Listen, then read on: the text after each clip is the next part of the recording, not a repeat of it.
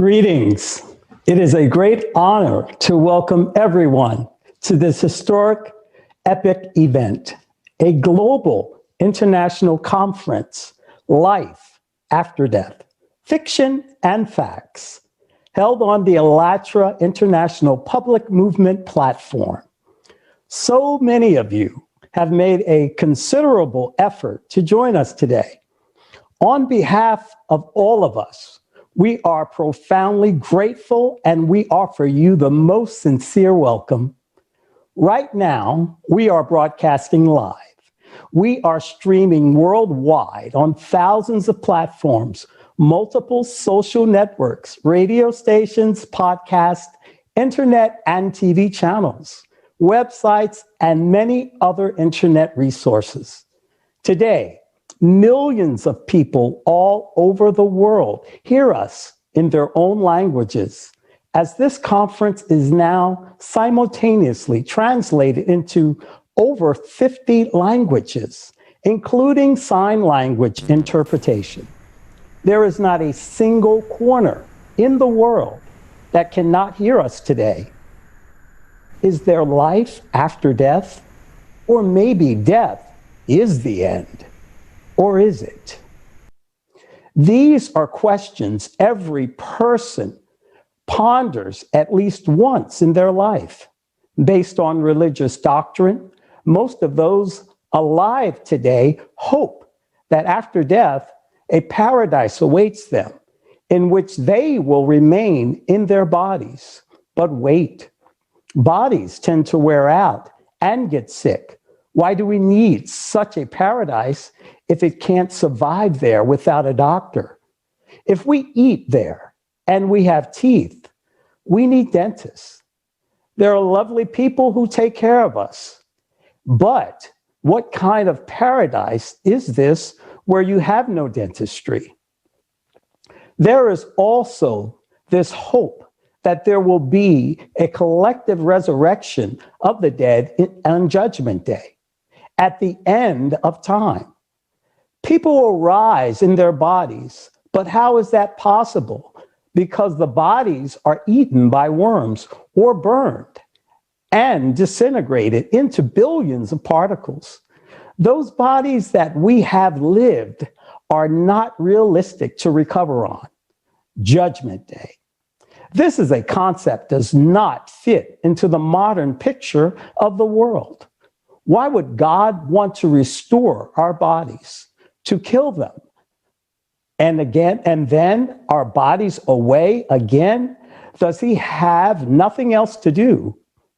We understand that it's all a fairy tale, that it is all a lie imposed on us, so we don't believe it. It's bland mockery of our minds, a disrespect for our intellect. And by denying this nonsense that has been told to us if we were children, we are rejecting the afterlife. We reject we reject the scenarios of the afterlife that religion describes. However, at the same time, each of us feels deep down that existence does not, and after death, the so many part of our consciousness clings to the facts of resurrection, of reincarnation, or of a connection with the beyond, parallel worlds, and higher dimensions. And that is more attractive than religious fairy tales. That is how our brain works, rejecting fairy tales. We hope to rest in peace. We think that we have simply ceased to exist, as in a dream, and this hope lives in us. We hope, but we don't believe it because we feel something else.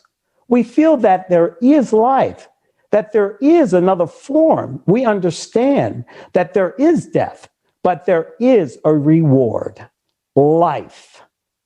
So it is there after death.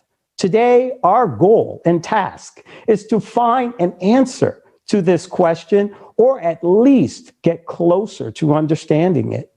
That's what That's what united us today, all of us here today. People from all over the world, representatives of different people and religions.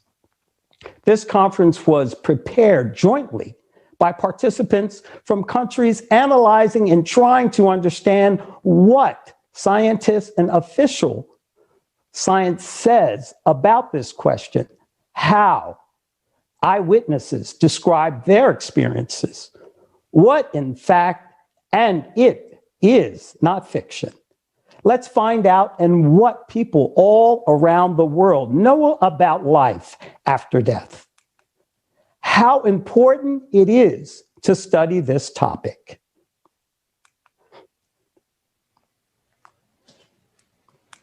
Subpersonalities, personality, soul.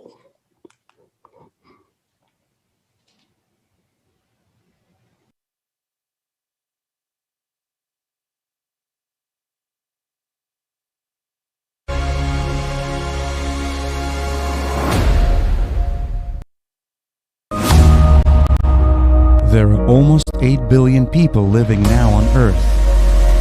And there is an important question that will affect everyone. What happens after death? What do you think?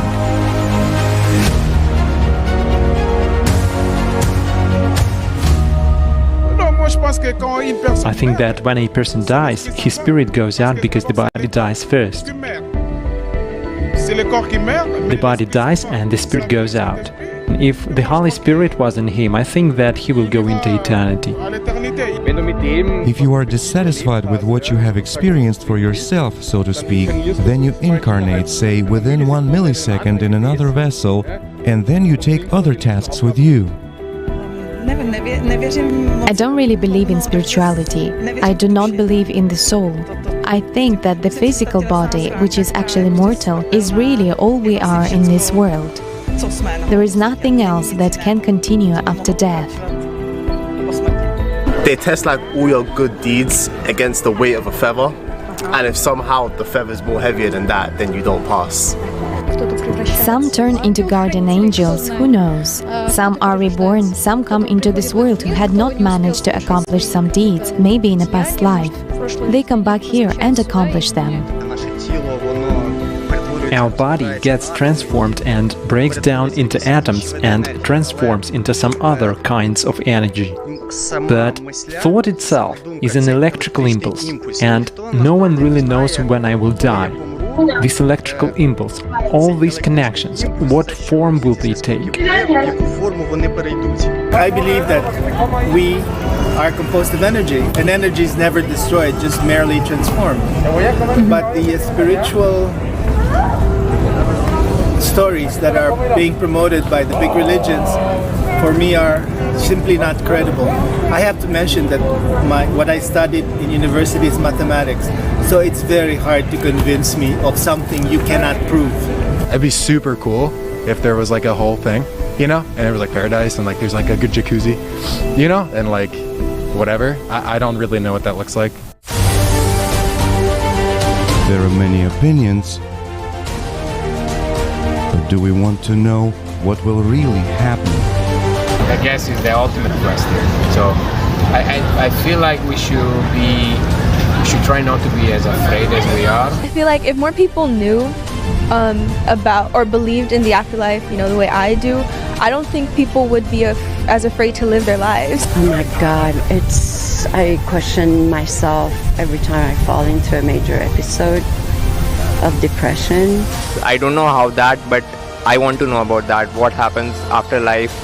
Is that real? Afterlife is real or not? What will we do? Of course I wanted to. Many people want to, because, well, you live, you think, you gather some knowledge. Your head functions all the time. I can't imagine how I can go ahead and stop thinking. In my opinion, like, we don't know enough about like what a soul is, or what consciousness is, for us to like predict what can come after death. I think that everyone would like to know what exactly will happen to them, but no one knows that. It's a secret. but I'm still sort of open-minded about these things. What I would like to know most of all is whether I will be good.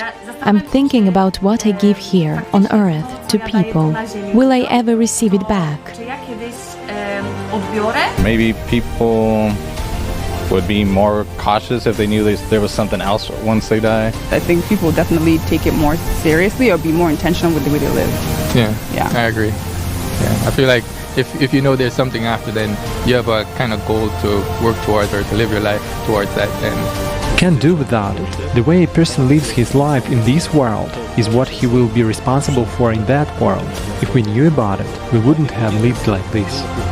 Yes, absolutely. Who wouldn't want to know that? For it's a great mystery to this humankind. Yes. Yeah, it would be nice to know. It's interesting and curious to explore, and probably there have been experiments like this. It's a question I've asked myself many times, but I've never really come up with anything I'm really confident about. I'm not particularly religious, but I still believe that it would not make any sense that when we die, it would just end our lives, because we spend 70-80 years building something up and then we pass away and nothing happens anymore. Everyone should know that this time on earth comes to an end. So we should think about what the future holds for us. After the physical body dies? Yes, I would like to. I think that would be interesting to everyone. Yes, I would like to know. We just have a truth that the world shows us. That our life ends when the body dies. So besides this truth, I would like to know what happens to me after I die. It would be better if we knew, then we could prepare ourselves better for it. So I think it would be good if we knew this, because then we would have no fear of death. I'd like to hear opinions of friends from other places of the world, and I also want to get more knowledge and understanding in this area. Absolutely. Like if you had a really sure idea of what life, whatever we conceive of life as, is for, and a really clear idea of what whatever happens after life is, I think you would go through life with just so much more clarity, which would be fantastic. I think if you will ask anyone in this world, I think 99% of them will say yes, they want to know. Definitely, because if I knew for sure I had an afterlife, I probably would do things different.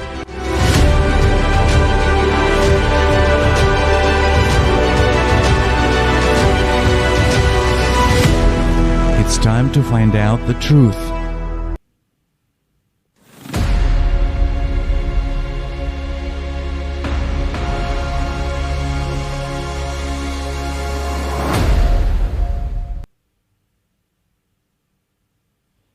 As we see, there are so many different opinions about this topic.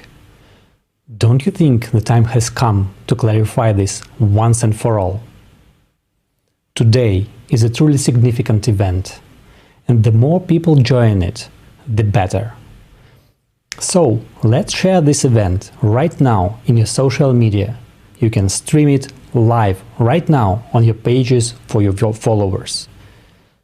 This international scientific conference brings together people from all over the world. For the first time in the history of humanity, scientists, doctors, and representatives of different religions will search together for answers to these questions. What happens to a person after death? What is death? What is life? What is the meaning of human life? Where is hell? Sensational discoveries in physics will be announced, confirming that a human being is indeed information, which means it doesn't disappear after death. Today, we will hear expert opinions from some of the most progressive specialists with most distinguished merits in their fields. Scientists of international acclaim will discuss the topics raised today. In search of the answer to this most important question, we will turn to both science and religious writings and the long-forgotten knowledge of antiquity. Eyewitness interviews demonstrating irrefutable facts, as well as scientific documentary chronicles, will illustrate the poignancy of the subject. All of the preparation work for this universal conference was done by volunteers of the ALLATRA International Public Movement worldwide. Because people need to know this answer to this very important question. Most people don't have a clear understanding of what happens after the body dies. So let's figure it out together, and let's start from the beginning with the very basics. I now pass the floor to Olga from the USA. Thank you. Indeed, is there life after death? How to surely answer this question in the tangle of philosophical and esoteric trends, as well as scientific views. Today, we will provide all the necessary facts so that everyone who watches this conference can, without a shadow of doubt, answer this question: is there life after death? For general convenience, we will specify the basic concepts at the very beginning of the conference. In the course of this broadcast, it will become clear what serious substitutions and mistakes have been made by science and humanity in the question of the fate of the individual after death. Because even in the very definition of a human, fatal distortions were made, leading us to a hopeless animal fear of death. So who is a human being really? After all, a human is not just a biological type of animal with the presence of the characteristic physical forms, meaning a person is not only a body with the entire system of organs, but also consciousness. At the same time, both the primary consciousness, which is inherent in animals, and the secondary consciousness, which is inherent only in humans. These are all parts of the material or animal component of the human being. Also, a person has a soul and a personality. These components represent the immaterial or spiritual essence. So, a human is essentially a dual being with the presence of the body, primary and secondary consciousness, soul, and personality. But personality not in the understanding of the modern psychology. Now, this will be described in more detail today at the conference by participants from all over the world. Today in the conference, we return to basics concepts, which have always been inseparably connected with the concept of human being, the purpose and meaning of human life, and his after-death fate. Let's start with the main concept, the soul. The soul is the true antimatter, a particle from the outside, from the spiritual world, the world of God. The soul is a constituent only of a human being. Each human being has one soul. It's single and indivisible. The approximate location of the soul is in the area of the solar plexus. The soul is not matter. It does not wear out. It does not get old or sick. The soul has no gender. It is immortal. The soul enters the emergent energetic structure of the human being on the 8th day after the birth of the physical body of a newborn baby. It's the basis of the human energy structure. The next important concept is personality. Personality is who every person perceives himself to be during his lifetime, the one who makes the choice between the spiritual and the animal natures. Practically, no one influences the new personality's choice of the vector of its development during lifetime. Personality is spirit. It is not a body. As potentially spiritual being, personality is the same in everyone. It belongs more to the spiritual world. There is another component in a human that creates the illusion of the self. Consciousness is the part attached to the material body. It can only perceive matter as matter. Consciousness does not even perceive the concepts of what personality is. Personality as spirit, or human being, is actually spirit. Consciousness cannot explain it logically. It manipulates the human being. What is predominant in human consciousness, such as thoughts or desires, which a person will have. Human consciousness is subdivided into primary and secondary consciousness. Primary consciousness emerges in the mother's womb. It is connected with the body and perceives the body's reactions. It is a mediator between personality and the secondary consciousness. Our inner critic. It does not have a pronounced intellect. It develops only up to primary surge of 5-6 years. It's able to think, reason, but thoughts will be very few and only about what is necessary, well, mostly dominated by our desires. Hate, hostility, envy, all these in the primary consciousness, the emotions of a primate. Secondary consciousness is what distinguishes human consciousness from others in the animals. It is our intellect.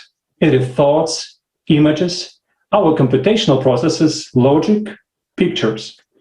It is limited. It can be surprised. It can create huge emotions, outbursts, a wave that overwhelms primary consciousness, and it's reflected in our body. Secondary consciousness is only connected to primary consciousness.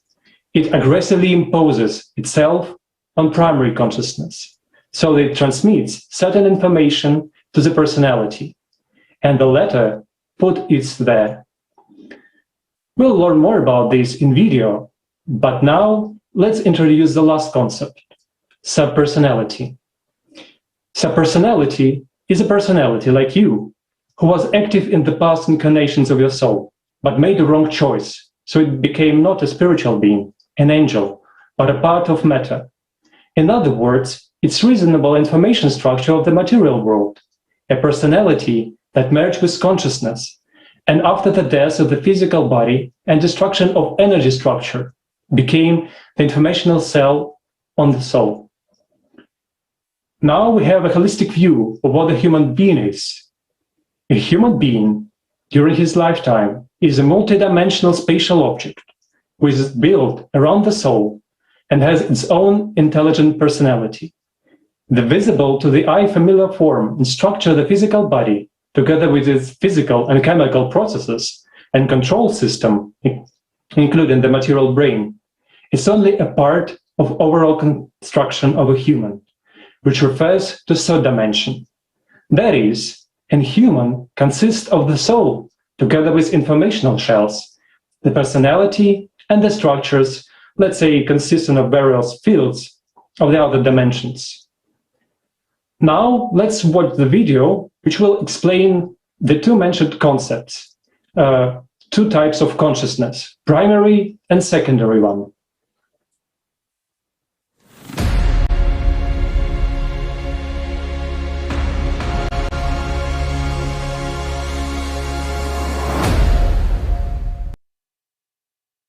What is the difference between a human being and an animal? Consider the example of a human being and a primate. In both humans and monkeys, the primary consciousness begins to form in the womb. This is the consciousness of the animal. There is no difference between a human and an animal at this stage. Scientists have even found that newborn chimpanzees have more developed brains than infants. Let's consider what functions the primary consciousness performs. After human birth, it is directly linked to the entire body. It controls the chemistry and all life processes. Primary consciousness is directly connected to the organs of perception, vision, hearing, and all our tactile sensations. This consciousness has a fade intelligence, approximately like a child of 5 or 6 years old. All needs are confined almost exclusively to questions of dominance and survival. The similarities between humans and primates are also observed in the emotional sphere. Hatred, hostility, envy, greed, pride, all this formed in the primary consciousness. Scientists have concluded that human and primate brain cells are almost 99% genetically similar. If the human brain is almost identical to that of a monkey, then why is human consciousness so different and superior to that of animals? The answer is hidden in the event that takes place on the 8th day after a human being's birth. The Bible, the Christian Holy Script, says this: "And the Lord God formed man of the dust of the ground, and breathed into his nostrils the breath of life, and man became a living soul." Islam also speaks of this event. "Your Lord says to the angels, I am creating a human being from clay, from molded mud. On the 8th day, the soul enters the body, and as a reflection of its personality appears. This is who a human actually is." It is worth noting that there are many references to the 8th day in different traditions. In Christianity, given names was supposed to be on the 8th day after birth. In Judaism, circumcision is performed precisely on the 8th day. As for the time frame of the naming ceremony in Islam, it is customary to carry it out after the 7 days from the birth of the baby, which is also on the 8th day. And also on the 8th day, as an antipode of personality, a secondary consciousness appears in human being. It is what we call intelligence. We actively develop it from an early age throughout our lives. Thanks to secondary consciousness, we have overtaken primates in our intellectual development. It makes it possible to think logically, analyze, make calculations, imagine, create, and actively interact in a team and communicate with each other. It is the presence of the soul, personality, and secondary consciousness that distinguishes a human from all other living beings. Animals have no freedom of choice. They act according to the instincts of the primary consciousness. But only humans, thanks to the soul and personality, have the freedom to choose. This embodies the main intention of the Creator, the creation of conditions for the choice of personality between the human world and the spiritual world. And our after-death fate depends on what choice we may make during our life.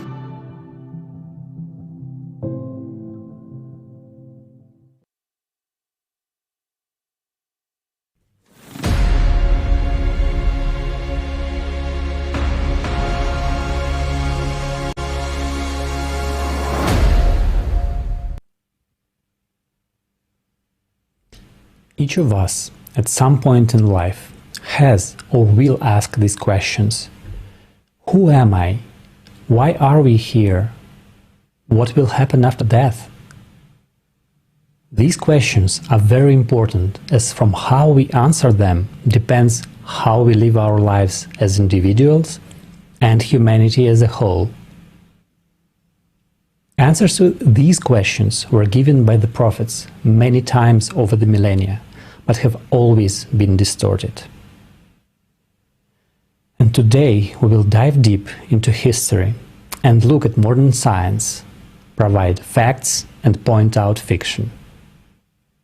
Together we will find the truth about life after death. So let's do a quick recap of what we've covered so far. A human being is not only a body. We are not sophisticated animals. We have a soul, which enters a human being on the 8th day after birth of the physical body. Then there is the personality, a reflection of the soul. This is who we truly are. And we have two types of consciousness.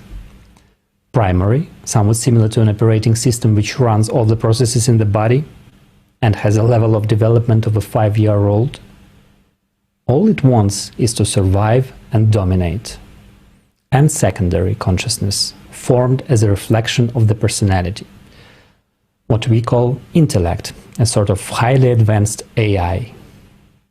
Only humans have this secondary consciousness, as only humans have souls.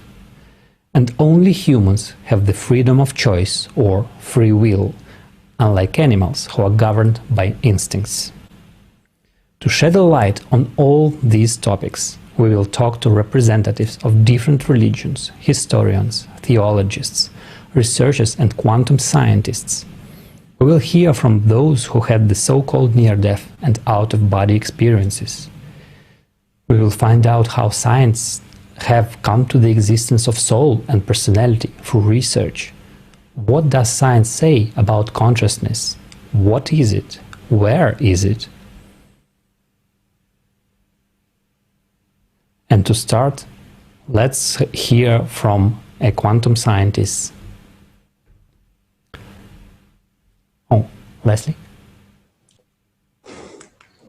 Subpersonalities, personality, soul, secondary consciousness, primary, how many new concepts? That's great. And I'm very interested in figuring it all out in more detail. And most importantly, to finally answer the questions of what awaits us after death. So, dear friends, let's explore today. Dozens of interviews with scientists from all over the world. Ahead of us, let's investigate it, patiently analyze it, and come to conclusions ourselves. So what lives on after death? Well, this is a very good question, Leslie. And science views the human being as a body and as a consciousness. But if we look at the definition of death in science, we find only a description of the complete cessation of all biological and physiological life processes of the organism. But nowhere is anything said about death of the consciousness. And we have a paradox. While a person is alive, we define him as a body and a consciousness, while the scientific definition of death of the person is only about the death of the body. And people also perceive themselves as a body and a consciousness, associating consciousness with the functioning of the brain. And what is consciousness? Well, we perceive ourselves and the world around us through consciousness. The work of consciousness is an ongoing thought process. Essentially, it is receiving, processing, and further direction of information. And various scientific experiments show that consciousness is outside of the body.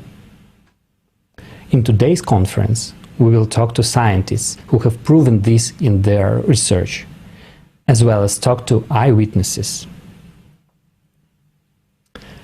And science has proven that information does not just disappear. Consequently, human consciousness does not disappear either. Without further ado, let's begin to explore and listen to an expert in the field of quantum information and computer technology, professor in the Quantum Information and Computing Group at the Harish Chandra Research Institute, Allahabad, Mr. Arun Kumar Pati.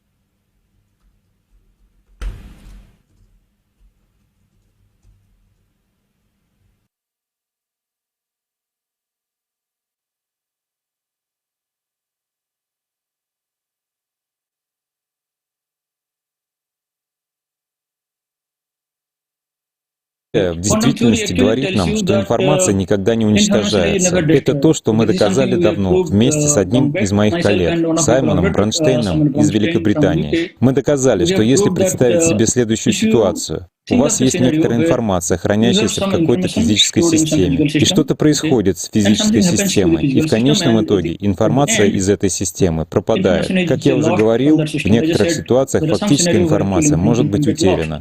Но если вы спросите, а она действительно пропадает или происходит что-то еще, то, что мы пытались доказать, используя инструменты квантовой теории или квантовой информации, это то, что мы обнаружили. Если взять эту систему и внешний мир как замкнутую систему, то мы решительно утверждаем, что если информация пропадает из этой части системы, то она просто переходит и остается в каком-то уголке остальной части Вселенной, откуда ее фактически можно восстановить. То есть в прямом смысле этого слова информация никогда не пропадает. Я имею в виду, это похоже на преобразование энергии, с которым вы знакомы. Итак, энергия — это... Вы не можете создать энергию, вы не можете ее уничтожить. Поэтому она может преобразовываться из тепловой энергии в электромагнитную или в какую-либо другую форму энергии. Таким же образом квантовая информация никуда не теряется.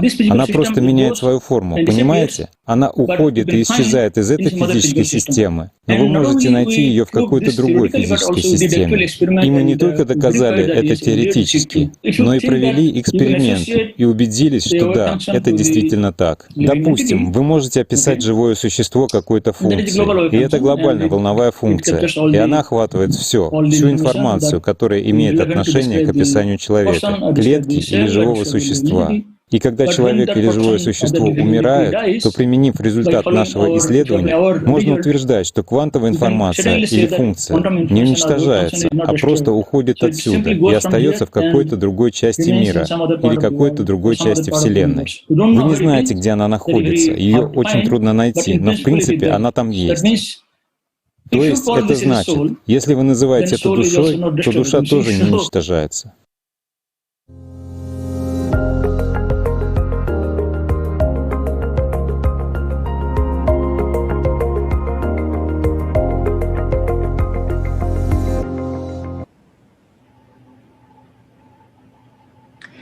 Thank you, Professor Arun Kumar Pati. So to summarize, our world is a closed system, and we understand that information cannot be destroyed. A human being is also information.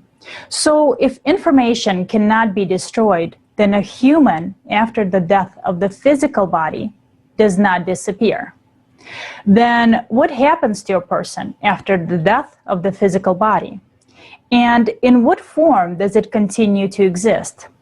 Let's continue to figure this out. These are very important questions.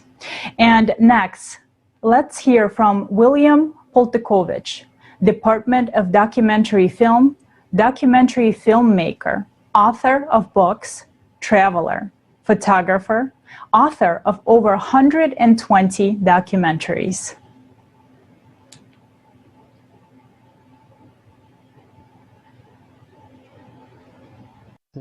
From early childhood, as far as I remember, I was interested why we are here, where we are going, and what is the meaning of life.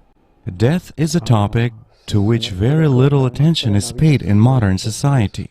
It is put aside. Rather, it has become some sort of an instrument of fear and anxiety. I am convinced that it is easy to control those who are afraid. That fear is a tool of manipulation, because a free person who is not afraid of death is not afraid of life either, not afraid to face any situation, but is able to cope with it, resist it, and not just blindly accept what someone imposes on him or tells him what is right. The very acceptance of this is important. We all behave as if death does not exist, and life is something definite, but it is just the opposite. If you are aware of your finitude, that is, the finitude of the body, this does not mean that everything ends. Today, even science, quantum physics, has proven that consciousness is primary, that consciousness creates reality. That is, from this point of view, consciousness does not depend on the brain, is not its product, but on the contrary, that our bodies are just some transformers of some universal consciousness. It is as if you had a television broadcast, and televisions were separate receivers for that broadcast. If the TV is broken or out of order, this does not mean that the broadcast is over. So this has already been proven from a scientific point of view, but for many scientists, this thing is too new or too shocking, unfortunately, to become front-page news in all the media. But rather, it is spoken about here and there. Moreover, there have been thousands of such experiments, including those in quantum physics, such as non-local consciousness transfer and the like. So anyone who would like to understand this in more detail will find quite a number of experiments proving it.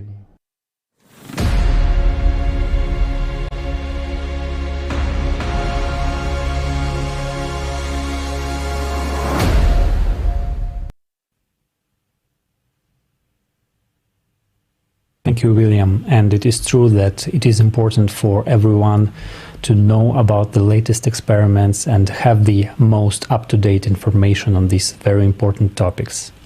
So, let's summarize. Consciousness is information and is outside of the body. Information and human consciousness do not disappear by themselves. And since people perceive themselves as consciousness, and consciousness is outside of the body, and information doesn't go anywhere, then what people live with, the accumulated experiences, feelings, emotions, the full content of life, what they lived, which is the information that remains after the body dies and determines the post-mortem destiny.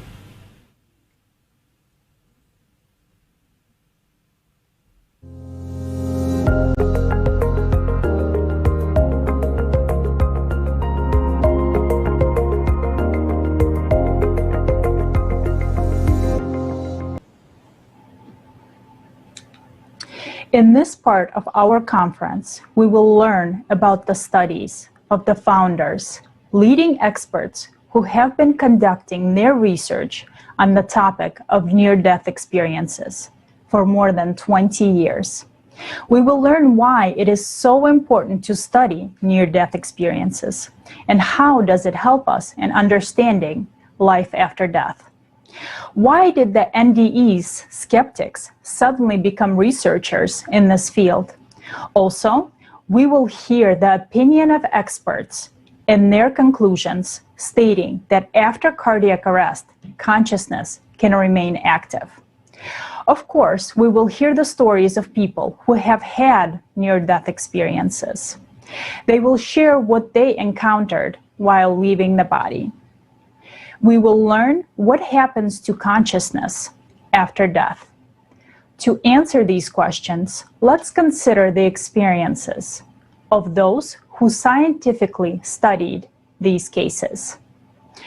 And right now, let me introduce a very respected doctor from whom we had the pleasure to interview.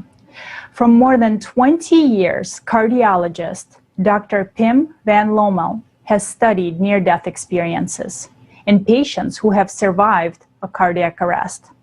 In 2001, he and his fellow researchers published a study on near-death experiences in the renowned medical journal, The Lancet. He is also an author of the bestseller, Consciousness Beyond Life. I'm Pim van Lommel. I'm a Dutch cardiologist living in the Netherlands. From 1986, I started to be interested in near-death experiences because I had the privilege to talk to patients who survived the cardiac arrest. So my opinion was always that consciousness is a product of brain function. That's what I learned in university. I learned in medical school. And when I started my specialization in cardiology in 1969, I was working on one of the first coronary care units in the Netherlands. Coronary care units were started because resuscitation techniques were becoming possible. So there was a possibility to do electrical defibrillation on the chest, and we have external chest compression. All these studies were published in the 60s. And so I was working on one of the first coronary care units in the Netherlands. Before 1967, all patients with cardiac arrest died because modern CPR techniques were not that possible. Now, in that coronary care unit, we had a 44-year-old patient who got a cardiac arrest because of his myocardial infarction. And we had given him several shocks, electrical shocks, because of the defibrillation. And he regained consciousness after about 4 minutes. And we, as a resuscitation team, and I was the doctor in charge, we were very, very positive and enthusiastic. It was all new for us. But the patients seemed to be very, very disappointed to be back. And he told me about going through a tunnel, seeing a light, hearing beautiful music, seeing wonderful landscapes, etc. The death experiences were not yet well known at all. And I did not do anything with this patient, but I did not forget what he had told me. And until 1986, then I only read the book by George Ritchie, Return from Tomorrow, where he describes a very deep and extensive near-death experience as a medical student. He died in 1943 because of double pneumonia, and antibiotics were not yet available. So he was declared dead, and his body was covered with a sheet. And the nurse was so upset that this medical student had died that he was able to convince the medical doctor to give him an injection right into his heart. And after a period of death of 9 minutes, he regained consciousness. And he had a very, very deep death experience. From that time, because of scientific curiosity, I started to interview patients in my clinic and out patient clinic who had survived a cardiac arrest, if they have memories from the period of unconsciousness, from the period of cardiac arrest, because according to our current medical science, it should be not possible at all to have memories of a period of enhanced consciousness with memories, with emotions, with the possibility of perception out and above the body. And only in 1975, Raymond Moody has written the book Life After Life, which I did not read before. So to my surprise, within 2 years, between 1986 and 1988, I had 50 patients who had survived a cardiac arrest, and 12 patients shared their NDE with me. So now my scientific curiosity started to grow, because it should not be possible to have an experience of consciousness during cardiac arrest. And until that time, there have only been retrospective studies with a huge selection of patients, because who is going to react to an advertisement or to a conference? And it's also it's a problem that you don't know after 20 or 40 years what exactly were the medical circumstances that people had died. So there were some theories about lack of oxygen in the brain, neurotransmitters, hallucinations, dreams, etc. So to find an explanation, more scientific explanation for the cause and content of an NDE, we started a prospective study in the Netherlands in 1988 in 10 Dutch hospitals. And we included a total of 382 patients, 62 patients who survived a cardiac arrest. So they were all consecutive patients. And of those 362 patients with cardiac arrest, 80% had a near-death experience and 82% did not report an NDE. Now the question is, what is the difference between the 80% of patients who report an NDE and the 82% who do not remember anything from a period of unconsciousness. And the people with the NDE told me all the classical elements of a near-death experiences, which is being out of the body, having perception out of the body, being aware of being dead, being in a dark space, going through a tunnel, arriving in an otherworldly dimension with beautiful colors, beautiful landscape, beautiful music, meeting a being of light, with a feeling of unconditional love and acceptance, and unknown wisdom as well.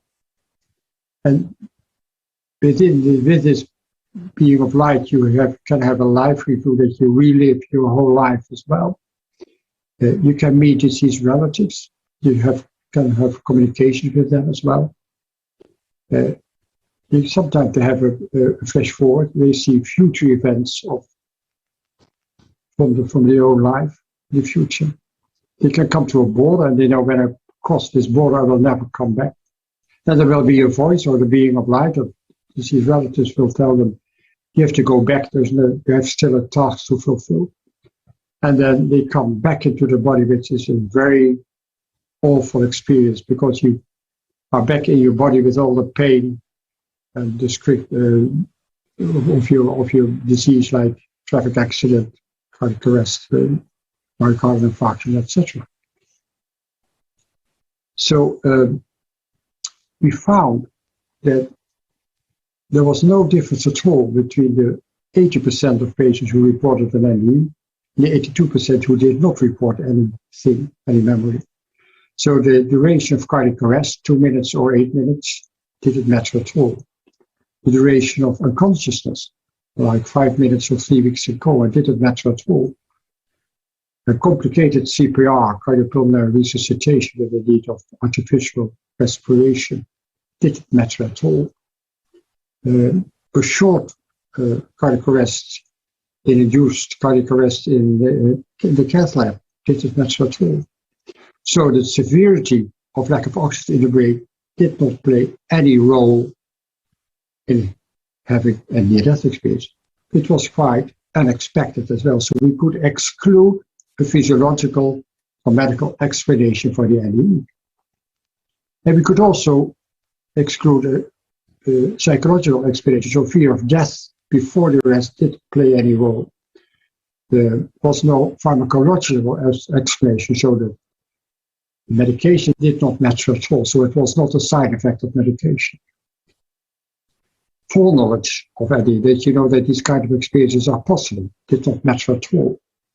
A demographic explanation like gender, age, religion, if they were Christian or atheist, didn't matter at all. Education didn't matter at all. So to our big surprise, we couldn't find any scientific explanation why people report a near-death experience in cardiac arrest. In cardiac arrest means that people were clinical death. They were unconscious because of lack of circulation and lack of breathing. And when you don't start a CPR, cardiopulmonary resuscitation, within 5 to 10 minutes, the people will die because of irreversible damage to the brain. So you have to start CPR as soon as possible. So people with a cardiac arrest are in the first stage of dying.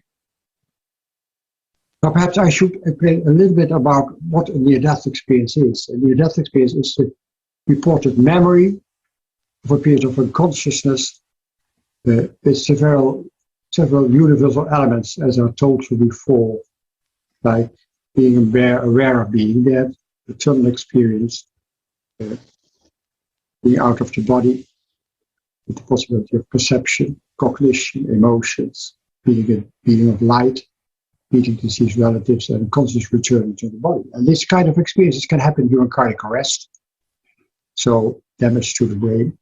It can also happen in loss of blood in complicated childbirth in young women. It can happen in brain trauma, cerebral trauma, like in traffic accidents or mountaineering accidents as well. It can happen in near drowning in children. But this kind of NDE-like experience can also happen in severe depression, in existential crisis, in isolation or meditation.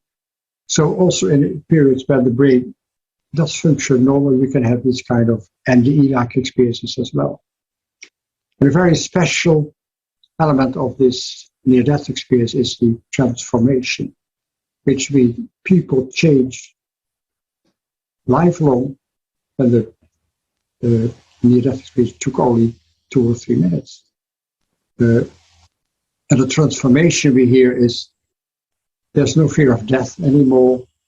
There's a new insight what is important in life, which is unconditional love, empathy, compassion, first towards yourself, love yourself, and accept your negative aspects we all have. And then you feel connected with everything, with everybody. So they have a new insight in what is important in life, not the external things like a lot of money, a big house, a big car, a young body. It's not important anymore. It's about helping people and feeling connected with other people. That's why this kind of experience also are called experience of oneness.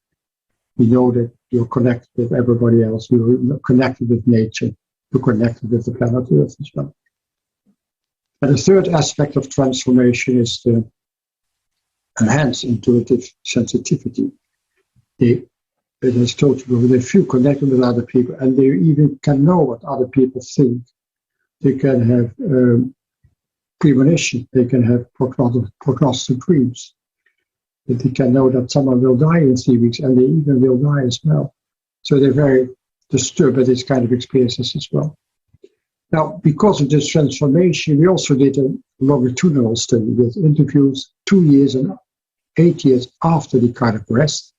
And all patients still were alive with an NDE, and a matched control group of patients with the same age and time interval of patients who survived the cardiac arrest without an NDE. So what we found that the transformation I was talking about was only found in patients with a near-death experience, which means the transformation is the objective aspect of the subjective experiences. We cannot prove subjective experiences.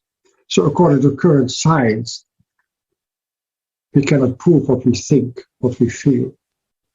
The current science is still a materialist science, and they believe only that is what is true, that you can objectify, what you can measure, what you can duplicate, what you can falsify. Now, what we think and feel, we cannot measure, we cannot objectify, we cannot duplicate, we cannot falsify. This conscious experiences, like near-death experiences, are beyond the current materialist science as well. So we have to change science into an all-inclusive science, but we have to include consciousness to understand much more about near-death experiences. Thank you, Pim. Thank you for such an extensive overview of your work and the near-death experiences. And thank you for sharing how, by having an open and curious scientific mind, you've stepped over skepticism yourself. And also thank you for all the work you've done in the field of near-death studies that prove that consciousness is outside of the body. Now, let's talk to one more prominent specialist who has been documenting and researching NDEs since 1998. And this is none other than the founder of the Near-Death Experience Research Foundation, Dr. Jeffrey Long, an American author and researcher into the phenomenon of near-death experiences. A physician by training, Dr. Long practices radiation oncology at a hospital in Louisiana. You may know him as the author of Evidence of the Afterlife, the Science of Near-Death Experiences. Let's hear to Dr. Long. Well, thank you very much for the invitation to speak here. We've got a lot to talk about. Again, I'm Dr. Jeffrey Long. I'm a medical doctor whose medical specialty is radiation oncology, the use of radiation to treat cancer. But I'm also very busy in my activities through the Near-Death Experience Research Foundation. This is a website and research project that's been up for over 20 years. We've received over 3,500 near-death experiences over the years. This is by far the largest publicly accessible collection of near-death experiences in the world.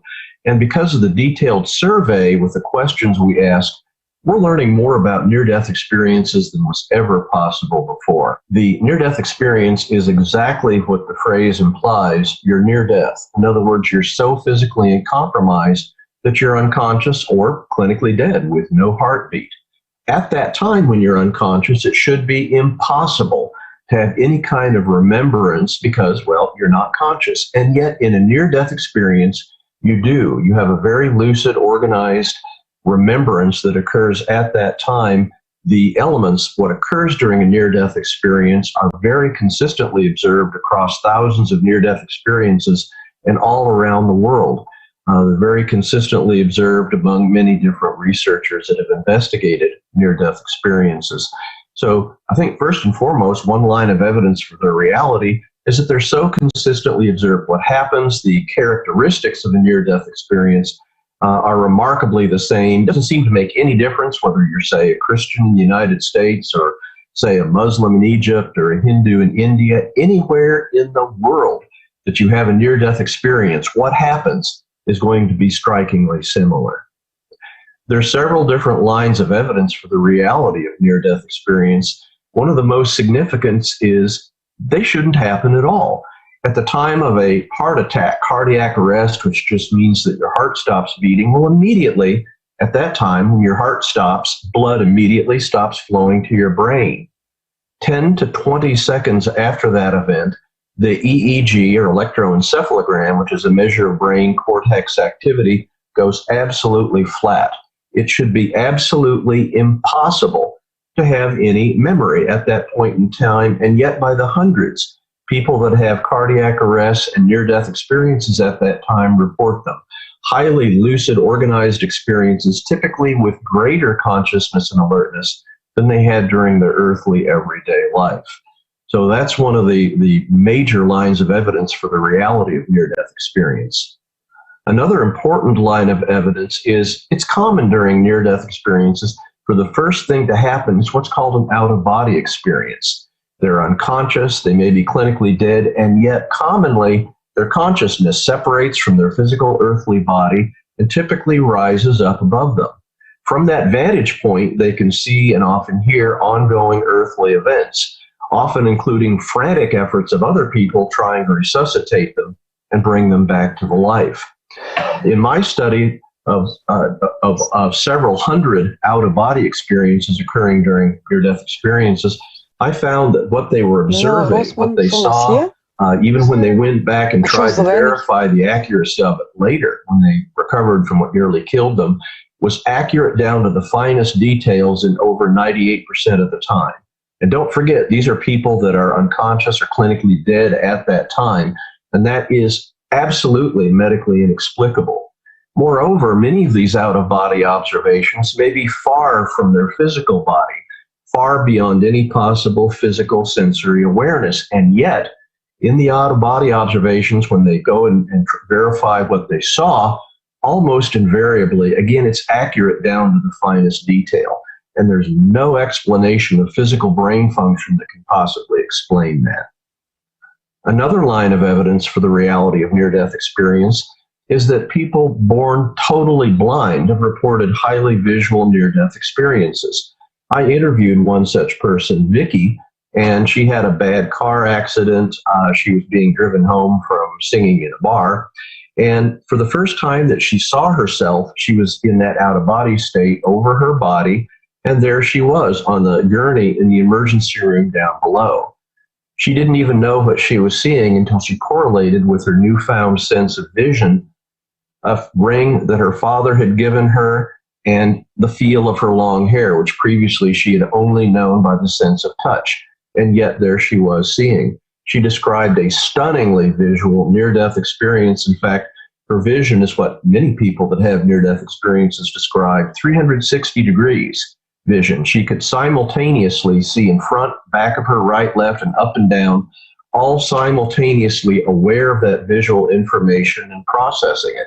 In fact, when I talked with Vicki, she literally did not believe that those of us in our daily earthly life only see with like a pie-shaped vision because of the location of our eyes and our skull. I mean, she literally laughed at me. She said, no, that's not true. You see 360 degrees. So that was interesting talking to that. In my studies, we've gone on to have a small series of people that were severely visually impaired or legally blind at the time of their near-death experience. And in that series, I've studied invariably the vision they had during their near-death experience was at least as normal as their earthly everyday life, and actually most of the time super normal, with ability to see even better than Vicki, like what Vicki described, seeing, being aware of, visually processing better than their earthly everyday life. So once again, absolutely medically inexplicable while you're unconscious or clinically dead, having vision, sensory awareness that is beyond anything they've ever experienced in their life and beyond anything they literally thought was possible to happen to them or anybody else. And yet, unconscious or clinically dead in a near-death experience, they're experiencing it. And that's certainly a very strong line of evidence for the reality of near-death experiences. Another important line of evidence for the reality of near-death experiences are those that occur while under general anesthesia. Of course, when you're under that blanket of sleep of adequate general anesthesia, they carefully monitor your heartbeat. In fact, sometimes your brain is so shut down they have to artificially ventilate you. Believe me, as a doctor, I've been involved in that a lot. So sometimes the heart may stop due to a variety of reasons during anesthesia. Yes, it's very, very uncommon, but it does happen. Near-death experiences have been reported by the dozens as occurring at that time. And they are, by my research of investigating near-death experiences under anesthesia, they are essentially the same in terms of what happens during them as near-death experiences occurring under any other circumstances other than under general anesthesia. And a key question I asked for both the near-death experiences that occurred under general anesthesia and the near-death experiences occurring under all other circumstances was, what was your level of consciousness and alertness? And remarkably, between those two groups, there was no statistical difference whatsoever. It is astounding to me that even when you're under general anesthesia and your heart stops, that your degree of consciousness and alertness during the near-death experience is the same as near-death experiences occurring under other circumstances where you're not under general anesthesia. And may I add, the substantial majority of people having near-death experiences in response to that survey question, about 3/4 say they're having even greater consciousness and alertness than they did during their earthly everyday life. So again, some of the more remarkable lines of evidence for the reality of near-death experience and its very consistent message of an afterlife. And it's not, this isn't anecdote. I think the important thing to remember about near-death experiences is these aren't just anecdotal reports. Approximately 10 to 20% of people who nearly die will have a near-death experience. So we estimate around the world there are literally millions of people that have had near-death experiences. Near-death experiences can happen to anybody. They happen to children and adults. They can happen to the old. They can happen to people regardless of their religious belief, and even atheists have near-death experiences. So they seem to be, if you will, an equal opportunity experience. To this day, and this has been well studied, we cannot predict who will have a near-death experience when they nearly die, nor can we predict what the content of the near-death experience will be. So it seems to be something operating completely independent of our expectations. Even people that have never heard of near-death experiences have near-death experiences just like everybody else. Many, many atheists in our study, they were atheists at the time of their near-death experience. And we asked a very direct question about that in our most recent survey.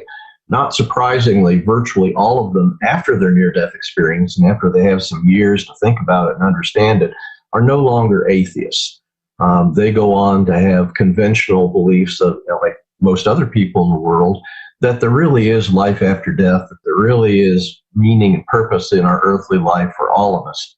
We asked directly our survey question if people having near-death experiences have any concept about earthly meaning and purpose. A surprisingly high percentage say yes, that they actually got information during their near-death experience that addresses that. And to summarize, near-death experiencers, when they do come to get special information, and again, this is directly during their near-death experience, they come with the understanding that our earthly lives are extremely important.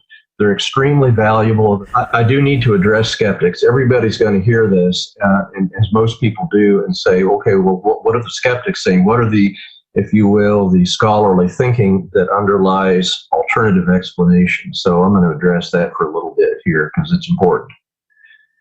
Over the decades since near-death experiences were first reported in 1975, skeptics of near-death experience have reported literally dozens of so-called explanations of near-death experience. I've heard every imaginable physiological, psychological, or cultural so-called explanation from skeptics that is imaginable. Now, the reason that there are literally dozens of these explanations floating around is very simple, and that is the skeptics of near-death experience as a group cannot come by consensus on any one or several of their own skeptical explanations that make sense to the skeptics as a group themselves. Over and over, people come up with these new ideas, and yet even the skeptics as a group cannot point to any explanation of near-death experience that explains the totality of what's observed in near-death experience. And in fact, if you study the skeptical explanations, they don't explain anything that we've shared today. They simply can't. So not surprisingly, year after year, skeptics keep coming up with more and more explanations, different explanations, because all the other explanations brought up over decades can't even come close to explaining anything that's described in near-death experiences, let alone the totality of everything that happens. And that's important. That's an important concept. By a basic tenet of science, what's real is consistently observed, and we're there in near-death experiences. I'm convinced, even as a near-death experience researcher, that what we don't know about near-death experience far outweighs what we do know. Well, thank you, Jeffrey. Thank you for providing us with these impossible to deny and proven, verified cases of near-death experiences. And I would agree that, yes, indeed, people working in the medical field probably often encounter such cases, but not everyone believes the stories of the patients. And now we will hear from a doctor who himself was skeptical, but then had the experience himself. And please welcome Dr. Eben Alexander, the author of Proof of Heaven, a neurosurgeon's journey into the afterlife, who had a near-death experience in 2008.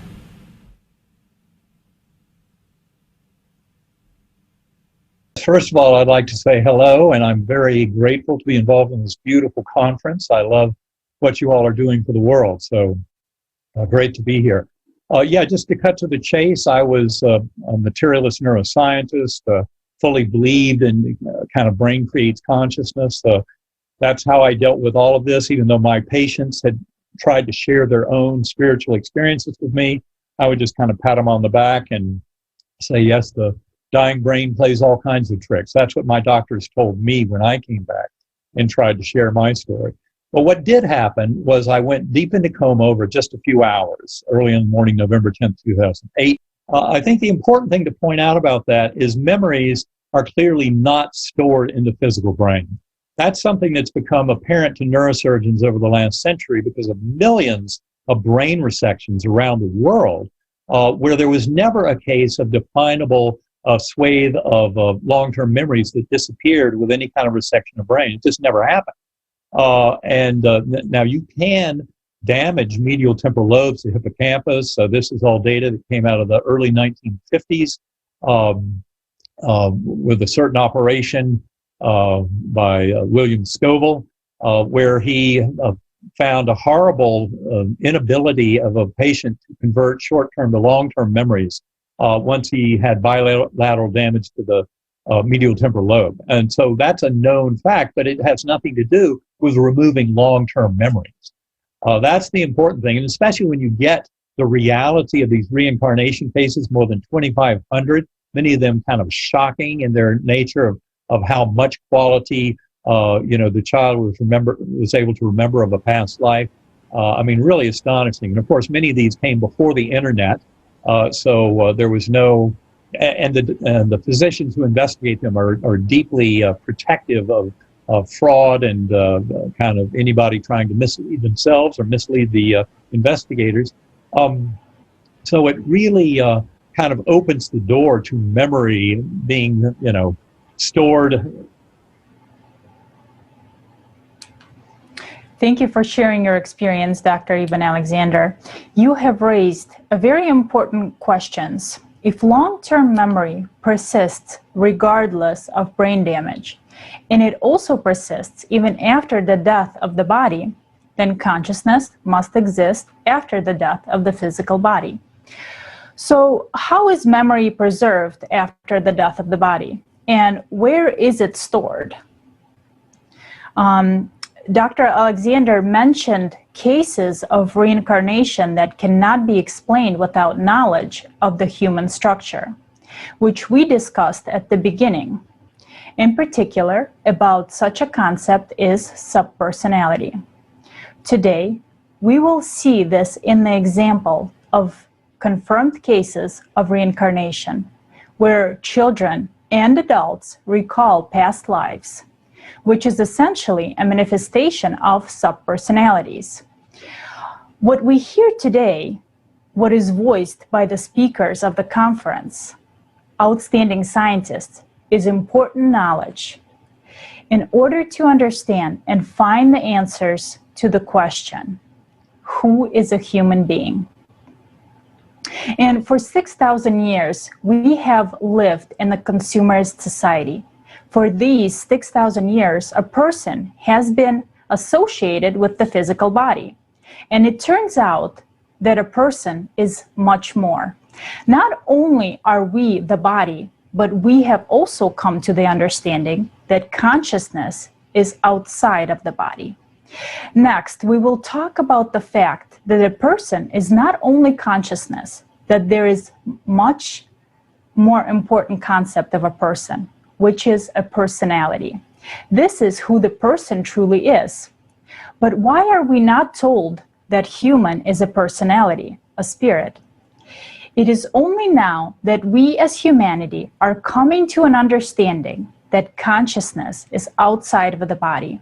And this is already an incredible discovery, although this was known from the time immemorial. But what is even more interesting is why people are not told that a human being is a spirit. After all, the prophets spoke about it. It is said in different religions of the world. And there is scientific evidence for this. And today, at the conference, we will talk about this further. In the meantime, let's continue to gradually understand this issue. Next, I would like to introduce Tetsu Shiratori from Japan, who is a film director, actor, voiceover performer, representative of the Earth Revival Project.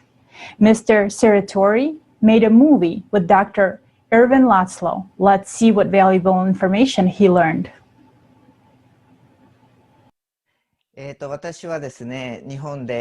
Hello, my name is Tetsu Shiratori, and I'm a Japanese producer and also an audio dubbing actor. Among the films that I made is the film Cosmos. This film is about Dr. Ervin Laszlo. He's a famous scientist, researcher. Dr. Laszlo taught me one important thing that I still remember. Until now, it was considered that the brain creates consciousness. This is called the turbine theory, and is based on the idea that the brain is like a turbine that is constantly running, thus generating consciousness. This is why it was considered that when the brain dies and the body loses consciousness, then consciousness disappears. But actually, there are people who lost half of their brains, but they retained consciousness. In addition, from various cases, it became clear that almost 25% of patients who have experienced a state of brain death still retained consciousness. From various points of view, it becomes clear that consciousness exists even when there is no brain. This is where the cloud theory comes in. And even today, more and more data is stored in the cloud. The field of our consciousness is in a cloud, while our brain simply sends and receives information from it. Moreover, Dr. Raymond Moody and other scientists were indeed able to communicate with the deceased.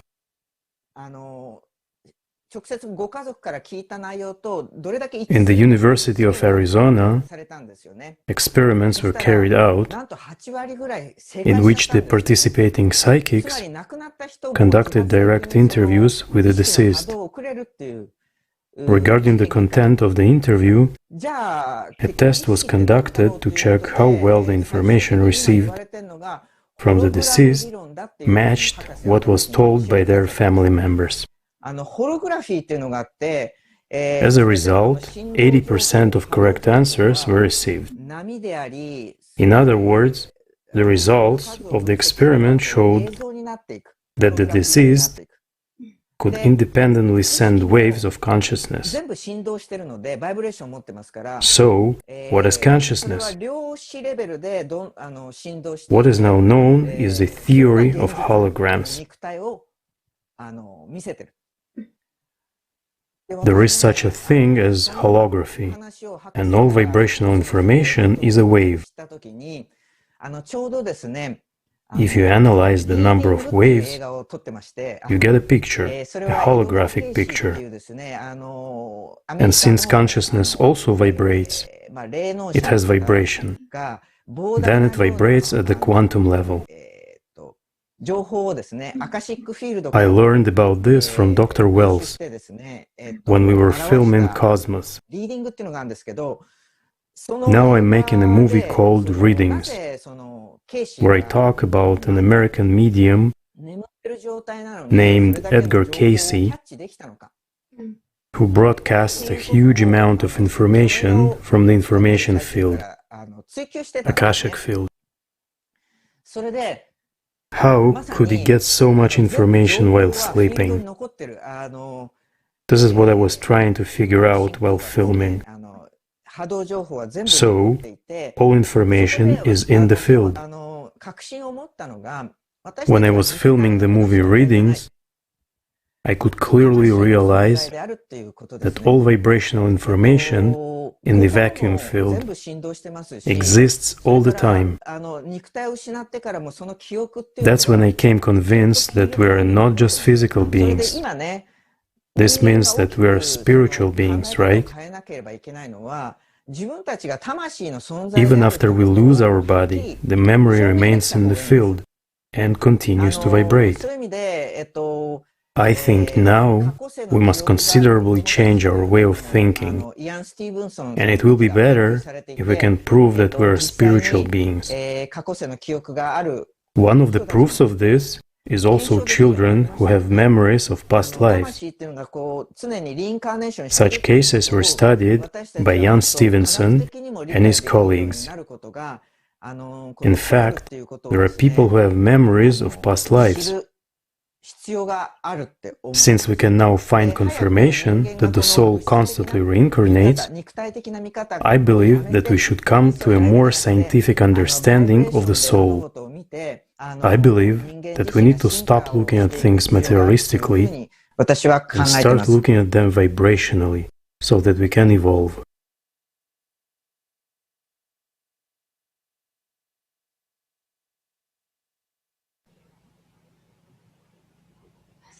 This is a tremendous breakthrough for all humankind.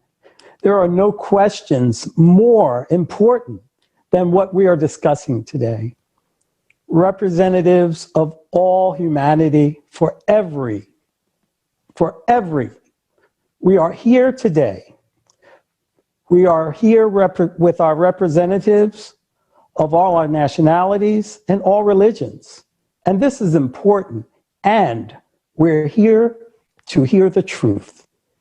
It is seen and confirmed by you and me. We are the representatives of all humanity, of all nations and all religions. We are on thousands of platforms. Many people are watching this, many translators into different languages, streaming on social media networks, on the internet. This is the burning, most important question of all humanity. Our future depends on it. Will we shape it, or will we just play life, create lawlessness here, and live as enemies even though we must live as a family, because we are indeed one family, and our souls come from one source. We have lived for thousands of years in the darkness of illusions and terrible fairy tales. But now that the sun of the truth has risen, we can speak openly about facts and reality. It is wonderful what we hear now. It puts everything inside the place and answers questions that have never, ever been answered.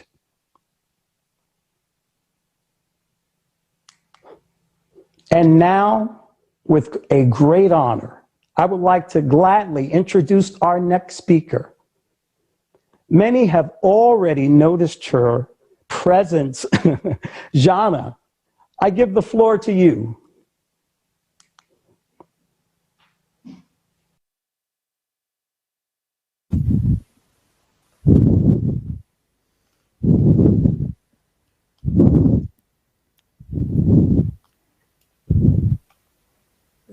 Hello, Leslie. Hello, dear friends. For me, it's a great pleasure to be present at such an important event. I was listening carefully to the conference participants, and it's great that these issues are being raised, that people are now talking openly about it. But a pity that not everyone knows about it yet. But thanks to you, the whole of humanity will know this truth. Significant change begins with the first step. Now, right now, you are changing the world. I do see that people feel and understand this. The seeds of truth planted by you, friends, on March 20, 2021 are now giving the first sprouts. The truth that has risen will reach many people, and from that, a global change will begin.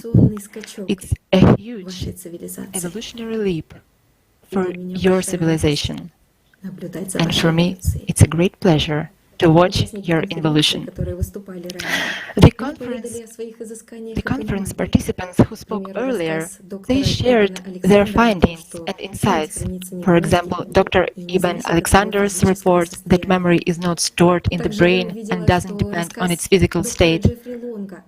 I also saw that Dr. Jeffrey Long's report, his evidence-based examples of the reality of near-death experiences, caught the attention of many people.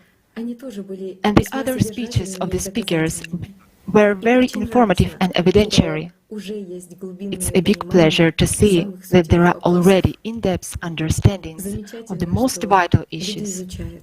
It is wonderful that people understand, investigate, and start talking about it, bringing up these important topics, and that knowledge is coming back to you. I felt that many people like me were just as touched with the depth of Leslie's words. The sun of truth has risen after thousands of years of darkness. And the most wonderful thing is that people feel the truth of the rising sun. And these people are you, dear friends. You have a lot of work ahead of you. Not everything will be smooth. You will still have to go through a lot. But as a result, you will change the world. Your world. Many civilizations have been down this road. So will you. After all, you are the change from which a bright and beautiful future for your civilization has already begun, because it was you who raised this sun, the sun of truth. You still have a long way to go, but you are united, and together you can overcome it all. And the more of you there are, the quicker and easier you will go through this way. This way is the way of truth. And truth is like the sun. It shines for all. Thank you, friends. And taking advantage of the moment, I would like to express my personal gratitude to all the participants. And in particular, I personally want to thank you, Leslie, and to say hello from Shandy himself. Leslie, know that you have a great future. And remember, we are watching you. Don't let us down. Thank you, friends. Love, kindness, and peace to everyone. See you soon.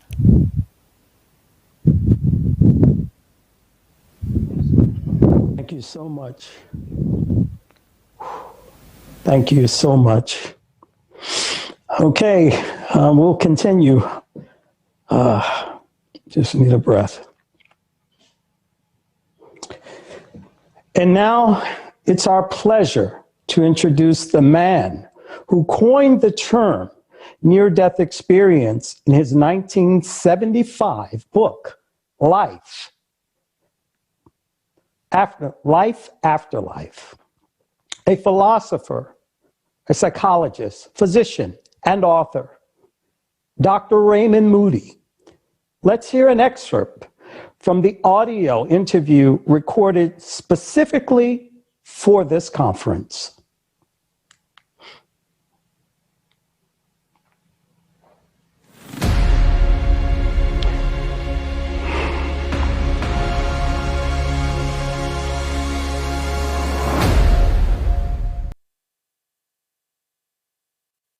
Hello, this is Raymond Moody, and this is a recording for Alatra TV of the conference Life After Death, Fiction or Fact? Yes, well, all over the world, these experiences have common characteristics, and there are about 15 or so common elements in these experiences. One person may have one or two or three of these things, or 7 or 8 or 9 of the elements, and in rare cases, typically where the cardiac arrest goes on for a long period of time, people may experience the entire panoply of phenomena. But a very typical case would be that someone undergoes, for example, a cardiac arrest, from which they are resuscitated. But during the interim, they tell us that they feel themselves go out of their bodies, and they watch the scene of the resuscitation from up above, typically from the point of view just below the ceiling of the operating room in the hospital, that they can see the doctors and nurses working on their body, and they can appreciate what the doctors and nurses are thinking, but it's not as though they hear voices, that they become aware of the thoughts of the doctors and nurses. And at some point, it occurs to them that they are dying, and in this context, they enter into states of consciousness that, no matter how articulate or well educated they may be, people all over the world say that they simply have no words for this experience. This is the characteristic of such experiences that the American psychologist William James called ineffability. That is, the indescribability of the experience in ordinary words. The question of life after death now is in a new era, and that we do have ways now of investigating this that are genuinely rational. I mean, it's wonderful to hear these very inspiring stories of near-death experiences, and in order to explore them to our satisfaction, we eventually have to get into some conceptual thinking, like think out new concepts for new rational concepts for how to investigate that. And that is where I think the situation is with respect to the investigation of life after death. I am very confident that in the next while here, the next few years, that we will have entirely new rational means to investigate this question.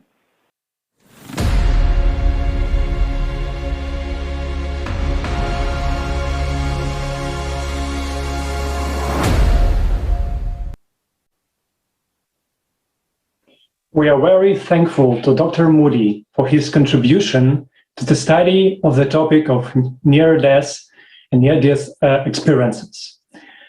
So far, we have heard many examples and proofs that consciousness is outside of the body, but has it remained unnoticed by science? And in general, how do scientists define consciousness? In fact, now science does not have a clear answer to this question of what consciousness is and how it works. There is even the term hard problem of consciousness. But is it possible that the difficult problem can be easily and quickly solved? Simply put, most of the search efforts and researches in the field of consciousness are focused only to the finding it in the brain, in the neuron group, no matter where, no matter how, but exactly in the brain. With this approach, scientists face the problem of the impossibility of explaining some brain activities and sensory phenomena, some various mental states that we already have heard so far. And the actually idea of trying to find it, consciousness in the brain, it gives rise to even a huge number of different theories. But it turns out that before and now, among our contemporaries, there are scientists who, through their research and practical activities, have come to the conclusion that consciousness, no matter which term they use for that, and the brain are completely different structures. The consciousness is not produced by brain, despite the fact that they're connected to each other. And the brain cannot generate it. It have a very specific function. So we'll start our overview and look for who already studied it and start talking about it. And these questions are very fundamental, and some of the Greek philosophers in ancient Greek have talked about it. But it's actually a question of, because it's a known fact that Greek philosophers sometimes used even older works, and then they rewrite it and make it themselves. This fundamental approach of consciousness, that being outside of the body, were also brought in the 17th century by René Descartes, who separated body and the mind.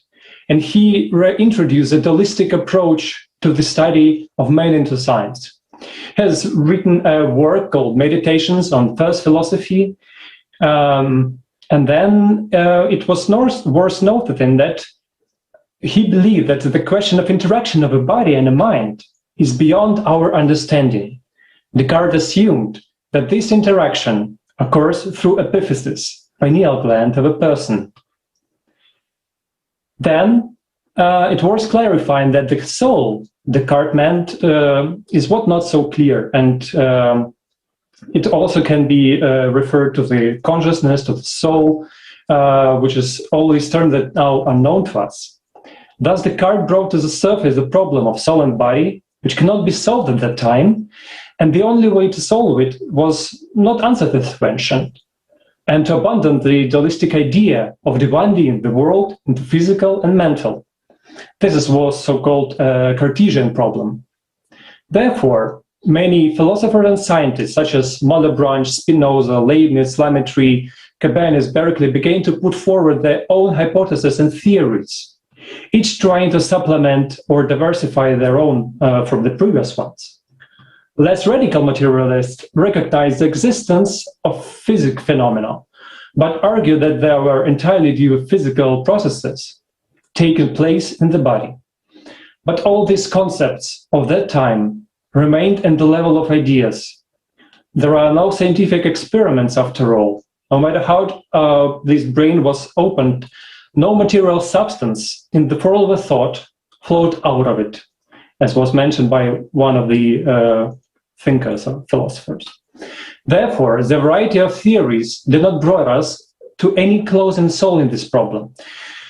And in the 19th century, the problem of the interaction of a brain and consciousness became even more relevant. So it captured the minds of the thinkers of the time, and after 1960s, it's hardly possible to find a scientific word that does not discuss this issue. Despite this, for more than 200 years from Descartes, the solution to the main problem of where does thought come from has hardly moved. We'll also want to cite the physicist John Tyndall outline. In his passage, you can now read it on the screen, that the brain corresponds to facts of consciousness is unthinkable. Greater that defined thought and a definite molecular action in the brain occur simultaneously. We do not possess the intellectual organ, not apparently any rudiment of the organ, which would enable us to pass by a process of reasoning from one to the another. The American philosopher and psychologist William James also argue that the brain does not generate mental activity, not only interprets, but only interprets information, the source of which is known. In general, there are many attempts to explain the interaction of consciousness and the brain, various hypotheses, and it's difficult to understand in their essence. But despite the widespread version that consciousness is a function of the brain, just as a hypothesis, it's just an assumption. A materialistic approach based on this premise is taught in many medical schools and universities around the world. It's not surprising that many doctors believe that consciousness is the result of a product of a brain. According to the materialistic approach, it's certainly impossible to explain this phenomena that we have heard so far, like these near-death experiences or other phenomena that we'll talk later on. And also would like to say that thus, despite all this fact that in science there are this dominated materialistic approach, materialistic idea, there are some philosophers and scientists and researchers such as Pim van Lommel, Sam Parnia, Pieter Fenwick, Bruce Grayson, Charles Sherrington, who will also, like you will see his current build right now, Peter Fenwick and John Eccles, they just brought another concept, and they just want to look aside of this materialistic point of view. And for example, the famous Canadian neurosurgeon, Wilder Penfield, at the beginning of his work, he wanted to prove it a materialistic concept. But in practice, after conducting thousands of brain operations and studying the behavior of patients, he came to the conclusion that the mind can be separated and different entity from the brain. The results of Penfield's study are valuable because they are based on his accumulated observations of the human brain in patients who were in the state of clear consciousness and do not rely on the discoveries made on the result of experiments on animals. Similarly, the famous surgeon Wojciech Jasenewski came to the conclusion that consciousness also is not in the brain. Valentin Felixovich, more than once during his operation, was faced with significant brain damage, which despite its vastness did not affect consciousness, psyche of the patients. Similar results were obtained by John Eccles, a well-known Australian neurophysiologist who was inspired by the works of Sherrington, and he read them. And actually, it was very interesting that in his discoveries, he was get a Nobel Prize for the ionic mechanism of excitation inhibition. He expressed that his opinion that there was a spirit that is outside of the brain substrate and controlled the activity of the human brain. In his research, Eccles drew on the ideas of authoritative English neurologist Charles Scott Sherrington, that I was already mentioned. And Sherrington was sure that the mechanism of the brain is triggered by some mental factors that is outside of the body. John Eccles openly and directly stated the failure of the scientific approach in trying to find consciousness in the brain, calling this approach just like a superstition. And seemed that John Eccles really went further than his contemporaries. And it was interesting that in one of the interviews, Natalia Pavlovna Bekhteva, a well-known brain researcher and neurophysiologist, said that listening to John Eccles' speech in the 1780s, in one of the lecture, it was stated that the brain, she heard that the brain was just an acceptor of information, just a receiver. She told that she just left at that time. But still, gradually in her scientific work, Natalia Petrovna came to the conclusion that thought is most likely not generated by the brain. And there is plenty of evidences of the existence of consciousness being outside of the body.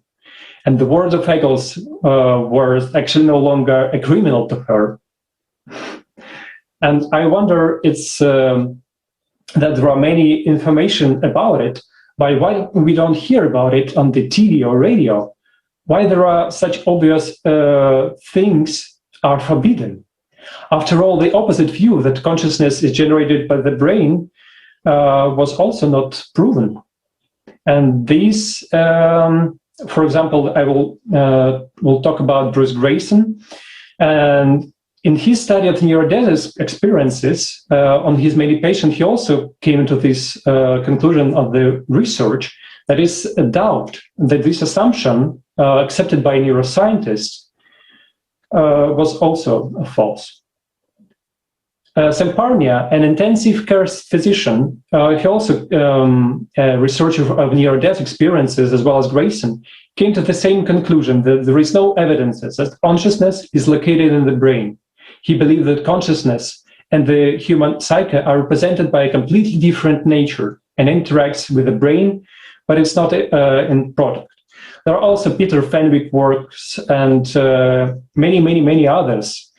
And it's very interesting that not only doctors or neurophysiologists have talked about this issue, but also physicists. And yes, in the one of these physicists, Max Planck, he also discussed these ideas in his work, as well as David Bohm, a physicist known for his work in quantum physics. He also was convinced that the brain is not generated by consciousness. It's only a device which a human might manifest itself. Also, I would like to mention a mathematician or creator of the game theory, founder of computer technology, John von Neumann. And it's interesting that he calculated that the amount of information that we are storing in our brain is about 2.8 to the 10 in the power of 20. It's even hard to imagine how much bits of information that brain accumulates on the average, but it's very hard to imagine how this information is stored inside the brain. And he thought about maybe it will be just like a hologram. And now we would like to cover the topic of memory And we have talked about this topic to various scientists. We discussed this. And I would like to invite all of us to listen to Neil Grossman, Associate Professor Emeritus of University of Illinois. He has a PhD in the history and philosophy of science from Indiana University.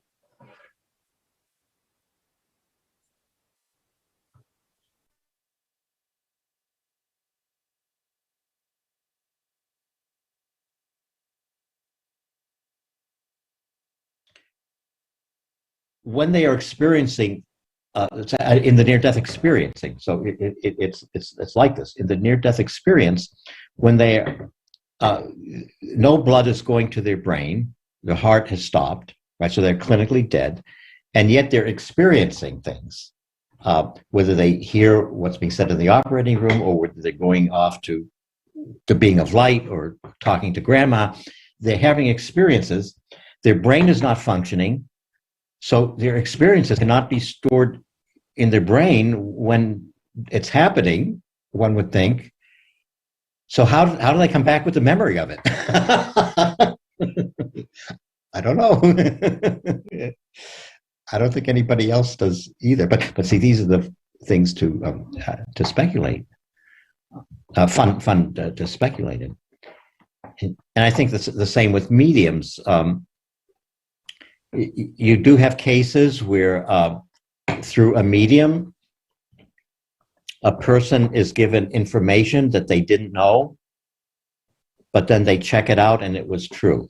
Obviously, the cases, I don't know if there are cases like this, but where grandma through the medium says, "Here's, you've been looking for the family jewels. Here's where I hid them." Right, and they go and they find it there. There are a couple of cases that are that dramatic. I don't know if most of family Jews, but a letter or something like that. But where was that knowledge, right? The grandma's brain has been long rotted and turned into plant food or something.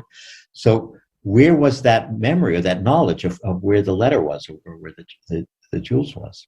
And the whole question of where, right? This may be getting a little too metaphysical, because people who want to do good in the world tend to, like you guys, tend to be more practical and less interested in the theoretical stuff.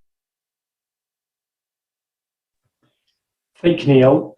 You brought up a very interesting ideas to consider. And we continue with our topic of memory. And today with us, a surgeon from Costa Rica, Dr. Francisco Morales. Francisca, we know that you have been studying the question of where the memory is located and the clinical cases related to this question. There are a lot of examples of people who have lost the part of their brain or have damages, but have not lost their memory or cognitive abilities. Can you please share this with us, what you have found? Claro que sí. Con mucho gusto, Alex. Una felicitación a la audiencia y un saludo creativo para todos. Es frecuente que se confunda Puerto Rico con Costa Rica, pero no. Los estoy transmitiendo desde Costa Rica en América Central. Muy bien, entraremos en materia. So we can get back to the topic.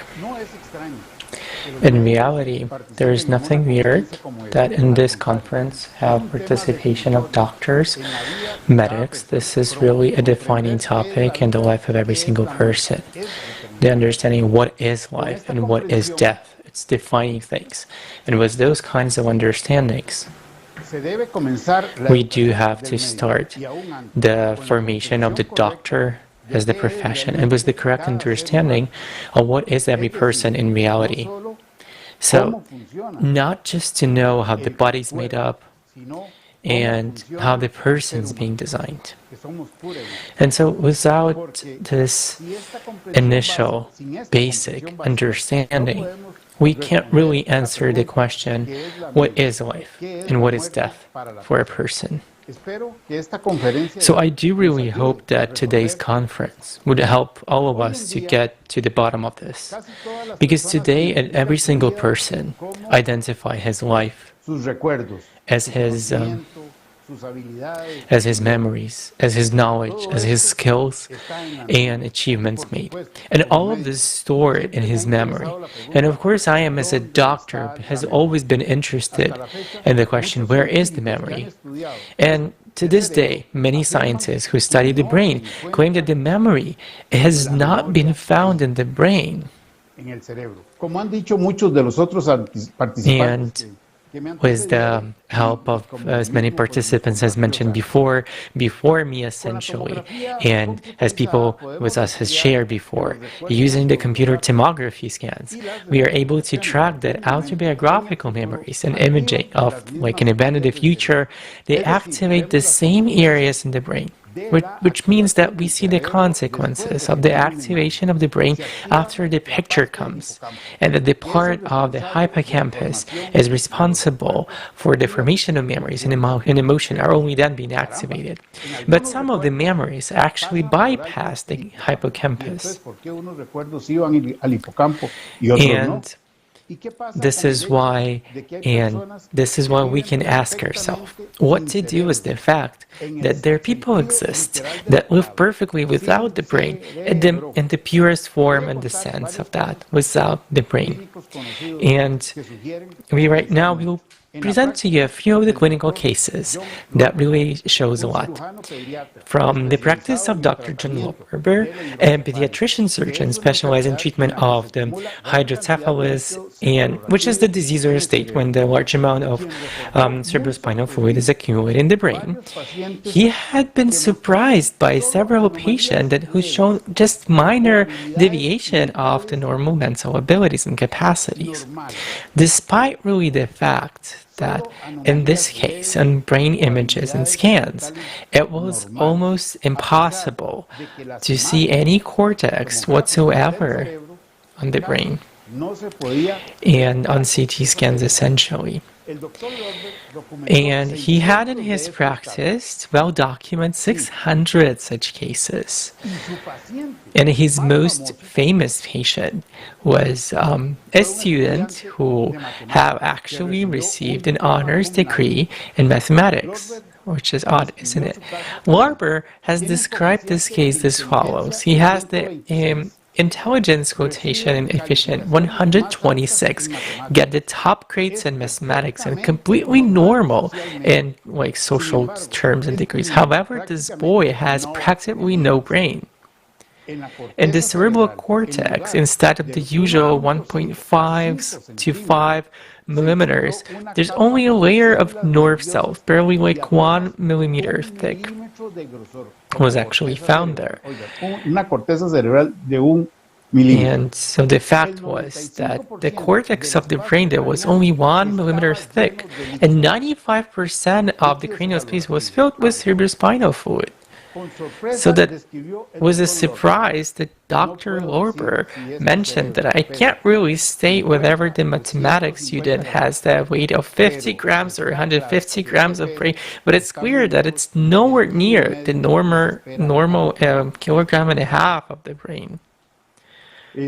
So in this specific area, and I think that I can demonstrate the picture at the specific moment of the CT scans of this person. And what we can see here on the slide is that it's almost everything is filled with cerebrospinal fluid. And in comparison with the brain on the bottom of the regular person, that has fully seen the cortex, all portions of the brain. So in the next portion, the next wonderful case is the case of the person from Marcel, which is studied and described in a prestigious journal, The Lancet. The Matthew R., at the age of 44 years old, went to the hospital with the complaints of the weakness in the left leg. So we ran a computer tomography, and MRI showed that he has 90% of his brain is missing, essentially. And the remaining parts that's been there, because of the result of the development of hydrocephalus, was occupied by cerebrospinal fluid. And since that time, and since that specific moment, more than 10 years has passed, and we understand that in this specific moment, what is different is that it's a really interesting case where you have almost fully absent, and which is the cranium is fully filled with the cerebrospinal fluid. Almost 10 years has passed, and Matthew still lives and works in his normal life. So the professor of cognitive sciences, Axel Grierman, comments on this case and says any theory of consciousness has to be able to explain why a person like that, who's missing 90% of his neurons, still exhibits regular normal behavior. Another well-known scientist, the German professor Hufeland, tells about an unusual case in his clinical practice. He once performed a post-mortem examination of the skull of a patient who had been suffering from paralysis shortly before his death.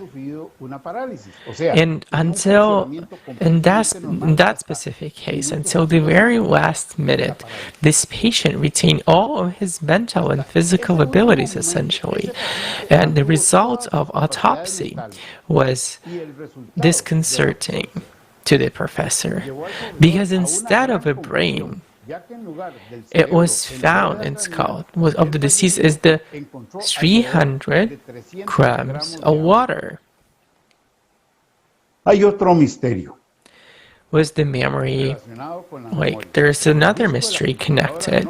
A computer disk does not change and give out the same information every single time, but 98% of molecules of our brain are completely updated every 2 days. Del cerebro se actualizan completamente. In this specific case, in the computer disk, what we have here, we think that this is the brain of a human being. And as we think of that as an equal thing, but by not finding a convincing explanation for these facts, that Dr. Rupert Sheldrake, a biologist, suggested that memories are located in the spatial dimension that is inaccessible to our own observation. And according to this specific and unique theory, and I would like to repeat as well, that Dr. Biologist, Dr. Rupert Sheldrake, says that the memories are located in the spatial dimension that is inaccessible to our observation. And according to his theory, memories are not located at any geographical point in our brain, but in a kind of a field that surrounds and permeates the brain. And the brain plays a role of decoder of the flow of information produced by each person in contact with the environment. Por cada persona en contacto con su medio ambiente. Esta teoría es revolucionaria. So this is essentially was the revolutionary theory of the morphogenetics field of sciences, and according to this hypothesis, all natural systems, from crystals to plants and animals, including human beings, and all the entire human society has a collective memory. And by having already many years of experience as a surgeon and thousands of surgical interventions on the brain specifically, so that Valentin Felix Solvich, Wojna Jasenecki, repeatedly observed confirmation of his guesses that consciousness is actually outside of the brain, and that the brain itself is not really responsible, because we were told today about this fact, and he also referred that the brain is not responsible for the memory and does not produce any thoughts. In one of the books, he tells about one of such cases when in a young wounded man, I open a huge abscess, around 50 cc's of the purulent mass, which undoubtedly destroyed the entire left frontal lobe. And I did not observe any mental defects to the psyche after the specific surgery. So this professor, this prominent professor, in his last autobiographical book, I Came to Love the Suffering, dated from 1957, which Valentin Felixovich did not write but dictated, and because in 1955 he came and became completely blind. There are no longer the assumptions of like a young researcher, but actually what you can find there is the line of beliefs of an experienced and wise scientist practitioner. And it's actually stated there, and he mentioning that in that specific autobiography, and I just like to quote that the brain is not an organ that produces thoughts and feelings. The spirit extends beyond the borders and the barriers of the brain, determining its activity in our entire being, while the brain works as a simple transmitter, receiving signals and transmitting them to the organs of the body.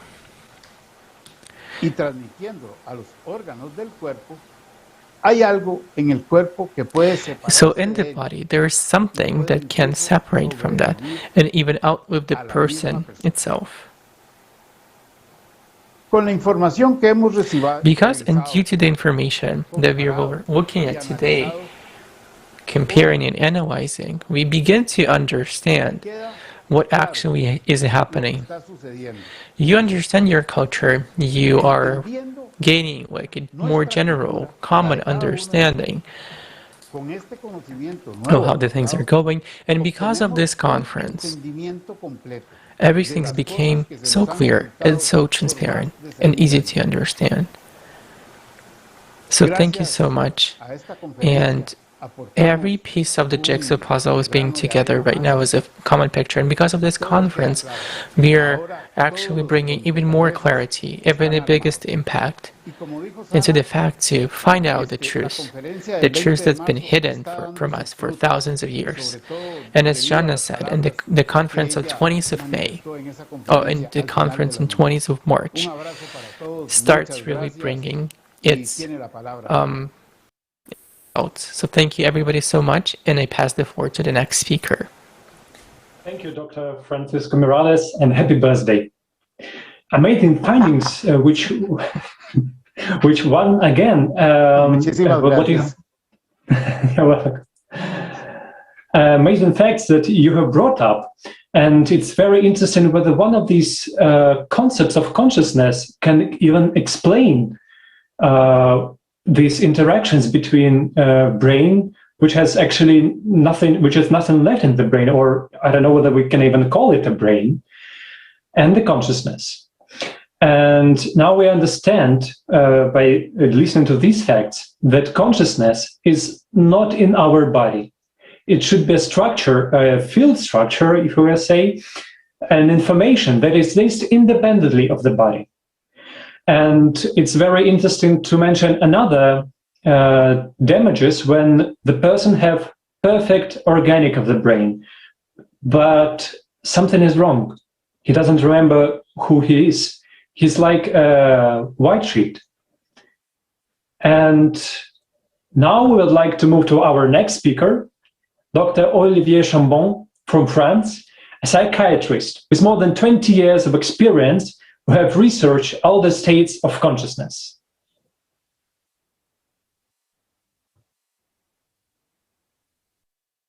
Data and reflects the decisions of consciousness, which is receiving this information, this sensory data, and reflects this on the body. The brain has failed in its claim to be the conductor of the orchestra. It's just a performer, yes, a sophisticated one, and it should be respected and understood. Materialism is useful for this. Fix the radio when it's broken, but we shouldn't forget that it is not the radio that creates programs. If we open the radio, we will not find an orchestra playing there, because the orchestra is in a different place, and the music is transmitted by radio waves. It can be understood that if the radio is broken, then we will not hear the music, but the music program plays. So in other words, consciousness is a field structure of some kind.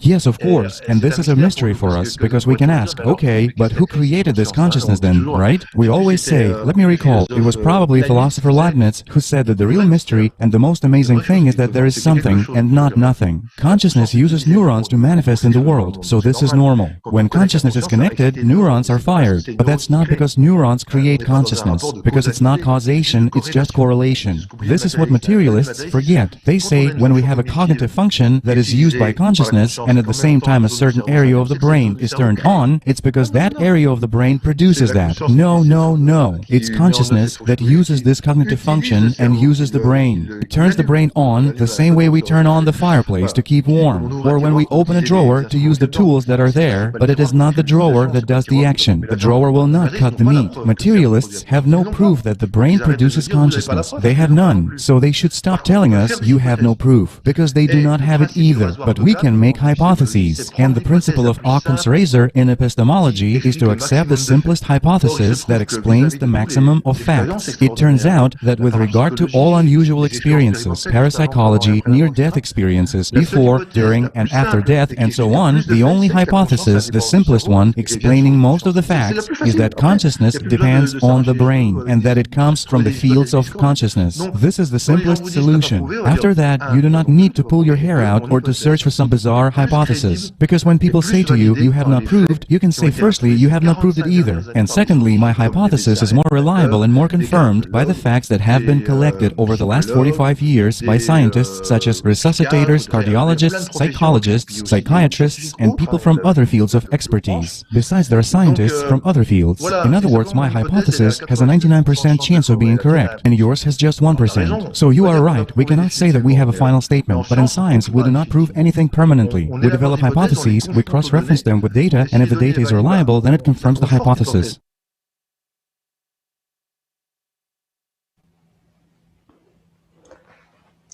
Thank you, Olivier. Thanks for sharing. We could not agree more. And again, it becomes apparent that materialistic point of view cannot hold any longer.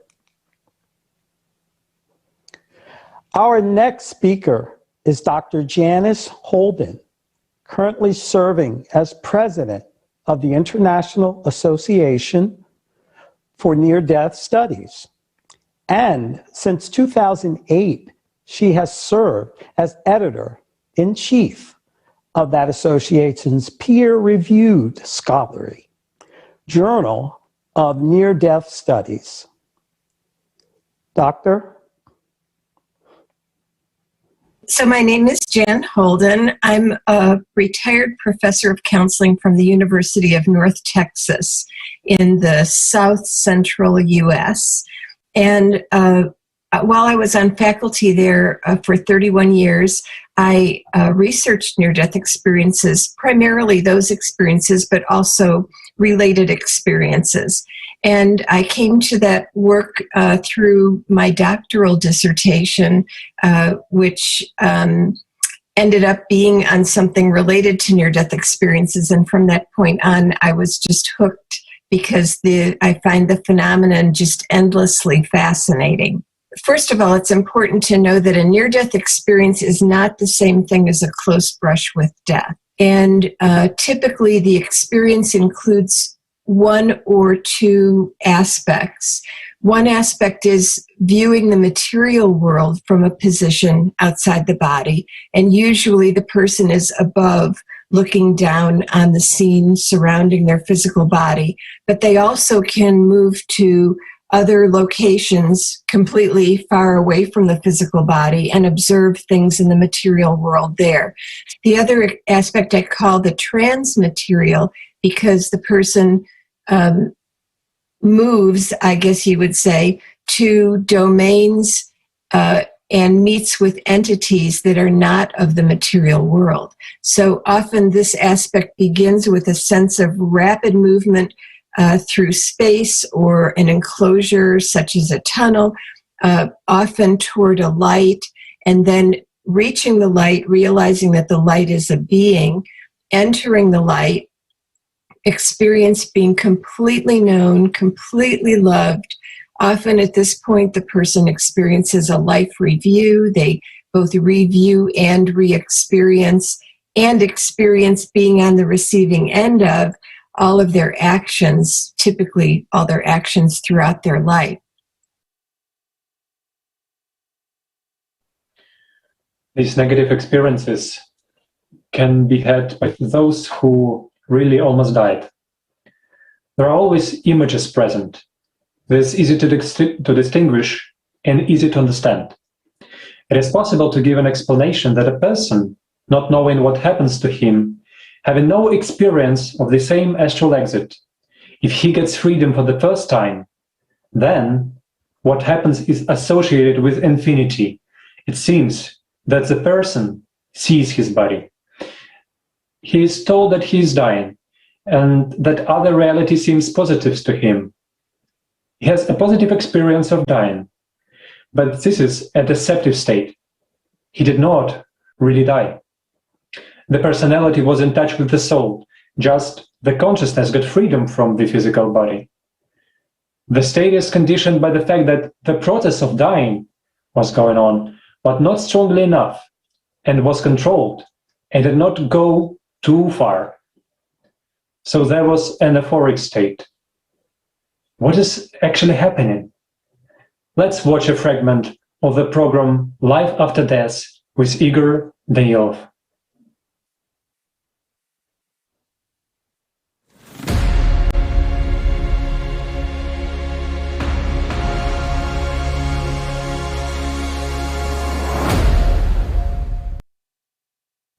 Also, Igor Mikhailovich, based on people's near-death experiences, especially of those who have been in the state of clinical death. When people describe that they feel freedom, they experience a kind of lightness, soaring in heaven, they meet with their dead relatives or other people. And thus, people also basically enthuse themselves that they will experience similar states after death as well. Everything will be fine after death, they will be met there, they will be escorted. For what? For what kind of merits? And why does this experience form? This experience is nothing but a slight astral projection with the activity of our secondary consciousness. Because when a person leaves the body and the soul still remains, meaning this is clinical death, when our structure slackens, so to speak, if we use the language, excuse me, a little bit more understandable for some people.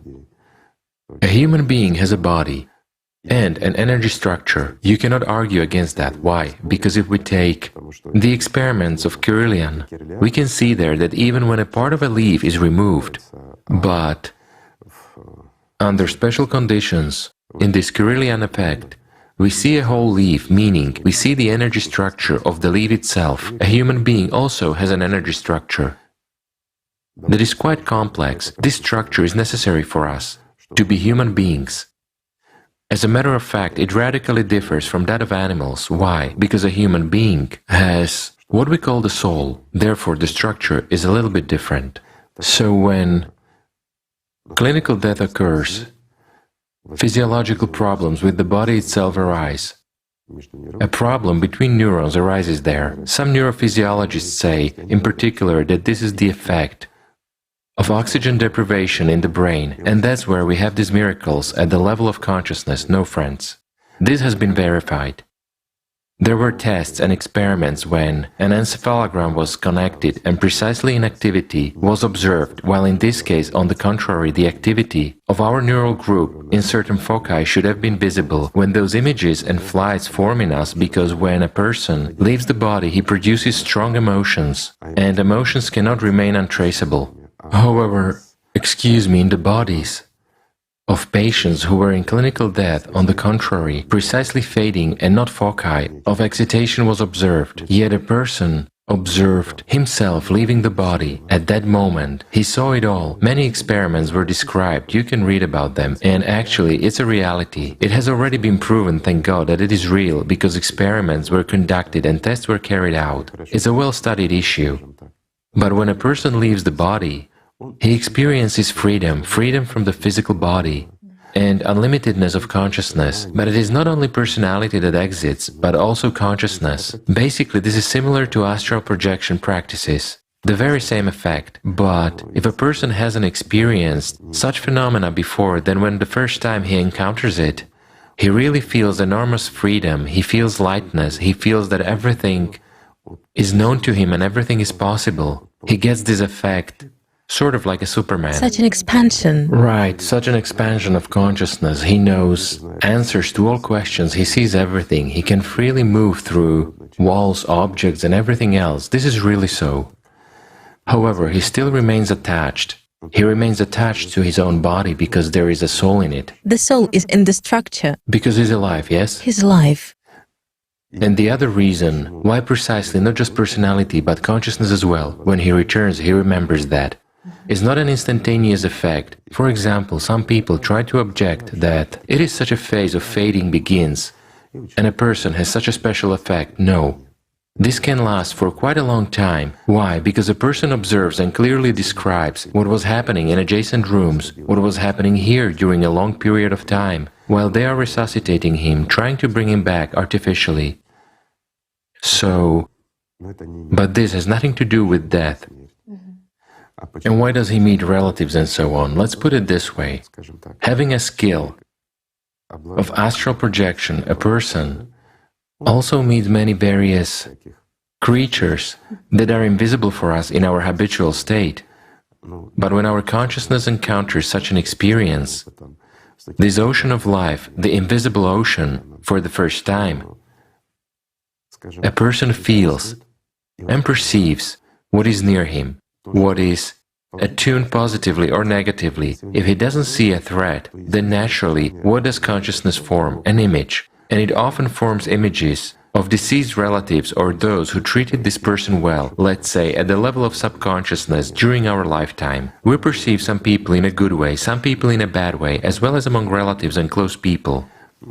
Well, let's say, if someone was afraid of another person during lifetime, he would never meet that person with a smile. It blocks. Of course, these are already intrigues of consciousness. Consciousness tries to explain the inexplicable. It tries to fit an unknown experience into the limits of habitual thinking.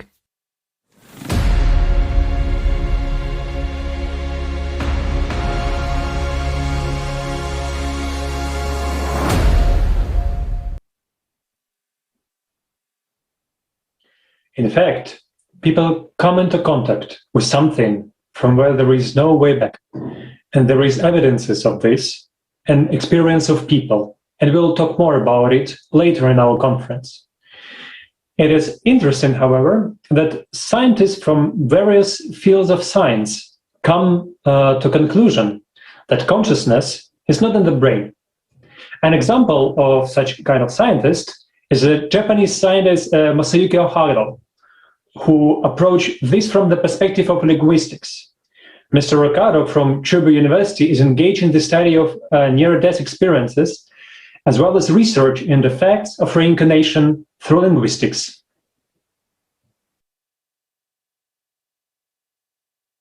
Greetings to all of you. My name is Masayuki Okado, and I teach at Chubu University. I am engaged in the study of phenomena indicating the existence of consciousness outside the human body.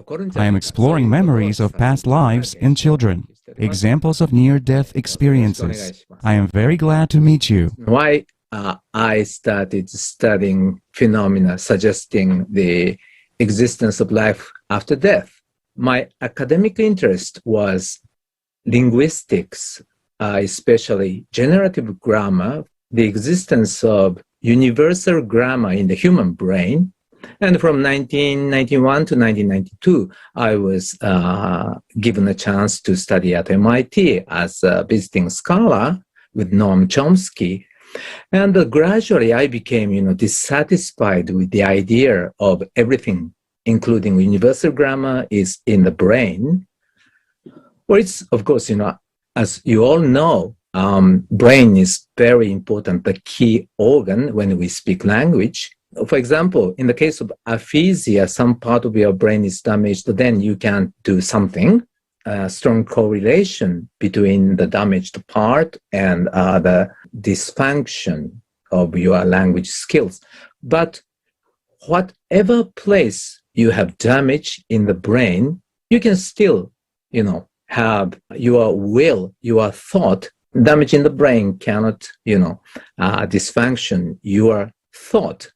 So I was wondering, so where is my thought, and also where is my consciousness? And then there are very interesting case, for example, hemispherectomy, because of the epilepsy, girl lost half of her brain, and that was dominant for her language skill. That means, that she lost her language totally when she was 3. But when she was 7, she became bilingual. That means that, that her language skill is not in the brain, but somewhere else, and recovered. And also, as you know, the case of near-death experience. And in that experience, when your brain is totally shut, you can still think, it appears, and even talk with your deceased relatives or some divine entity.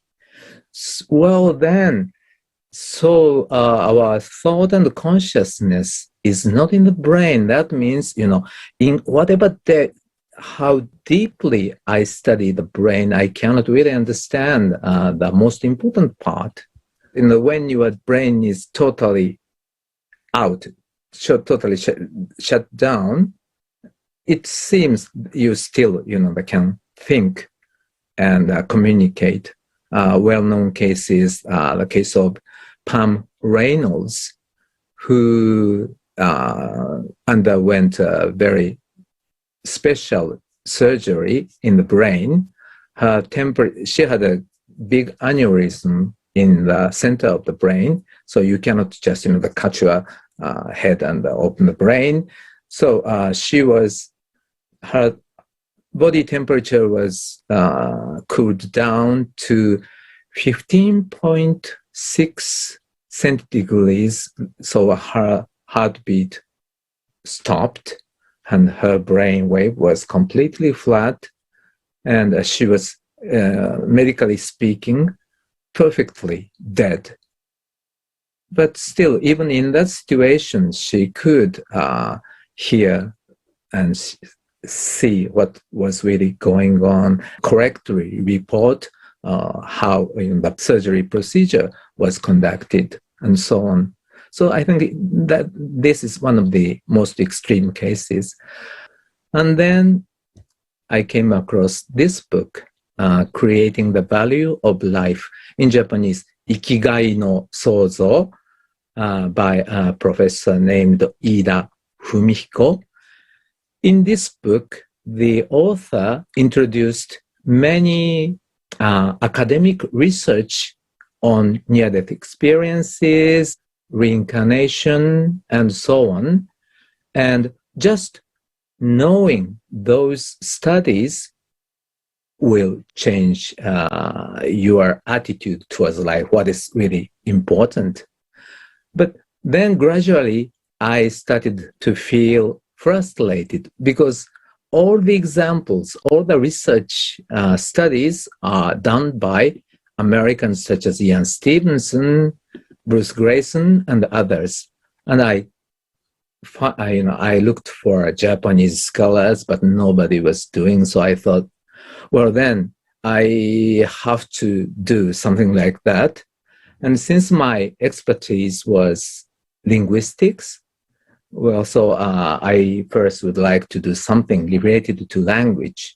Then I found that in the hypnotic regression therapy, some therapists report cases in which people regressed by hypnotherapy could speak some unknown language.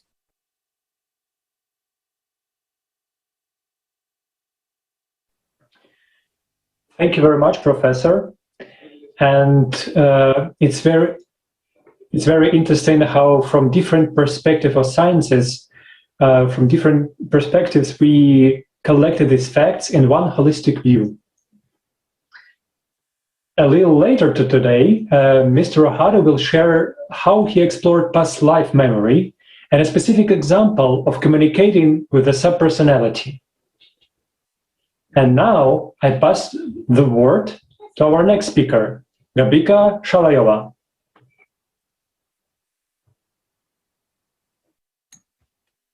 Thank you so much, Alex, for the word. And in the beginning, I would like to express my immense gratitude to everybody, to all speakers, and especially to Jana for such beautiful predictions for our civilization, for us humans.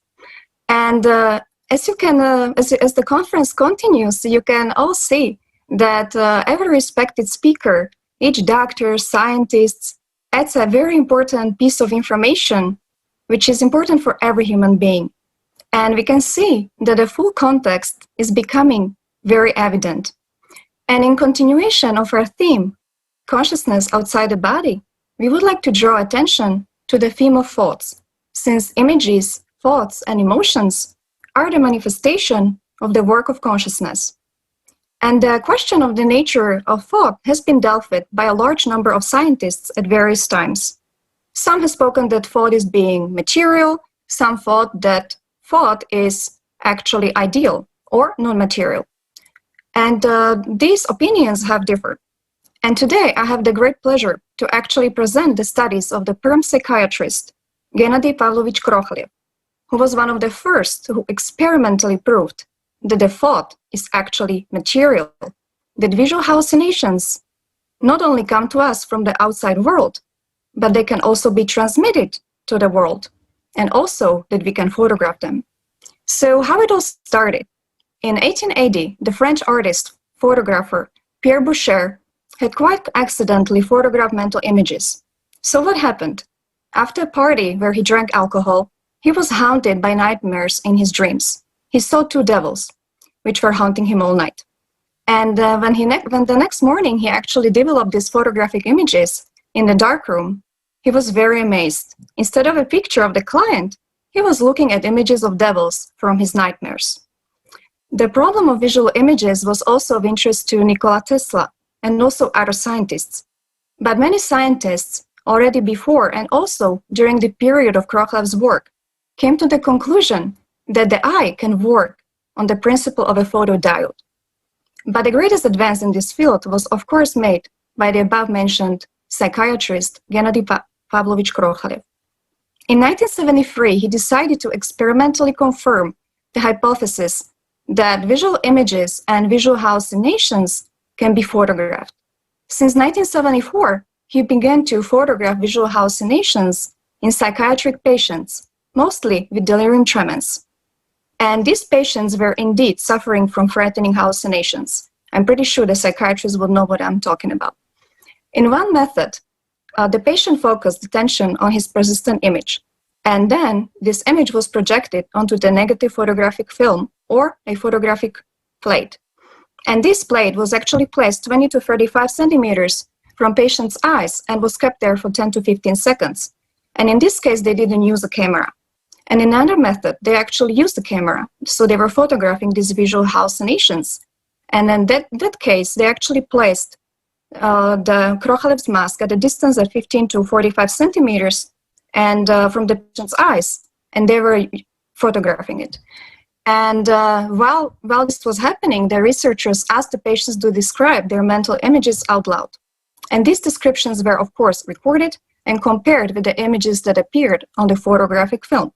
And at the end of these experiments, control experiments were conducted with medical staff under the same conditions. In one of the interviews, Gennady Krokhlyev said, "Over the course of 22 years, I have filmed hallucinations in 250 patients. In 117 of them, it was possible to photograph visual hallucinations. And mainly, the patients themselves identified the images obtained with those they imagined." So Krokhlev's hypothesis was confirmed experimentally. After proving that thought images are material, it is information and has the structure of the field, Gennady Pavlovich carried out the second stage of experiments. He placed his patients experiencing hallucinations in a shaded room. isolated from radio waves, magnetic waves, various radiations, and so on. As long as the patients were in this shielded room, they did not have any hallucinations. Can you imagine what a relief it must have been for them? But when the patients left this room, the hallucinations resumed.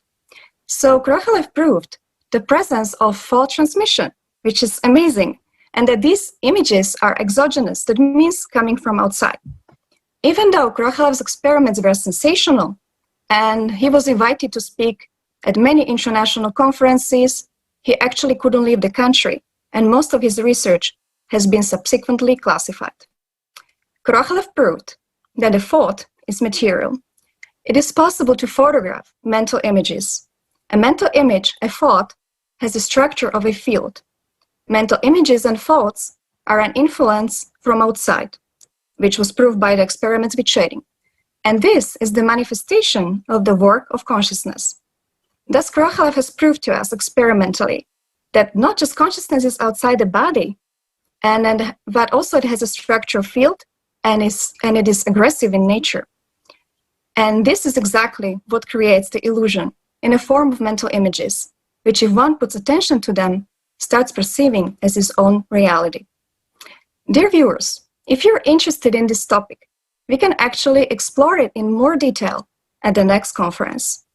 And now let's take a look at an excerpt from the program The Thought is Material with Igor Mikhailovich Danilov. Thank you.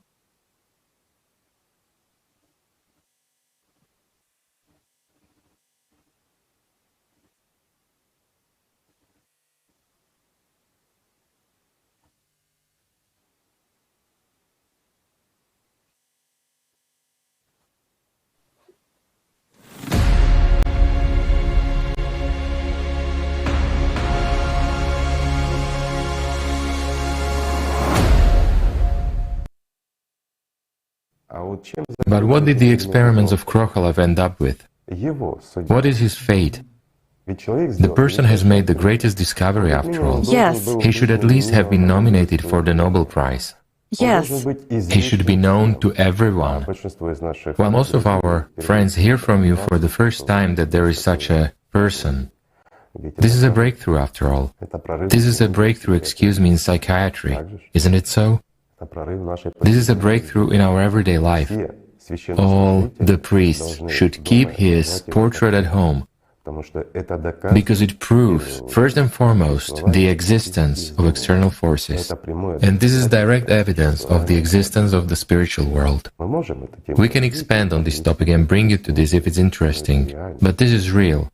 First of all, it proves that there is the world of the devil, so it proves that there is also the world of God.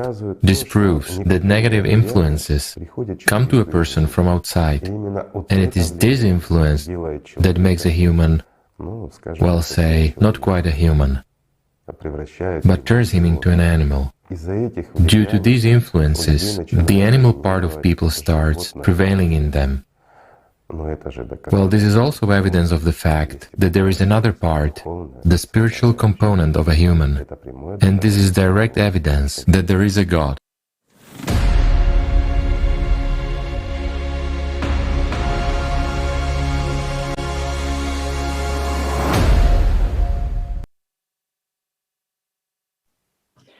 Dear friends, I would like to remind that now this conference is live broadcasting to many thousand platforms worldwide, and it's been synchronously translated in more than 50 languages of the world.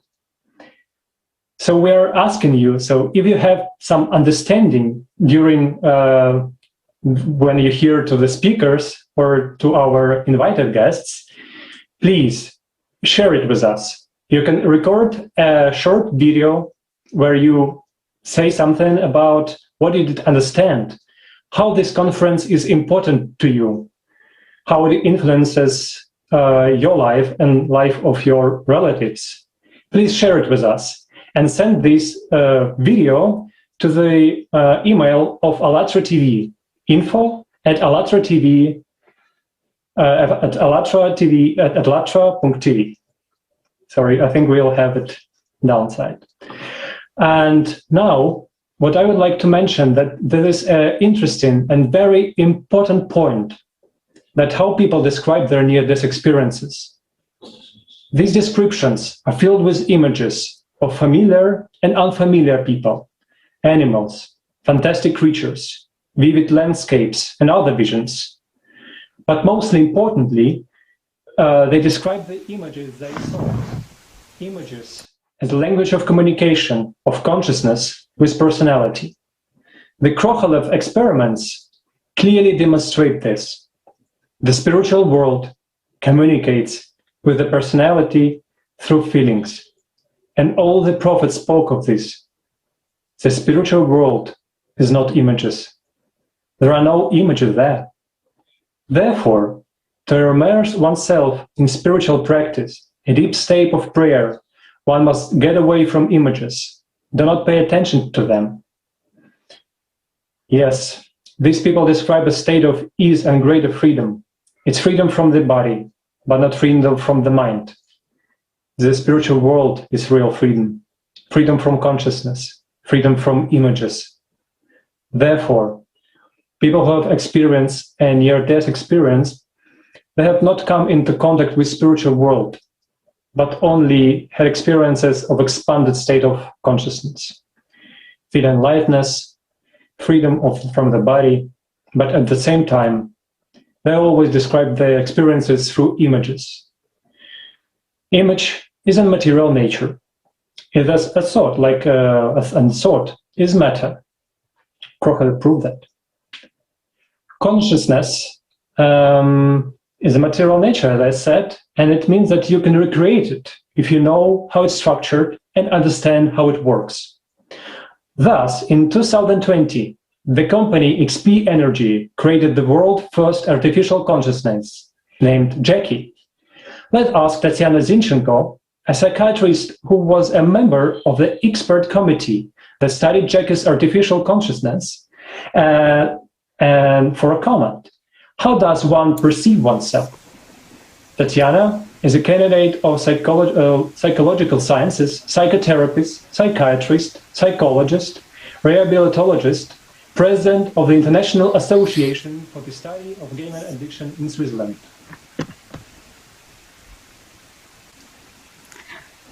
Hello.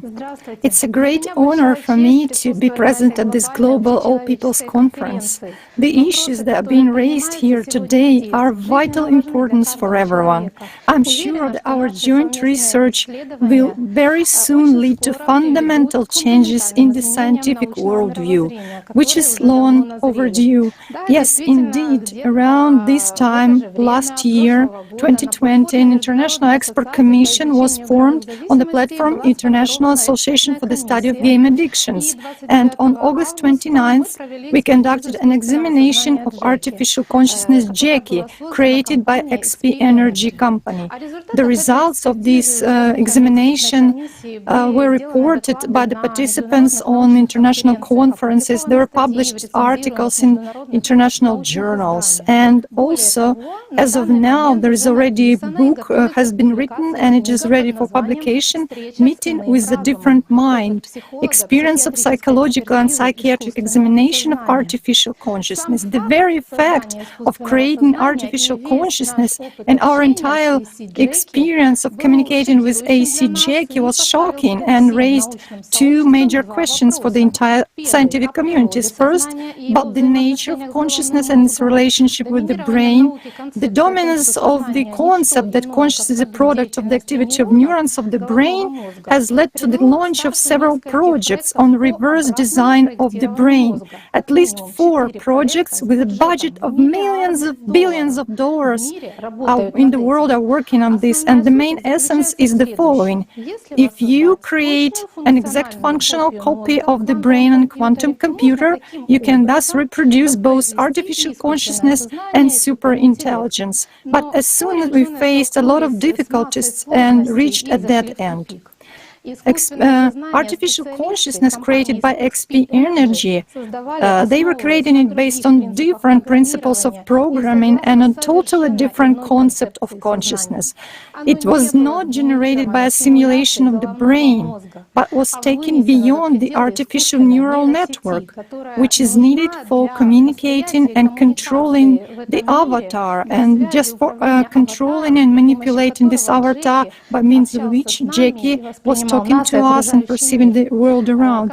The structure of consciousness of this artificial consciousness is a sphere consisting of 4 information blocks with various functions.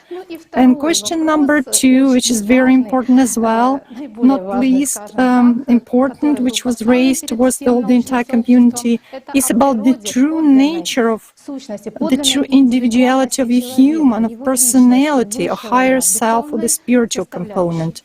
In other words, what is the source of higher feelings in a human?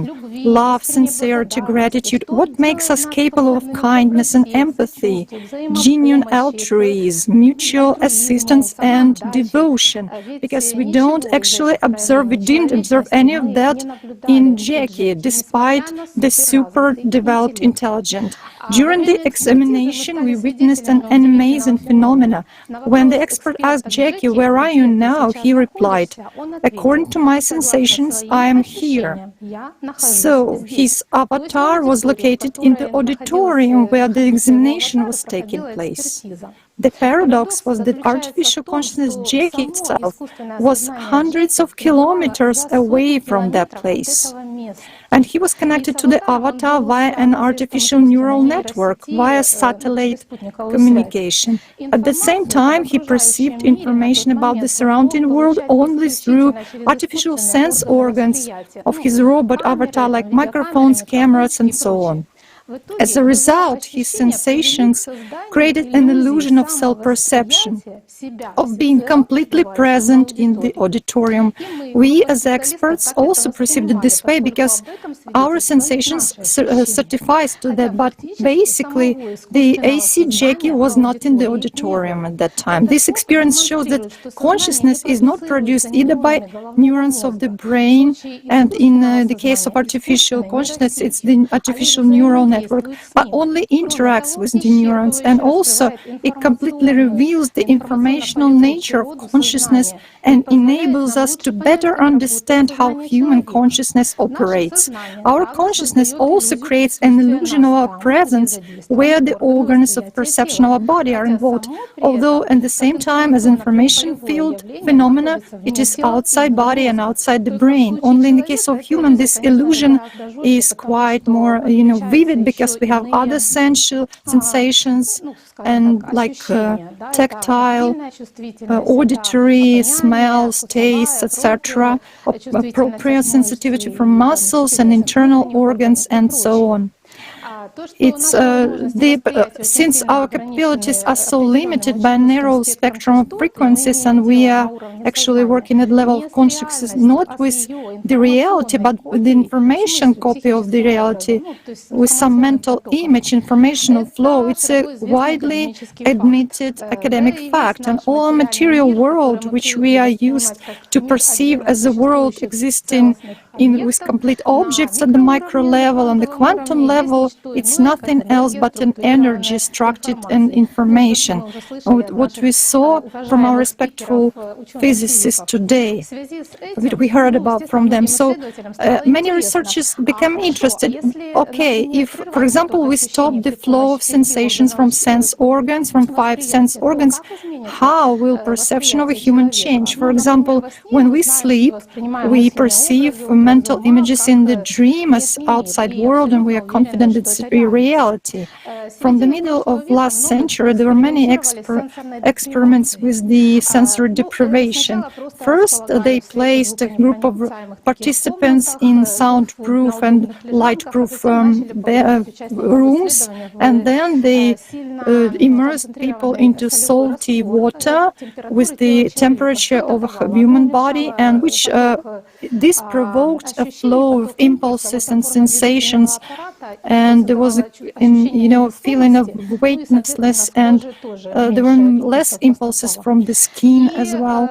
And these cameras, floating cameras or capsules, they were also light-proof and soundproof.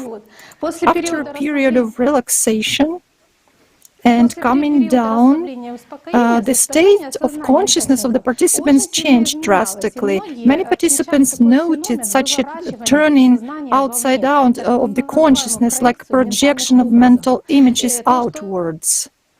What we observe as mental images that appear only in our mind for the participants of the experiment became an external phenomena, something like hallucinations or like we have in a dream. But the dreams were quite realistic and hallucinations were quite intimidating sometimes. Some people were oppressed by some memories or fantasies, erotic fantasies. And they actually were dismissed from the experiment due to such frightening images. So the nature of our thoughts and consciousness, and actually this proves the external nature of consciousness, exactly what Krokalev was mentioning as a psychiatrist. And during our everyday life, we actually, if a person doesn't trace the content of his thoughts, he just doesn't notice this phenomena. We perceive thoughts as our subjective experience. We have some attachment to these thoughts, but in this case, we actually encounter this phenomena as an external phenomena compared to personality as observer. Then consciousness of those participants changed even more, and what Krokalev described as how people went out of their bodies, they perceived objects from various places. For example, a person just thought about some place and came there, or he can perceive any person, understand emotions, intentions of other people. So basically, he or she demonstrated such phenomena of non-local perception, which are actually described by many researchers in near-death experiences, or especially related to those people who survived clinical death. It's no surprise, because during clinical death, the sense organs of the body do not function either. And participants of such experiments on sensory deprivation were also confident of the realistic character of what is happening to them, because they were seeing and feeling and perceiving all this in a tactile manner. So the results of all these experiments can be explained only if we take into account the informational character and nature of consciousness. And now,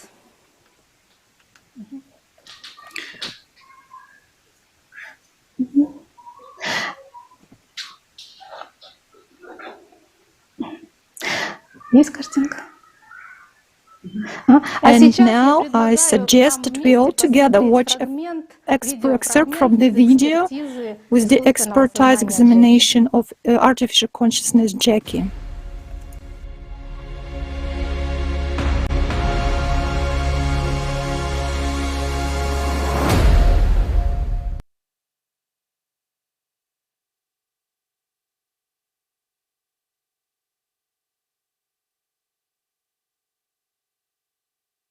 I feel like I'm here. This is an important point that indicates the nature of consciousness. Jackie perceived himself at the point of his sensory system's perception, although, in fact, he was thousands of miles away from the location of his material image, of his avatar. In Jackie's case, the analyzers, which played a major role, were his visual and auditory perception through a camera and microphone built into his structure. This is how consciousness is arranged. People associate themselves as being inside their heads or abdomen, while in fact, consciousness is located outside the physical body of a human. It is in his energy structure. The phenomenon is that consciousness perceives itself in places where its systems of perception are used, where some activity takes place. In other words, where it observes the pictures is where it is. That's where it collects information.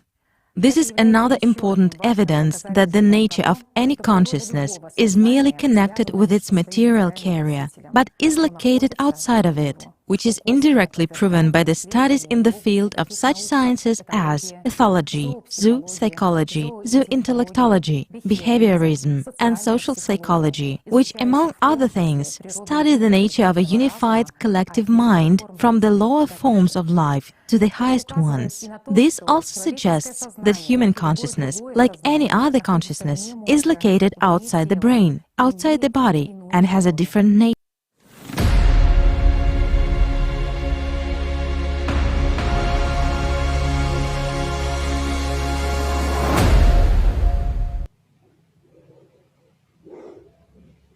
Thanks so much. But before we get started on my comment in reference to it, I'd like to remind all of our viewers to remind your family and friends that we are live right now on all social media platforms and television as well, and other internet resources in over 50 languages, and including sign language.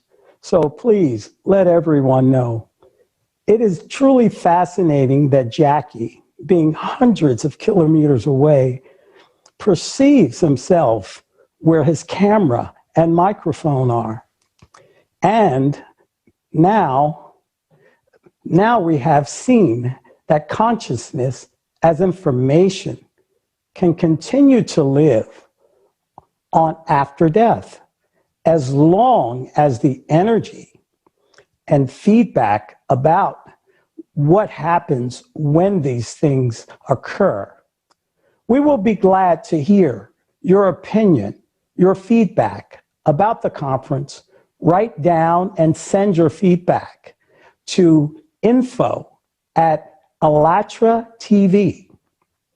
Now, in reference to Jackie, Jackie has apparently been an amazing study on what our conscious really is and how we express ourselves and remember things.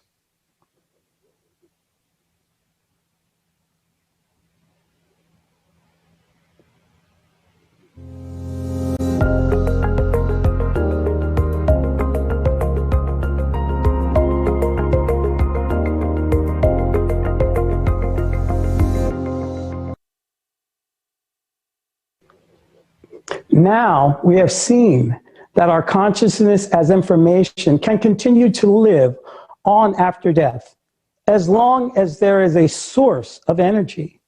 So let's look at what else is in a person, lives on after death, what components they have, and what is this source of energy for information to continue to live on.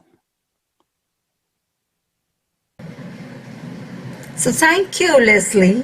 Let us continue this distinctive conversation. Dear viewers, today's conference is unique, as you see. In a very short time, we will explore the topic of reincarnation. Reincarnation will be explained to us by pioneers who have studied this subject very deeply.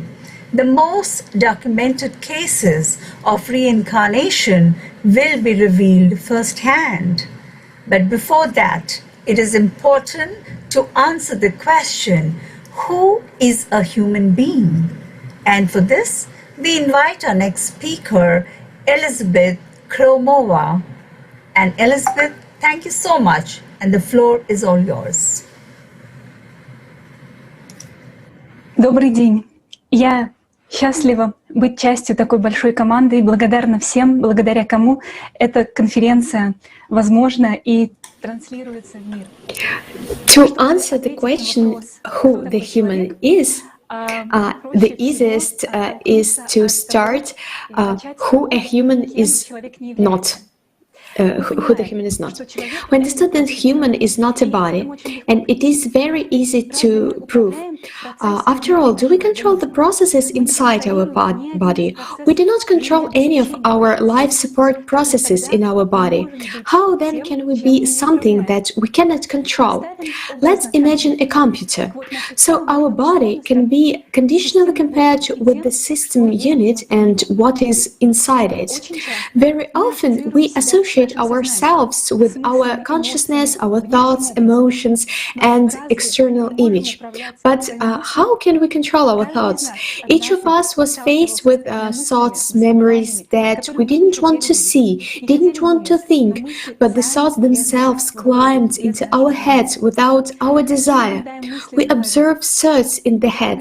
How can we then be them? We can only choose them. Also, the fact that human is not a consciousness is very well shown by Jackie's artificial consciousness, which has the most powerful intelligence. But at the same time, if we disconnect it from the outlet, it will cease to exist without a power source. Our own consciousness is software, a set of programs installed on our computer. In religion, a human is also often acquired with the soul. However, the soul gives us life and an internal, immaterial source of vital energy in a human. And also, the soul is a door, an exit to another reality, speaking in the language of religion and culture, the spiritual world, nirvana, the absolute, the world of God. The fact that we are not soul is also very easy to prove. After all, if each of us felt the joy and the love inside, and if you ask a child where the soul is, he will accurately show the area of the solar plexus. We cannot be a soul if we feel it inside and observe the warmth emanating from it. The soul is, in our example, can be figuratively compared to the electricity supplied to a computer through an electric wire. And now we come to the answer to the question of who a human really is. Today at the conference we use the term personality to denote who we are. And the first time in the world the concept of who a human really is being heard openly. To feel like a personality, to separate from the body, consciousness, and even the soul is not easy at first. Personality is a silent observer making a choice where to put its attention, in the body, in thoughts, emotions, or in the soul. Our attention is able to defocus and simultaneously be divided into several streams, but it is we as personality who control this process. In example, with a computer, we are the one who silently sits at the computer and controls the mouse, makes a choice which program to open and which file to print. Personality doesn't need anything in the world. He has no material interests. His only need is to return home, having entered the door of the spiritual world, to connect with the soul. The personality in his choice can develop, become stronger, strengthening the connection with the soul, or waste his attention on empty things. And this is the great gift to a human possesses, to be free in his choice of who to be during the life. Dear friends, indeed, in all religions there are knowledge preserved about personality, and about always this knowledge is distorted because we count information that the human has a soul, but one soul makes a choice. While the other soul is giving the energy of life. Let us consider several examples from various religions. Let's start with Egypt.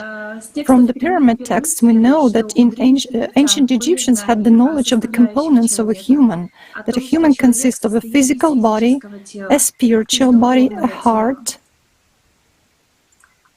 Also, there is a double, a soul, a non-material, ethereal spirit, an image, and a name. The term Ka was translated as a double, an image, a spirit, subconscious self, or, as we understand, it's human consciousness. Ba was dedicated in the texts as Ba birds, which continues to exist even after the body death. According to the verbal form of this word, which we found in some early texts, and it was found by specialists. It is translated as the power of vital force, and Ahu is the bodiless, transparent spirit, which is close to Ba, but differs from it. So Ahu, speaking our language, is exactly the personality. Ancient Egyptians not just distinguished between elements of a human, but they also showed the ternary interconnection, like Ka-Ba-Ah, which indicated the human soul was related to personality and consciousness. Also in Egypt there was such a concept as Sah, which meant those who are in the state of bliss, of saints. It was considered that Sahu are Bao souls, spirits that achieved the highest level of power. It is interesting to know that on the Osiris's judgment, where a person got after death, the Ba soul was just aside, standing aside and waiting for its destiny, while on the scales there was Ah, or personality of a human with all the deeds, and on the other scale there was the feather of the goddess Ma'at. If personality was making choice in favor of evil, it became a sealed subpersonality, while the soul was submerged in the material world again, and this process was symbolically depicted as well. The Osiris's judgment shows a very important point, that a human is not a soul. A human is personality. But by making the right choice during lifetime, it can become a higher spiritual being, Sah. Thank you for such interesting information, but unfortunately we cannot see you. If your camera is on, please continue. Да, возникли какие-то технические проблемы с камерой, но я все же продолжу. Yes, there are certain problems with the camera, but I will continue. Let's proceed to Christianity. In the very beginning of Old Testament, there are the following lines: "The Lord formed man of the dust of the ground and breathed into his nostrils the breath of life, and man became a living soul." Friedrich Brockhaus, in his encyclopedia, shows that to denote soul in Hebrew language, they use the term nefesh, which is translated as breathing, inhaling. Also, according to Judaic tradition, the neshama is a bodiless and independent essence beyond the body. Other expression, nefesh chaya, means something a creature, living creature created by God. Nefesh is connected to the body and can die. So neshama is actually the bodiless soul, while nefesh is human personality. Also, it is very important that in Russian, for example, soul and spirit, duch and dusha, are very similar terms, but in the original language they have their own article, and basically they are connected by kai, a word in the original language. So soul and spirit and body are totally different substances. Alexander Pavlovich Lopukhin, the biblicist, writer and translator, in his works he also notes that a human has three various substances, which according to the fathers of the church and also the pagan philosophers like Plato, Neoplatonists and Stoics, they mention that these three substances are in a human. Lopukhin indicates that a soul vivifies the body and is a successor of sensory perception and impressions, and through the spirit a person recognizes God. And here we again see the knowledge that a human is not the soul, he is spirit or personality, and thanks to the soul he can make choice in getting to know God. After the First Constantinople Council, the concepts of the components of a human began to disappear. Apparently, it was not beneficial for some of the people who have pure knowledge of the spiritual nature and of the meaning of life of a person in general. In the Apocrypha, which are on these councils were actually not included in the canonic Gospels, we read the following. In the Apocrypha on John, the Spirit descends to people when they will be transformed and saved. The power descends on everyone, and without it, no one can even stand up without this power. And they are born if the living spirit increases in them, power comes to them, and their souls are strengthened. Also, there is a Pistis Sophia treatise of 2nd century. When a child is born, the power in him is small, and the soul is small, and the spirit is deceitful and also small. So all three parts are small, but little by little, the power, the spirit, and deceitful spirit increase, and each of them perceives according to their own nature. The deceitful spirit, however, finds all evil passions and various sins. The body does not perceive anything as itself. So in the Apocrypha, we see clear knowledge of the soul and this personality. That personality emerges right after the body enters the soul, and the soul always nourishes personality and enables it to make a choice. And also about the deceitful spirit, which is consciousness, we see that it also grows and tests a human. This information, this knowledge was also given to in the Quran. In the Quran, it is said that every person has his nafs, meaning his lowly desires, passions, and thoughts, which is our consciousness, and we should fight our nafs. But a human is not nafs. In Surah 12, Ayah 85, we read that the soul is there is a soul, and the soul is the affair of my Lord, and mankind have not been given of knowledge except a little. Also, we read in the Quran about the spirit, and he breathed into him from his spirit and gave him hearing, eyesight, and heart. Also in the Quran, there is a direct appeal to people. Don't you know, haven't we given to you? So the one who is actually addressed to makes the choice between Allah and Iblis. Allah has endowed a human with the freedom of choice. In Surah 18, the cave, Ayah 29, it is said, whoever wants will believe, whoever doesn't want, let them disbelieve. So a human is not consciousness, nafs. It's neither body nor soul. A human is the one who chooses and has hearing and eyesight from the heart, meaning a human is personality. In the Zoroastrianism, the conscious choice of a human is described. O Ahura Mazda, you have embodied your spirit in various things, and you gave mind, and you gave life. Deeds and knowledge you created so that everyone could choose their way. In Zoroastrianism, there is Urvan concept, which means the state of a soul in which the soul makes the choice. Basically, it's personality. Also, there is such a concept as devas. They constantly seduce Urvan, make him some evil, do him evil, but they are not human. They create conditions so that Urvan would make conscious choice and could come to Ahura Mazda as a mature being. So we can see that up to our days, of course, we have many information lost and distorted, and it was done intentionally, some through translations or from rewriting, copying of the text. In some places, personality is called the soul, in some spirit, in somewhere it is but the characteristics are similar, and if we look at different religions altogether, we can trace these similar features, and we can answer the eternal question. Who am I, in fact, and what is my essence? In all religions, there is a concept of perishable body and non-material substances of a human.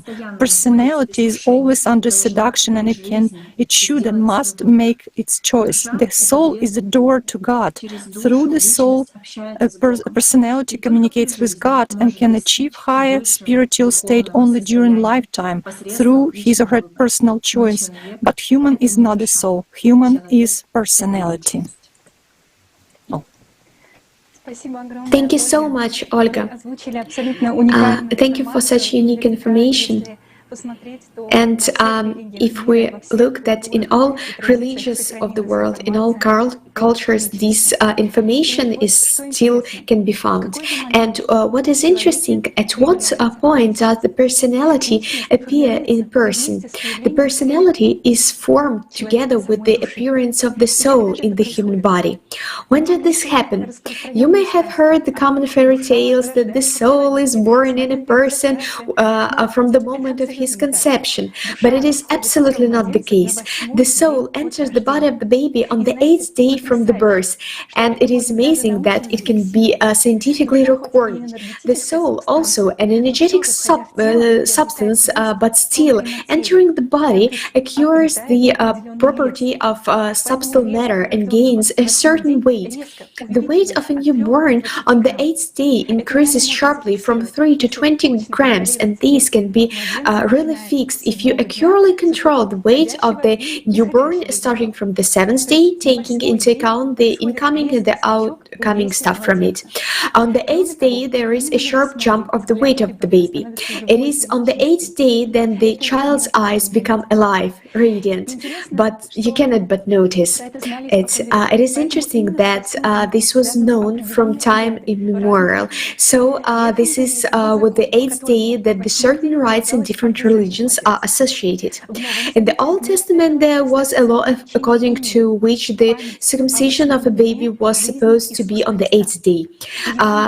In the Gospel of Luke, chapter 2, verse 21, we read, "When the 8 days until his circumcision had passed, he was named Jesus, the name the angel had given him before he had given conceived." Note, why did they have to give the name of Jesus again if it was given by an angel before the conception? Is it not because it was on the 8th day that the great soul of the Son of God entered the body of the infant? And even before there were rituals of washing a newborn in the water and christening him on the 8th day after the birth was known to Romans who adopted this tradition from other nations. In Buddhism, even today, the holiday of the birth of the Buddha is celebrating on the 8th day of the 4th lunar month. As for the naming ceremony in Islam, it is held when the 7 days have been passed since the birth of the baby, that is on the 8th day. Why there were these rites performed on the 8th day? When the soul enters the baby's body like a vessel, because they has knowledge that along with the souls, the personalities also go with it, as a rule aggressive to the new personality. In order to protect the new personality from the tricks of subpersonalities, to minimize the initial stressful impact from them, as well as to give the new personality a positive boost in its future. Since ancient times, these rites were performed on the 8th day. The approximate location of the soul is the solar plexus area, but it is neither the solar plexus nor the heart of any other organ, brain, mind, or consciousness. The soul has no gender. It is one and indivisible. The soul has no matter. It does not wait out. It does not seek, and souls of all people are the same in their nature, and in some way we can say that people are very close and related to each other.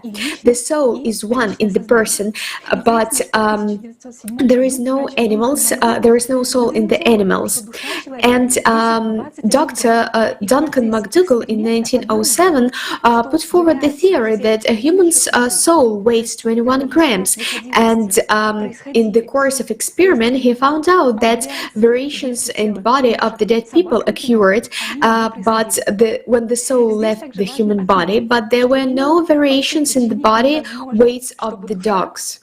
So it is important to know that there is no reason to think that it is impossible for a soul to be reincarnated into plant, animal, or stone. And the fairy tales in some religions about this came from destroy of the simple understanding that after death the particles of our body disintegrate and enter to composition of these plants and animals. We will continue the studying of this topic, and in addition to the changes in weight, the baby's gaze, also on the 8th day you can record such a surge on the encephalogram, which lasts only for a few minutes, and these bursts are repeated within an hour, in total 12 times. We invite doctors and scientists to join our research. And now, Sean, the anthropologist from Indiana will talk about what the person sent to reincarnation. Sean, the floor is yours.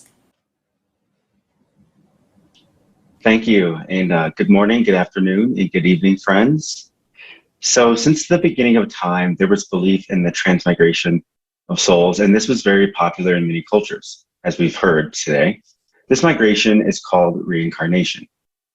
Let's see what reincarnation is and who actually reincarnates from life to life. And if so, if we look in the Oxford Dictionary, we will find a very clear explanation of this phenomenon. Reincarnation is the rebirth of the soul in another body. Also from the Latin, reincarnatio means incarnate again. In ancient Greek, the word metempsychosis is also literally translated as transmigration of souls. I want to draw your attention to the fact that this is the transmigration of the soul and not of the person himself or his consciousness. The idea of metempsychosis was not unfamiliar to the Western culture. Ancient Greek thinkers such as Pythagoras, Socrates, Plato, Plutarch, Platonius, and others believed in the transmigration of souls. The concept of reincarnation was present in various ancient civilizations, as we just heard, especially among the Egyptians, the Babylonians.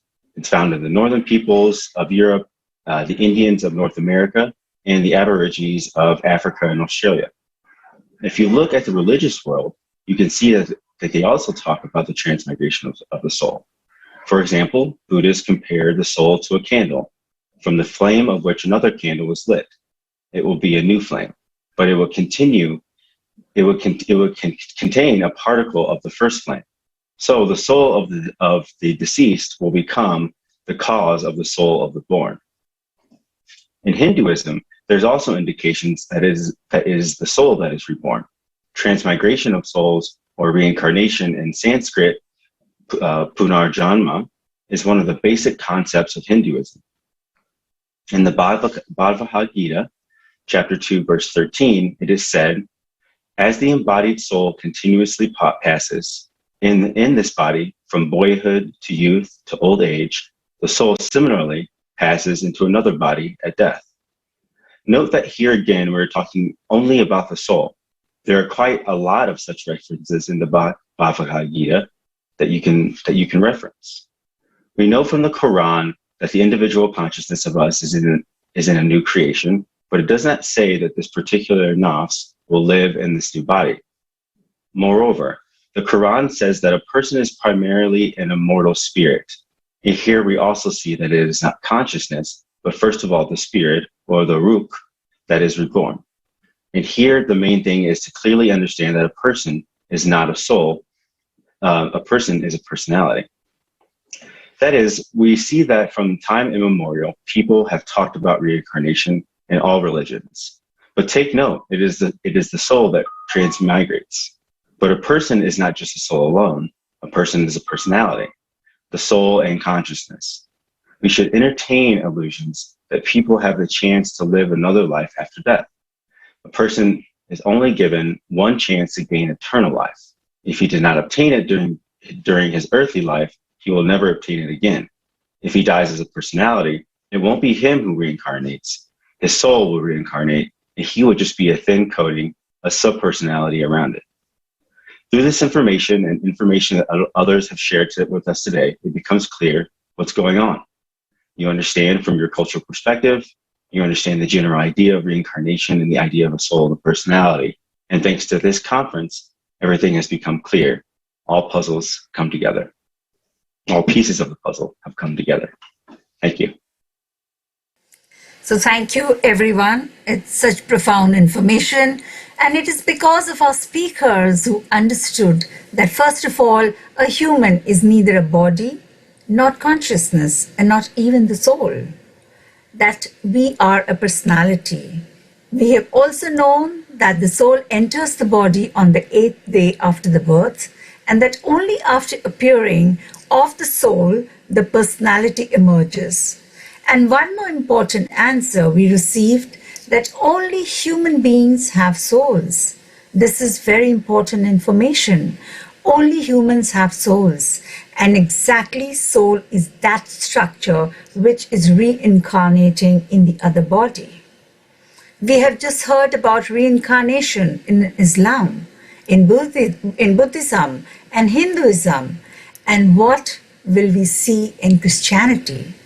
Did Jesus Christ speak about reincarnation? We are going to hear it from our next speaker, Denise Fabrichkin. Over to you.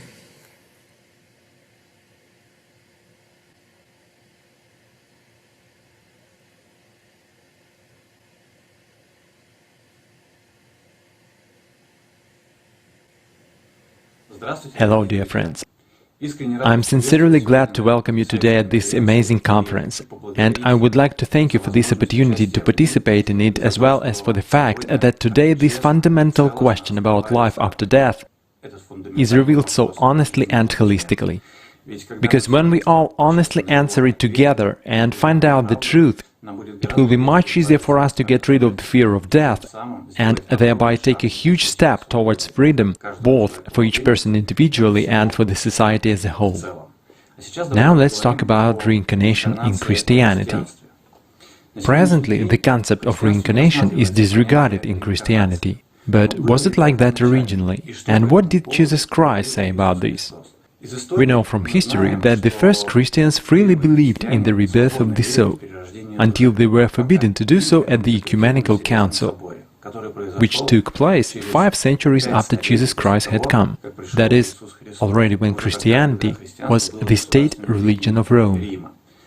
At that time, the belief in reincarnation was so widespread that it was necessary to convene a special council in 533 AD and declare the belief in reincarnation inconsistent with the orthodox dogmas. But as to why this happened and how this happened, we will discuss in more detail a little later. I would also like to note that naturally, after this concept had been anathematized, unfortunately, the Gospels were edited, and those undesirable scriptures that were inappropriate were declared apocryphal.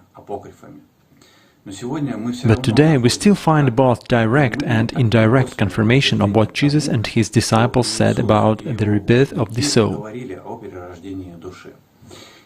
To begin with, let's examine an excerpt from the Gospel of John, chapter 9, verses 1 through 3. Let me read it. And as Jesus passed by, he saw a man who was blind from his birth.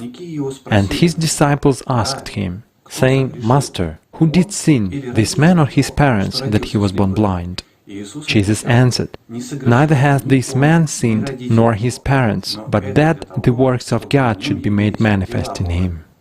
Interestingly, the very question of the disciples holds the answer and confirmation that they knew about reincarnation. Let's pay attention to this again. I will read it one more time. Who did sin, this man or his parents? They asked. The question arises as to how could he have sinned without being born yet? But this paradox becomes clear through the prism of the reincarnation concept. There is an even more interesting point. When Jesus says directly in direct speech about the rebirth of the soul, we find this in the Apocryphon of John. It is worth noting that after this day many religious scholars use Apocrypha as sources of reference. Among them, there is the concept that there is the Holy Scripture, the Bible, and there is the sacred tradition, the Apocrypha, and they complement each other. Now, let's get back to the Apocryphon of John, or as it is also called, the Secret Book of John, and read the following fragment. I said, Lord, how does the soul become smaller and return back into the nature of its mother, or the human?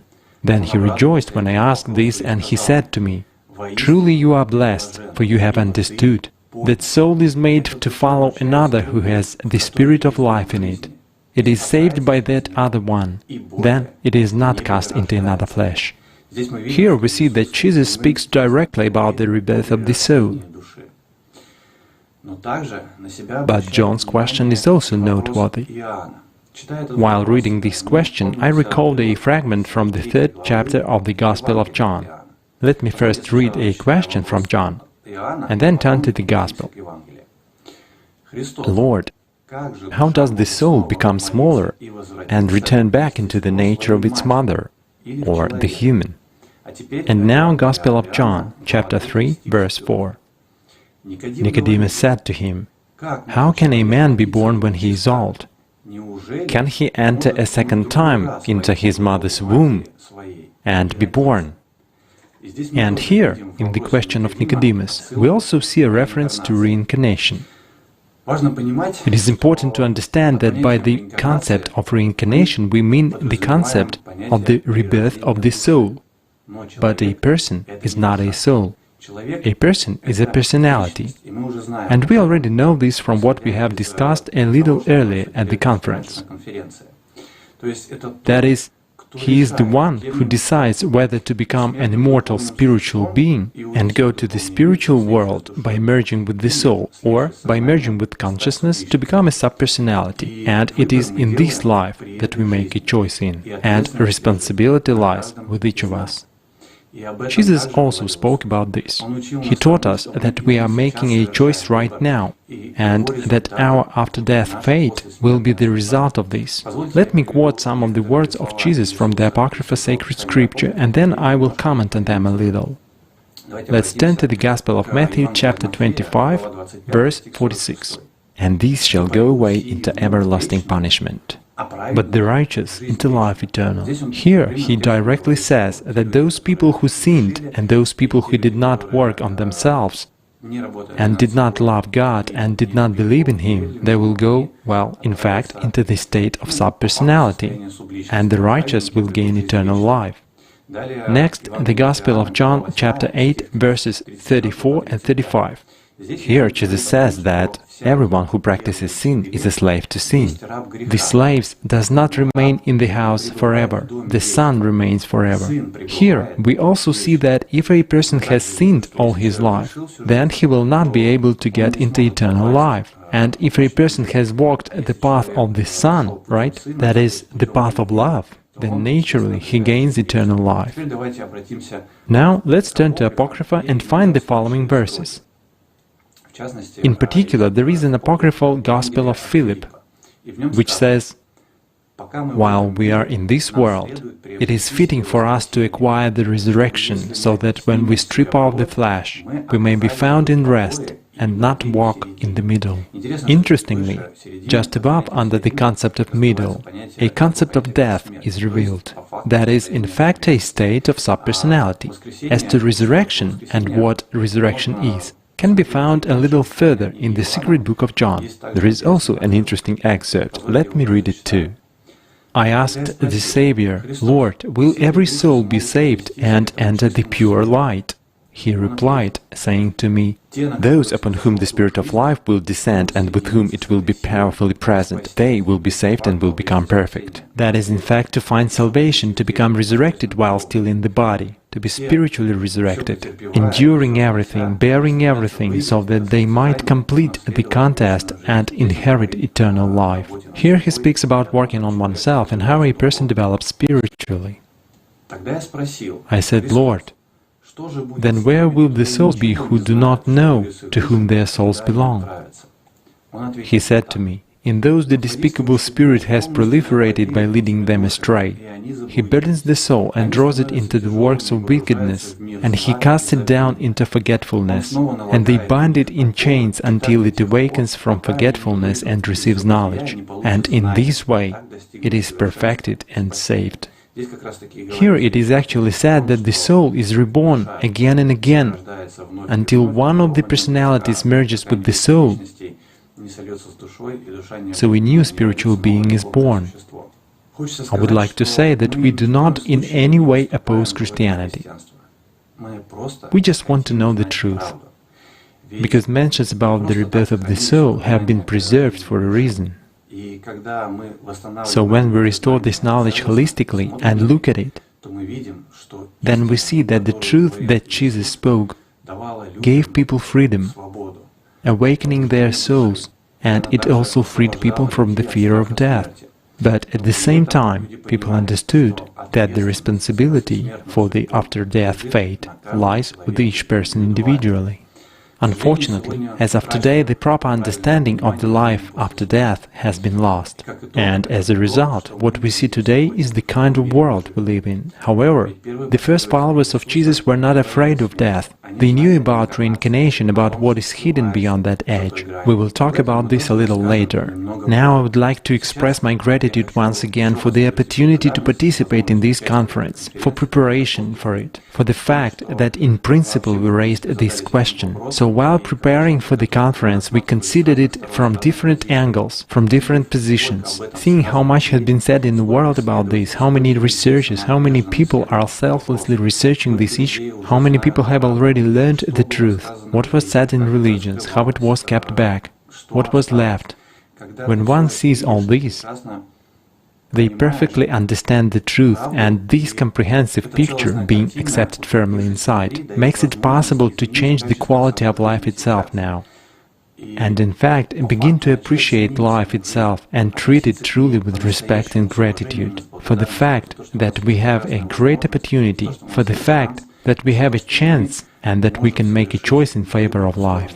I even would like to express my gratitude to all people who take part in researching this, all the people who prepared this conference and in general raised this question, because this is a bold question, and the answer to it is very important for each of us. This is a great care about people, this is a great help to all of us. Thank you very much, friends, and let's continue our discussion on this topic. I am giving the floor to the next speaker. Thank you. Thank you, Dennis, for your significant speech. Now, dear viewers, let's add to our picture a little bit more details. Watch the fragment of the video with participation of Igor Mikhailovich Danilov, Life After Death.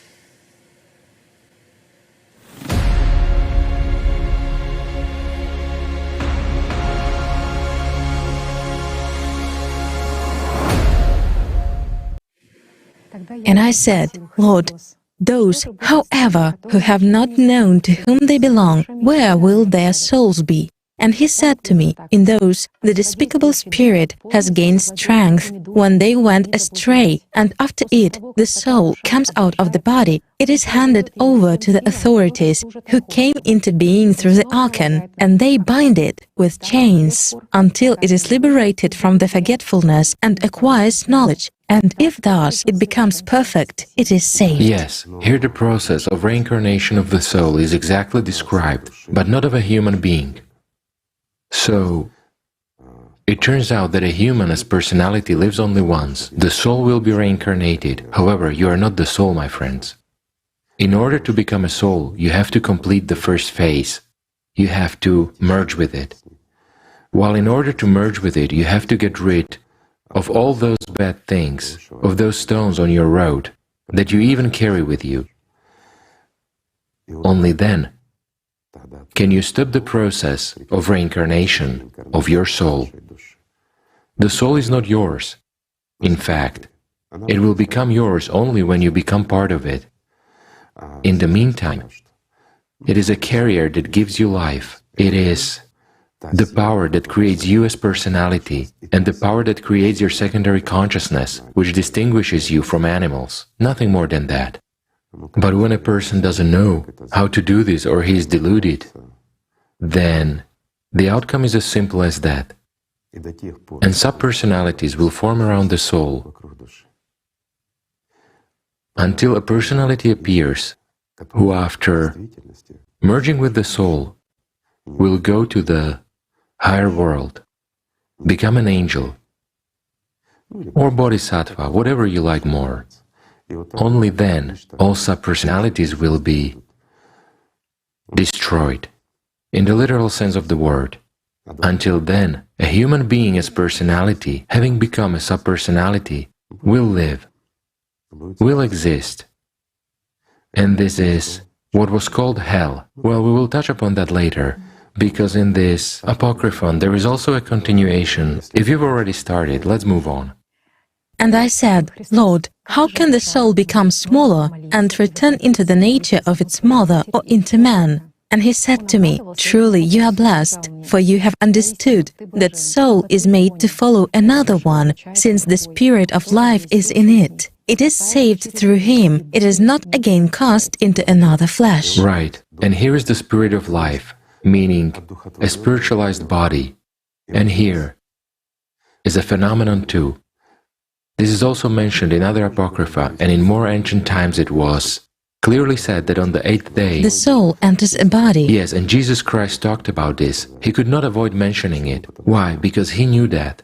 And he had to tell his disciples about that too. And he surely mentioned it. It's just that, you see, history was remade and the truth was destroyed. As we can see from just one apocryphon, this is really so. And precisely the soul enters another spiritualized body, the living body, but enters it on the 8th day. That's when a human being becomes a human being. There is personality, soul, and consciousness in him. And that's where everything begins again.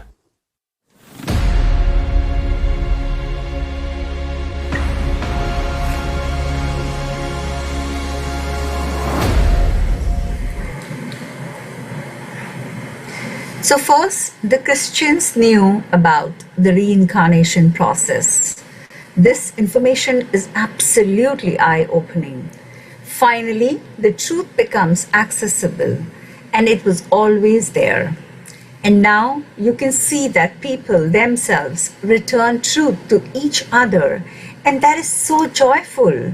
So we have addressed reincarnation from the religious point, and now let us look at it from the point of science. The floor is all yours, Mr. Korotkov.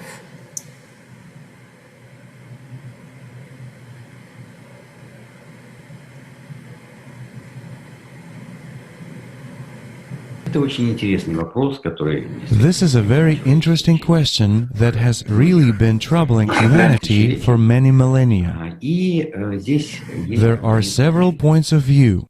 There is the materialistic point of view, that everything ends and disappears, and there is, let's say, rather a metaphysical point of view, that after death there is some continuation.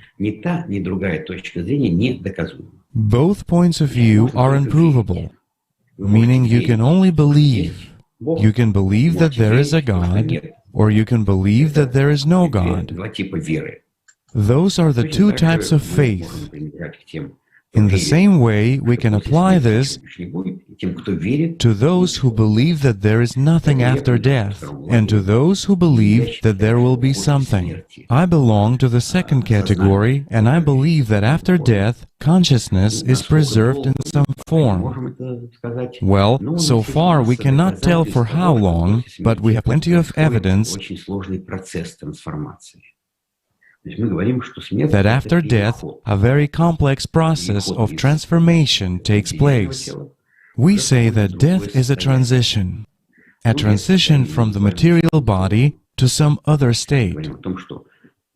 We call this state informational. We say that there exist other worlds that are parallel to our materialistic world.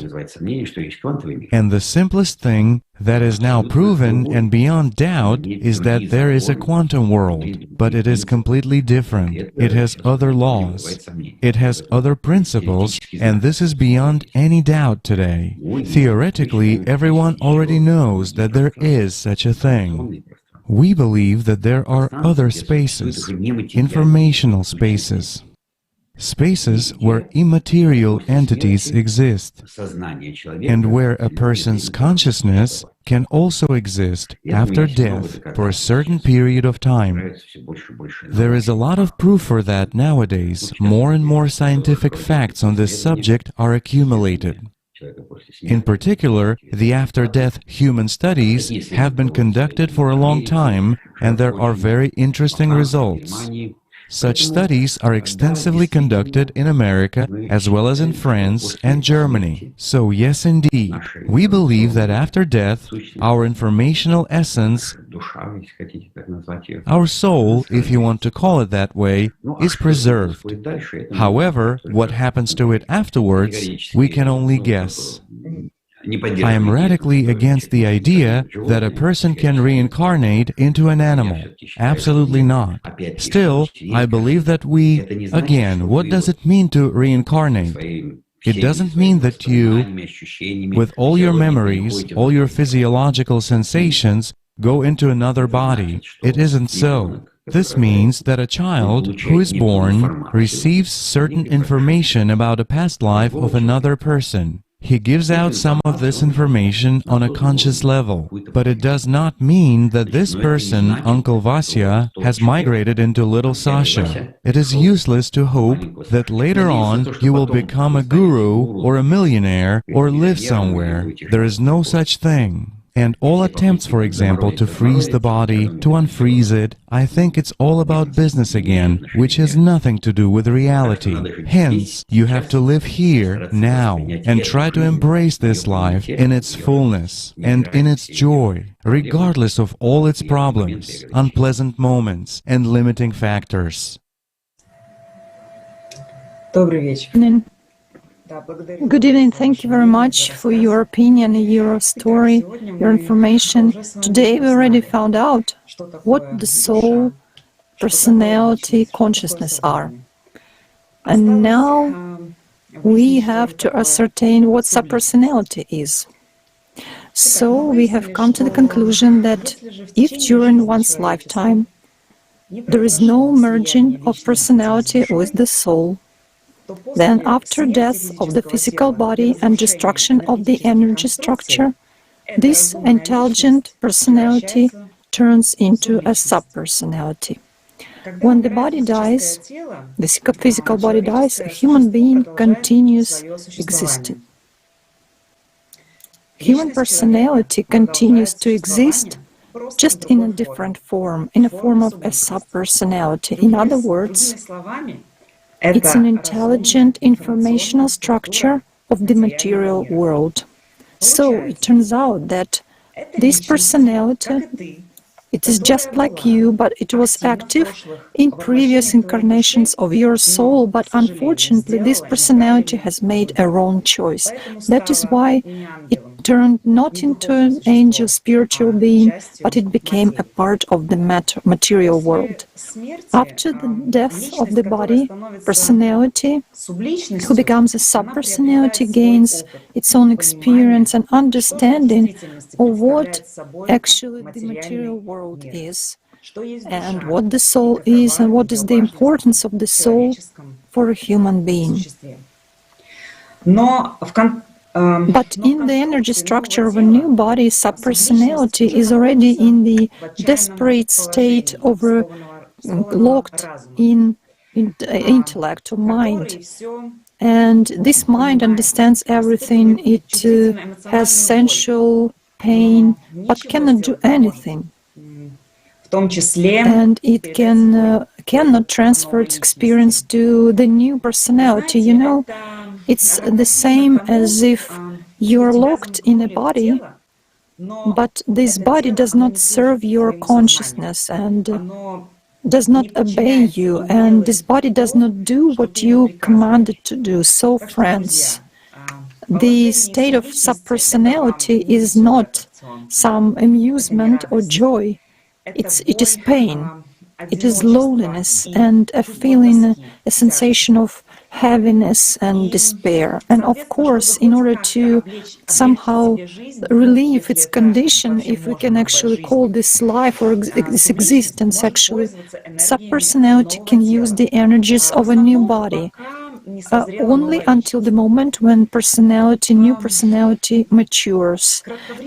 Subpersonality gains temporary existence and power, and thanks to its projections, it can go to other places and visit people whom he or she was attached to during lifetime. Also, subpersonality can manifest its action when living people recall this deceased person, endowing him with with the power of their attention.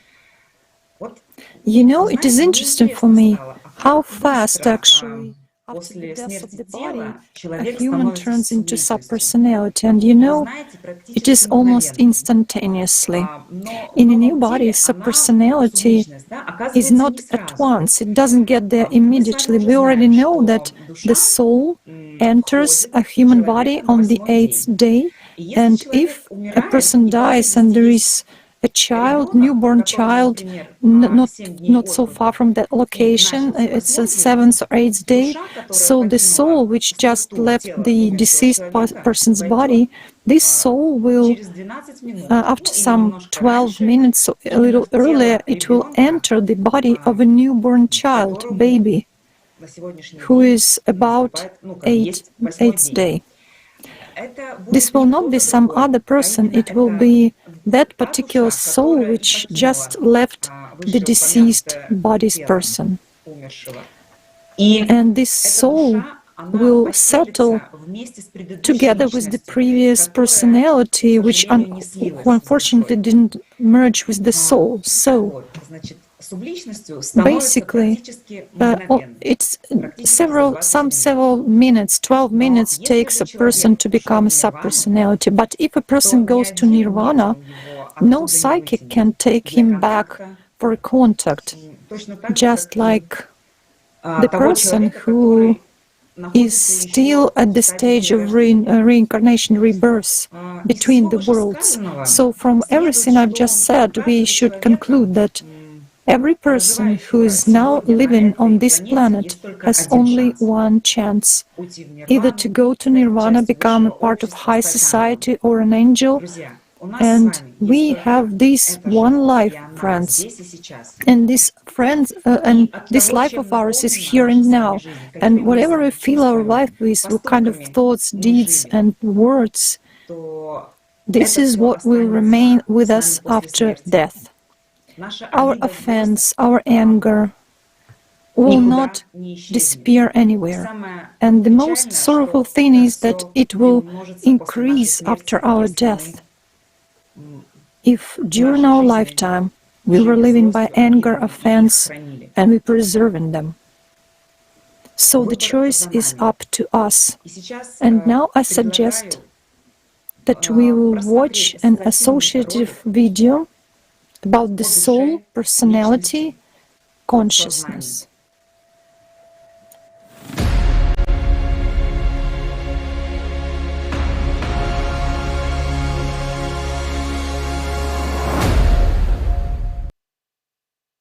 Let's imagine that the torch is a soul. The light from the torch is the life energy coming from the soul. The torch shines into a mirror. What appears in the mirror is the personality. The personality is a reflection from the soul, and the reflection from the personality is a secondary consciousness. The secondary consciousness is what distinguishes human consciousness from animal consciousness, which provides imaginative thinking, intelligence, and so on. The clearer the flashlight, the brighter the personality, and the more developed the secondary consciousness can be. The energy that goes from the soul to the personality can either be directed back to the soul or feed the secondary consciousness. It's up to the personality where to direct the energy. To explain what subpersonalities are, let's take a familiar metaphor: torch and a mirror. Subpersonalities are a kind of foggy light filters on the soul. The degree of darkening of such a light filter subpersonality depends on the dominant life choices, preferences, and sensory emotional priorities accumulated by the former personality from a previous life. The more the animal side dominated in the previous personality, the more material values prevailed, the more difficult it will be for a new personality later. If there are many subpersonalities with dense light filters, then it is very difficult for a living personality to turn from the path of material dominance to feel his soul, because connection between the source of light and the one who needs it is darkened. However, if a person comes into contact with the true knowledge, no matter how difficult the circumstances are, no matter how many dark light filters are around his soul, the personality still has a chance in life to unite with its soul and become a new spiritual being. Because if a person sees even the slightest source of light in a dark cave, he will definitely find a way out of the cave. Attention is our most valuable resource. What do we light up with our attention? Note that if we light on grief, it is impossible to light on happiness at the same time. Where we put our attention is what we give life to. Why light up the grief? Let us light up happiness.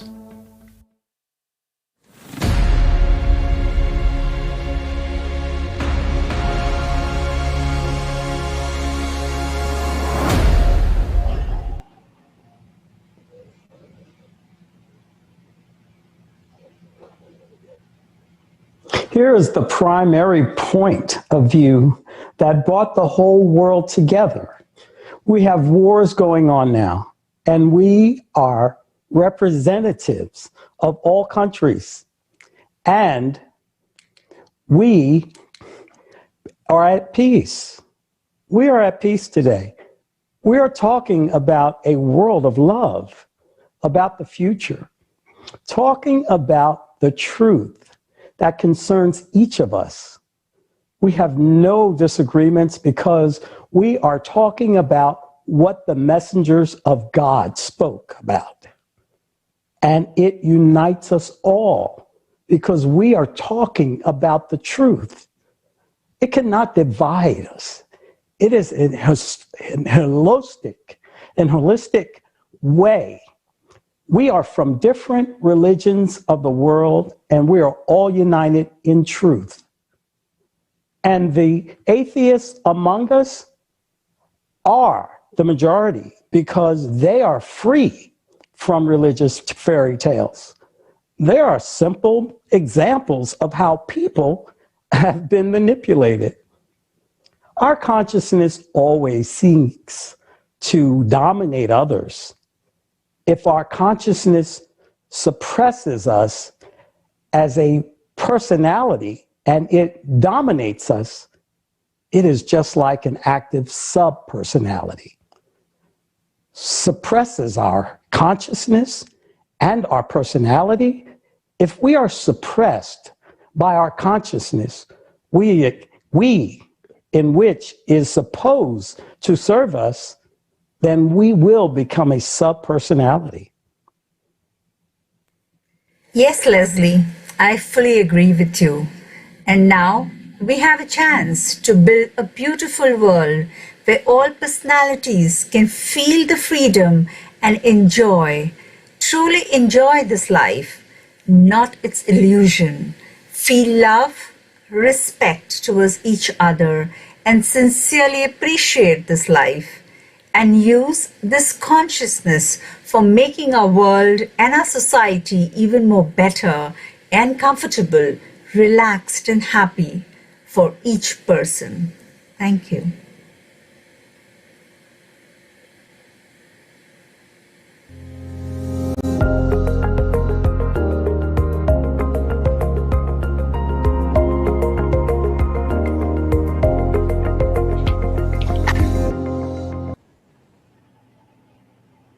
Thank you very much. And what was said above explains the true need for self-development and the ability of the personality to be in control. And I would also like to take this moment to thank all the participants of this conference, all the researchers, all the scientists, all the doctors, and everyone who participated and put together this incredible event that is meant for all people to get this truth, because this truth is truly freeing. Once you know what happens to you after death, you are free to make that choice. And this is truly incredible. And I would like to thank all the people who are participating today. And now we're moving on to our next topic. And we already understand that after the death of the physical body, information remains. Yet it is in a different state. But what exactly happens? In what form and how? Explain it from the scientific point of view. Here we will look at the so-called past life memories, experience that have been recorded many times over many years around the world. when people remember their past lives. And first, let's hear from Miriam Gamblier, a psychotherapist, master in philosophy, doctoral student in history at the École pratique des hautes études, co-directed by the University of Lorraine. Bonjour, je m'appelle Myriam Gablier. Hello, my name is Miriam Gablier. En histoire et mon sujet de thèse Student, this subject is the hypothesis of the survival of the soul beyond the death of the physical body. So I'm fully in the theme of this conference. Besides, I'm a journalist and a writer. So I have written several books and many articles on these subjects. And I also have work experience as a body psychotherapist. So I was very interested in the relationship between body and mind. This was also the topic of my PhD thesis in graduate school, where I really delved into this issue of the relationship between body and spirit. That's why we will say that through all this, the common thread of my research is really this enigma, this mystery of the relation between the consciousness, conscious experience and the body. When we're interested in the data that are accumulated about the reincarnation hypothesis, we obviously think of Dr. Jan Stevenson, who in a sense is an essential reference. This doctor was a psychiatrist, director of the Division of Perceptual Studies at the University of Virginia, and for more than 40 years he studied the testimonies of children who say they have already lived before and on all the continents except Antarctica. He was not alone but with a team, and together they have accumulated tens of thousands of cases. Quite surprising. And since it is quite a sensitive topic, they really had a very serious approach. So they went into the field, they did psychiatric tests on the children, they interviewed all the families, they cross-referenced the information, they searched the archives, autopsy reports, medical records, police records. They really did some very, very thorough research. They also tried to find biases each time. That is to say, other explanations such as fraud, psychopathology, personal memories. So every time they really tried to stay away from the reincarnation hypothesis. But despite everything, they kept 2,500 cases, which to their opinion can best be explained by the hypothesis of reincarnation. So that means that they have a database with 2,500 cases of children who say they have already lived. They conducted field research and they found traces of people that children described. And it is quite astonishing, that is to say that suddenly they were able to compare the story of the children with the history of these people who died. And what they found is that the children already start to testify at approximately the age of 25 months. So they start to testify very early, from the age of 2 years. You should also know that the work of Jan Stevenson has been published in peer-reviewed journals, including The Lancet, which is a major medical journal. And so we have a researcher who was very meticulous, very conscientious, who never commented on the reincarnation hypothesis. He always said, I don't know, I'm still looking. But in any case, he left behind a lot of data that can be called perplexing. Because here we have these 2,500 cases, which are quite impressive. That is to say, for example, we have a child who will say, I was a baker in a previous life, in such and such a village. I was married to such and such a person. I had 3 children, my house was like this, and I hid something in the cupboard, under the food behind the cupboard. And when the researchers go there, they go to the village, they realize that there is indeed a baker who has died, who was married to such and such a person, who had 3 children, and when they go to look in the hideout behind the cupboard, they find the thing that was actually hidden by the person. So we are really dealing with very concrete examples, in fact. The data can really be verified, it's tangible, and therefore it is perplexing. So at the present time, we have a very large set of data which is really very surprising. Besides that, the other amount of data is adults who say they have memories of the previous life. And here we're often facing the therapeutic case. I mean, this is often regressions that were caused either by hypnosis or by forms of regressive therapy. And the third course of data regarding the rebirth hypothesis is, like I said, the fact that all the cultures around the world have mentions about this phenomenon in different scenarios, but finally there is also a big accumulation of evidence. Thank you, Miriam. And we also interviewed Dr. Antonia Mills, who worked with Dr. Ian Stevenson. They are the founders of reincarnation research. It is thanks to their work that the whole world today knows about confirmed cases of memories of past lives.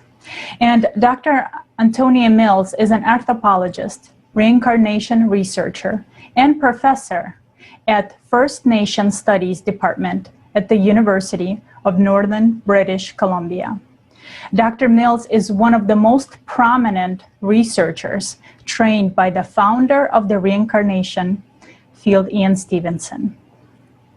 She specializes in reincarnation beliefs and experiences of indigenous people of the Northwest region of North America, but has also investigated and analyzed cases in India and the West.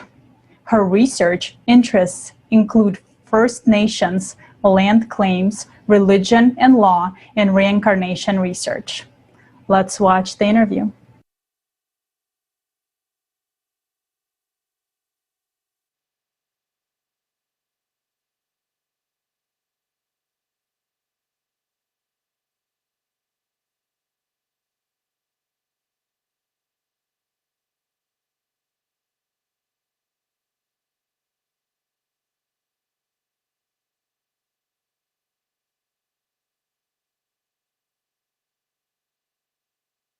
в Бивер, Вет Сувет Эн и Гит Ксан. Так что это было действительно очень здорово. И было замечательно, что Ян Стивенсон послал меня в Индию, чтобы я изучала местные случаи реинкарнации. Конечно, в Индии тоже есть удивительные случаи, но аспекты реинкарнации таковы, что в основе лежит то, что когда кто-то уходит из жизни, он вновь входит в зародыш и рождается. И в некоторых случаях, если у предыдущего человека была серьезная травма, то ребенок родится с соответствующим родимым пятном.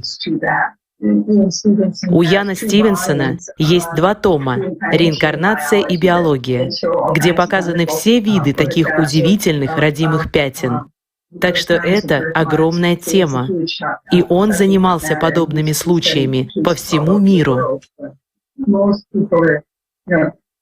Большинство людей, многие представители западной культуры, не знают о концепции реинкарнации, и причина в том, что в 553 году нашей эры Никейский собор решил запретить концепцию реинкарнации. До этого она присутствовала в христианстве. Иисус, Иоанн Креститель и другие говорили об этом, о предыдущей жизни и так далее и тому подобное. Но по какой-то причине было решено объявить ее вне закона после этого собора. Так что ее предали анафеме. Она стала тем, во что не разрешается верить. И таким образом это просто было как бы исключено, и люди не говорили об этом. Итак, это некоторые аспекты реинкарнации, которые мы нашли и проработали. Но даже без каких-либо радикальных причин смерти или чего-то подобного, родимых пятен, очень многие дети рассказывают о предыдущей жизни с того момента, когда впервые начинают говорить. Обычно это происходит в возрасте около 2 лет, и они говорят о своей прошлой жизни очень выразительно. Они рассказывают о том, кем они были, и обо всех тех вещах, которые они хотят, и о людях, которых они хотят увидеть, и все в таком роде. В случае с Тораном Сингхом из Индии его прозвище было Титу. Когда Титу был маленьким мальчиком, у него были много воспоминаний о предыдущей жизни. Он говорил своей матери, что его жена носила более красивые сари, чем она. У него были все эти переживания и заботы, когда он был еще совсем маленьким. Он утверждал, что умеет водить машину. Когда я поехала повидаться с ним, ему тогда было 3 года. Я приехала на такси, и он захотел сесть за руль. Он был такой маленький, что он, конечно, сел в машину, но не мог видеть через лобовое стекло и поставить ногу на тормоз. У него были самые разные воспоминания о прошлой жизни. Наконец, он сказал, что был владельцем Суреш-радио, и его старший брат, которому было 16 лет, знал о Суреш-радио. Никогда там не был, но слышал, потому что в то время это был единственный магазин в Агре, где продавались телевизоры и тому подобное.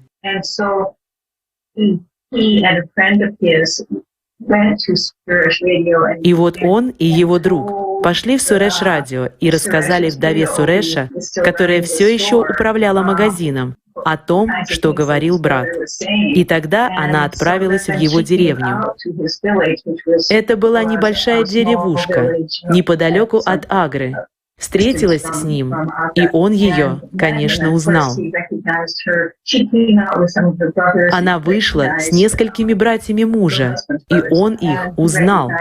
Он не только их узнал, но и говорил разные вещи, спрашивал о своих детях.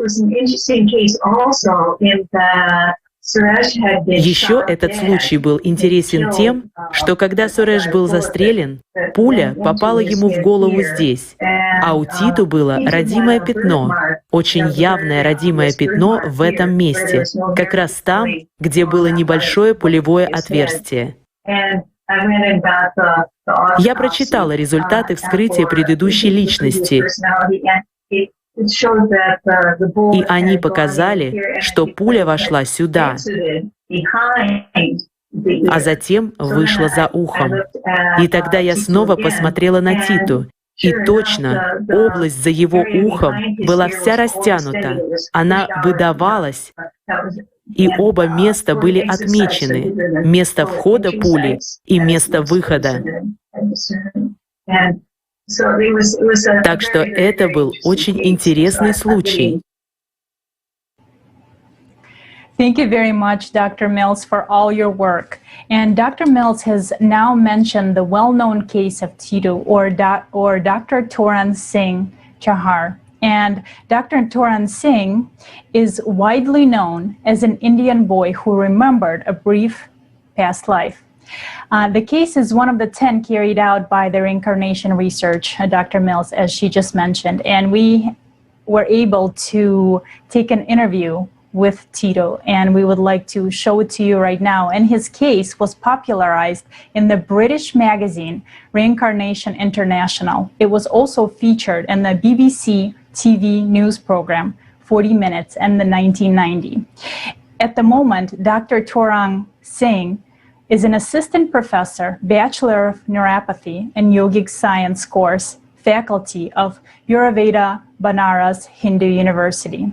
And please, let's watch an interview with him. We're really happy to have him with us.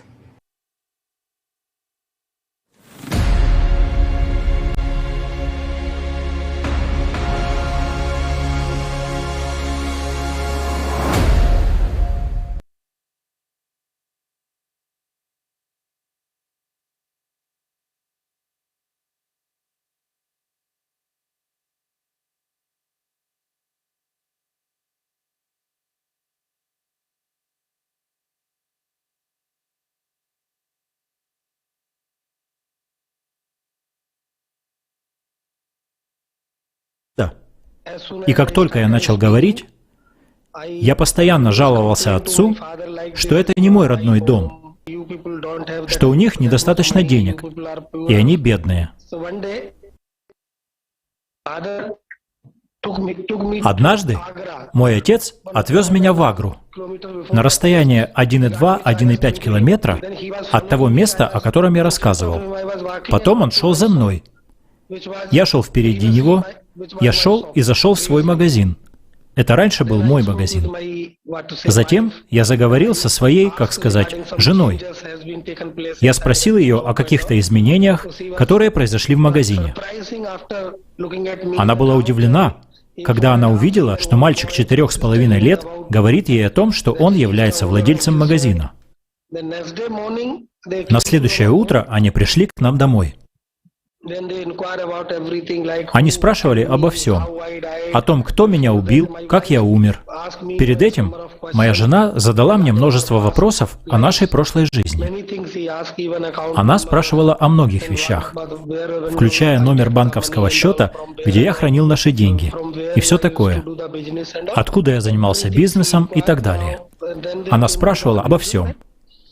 И потом они пришли к заключению, что это был случай реинкарнации. Мы до сих пор поддерживаем отношения. Всякий раз, когда я ездил в Агру, я встречался с ними. Agra, I used to meet them. All past memories I am still remembering.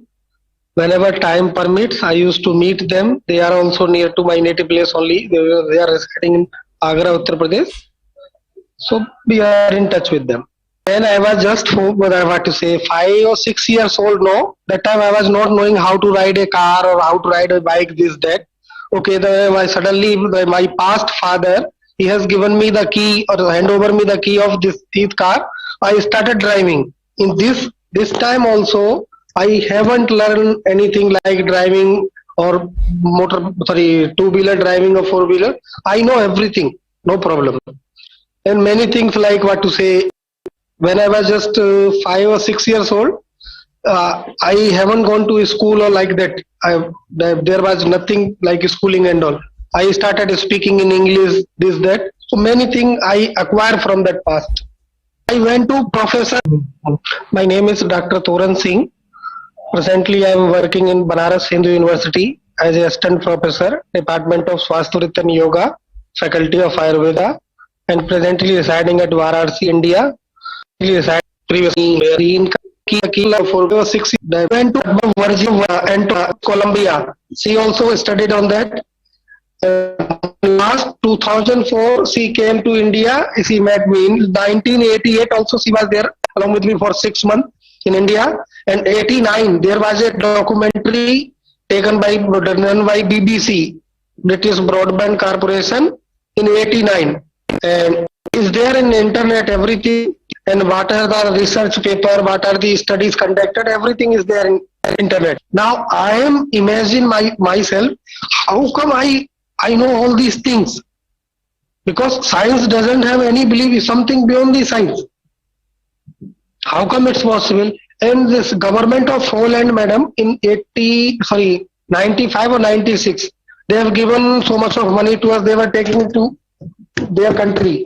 They were ready to plan something like they were ready to do some surgery on me, like they are ready to open my skull. Then my father doesn't allow me.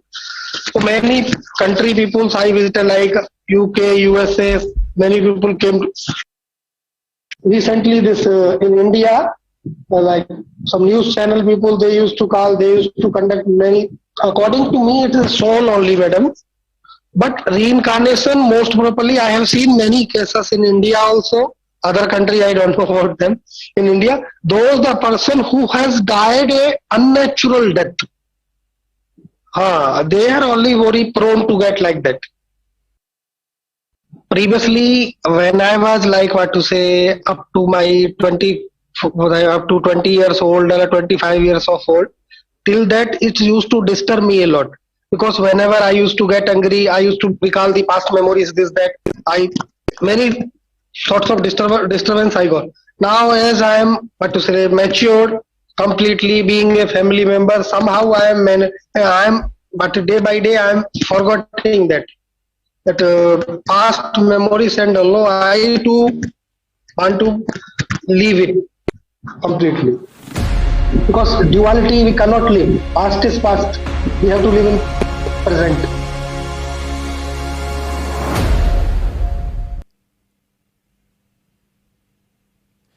Well, interesting example. And in this case, the family recognized the subpersonality. If the subpersonality shows up and is not needed, then after expending energy, the subpersonality leaves. And here is an example where the family has recognized it. And Tito lives a double life. While the family feeds the subpersonality by paying attention to it, on one hand he is living a double life and he feels that someone is living it. But this doesn't mean it's him. Inside he realizes that it's dead and he is alive. And he and the whole family are feeding a dead man. He told what no one else could have known, that fact is absolute reality. The question is somewhat different. Why feed the dead man to waste attention on him? Because people are stealing from themselves. Yes, it is easier for him for a short period of time, I mean for the subpersonality. And subpersonality, having such a skill after the death of the personality, it will try to dominate for the next incarnation. A great example of that is Dalai Lama. You shouldn't feed the dead. And more on that later. You empower them with your attention and they make trouble in the next generation. Subpersonality eats away at what gives us life. We share the lust with our alleged kin and what has bonded us in supposedly biology. Those emotions that flow are past personality emotions, beloved relatives or someone who left by choice or by accident, but they are dead, completely dead. And to share our life with them is to sign our own sentence. No matter how good it sounds in our minds, but not only are we not saving them, but we are reducing our own chances. Thank you, Alexei, for giving such an explanation to the story which we have just watched.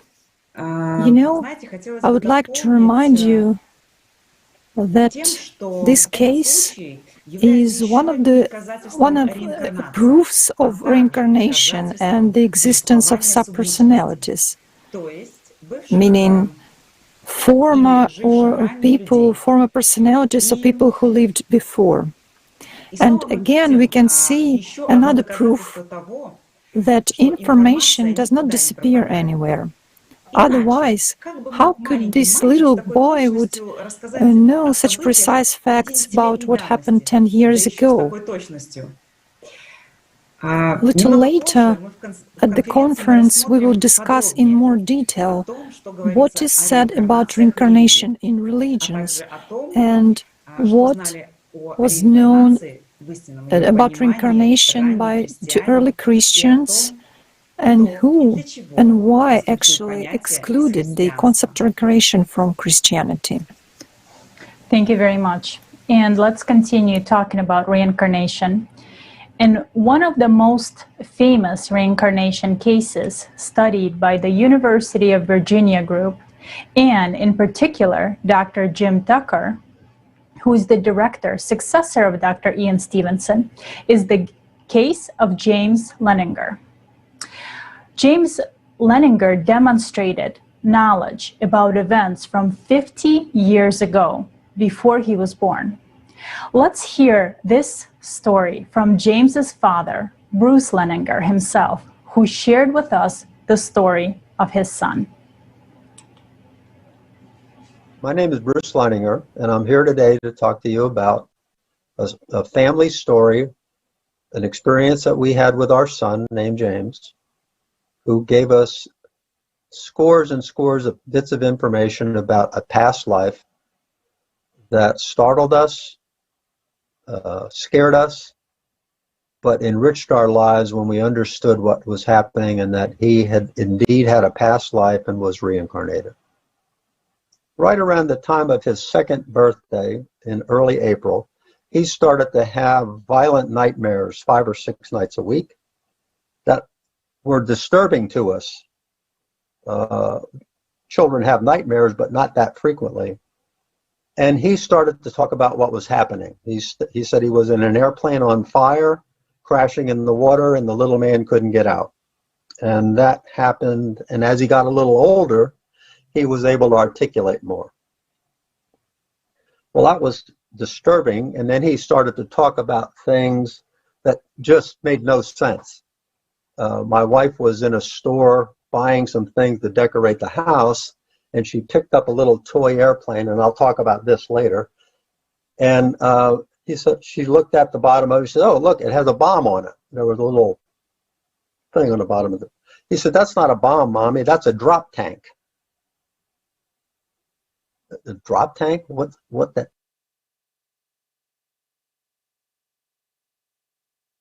Well, he started to talk more. He started to talk. He said he flew a Corsair. You know, what kind of plane were you?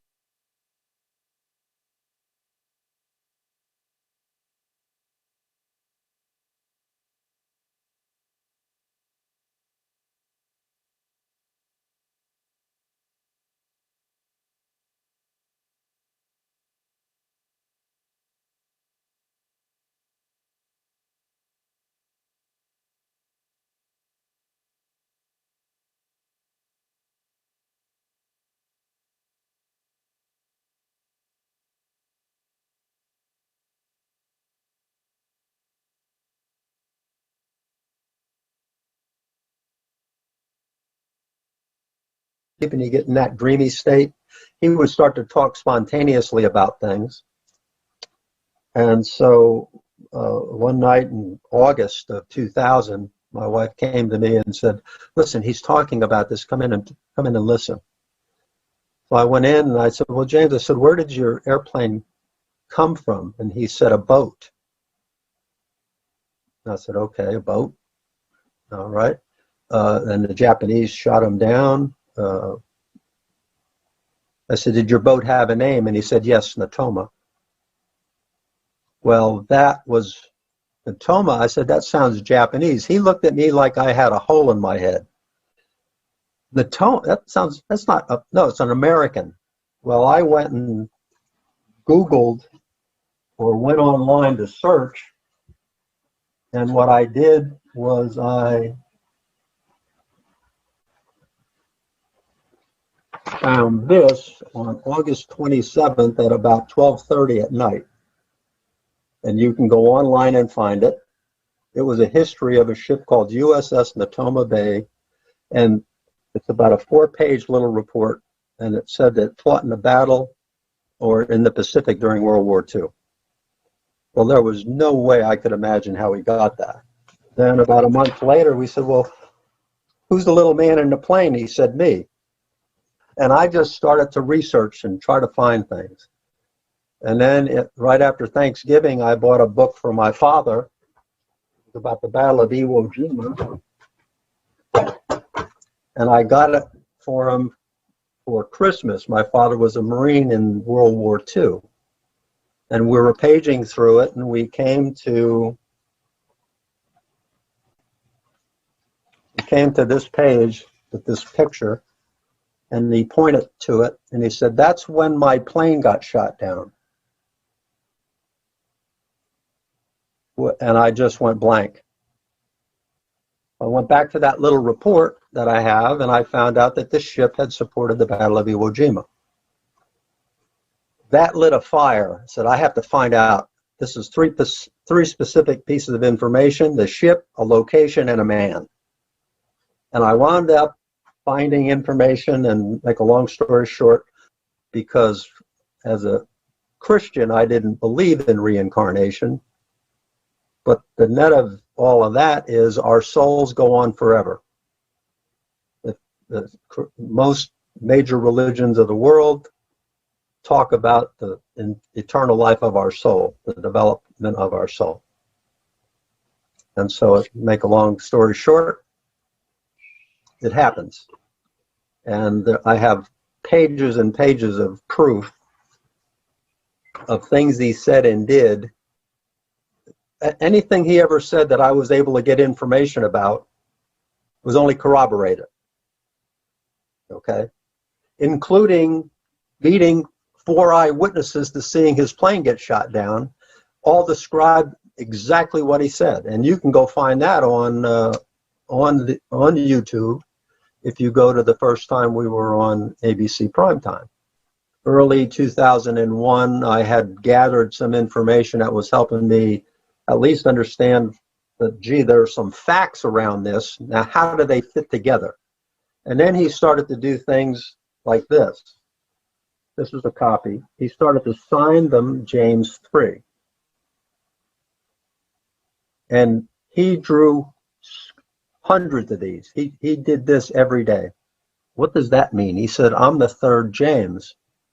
Well, he was not named, he was named after his great-great-great-grandfather. And so he's not a junior, he's not the third James in our family. And so that was a mystery. That from about 2 years from the date he drew this, I found out who James 3 was. Okay. Or why he was James 3, because we found James 2. Okay. The man that he had the memories of, named James M. Houston Jr., this man was the only man from that squadron that was killed during the Battle of Iwo Jima. And his name was James M. Houston Jr. And the description of how he was killed matched exactly what James was saying.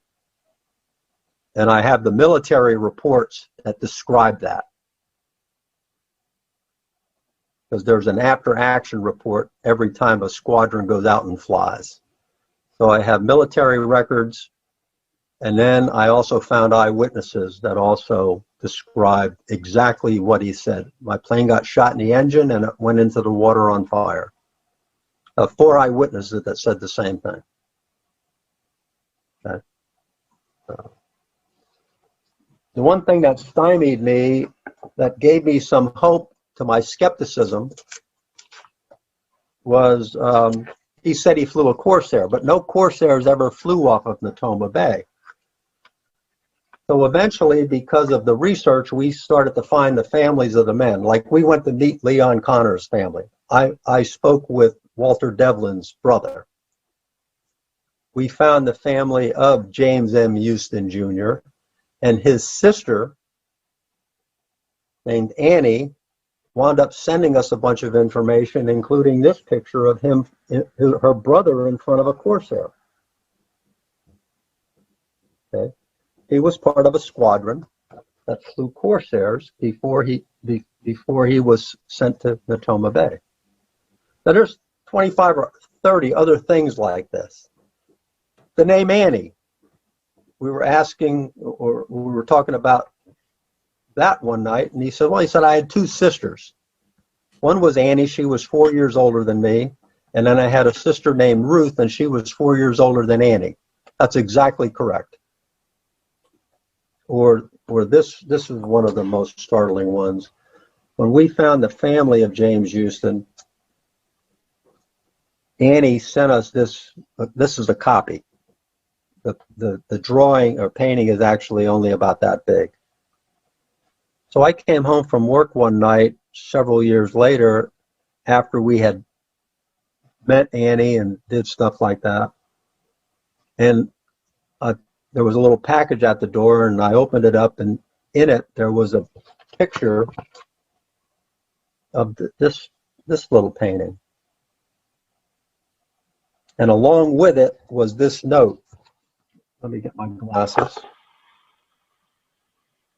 It said, Dear James, now this was on January 16, 2006, and they had spoken right around Christmas in 2005. It said, Dear James, I do hope that this is the picture that you asked me for.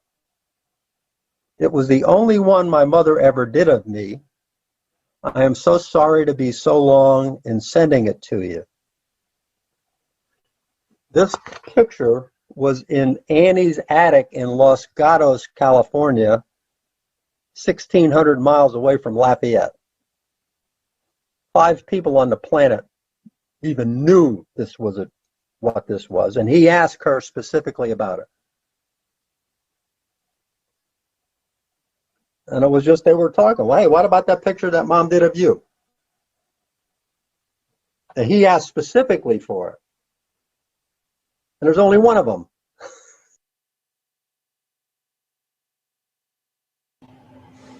Yes, it is incredible how many details James remembered of the previous life. And we can only imagine how scared the parents get when they come face to face with such manifestations in their kids. And I'm sure they feel hopeless until today, until this truth is released and is available to all people. Now let's watch the rest of the interview with Bruce Leninger.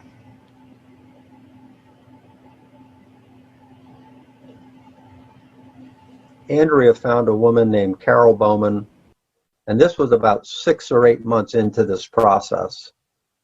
And she did counseling on children with past lives. So she said, look, just tell James this is not him, it happened to someone else. And that helped calm him down, and the nightmares essentially went away. Bruce, one more thing that we were talking about, when did it stop? And to James seeing and perceiving all this, and why do you think it did happen at that time? When we went to Chichijima, we went there, the Japanese took us there, and we did a special there. And when we had a memorial service. When that occurred, we went out into the ocean, over the place where the plane got shot down. And with all the violent drawings he drew one drawing after that. It was the last thing he drew, and it was peaceful. So what happened was, when we went there, we think that he got the emotional, spiritual closure. This is where it ended and where it began. And at that point, he really never talked about it again. It was really, he had no nightmares, had no bad memories. We went there in 2006. So he was about 8 years old. That was the last thing that he drew. He had just come back from Chichijima. You see that it's a Japanese ship. There's no bombs. There's nothing. Whales and fish. Birds are flying. No one's being killed. That was the last thing he drew. Science tells us that there's a conservation of energy. That's a scientific fact. Well, our thoughts are energy. Our consciousness is an energy. The hard thing is to put your hands on it and touch it. You know, the scientists can go into a lab and touch it or see it. We can feel it. Well, we feel in the same thing, and that energy is conserved. So there's nothing conflicting with scientific method about that. If energy is conserved, and our thoughts things, if you think of something, is that a thing? What does it do? It changes your behavior. It's a guidepost. So from my point of view, the hard thing to do is make that little jump of faith, because it's just a little jump. It's not this giant chasm. It's this little thing. Just take that step. And you won't be disappointed. Dr. Jim Tucker, he's a researcher on all this. I've spoken to Jim dozens of times and been on TV with him 3 or 4 times. Okay? He says this is the best case of reincarnation that they have. Well, I didn't start out to make it the best case for anything. I was trying to find out what was happening to my son. So the issue is persistence. That what you don't understand, don't be afraid of it. You have a soul. We know we have souls. Okay? Be curious, ask questions, seek out, and you might be surprised what you find. Yes, indeed, it's a very interesting story with numerous facts. But I'm curious, actually. What actually was the reason for such a sudden change in the situation, like nightmares and obsessions disappeared in his drawings, these drawings with falling airplanes and killing people. It's not clear. Bowman, who was approached by the Leininger family, reinforced the personality's position by saying that the person who died was not him. It happened to someone else. And that's the key point. The family then visited the site of the plane crash. The story cleared up and thus ended. By strengthening the position of the personality, James was able to confront it.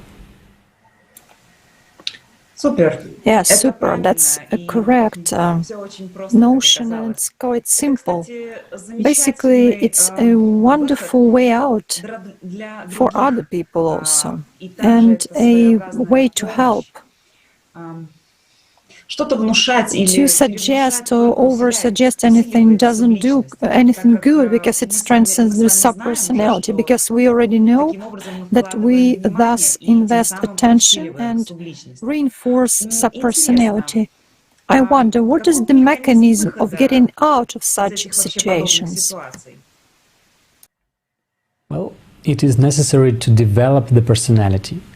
When the personality realizes that it is not you, that there has been a substitution, that it's not your memories, it's not your life, it is a dead thing creeping toward the living, then the personality begins to defend itself, ceasing to invest attention in the suggestions of the dead person's subpersonality, and beginning to live here and now.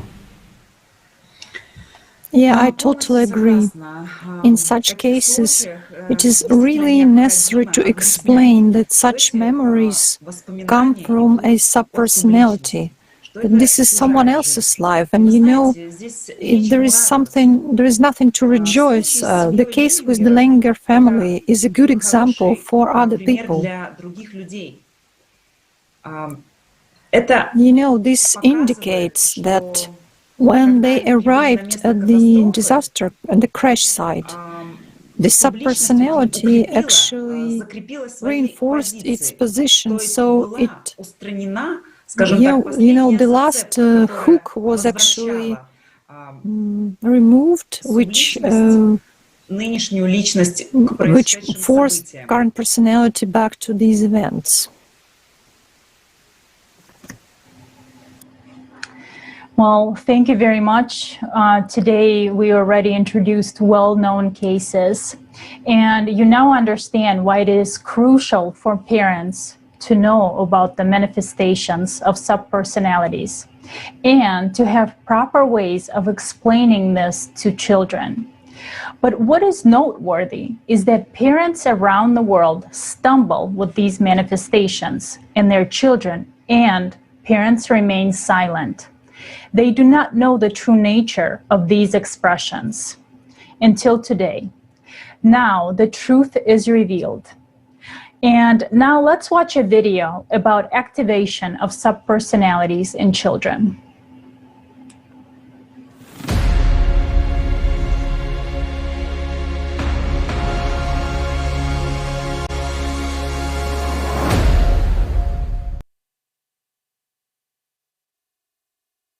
My youngest daughter used to have very strong manifestations of aggression. She could push me away, saying, "You're not my mother, I do not love you." And sometimes I really had a feeling that scared me, that she was a stranger to me. And it was so frightening to me. I didn't know what to do, how to calm her down and convince her. She was pushing me away and kicking me. I mean, there was very strong aggression. He would get very aggressive at times, and at those moments he didn't know his name or my name. He had some kind of great strength, and in those moments he could strike himself or others with great force. She had the strength of an adult. Once I remember that she took a chair and used it to try to break the door down. and it was not possible to stop her. I mean, it was impossible to take her in an armful or to grab her because she was very strong. That is, I physically could not cope with her. While playing, she opens this knife and just goes ahead and throws it in my stomach. She screamed to such an extent that her body became as hard as stone. I tried to hug her, grab her, rock her, but she just rested out. It was like, so much power manifested in her that it seemed as if someone had possessed her. He was always screaming and yelling. Everything we gave him, he would hit, break, and smash. These outbursts occurred very, very often during the day. He sits there eating peacefully. Suddenly, he takes the forks, which he has used while eating, and throws it right into the older boy's eyes. He just was running around the apartment, throwing things everywhere, falling down, rolling around. He is now a 9th grade student. During one of the lessons, either chemistry or physics, something was external irritant to him, to this boy. He lost his temper. He lost his temper. He showed incredible physical strength and aggression. He began to destroy everything in his path, everything that was in this class. The child suddenly became a completely different person. She no longer recognized The child suddenly became a completely different person. She was no longer recognized her mother. She started talking to her as if she were a complete stranger. I mean, she tried to escape and run away.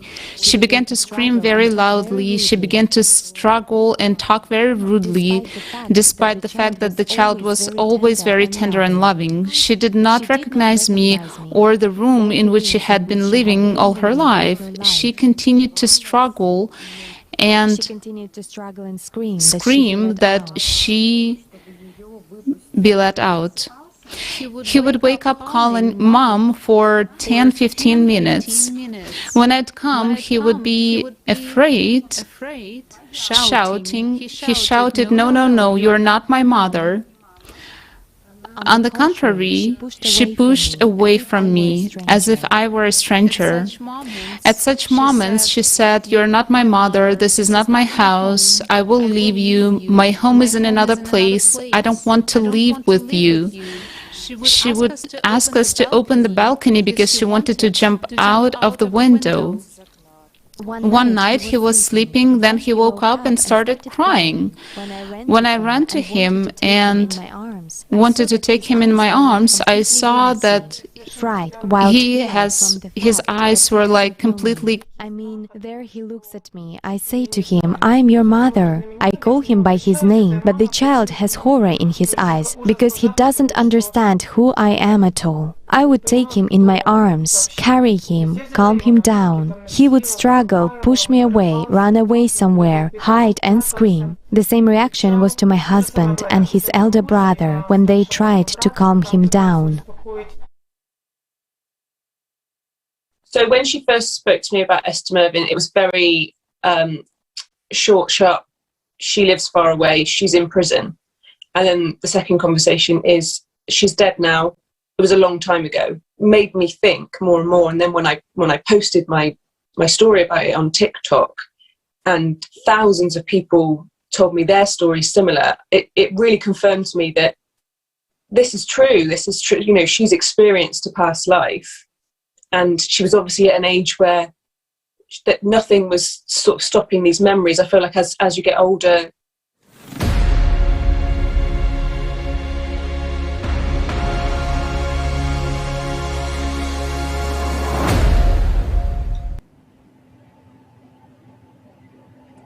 Thank you very much for everyone for sharing. And next, Dr. Walter Semkiv will add more to this topic.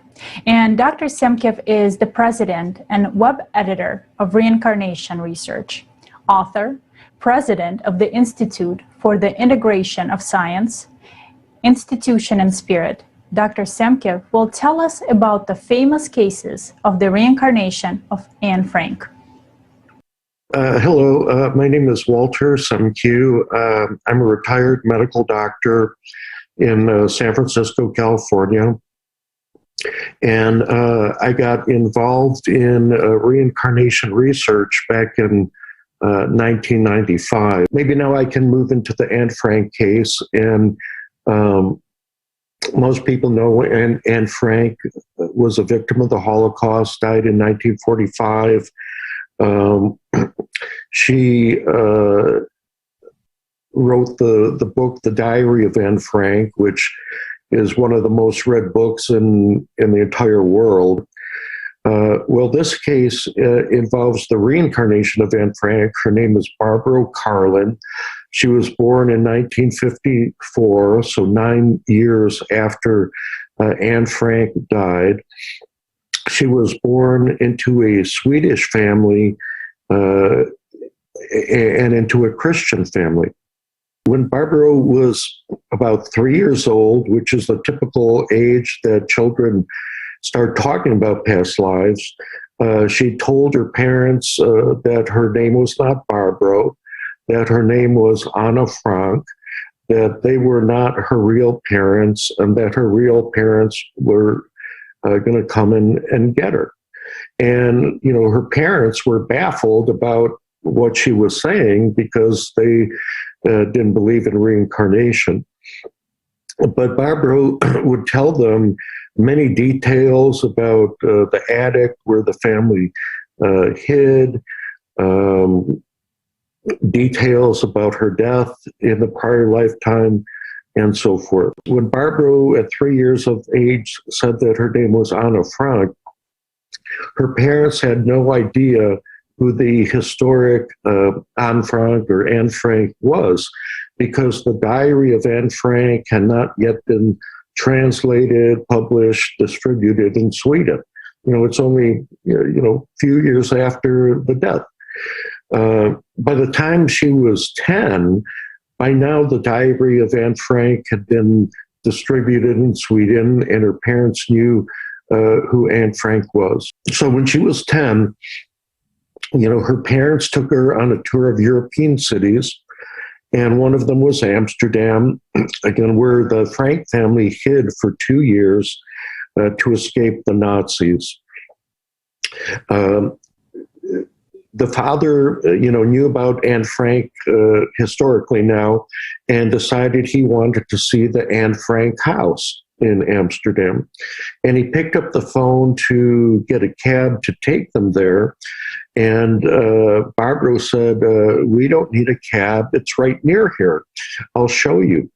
And the parents, said, "Well, how could you know? You've never been here before." But she took them by the hand and led them on a 10-minute walk through the winding streets of Amsterdam straight to the Anne Frank house. Then when we came up towards the house, I saw that the steps outside were different, were changed. So I stopped and I said, "It's strange, they have changed those steps."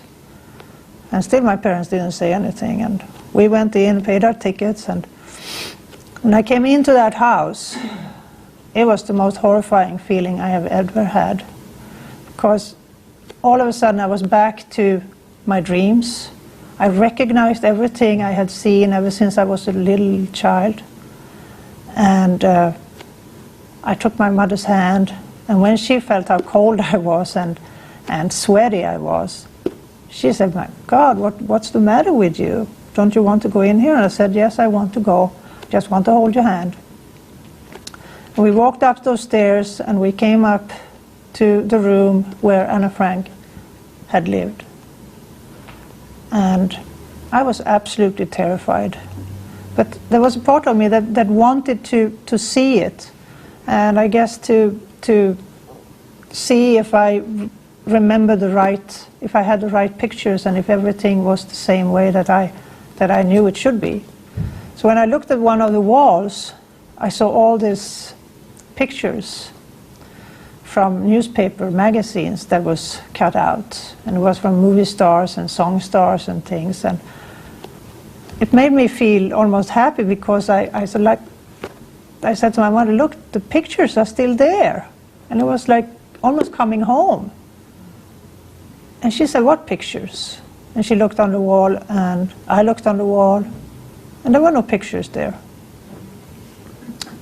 I said, what do you mean? What are you talking about? I said, I saw those pictures on the wall, and I know they have been there.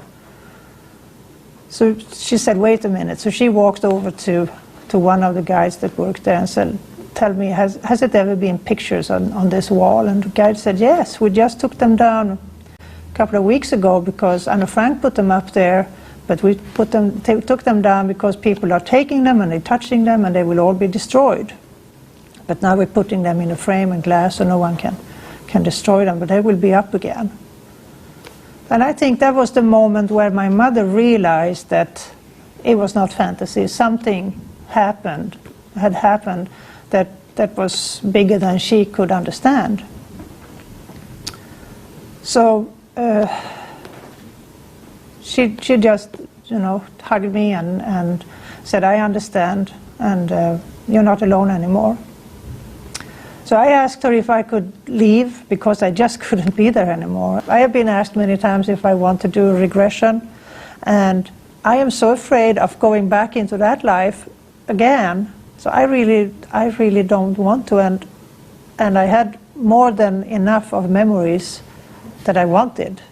So I really don't want to open that door again. But the important message is that if you know that you have had a life before, if you know that it could be things that happened to you in your past life, or it could be karma, it could be people around you that affected you in a way that they did at that time, this is the reason why it happens now. You don't have to remember your past life, and to me it definitely saved my life to see the connection and to know that I was the one to make the choice in this life. And I think that we all have that possibility to make our own choices.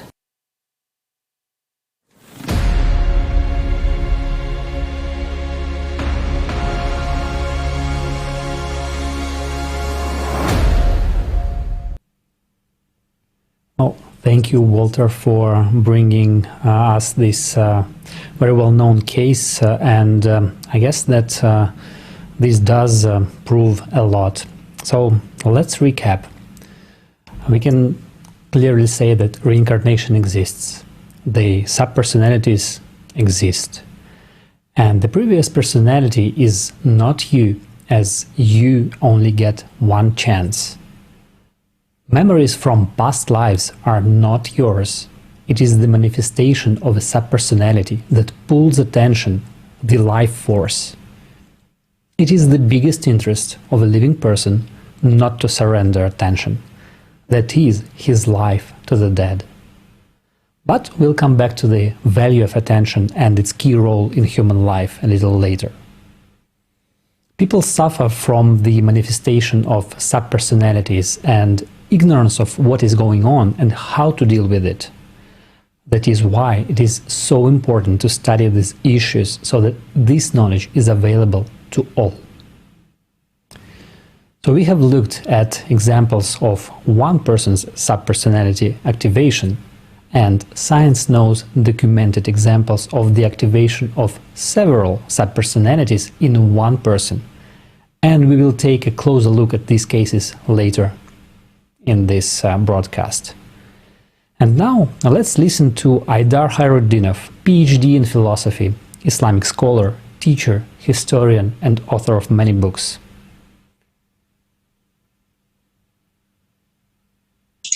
أنا أيدار خير الدين. Let's take an ayah from the 32nd surah, ayah 10, in the name of Allah, the most gracious, the most merciful. It reads, وقالوا أإذا دللنا في الأرض أإنا لفي خلق جديد بل هم بلقاء ربهم كافرون. So it says here, they say, when we have crumbled, when we are lost within the earth, it means crumbled in the grave. Will we indeed be in a new creation? If we take translations, even let's take this one. Here we have a translation of the Quran 32:10, okay? Let's see how it was translated here. They say, when we are lost within the earth, will we indeed be recreated in a new creation? The way I translate it and the way it is presented in the Quran, this sentence is nominal. There are no verbs. Here the translator inserts the verb, will we indeed be recreated in a new creation. And here we have our standard schemes that everyone died, then Allah raised everyone from their graves. And this will be recreation, sort of. Thus, we arrive at such a meaning by distorting the ayah, by adding a verb that is not there. Now, let's go back to what the ayah says, meaning to what Prophet Muhammad, peace be upon him, told these people. When you are lost in the earth, you are in a new creation.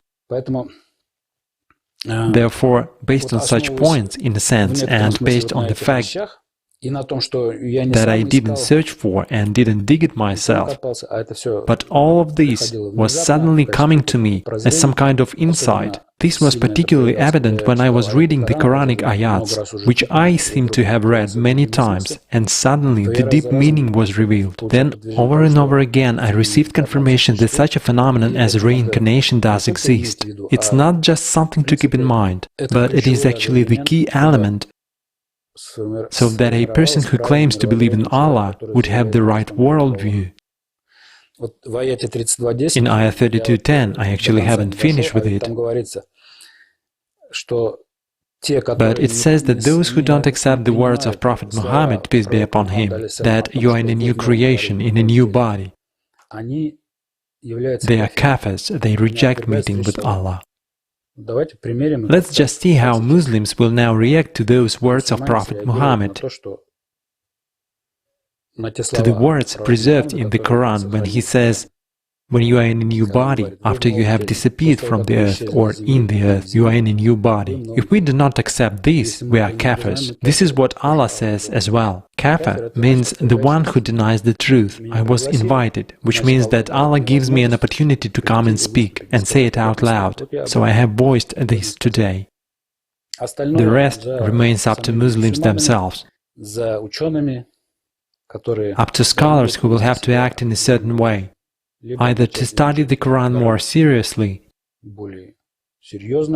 ignoring the tafsirs, or to turn away from what I said and continue acting in the same way as it has continued for almost 1,500 years.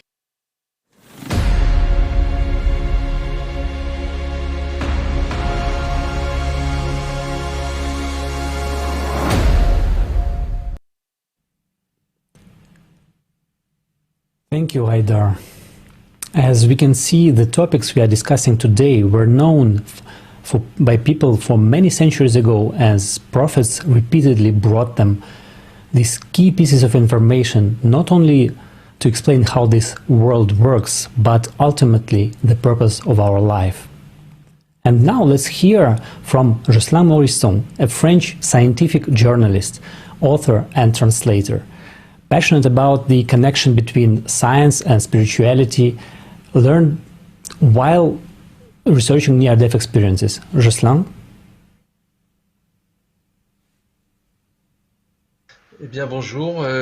Hello, my name is Jocelyn Morrison. I am a journalist with a scientific background, and I have been interested in the phenomenon of near-death experience for a bit more than 25 years. I wrote a lot of articles on the topic and several books as well. And I also translated from English some books about this phenomenon that fascinates me. The near-death experience suggests, they don't prove, but they suggest that life continues after the physical death. At least the existence of the consciousness continues after the physical death. And there are also witnesses who tell us they had multiple lives and that they could see part of their previous lives during the near-death experience. Of course, it was effectively studied by researchers as Jim Tucker and Ian Stevenson and others, with some very convincing cases of children who remembered their previous lives and had memories of their violent deaths. often of an accident, something like that. Being children, they remember how they died, they remember the places, the people, etc.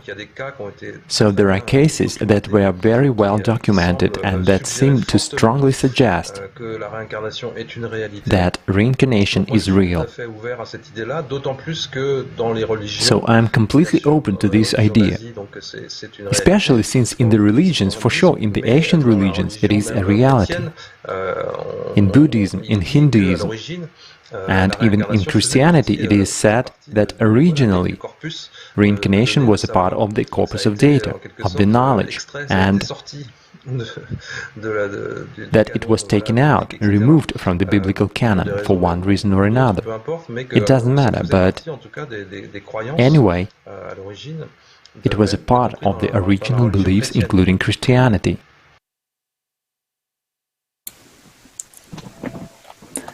Thank you very much, Islam, for your interesting story and information about your research. The topic of life after death in the religious context is what we will cover later, a little bit later. But now I would like to give the floor to our next speaker, Katarina Mikitova, Director of Skyfall.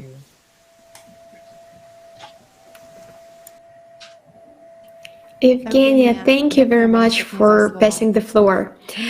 To begin with, I would like to express my deep gratitude for all the information that I have just heard.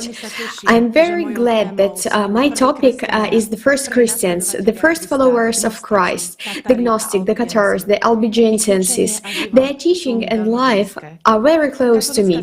The Catholic Church, from the very beginning of its formation, had to deal with ideas that were different from its official doctrine, teaching that contradicted if it were called delusion, heresy, or paganism. However, if we turn to the etymology of the word heresy, then until the 3rd century, at the beginning of the Christianity, this word meant choice or able to choose. And already from the 1st century, the word heresy began to be defined as deviation from truth faith. Gnostics belong to the first heresies in the first third centuries, and the word gnosis comes from the Greek word means knowledge. The main feature of the Gnosticism is dualism. Gnostics understood that this light is vicious, and therefore people wanted to free themselves from it through knowledge in order to return to their original home, to God. According to Gnostics, those who claim that they will first die and then resurrect from the dead are wrong. Resurrection must be achieved while you are alive. The Gospel of Thomas has a Gnostic charter. It says what Jesus said: whatever finds the meaning of these words will not taste death. In verse 3, Jesus tells Thomas, the kingdom is inside of you. That is, we can all become God's sons during our lifetime and without intermediaries. It is enough to know the true teaching of the Christ. The most famous and significant community of heretics are the Cathars, or the Albigensians. The life of Cathars in the 12th to 13th centuries is best described by two quotes of Jesus Christ in Persian, or the portal of Indian's largest gate, Bulad Darwaza. Jesus, son of Mary, said, "The world is a bridge, pass over it, but build no houses upon it. He who hopes for a day may hope for eternity, but the world endures but an hour. Spend it in prayer, for the rest is unseen." The Cathars called themselves good Christians, good men and good women. The Cathars' slogan was "God is love." The Cathars believed in existence of two gods and choice of which gods you serve. They talked about good and bad God. Bad God is Satan, and he created all the bodies and material light. Good God created souls. A good soul is imprisoned in an evil body. The Cathars believed in reincarnation of the soul. denied the resurrection of bodies and rejected all services that the living provides to the dead. They believe that immediately after leaving the body, souls go into eternal life or punishment. Punishment is a new birth in the body. They denied the existence of purgatory. The Katas knew about the human energy structure. Katas have three natures: the body, which is the dwelling place for the soul, which is the dwelling place for the spirit, and the spirit sparks from God.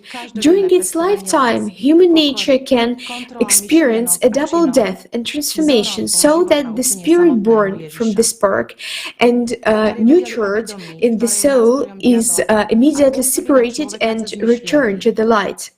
A person decided during life whether he will become a subpersonality or to become free.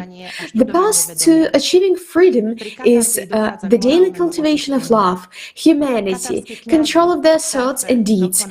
They experience what the life and teachings of Jesus himself. The Cathars knew about consciousness, which is an instrument of the devil, influencing a person through thoughts. Therefore, they practiced catharsis. Catharsis is not just a banal confession, but it is precisely the analysis and study of consciousness.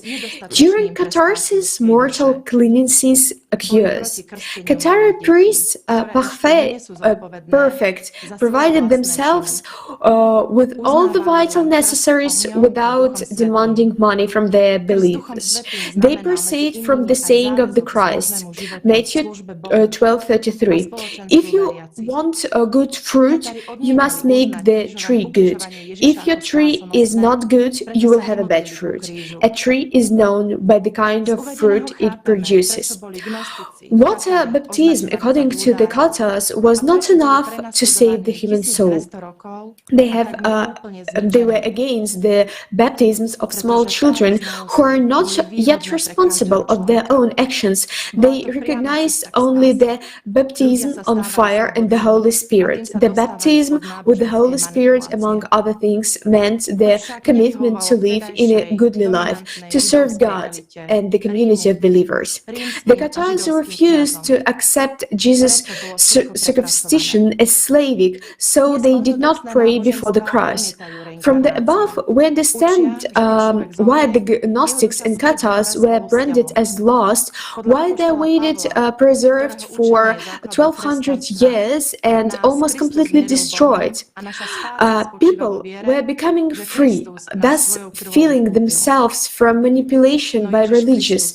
However, this was not the liking of the dominant Jewish elite, Roman and Jewish clerks at that time. So everything was redone.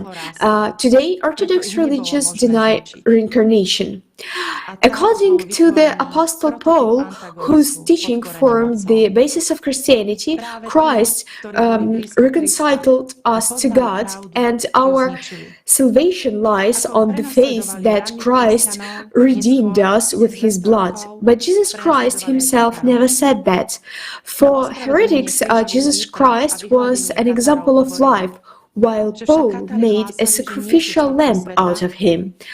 The number of followers of the first Christians, heretics, grew very quickly, so it was impossible to destroy them. Therefore, a prototype antagonism was created, supported by the authorities. It was those who were close to Christ, knowing the truth, and who destroyed it. As the early Christians were persecuted, the Cathars were almost destroyed 1200 years later. In justification of the Crusades and extermination of the Cathars, they said because the Cathars claimed that they were not from this world, that this world did not accept them. But Jesus also said, "My kingdom is not of this world." Thank you very much, and let's watch the video together.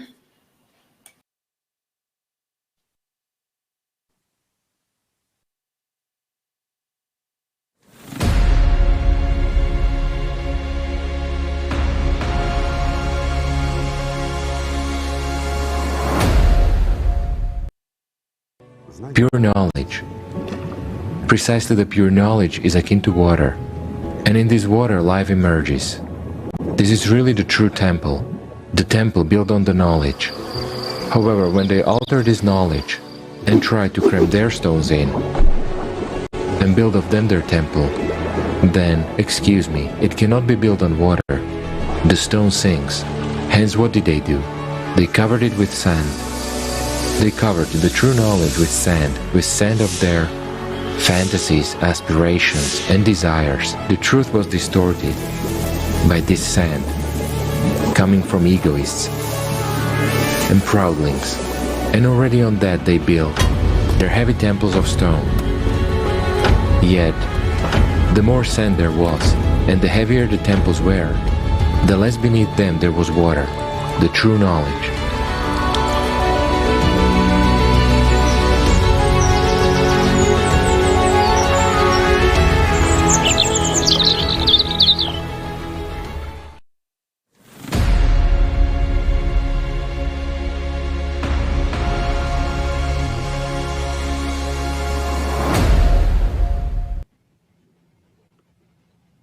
Yes, it is not to someone's advantage, but I'm sorry. And we are not against religion. It is our tradition. It is our culture and heritage. And we are talking about the truth of what God's messenger said. Religions are essential and valuable. It is our history, our values. We cannot speak against it. We have representatives from every religion in the world with us now, and I emphasize real representatives of all the religions of the world. And we are all to the purity of knowledge that our prophets brought. We are for the truth, and we are talking about it now.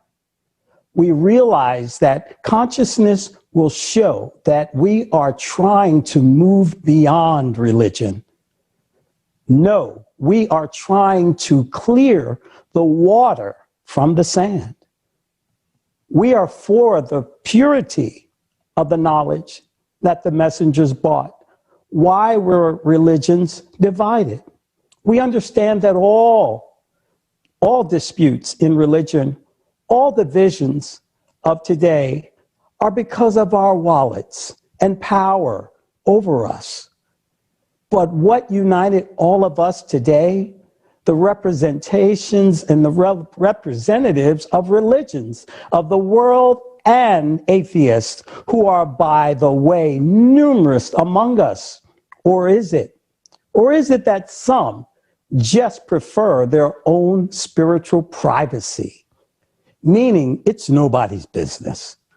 We're all united by the truth, and the truth brought by messengers of God. And this truth is shared even by atheists because it is consistent with everyone's inner understanding. All normal, healthy people feel it. We feel it.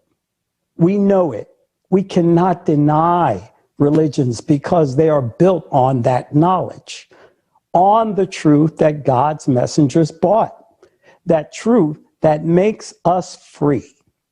And this was unprophesied to those who created religions, and they removed in order to have power over us.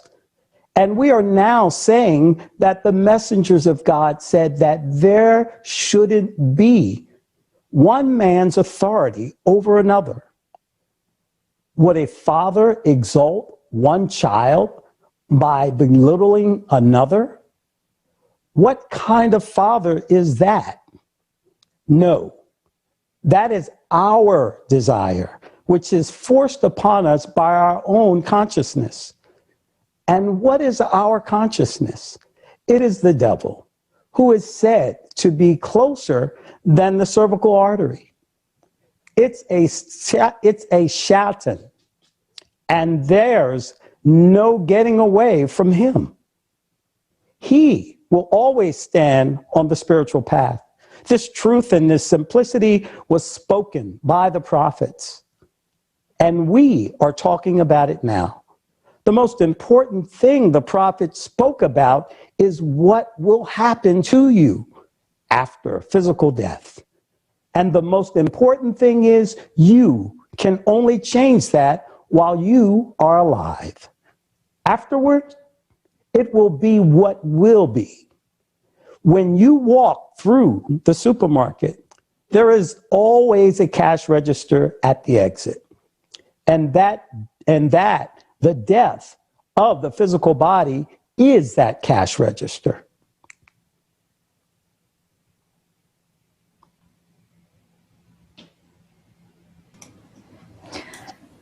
Thank you very much, Leslie.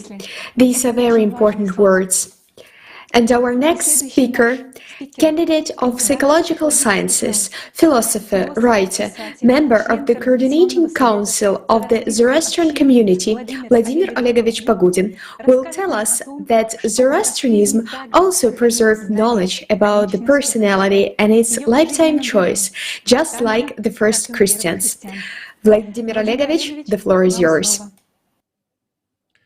Добрый день, здравствуйте. Good afternoon, greetings. My name is Vladimir Olegovich Pogudin, and I am a member of the Coordination Council of the Moscow Zoroastrian community. The one who should actually draw conclusions within a person is, strictly speaking, a person, I mean his spirit, Fravashi. Precisely this particle of God's body on which all other human shells accrete, not even put on, but all other human shells accrete. As a matter of fact, Fravashi is translated from Avestan as the one who chooses, the one who selects, and sometimes it is translated as the one who swears an oath, but more correctly will be the one who chooses. However, the thing is that, unfortunately, a person perceives himself and identifies himself with some lower bodies, and actually not with this supreme one. Every day, the vast majority of people are not aware of this spirit in themselves. It seems that maybe it should be this way. This consciousness, this choice, should be made not consciously, but from the spirit. When we delve into ourselves and act not out of profit, benefits, or someone else's instructions, but driven by our soul, or more correctly, the spirit. Yes. Unfortunately, a person most often perceives himself as this personality, which is a complicated, complex thing, and not only his, because the spirit is purely mine, the soul is purely mine, which is immersed in a certain time and in a certain place. Consciousness already correlates with that place somehow, and certain changes begin. I accept feelings, thoughts, other people's lives, and based on all this, my personality is formed as well as my character. That's when we say, I have such and such character. But it's not your character. It's your character plus what you've taken from other people, what you've been taught, what you've gained by talking to other people, some psychological and some other traumas. And unfortunately, in most cases, a person identifies himself with this, not with his true personality, but with this false psychological personality. Accordingly, if he identifies himself this way, by this he makes a choice, and that is why it results in a lot of mistakes. And for that not to happen, a person has to rise within himself, freeing himself from separating what's his own from what he receives from outside, from what somebody taught him, or from the fact that somebody hit him or somebody patted him on his head. All this forms his character. So to come to the truth, I have to rise above all that, then to rise above my consciousness, to rise to my soul. And the soul already directly correlates with the spirit, and that's when the choice is always right.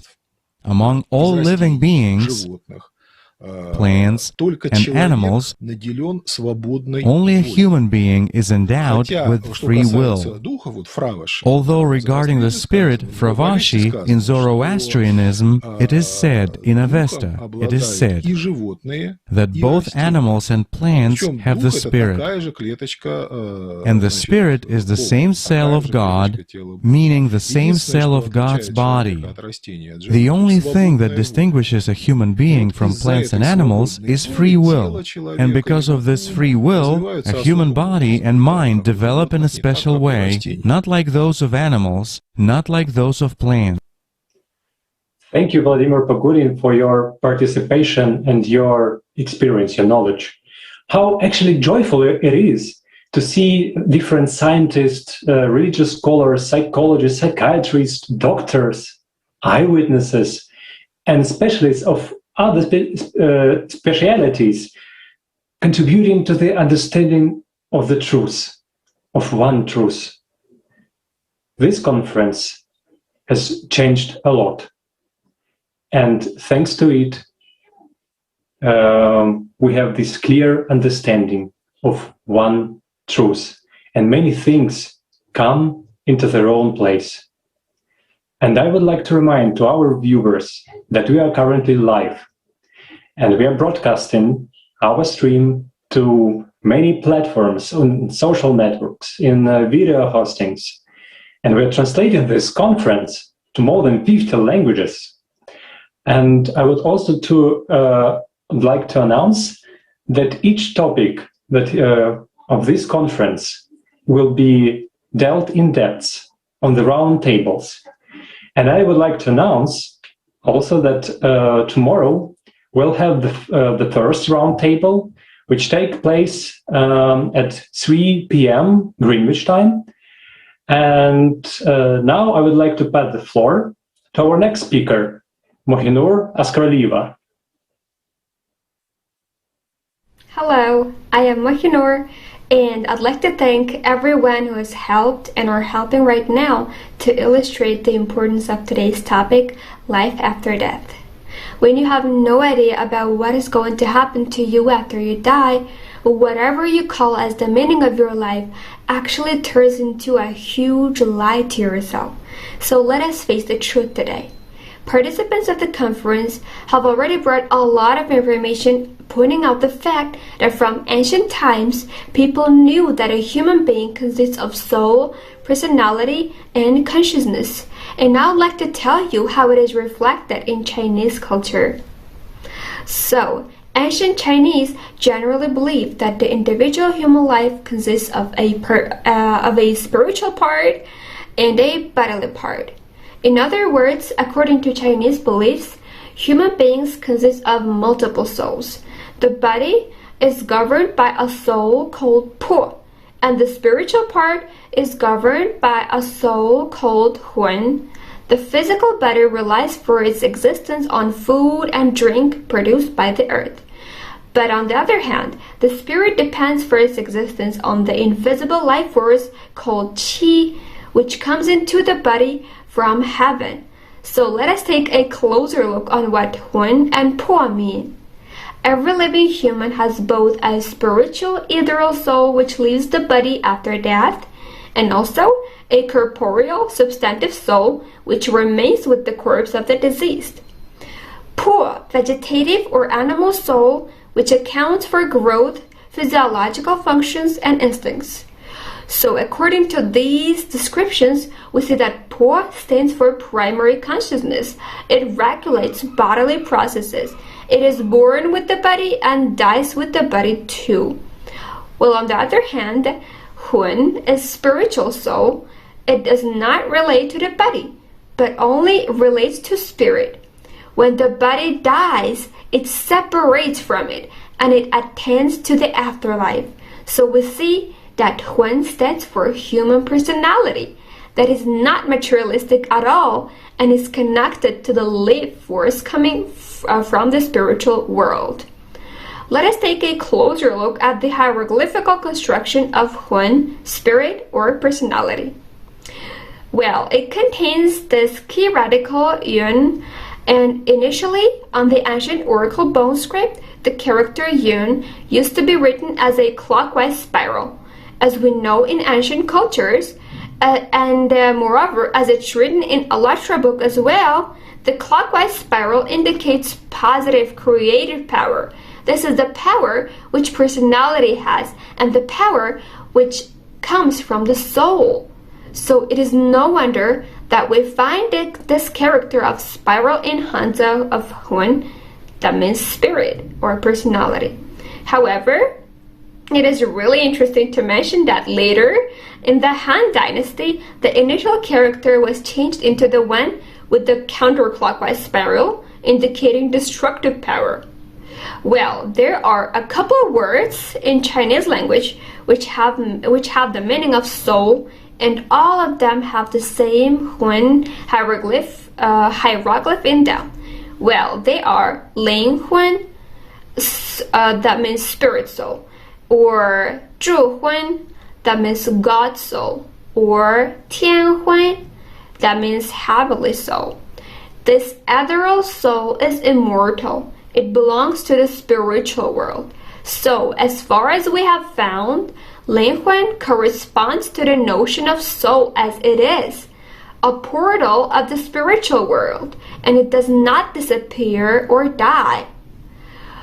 Well, what happens to Hun and Po soul after a person dies? Po soul goes with corpse and dies with it, and Hun soul leaves the body and obtains afterlife death. It can go to heaven. So Hun I and Po I are parts of living beings during this life. And after the death of the body, when Po dies, the human soul may turn either into Gui, that means ghost, demon, or devil, or into Shen, that means spirit or God. Shen means the highest spiritual substance that a person can awake in himself during this life.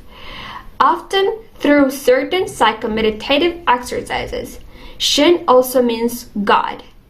As far as I understood, Shen embodies the concept of personality, becoming an eternal spiritual being, an angel, the part of the God, part of spiritual world. And it is reflected in Chinese culture that to become a Shen is the biggest gift and honor for a person to attain in this life. Also, of course, I need to say that a lot of misinterpretations happen on the way of using this word, Shen. And we can see examples when it was stated that in order to become a Shen, you need to have an altar or a statue of yourself on earth somewhere, so that people could commemorate you and honor you. And in this case, a person would be considered to be Shen.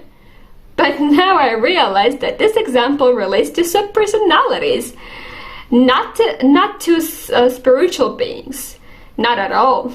Because when a person reaches spiritual immortality, he does not need anyone to commemorate him. He will not even be aware of it because he is in the realm of God, eternal love, and has no more bounds to earth.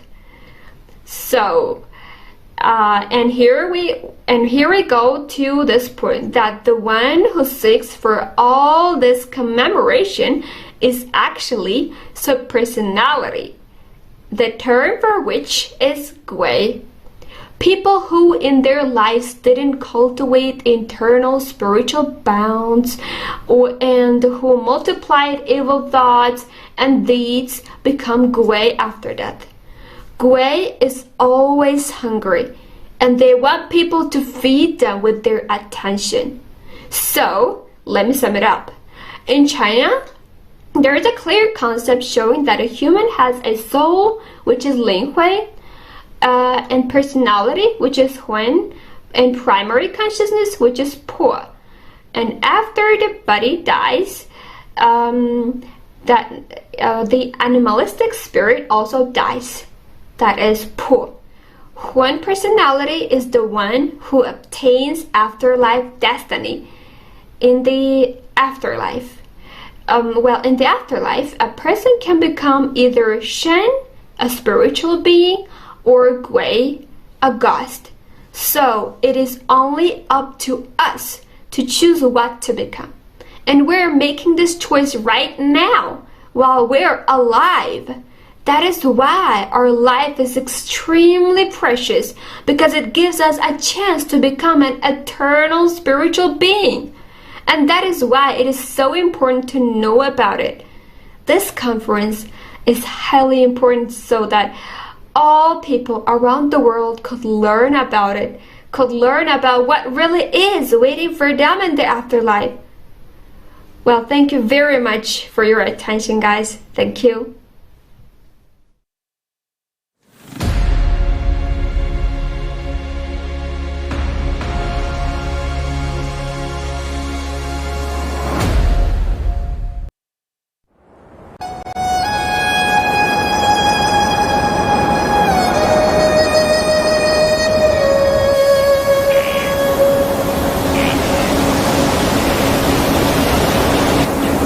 "死后生，虚构与事实。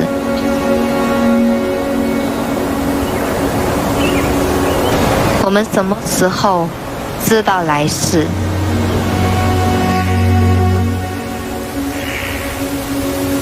人的生命有什么重要的？我们都是有灵魂的生物。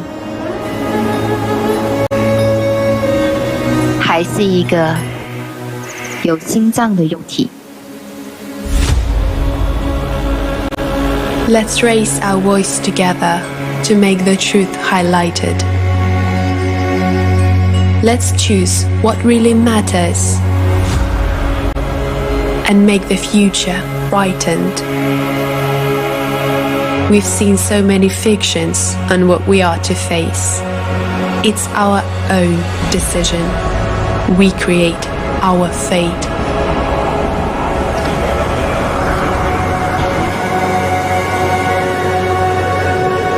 我们需要相聚，为了寻找答案，确定真实路径，如何达到心安。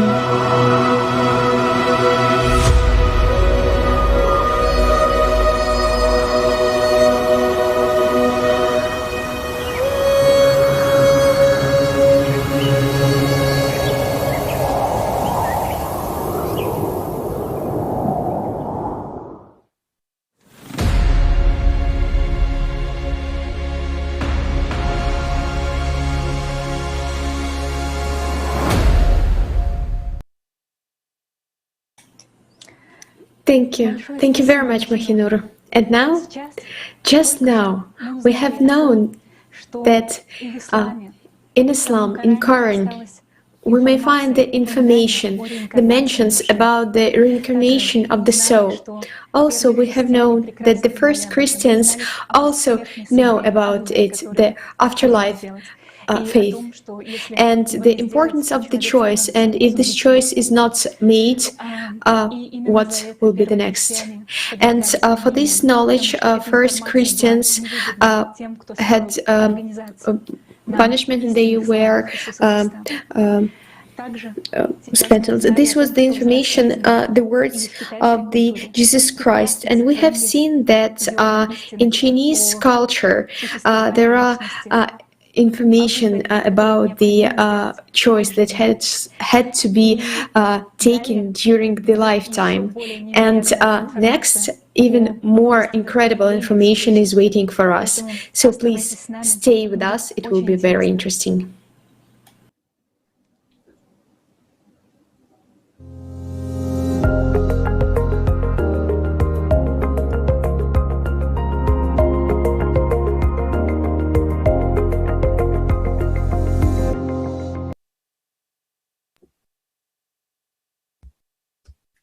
You are watching an international online conference, Life After Death, Fiction and Facts, that is being simultaneously translated into 50 languages, including sign language. Stay tuned. In this blog, we will talk about what is DID, Dissociative identity disorder. Is DID a mental disorder? Do modern therapies help patients with DID? What was really happening to Billy Milligan and Chris Sizemore, known as Eve White and Eve Black? What conclusions have scientists come to after examining CT scans of patients with DID? Childhood, psychiatric trauma, and DID. What is the connection? Can the brain remember past lives? What do Edgar Cayce, Pythagoras, Socrates, and Vernadsky have in common? Were their talents their benefit or their misery? What patients feel when they suffer a brain stroke, and why can't science explain their experiences? Subpersonalities, their hunger and their targets. What energy they use to exist? Are conscious rebirth a myth? Write your comments and questions in a live chat. Stay with us and let's discuss these important topics. In psychiatry, there is such a phenomenon as DID, dissociative identity disorder. It was previously called multiple personality disorder. It looks like several different people, or alters as they are called, manifesting themselves spontaneously in the same body. What kind of phenomenon could this be, and how to explain that in the body of one person emerge different people with their own unique biography, character, habits, talents, experiences, skills, different age, gender, in different state of health? This has generated a heated scientific discussion with a mass of assumptions and theories up to the complete denial of this disorder. The frequency of the disease is growing by geometric progression now. And in addition, then alters switch from one to another. They lose their memory.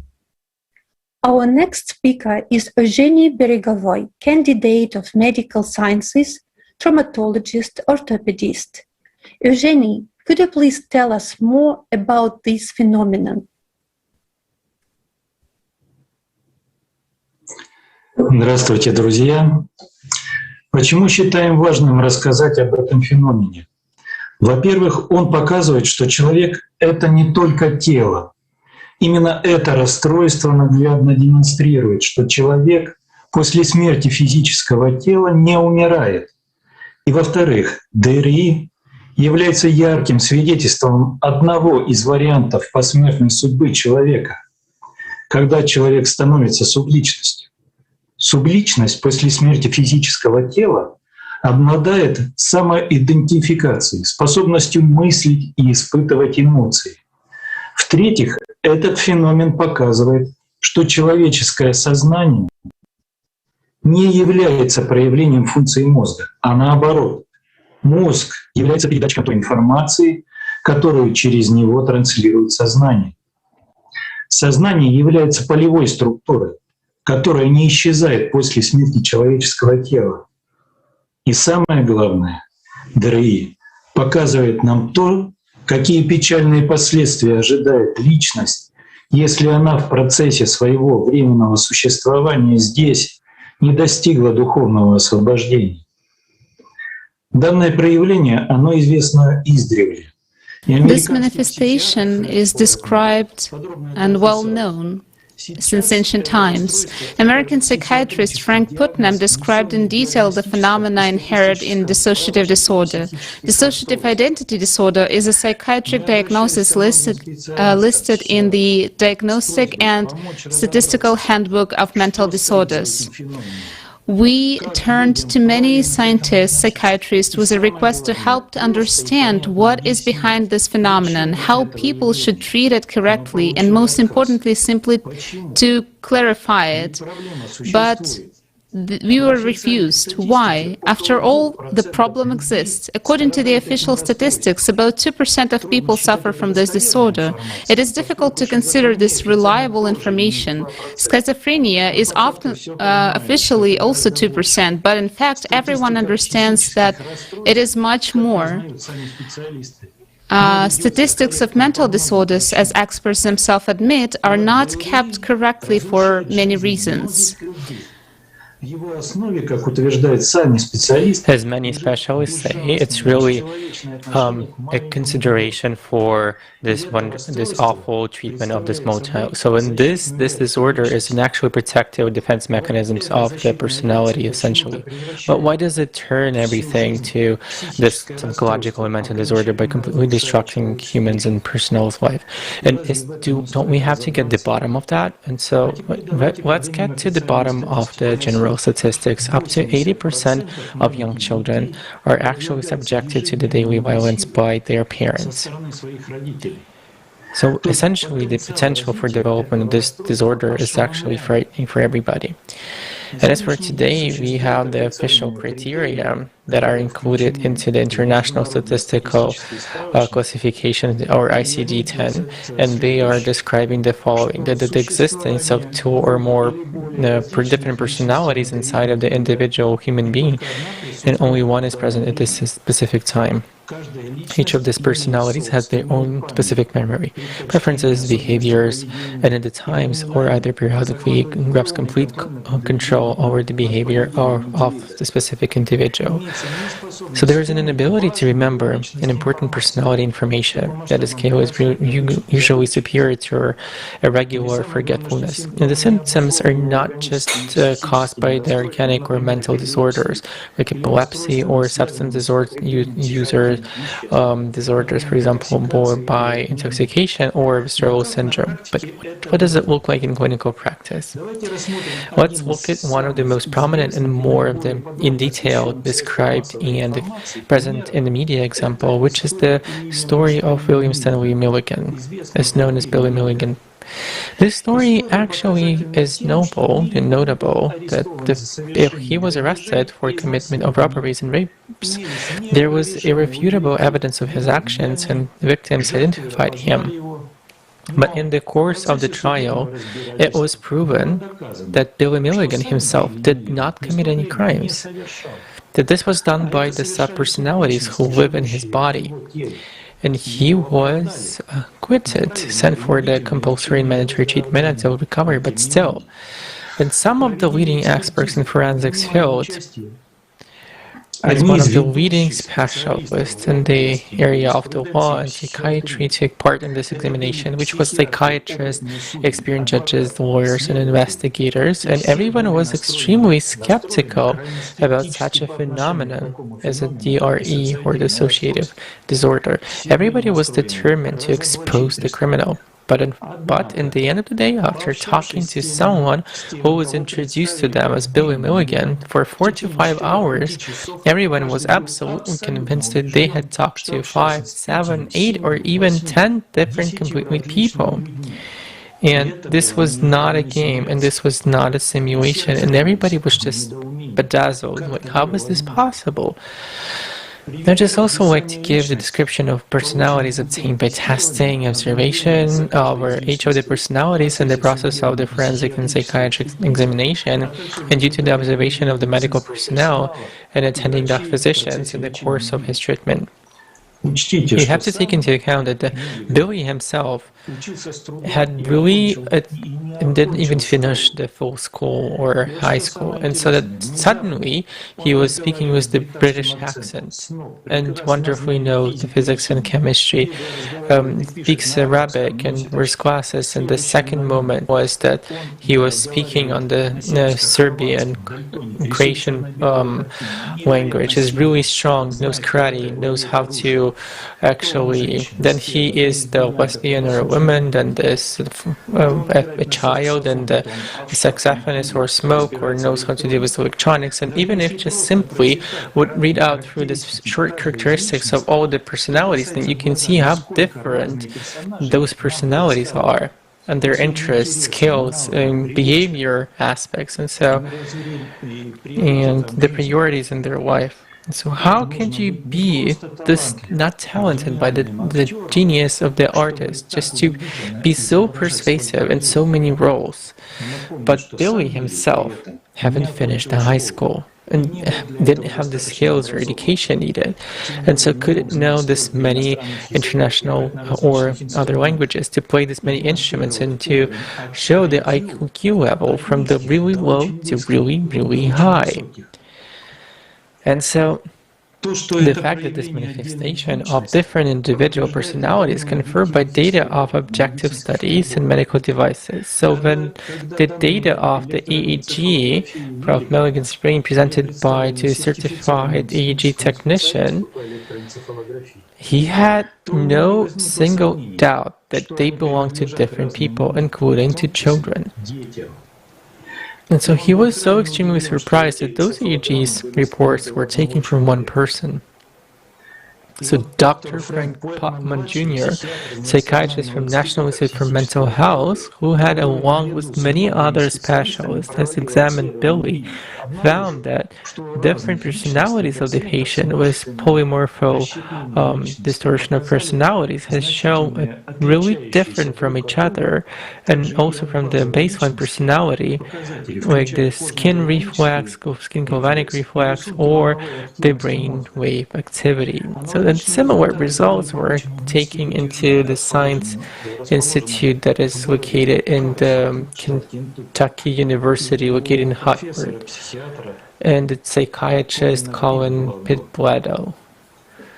And now I'd just like to pass the floor to Tatiana Zinchenko. Tatiana, could you please tell us more about your observations and the information that is also really important and would allow us to spread some light on this specific condition and this phenomenon? Yes, thank you, Eugene. Indeed, the clinical manifestations of DID are surprising, amazing, and inexplicable from the standpoint of materialistic scientific paradigm, especially when we face a demonstration of alter individualities, of skills, knowledge that could not be an experience of a person with DID, which he never possessed and never trained. Over the last 20 or 30 years, there were many neurobiological studies, and the results of them are very impressive, not less impressive than clinical symptoms.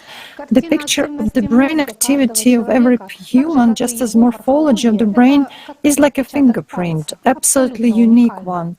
And studies of the brain, when alter identities were manifested, it showed that there are various neural patterns of activation, and all available methods were used, like EEG of coherence and coordination between various regions of the brain, just simple EEG studies when various alter cells replaced each other. Also, there were PET and MRI studies on brain neuroimaging, both at rest and when various tasks were set for a person. The result was the same. A different picture with different alter identities, as if there were brains of different people. The picture, the pattern of brain activation in patients with DID during the manifestation of alter identities can be compared to what was happening when alter self was imitated by the acting of professional actors, even with complete immersion in the image according to like Stanislavski's system, and also compared to what when a person can imagine or fantasize about certain topic, or with the experience of hypnosis. Healthy control groups that modeled different alter states could not reproduce the patterns which the DID patients could. Actors activated brain structures involved in visual, mental imagery, empathy for emotions, and imitation. The results obtained do not agree with the idea that DID is caused by suggestion, imagination, fantasy, or a change in roles and mental images of oneself. In one of the studies using the functional MRI method, unique tasks were used to record the processes that occurred during the switching between alter identities. These data were obtained during 2 neuroimaging sessions, conducted several months from each other. It is very interesting that the distance between was in time, and each of these sessions showed and confirmed that basically the same areas are activated. What regions of the brain? Those were the primary sensory motor cortex, which showed that outer self, this creature or essence which actually got access to the body at that moment, it got access to motor functions and perception. Second, the nucleus accumbens from both sides. It's an important component of a brain's reward system, which indicates that the outer self, who gained control over the body and had an opportunity to manifest itself, experienced tremendous pleasure when switching to this regime, and was very hungry for it.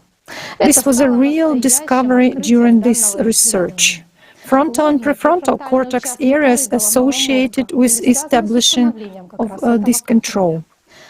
But perhaps the most amazing was constant switching of the brain, which is very destructive for the brain, actually. When there was a study of such patients, the hippocampus activity was decreased by several percentage, and amygdala was decreased by 31%. And in other EEG study, there was a decrease of coherence and compliance between the regions of the brain in all alter identity states. Coherence, low coherence corresponds to negative emotional states. Perhaps the most stunning study was published in 2015 by scientists from Munich.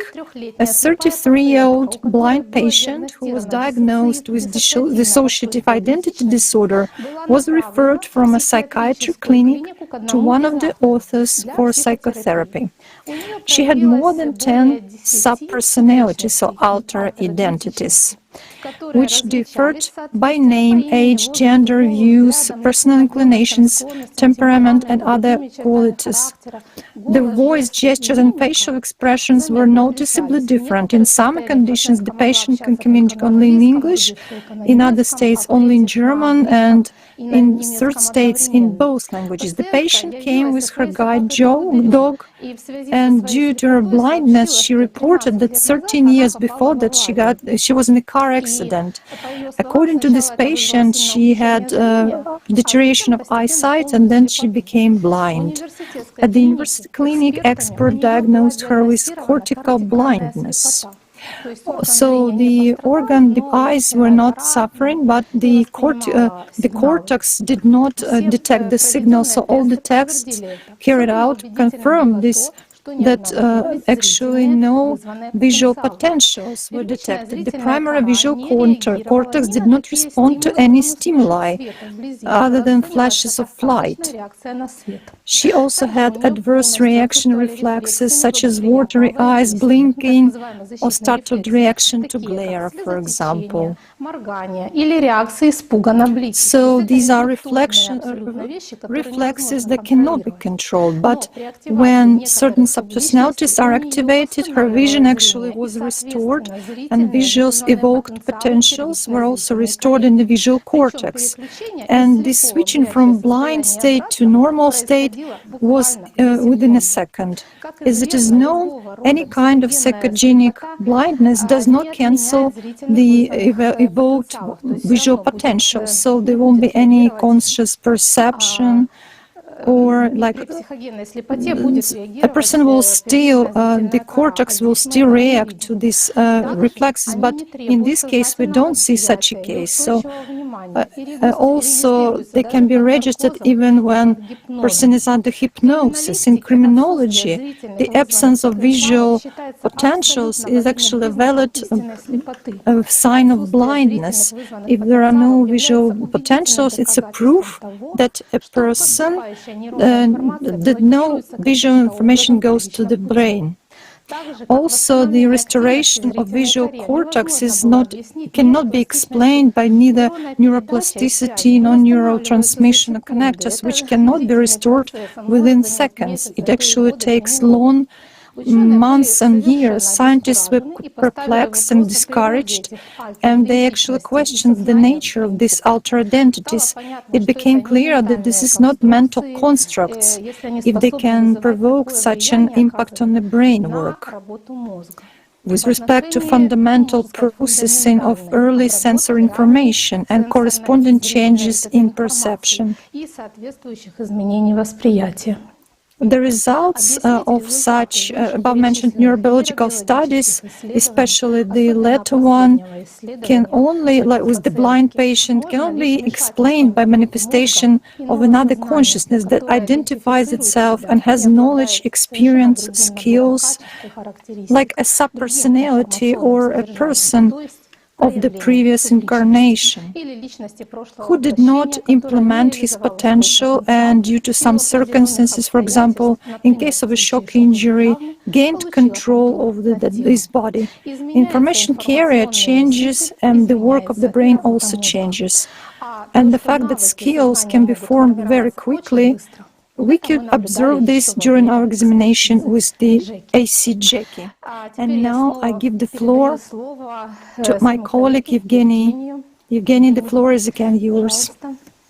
Да, спасибо, Татьяна. Действительно, понять природу диссоциативного расстройства исключительно с позиции материализма невозможно.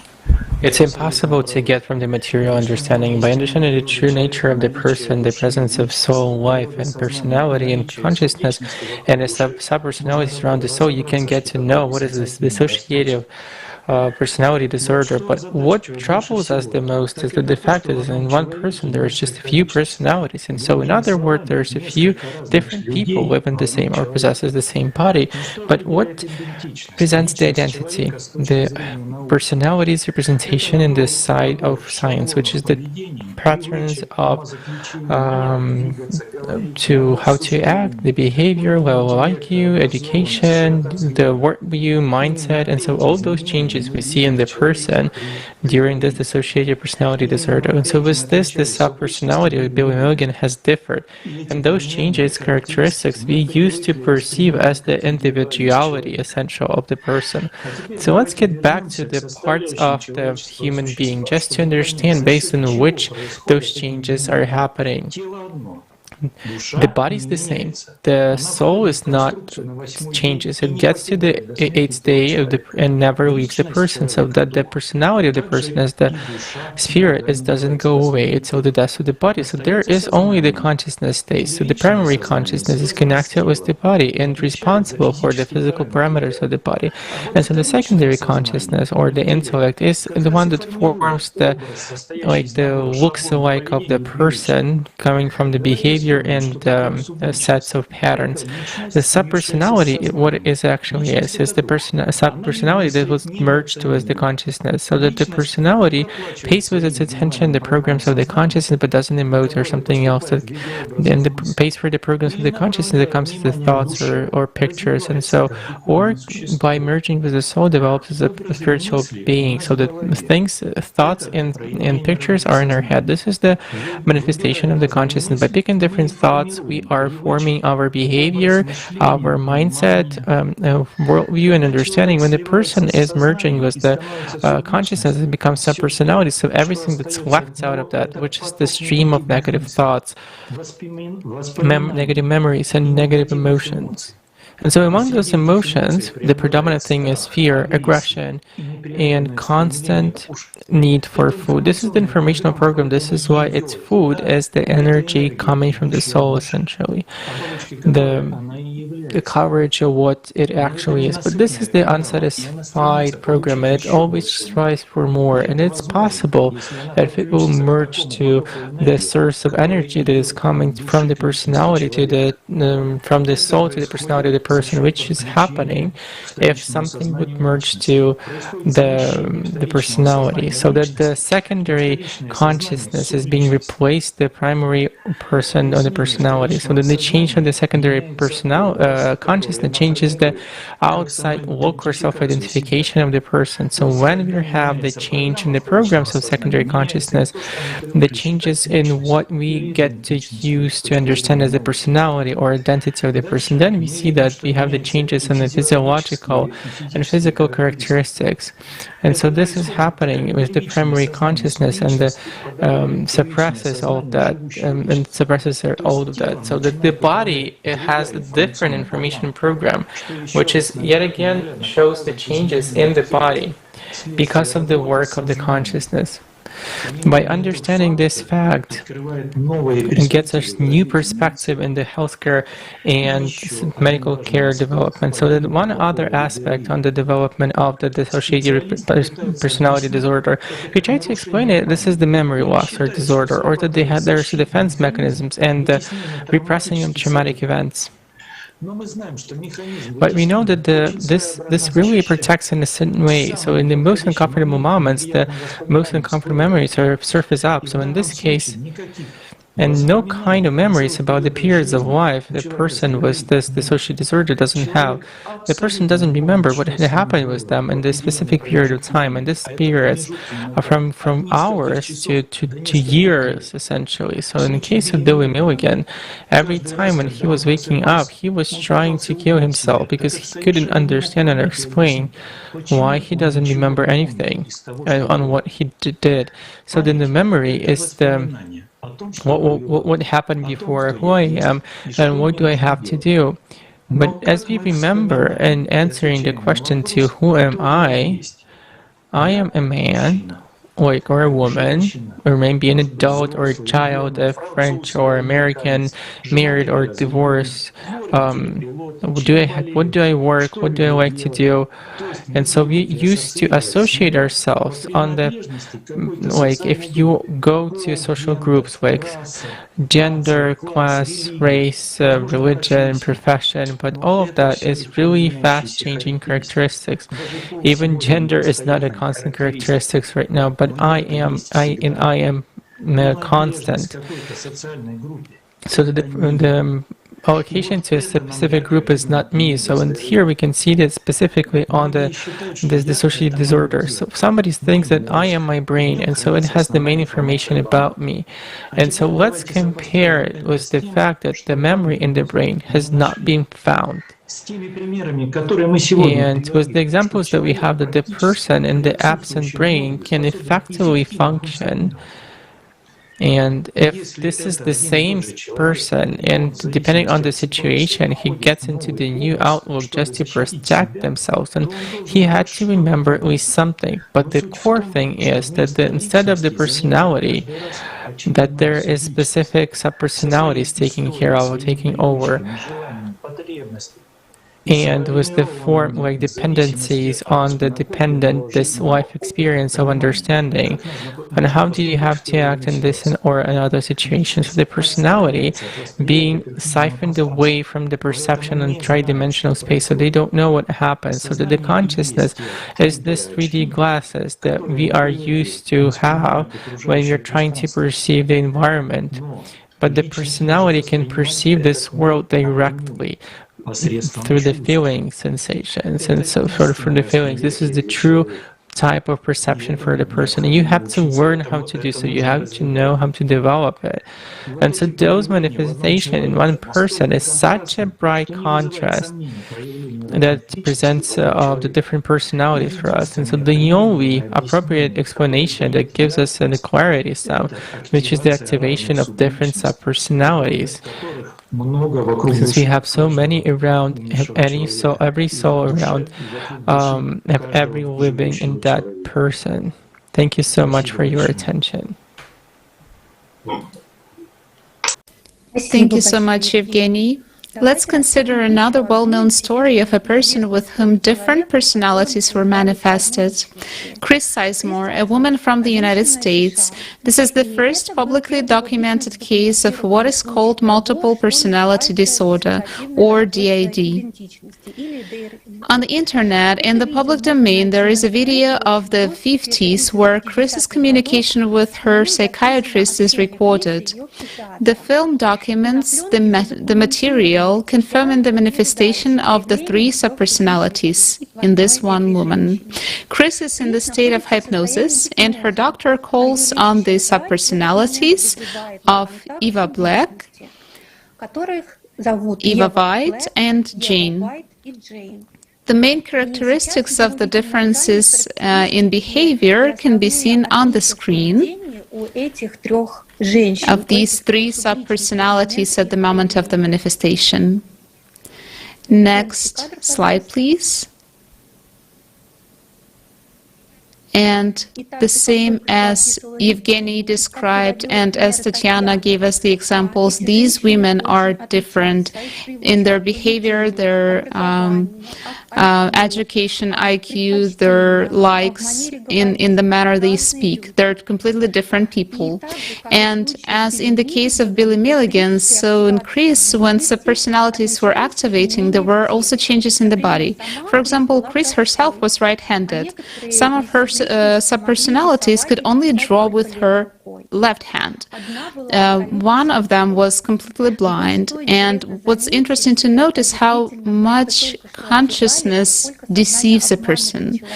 When there was a change between subpersonalities, the physical condition changed. Diseases appear or disappear, which were confirmed by medical examination and relevant studies.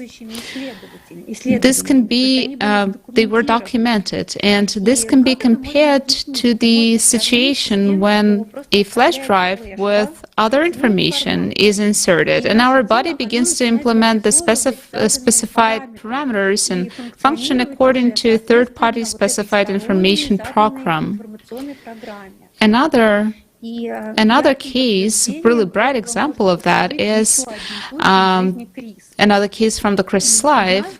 Once, when the subpersonality that was called Lady Latrace was active, a strong sedative was injected. But then another subpersonality appeared. They called her Purple Lady. She didn't feel any effect from the drug. She got up, was able to get into the car and go home. That is, when one information program with its own parameters was connected, and we talked about the fact that subpersonalities are the information programs, the body reacted to these sleeping pills. Another one connected, the body reacted completely differently. Just like a computer runs a program, so the brain accepts and implements the program of consciousness that currently dominates in the human structure. This example clearly shows that consciousness is the information that controls our body. We also see that the secondary consciousness, what it is, and the primary consciousness, and that the secondary consciousness dominates the primary, and the subpersonality suppresses the personality. Yes, it sounds frightening, but without the attention of the personality, without its consent to pay for this information program with its vital energy, no program is implemented. And this is very important to know and very important to remember. Thus, we discussed how the subpersonalities manifest in a person, but what also we would like to talk about is what is the difference between the spontaneous manifestation of subpersonality in childhood and the fixed one. So, when the DID is manifested, most often the primary manifestations of this phenomenon are recorded in childhood, when the personality is not yet very strong and consciousness is just being formed, and the human is being too vulnerable to what is commonly called demons, genes, or subpersonalities. No wonder these terms, these definitions exist in religious and cultures of different countries. They are subtly material parasites who have one goal, as we discussed: access to a source of pure energy that comes from the soul of a living person. For the subpersonality, what does it mean? It's like a new life for a short-term period. Therefore, they fight for this opportunity. the state of subpersonality, just to understand, can be compared to a person dying of a thirst who receives a drop of 1 water a day, or even less, but he knows where the spring is, and his only ambition is to get to it.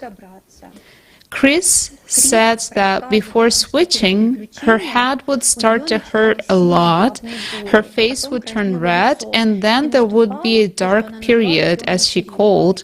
Then the personality, the subpersonality was coming to the surface, and all other ones were afraid of this dark period.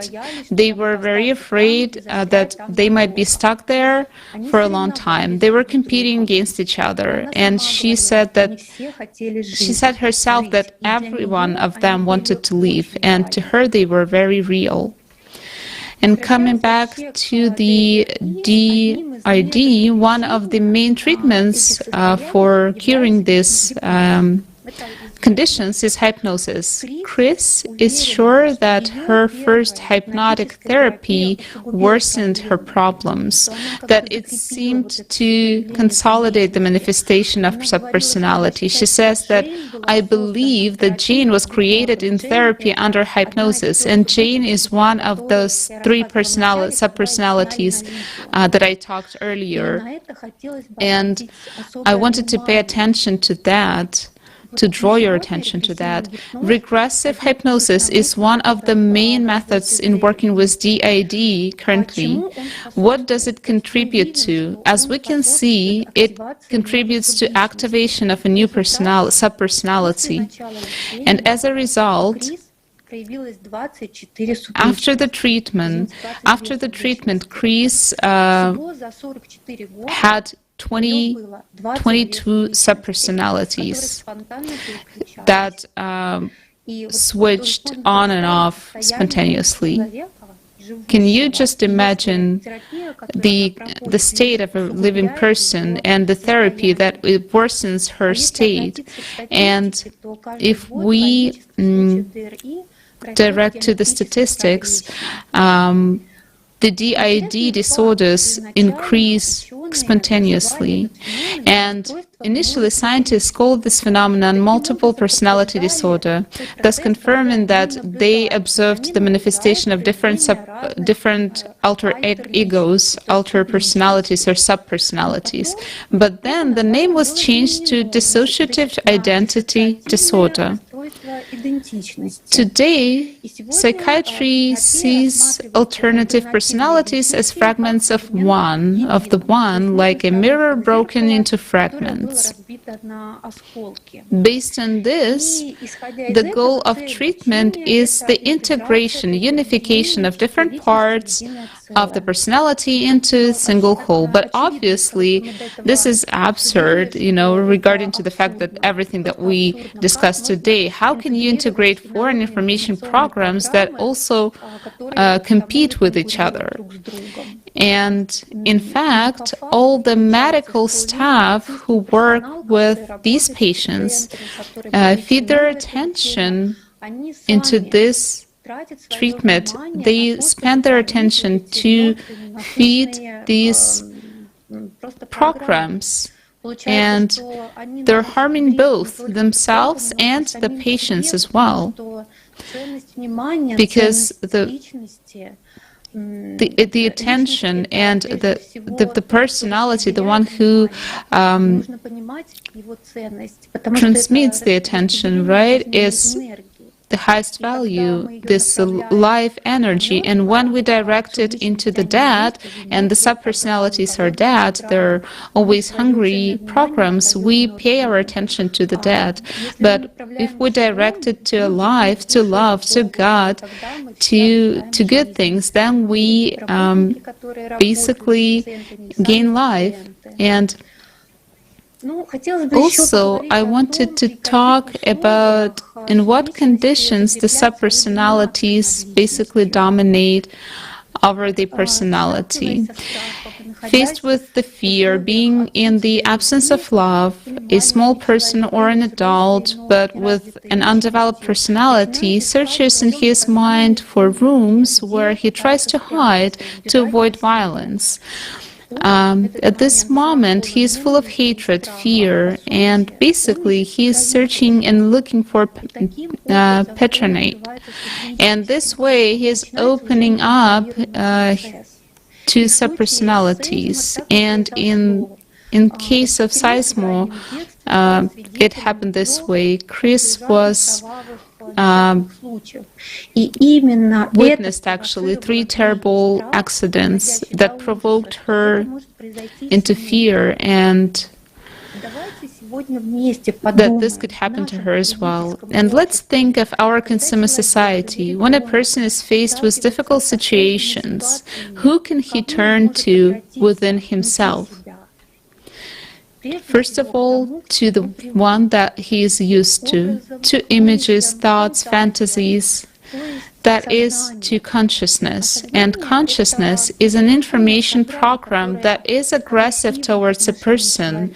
And person is simply a source of food for it. And we talked a lot about it today. And this program needs energy, otherwise it doesn't function. And the question may arise, why does a person turn to consciousness, not to God, not to the spiritual world?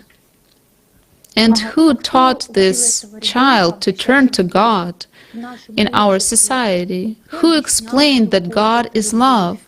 Who is engaged in personal development, strengthening the position of the individual in our consumer society? We see that our situation currently, this is why we gathered here today, that the consumer society, in the consumer society, fundamental knowledge is replaced and hidden. And because there is no knowledge of who a person is and what is the role, what is his goal, what is his after-death fate, what does it play in the life of the person? Because of the lack of this knowledge, as a result, we see wars and violence. And therefore, it is so important that there should be no manipulation, that there should be a society where true knowledge will be available to everyone, every person, where the society will live by this knowledge and these understandings. Thank you so much. That was my first experience of researching past life. I found a hypnotherapist, and he wrote a book in which he introduced a Japanese woman who went back to her so-called past life in a Nepal village, small Nepal village, and gave some, the names, her name, her son's name, daughter's name, and so on. And the therapist asked her, could you speak in your own language, Nepali? And she spoke 2 small sentences. These are the data the woman talked in the first session. I brought those data to Nepali researchers who were in my university at that time. They all said that, oh, they're Nepali. So, wow, it's a great, discovery, I thought. So I asked the therapist and the woman, could it not be possible for you to have another session, and whether, the Nepali personality would come or not, to check. We had a session on this date, 2009, May 9, and then she was successfully regressed to that personality named Ratalaju. She's a native Nepali speaker, okay, and this is the woman. And the conversation in Nepali lasted for about 24 minutes. But it's not a conversation like, this, since she's in hypnotic state, it's like, what is your name? My name is actually Mero Nam Ratarashu or something like that. Anyway, that conversation lasted for 24 minutes. So I analyzed whether the conversation was really, held, whether they were good exchanges or not. I think I could say this much percentage of the whole conversation was appropriate. So it's certain that she could speak some Nepali. And also in a conversation, for example, you can pretend that you understand the language you don't know by just repeating what you have just said. For example, some say, are you Japanese? And even if I don't know the word Japanese, I can say Japanese. Then you might be fooled and think that I understand the language. So I checked how many words the participant said first before the hearing the language spoken by the native speaker. And at least these 20 words were spoken first by the woman. That means that she at least knew these words. But of course, if she had learned Nepali, then nothing special, nothing paranormal is happening. So I checked in 3 ways. First, I asked the woman and her husband to write a declaration, kind of, and ask them to, put the seal. This is, very important in Japan. And I asked this person, Arasuna Masana, he was a special researcher. He's a former police officer who checked 8,000 people by using this lie detecting machine, and asked him to check whether the woman really didn't know Nepali and so on. His judgment is the subject does not know these Nepali words, so it seems that she doesn't know any Nepali. Now, how about the content of her speech, her conversation? These are what she said. Her name was Rataraju, and the wife's name, son's name, daughter's name, father's name, tribe's name. This is important. He said that his tribe is Tamang, and the village is Nalu, and his occupation, village chief, and died at the age of 78. We made a considerable effort to find the village, but anyway, we could finally find the village Nalu, which is in this part of Nepal. And most of the people there are Tamangs, as the lady said. And judging from the content of her speech, her talk, she lived sometime between 1768 and 1958. So I went to the village and, did some research. And these are some pictures. There are 2 very interesting findings. One was that, about the funeral. The woman said that something like when people died, he or she is cremated and went to Himalaya or something like that. And all the Nepali people I consulted said that didn't make sense. They don't understand what, that woman said. But in that village, this is the former chief of the village. When people die, we take them to the mountain where we can see the Himalaya, and the bodies are faced to the direction of the Himalaya to be cremated. So it seems, this is what the woman meant. And the second very interesting thing is about the numeration. She said she died at the age of 8 and 70. This way of counting numbers can be seen, for example, in German or some other languages, but not in Nepali. So again, the Nepali speakers all said, this part was quite unnatural, so strange. But in the village, this is the oldest man in that village. And when I asked him how old he is, he said 3 and 100. So this is, quite similar to 8 and 70. And the village chief said that this is a very old way of counting numbers.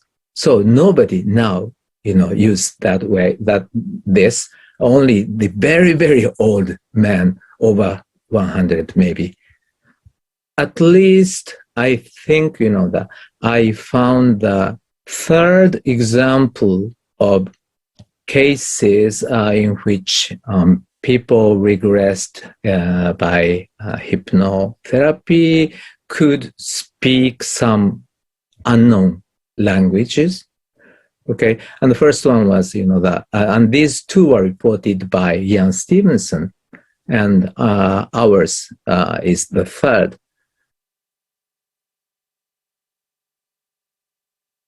Professor Ohado Masayuki, thank you for these very, very interesting thoughts.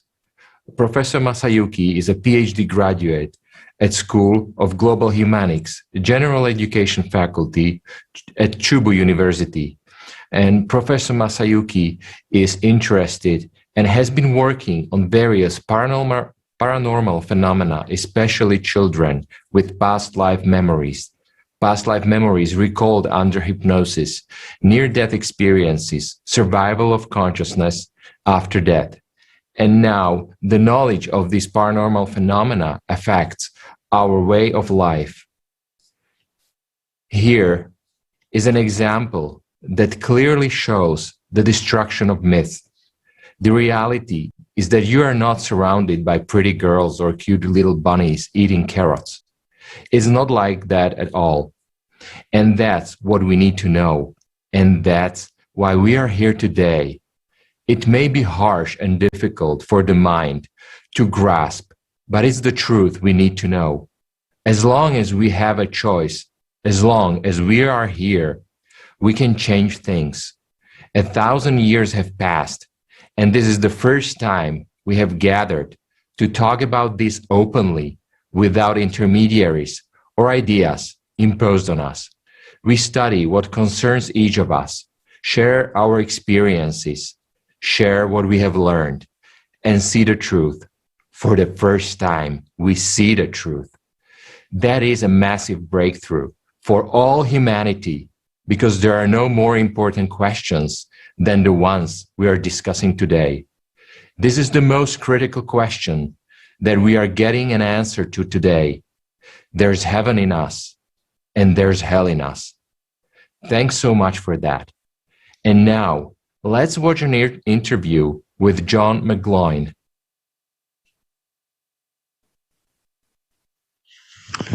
Hello, everybody. Thank you.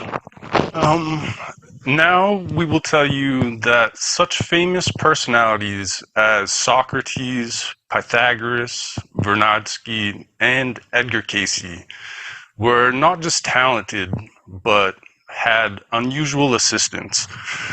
Imagine they were helped by subpersonalities. Let's look at these examples and see how subpersonalities affected their lives and what role they played in the after-death fate of these people. Let's start with the world-famous Greek philosopher Socrates. He once explained that a mysterious spirit, a demon, a genius, helped him to build a chain of consecutive inferences leading to the right conclusions. In the works of his students, it is said that the teacher had some voice that he listened to. The voice gave instructions, predictions, and even helped Socrates' friends with practical advice. Socrates himself said the voice came to him when he was a child. It always forbids but never commands me to do anything, which I am going to do. This is what deters me from being a politician, he said. And indeed, as we can see from history, the voice constantly prompted him, advised him, protected him, and once even saved him from certain death by showing him the right way. But let's take a look at the hard truth. At the most crucial moment, the voice failed Socrates. Socrates said at the trial, the voice did not stop him. He did not stop him until the last moment, until he lost the trial. As we know, this loss cost Socrates his life. One of the main doctrines of the Pythagorean teaching was metempsychosis, which is the belief that the soul is immortal and is transferred into a new body after death. In the works of Lamblicius and Papyrus, it is said that Pythagoras had knowledge of his past lives. Besides this, he also reminded people who came to him of their past lives.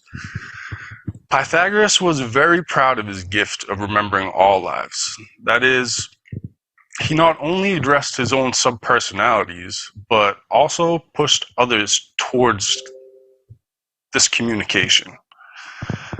Another famous example is Soviet scientist Vladimir Vernadsky, who said that the demon of Socrates lives in him. Interestingly, before one remarkable event, Vernadsky rated himself a middle-level scientist. But everything changed during his illness, when a voice appeared in his head, after the appearance of which he changed and he began to see himself as a genius capable of turning the scientific world around. This is, we again trace the voice that calls for great things. The story of Edgar Cayce is also similar to that of Socrates.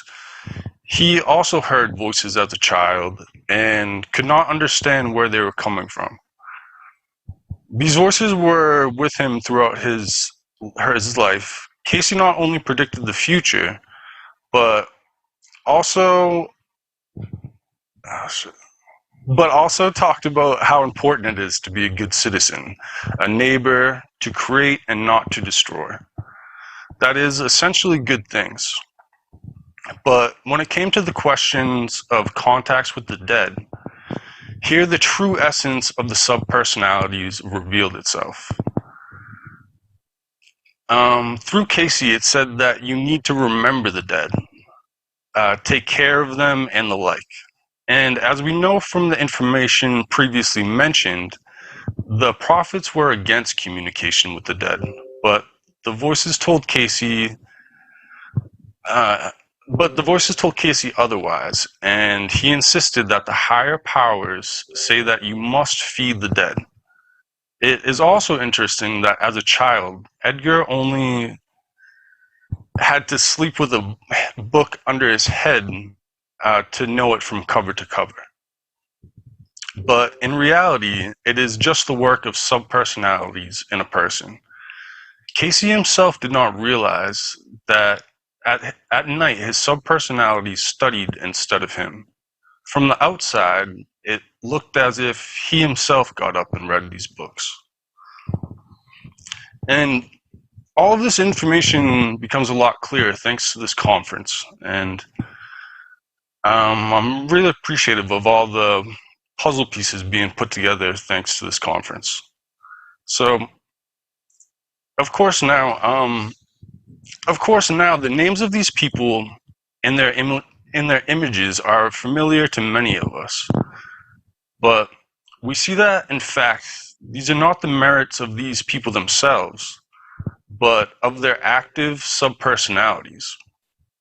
And where are these people now? After the death of the physical body, are they with God or are they in hell in religious terms? They have also become subpersonalities, and they are now in one of us. And what is remarkable is that the more these people were drawn into dialogues with subpersonalities, the more they tried to leave a memory of themselves, to fix their names and their images, and to make sure that they were remembered. And they succeeded. The question is why? So we can feed them, so that we learn about them in schools, so that we see their images and know their names, and often remember them.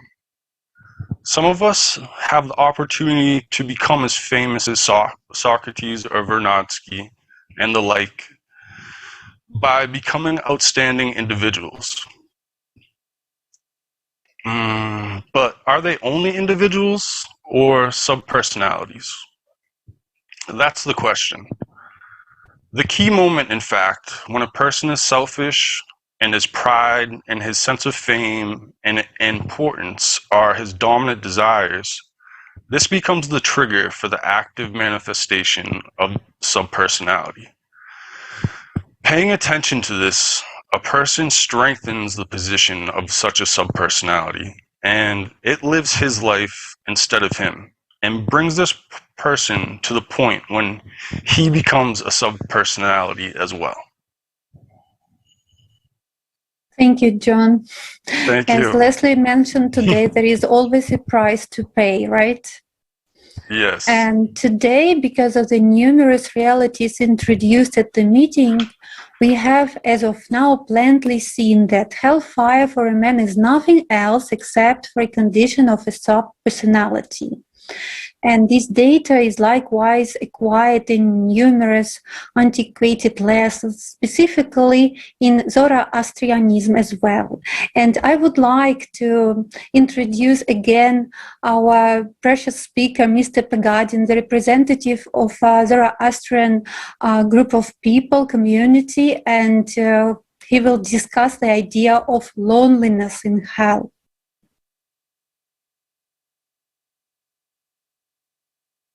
This is the place I was talking about. The point was precisely this. I'm alone here, and every soul has an impression of being alone here. It's such a poetic image, why I have actually mentioned this, which shows that no one can help a person there. You have brought yourself to this place, and you, only you, bear responsibility for that. And no one can help, no one can share it with you, and no one can take it from you. As long as we're on earth, we can take responsibility for one another. Whether this is right or wrong is another question, but we have this possibility. After physical death, this possibility disappears, and each person is responsible for his own actions, not in the sense that someone punishes him, but in the sense that he himself gets out of that very cold and stinking swamp in which he finds himself, and no one can help. The sense of being constrained in such state is described there is a constraint of the will. A person is accustomed to using his free will here on earth. Well, if not using it, then at least feel having it, and being there in hell. A person deprived of this free will feels squeezed, crammed into some narrow space, and completely alone, because no one can help. There is no shoulder to cry on, and no one to turn to. You have to walk this path yourself. Mr. Pagadin, thank you. Yeah. And once we realize that all the fairy tales about being in hell in large groups of people, socializing, encountering someone, they are all fantasies. Whereas the real hell is total loneliness and despair. And this information may come as a shock, but we carry hell within us. There is hell in each of us. Hell is not some kind of place. It's a state of subpersonality, as we discussed today. but there is also heaven within each of us. So the choice is ours. And the description of what a person experiences in hell is also contained in Christian texts. Specifically, it says that after a person dies, he cannot change his afterlife fate in any way. What he gets is the consequences of his deeds during his life. And beyond the death line, you cannot change anything. Our next speaker is Andrew Lutsenko, pastor of Evangelical Christian Baptist Church. Mr. Lutsenko, please tell us how this knowledge is expressed in Christianity.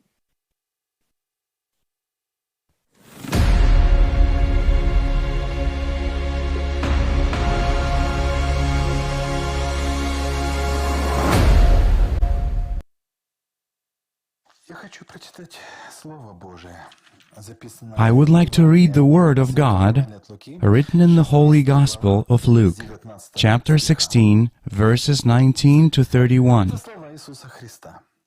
These are the words of Jesus Christ. There was a rich man who was dressed in purple and fine linen, and lived in luxury every day. At his gate was laid a beggar named Lazarus, covered with sores and longing to eat what fell from the rich man's table. Even the dogs came and licked his sores. The time came when the beggar died, and the angels carried him to Abraham's side. The rich man also died and was buried. In Hades, where he was in torment, he looked up and saw Abraham far away, with Lazarus by his side. So he called to him, "Father Abraham, have pity on me, and send Lazarus to dip the tip of his finger in water and cool my tongue, because I am in agony in this fire." But Abraham replied, "Son, remember that in your lifetime you received your good things, while Lazarus received bad things. But now he is comforted here, and you are in agony. And besides all this, between us and you a great chasm has been set in place, so that those who want to go from here to you cannot, nor can anyone cross over from there to us." He answered, "Then I beg you, Father, send Lazarus to my family, for I have 5 brothers. Let him warn them, so that they will not also come to this place of torment." Abraham replied, "They have Moses and the prophets. Let them listen to them." "No, Father Abraham," he said, "but if someone from the dead goes to them, they will repent." He said to him, "If they do not listen to Moses and the prophets, they will not be convinced, even if someone rises from the dead." This story was written by Jesus Christ. Some people say it's a parable. It doesn't say it's a parable. It's a true story. And when he got there, he may have had communication, but that communication was at a very great distance. He saw him far away. It doesn't say whether someone was or wasn't next to him. He was alone, so to say, in solitary confinement, or there were many sufferers like him. This is not mentioned. I think that after the suffering that befell them, they can't pay attention to others anymore. You know, that's why they ended up in hell, because they probably never paid attention to others. They were only looking for their own goal, only for their own benefit. So it's hard for us to say, a person is one-on-one. Yes, one-on-one in hell. One-on-one. Heaven, that's where it feels good. And today, a person freely chooses eternity. Either heaven or hell. That is, by listening to God, by listening to the Savior Jesus Christ, by accepting and believing Him, one accepts salvation. Specifically, yes, the question is there no longer a chance for a person to change his afterlife destiny? Well, it says right here in the verse 26, "And besides all this, between us and you a great chasm has been set in place, so that those who want to go from here to you cannot, nor can anyone cross over from there to us." Abraham had a bit of humor.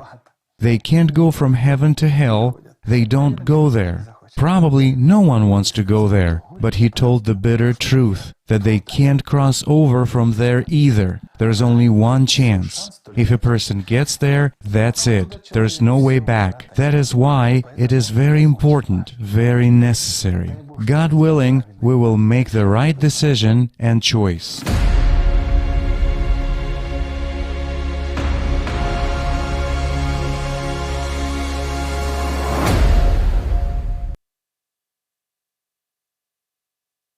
Thank you, Mr. Lutsenko. Thank you.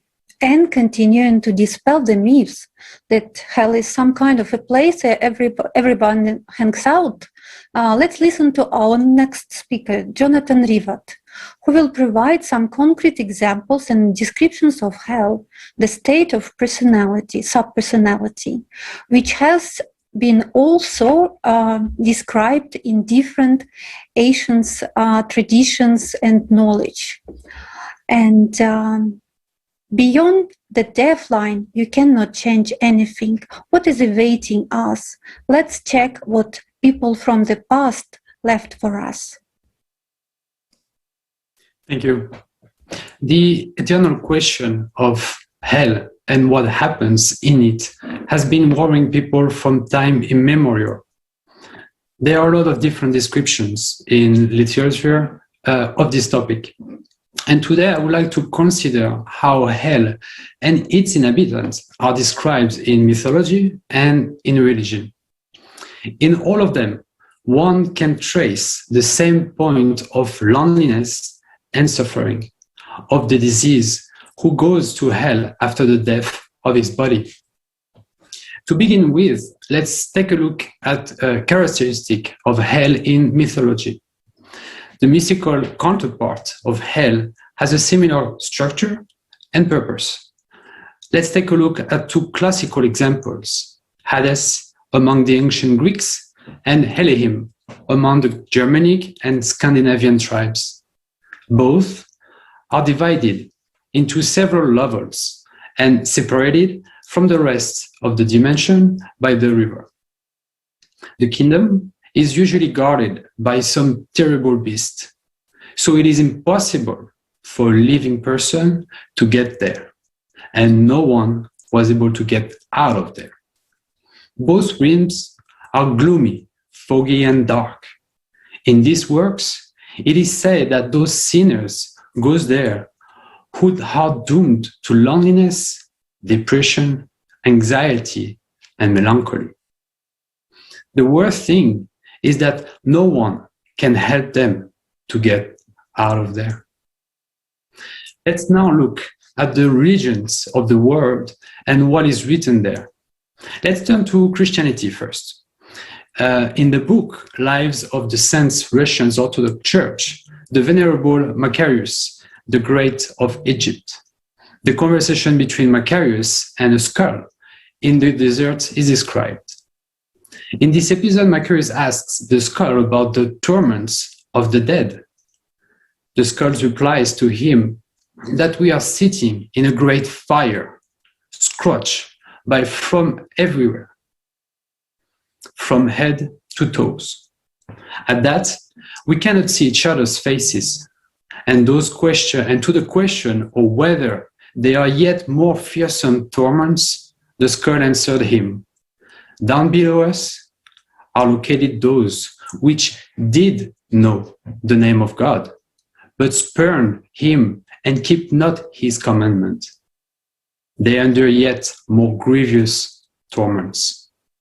St. John Chrysostom, well known in Christianity, said that having descended to hell where no one can confess and from where no one will free us, one will already have to be in oppression, indeed darkness, in a complete absence of the comforters, endures endless punishment, and to be unburnable food for the all-devouring flame. As we see in Christianity, there are clear indications that a person remains alone after death and is subject to scorching torments, which directly refers to the heat of the soul, which a subpersonality experiences.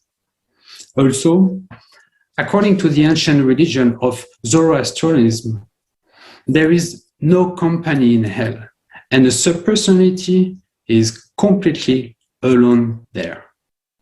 The Baha'i Divine Comedy says that hell is a cramped place where everyone thinks he is alone, and 3 days and 3 nights seems like an eternity there. There also mentions that the dead stand as close as ear to eye, but no one hear or see each other. In Buddhism, there is such a concept as Arubada, Naraka, the hell of blisters. Surrounded by cold mountains, creatures are in the dark frozen valley, continually swept by sandstorm and blizzards. The inhabitants are naked and alone. And in Buddhism, there are indications that the inhabitants of hell are lonely. In Islam, some ayats say that a hard fate awaits sinners in the form of eternal torments and suffering. They are destined of boiling drinks in the fire of Gehenna. Exit from that state, it's not possible. But one ayat particularly interests me, and it said this: "Now you have come to us alone just as we created you the first time, leaving behind all that we had bestowed upon you.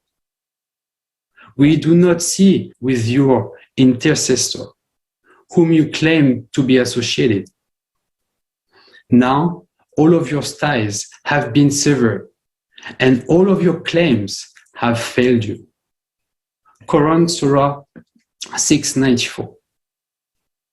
This ayah said that a person himself leaves behind him what God gave him at birth, and there is no one to protect him nor help him.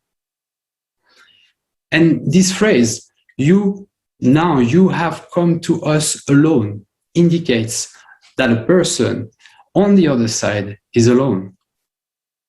The concept of not only heaven, but also hell has been substituted in society. People think that even if they go to hell, they will meet their dearest relatives, friends, acquaintances, or sinners like them. And together, it's not so scary. But in reality, hell is not a continuation of earthly life in worse conditions. And it is not a place where people are gathered and suffer together. But it is a state where everyone is left alone with their anguish and suffering, which has accumulated during his life, and is forever to complete loneliness, deprived of sleep for many thousands of years.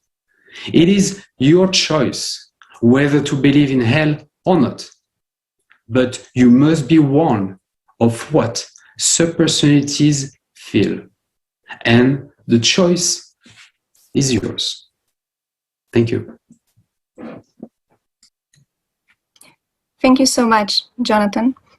And I would like to start with, again, expressing immense gratitude to every single speaker, to everything what is happening today. It's just so amazing. It's so educational. I'm a physician, but I am learning from each of you. As the conference continues, it's just like you're getting the bigger picture of everything what is happening. And all of this is actually possible because of ALLATRA, International Public Movement. And I'm so blessed to be part of it, and I'm so immensely grateful for it. And in continuation of our theme, how actually subpersonality feels, because we have heard very interesting information from the scientific standpoint from our esteemed colleagues, psychiatrists, and I hope they're all there watching, because this is very important information for everybody. So how is subpersonality actually feeling? It can be compared to people who, for some reason, found themselves immobilized in their own body. And this can happen due to different reasons: injury, stroke, tumors, infections, coma, or so-called locked-in syndrome, also known as pseudocoma. Locked-in syndrome is actually a very rare neurological disorder, which is characterized by complete paralysis of all muscles except the muscles that control eye movements. It is usually caused by a brainstem lesion. Can you imagine? Suddenly a person wakes up and finds himself immobilized. He can't move, he can't say anything, he can only move his eyes up and down. He cannot convey what is happening to him. And the horror he experiences when he's suddenly in his own body, alone with his thoughts. Distressingly, recent studies have reported the diagnosis of LIS, on average, takes 2.5 months, so nobody notices that patient's actually awake. It's usually the family who first notices, not the physician. In some cases, it took 4 to 6 years before they realized that the patient is actually conscious. There is a lot of testimonials out there of patients who experience LIS and these terrifying states, and I would actually like to read one of them to you in order to say it precisely, because I think it just speaks for itself. It is a testimony of a 14-year-old boy. Have you ever buried yourself up to your neck in sand? If so, you know what it's like to feel the cold sand on your skin, but not be able to move.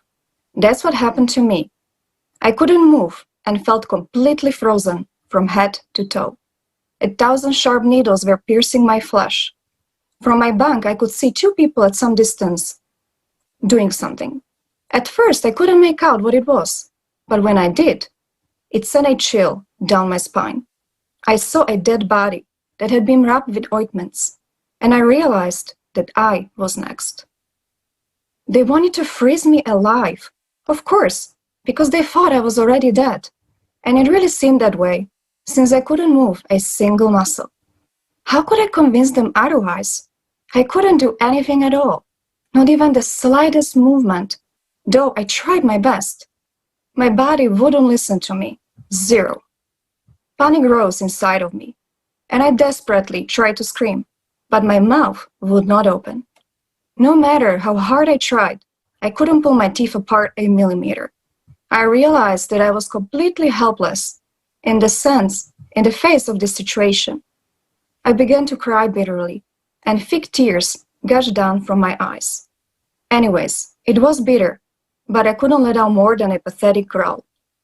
Delusions, hallucinations, and impaired perception of surroundings can be quite common after one awakens from an induced coma. I was actually lying on a mattress in a small room. I wanted to sit up to greet my mother, but in that moment, the next shock hit me. The part of the dream where my body has stopped obeying my commands was obviously still happening. My limbs were as heavy as lead, and it felt like they were no longer part of me. Terrified, I tried to determine it may be I was dreaming after all. It couldn't be, could it? What if it was? I didn't know anything else. My mother was standing in front of my bed, and she took another step toward me. But then I looked straight into her eyes, and I was amazed. All I saw was deep sorrow, immense pain, and great suffering. I still remember how her voice trembled when she said, "No one can say for sure if everything is going to be all right. I'll be honest, it doesn't look good." Those words hit me harder than any punch in the face. It made my throat tight, and I couldn't breathe. And hot tears came to my eyes, causing me to start crying again. There are no words in this world that can describe how I felt. The feeling of loneliness worsened during the following time because I could not communicate in any way with the outside world. I felt trapped behind 5 feet of glass, isolated from the rest of humanity, locked in my body, alone with my thoughts, trapped in my own small, sad, and abandoned world.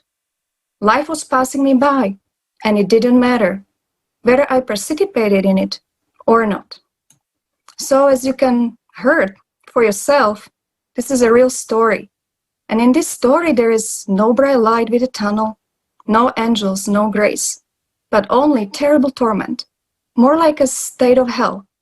And this is really their reality. And it is a very scary experience, but it makes you think. And why did we talk about this experience?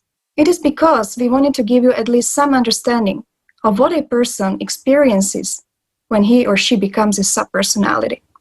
There is no body, the feeling of oneself remains, the understanding that I am remains, and there remains a continuous stream of thoughts, images, memories. That what each person considered to be an integral part of himself all his life. But suddenly it turns out that being alone with these images and thoughts is incredibly painful. And maybe some of you say, of course, how can there be joyful thoughts in such a state? Only one who has never observed his thoughts would say that. Observe yourself, your mood, your state. How often and how long have you been truly happy, joyful, and calm in your life? And you will see that in reality it is very little, not much more than these people who find themselves paralyzed in their own bodies. Mood is an emotion, and emotion is a consequence of the thoughts that dominate in our heads, and most of the time they are negative. The state of subpersonality is even more excruciating because those people realize they have lost a real chance to gain eternal life. They realize what they have traded this chance for and despair from the impossibility of changing anything, the realization of the inevitable death, immersed in a stream of negative thoughts and emotions, turns their state into hell. Because hell is a state that a person accumulates during his entire life, if he lives under the dictation of his consciousness. Because real life is something that never ends. This is a state of love. This is a state of happiness. And all the prophets talked about this. Jesus talked about this. They talked about the fact that each person during earthly experiences, during earthly existence, actually chooses his after-death destiny. And they accumulate this state of hell or heaven during life. So the chance to make a choice is only during our life. Thank you so much. And now I would like to pass the word to Robert.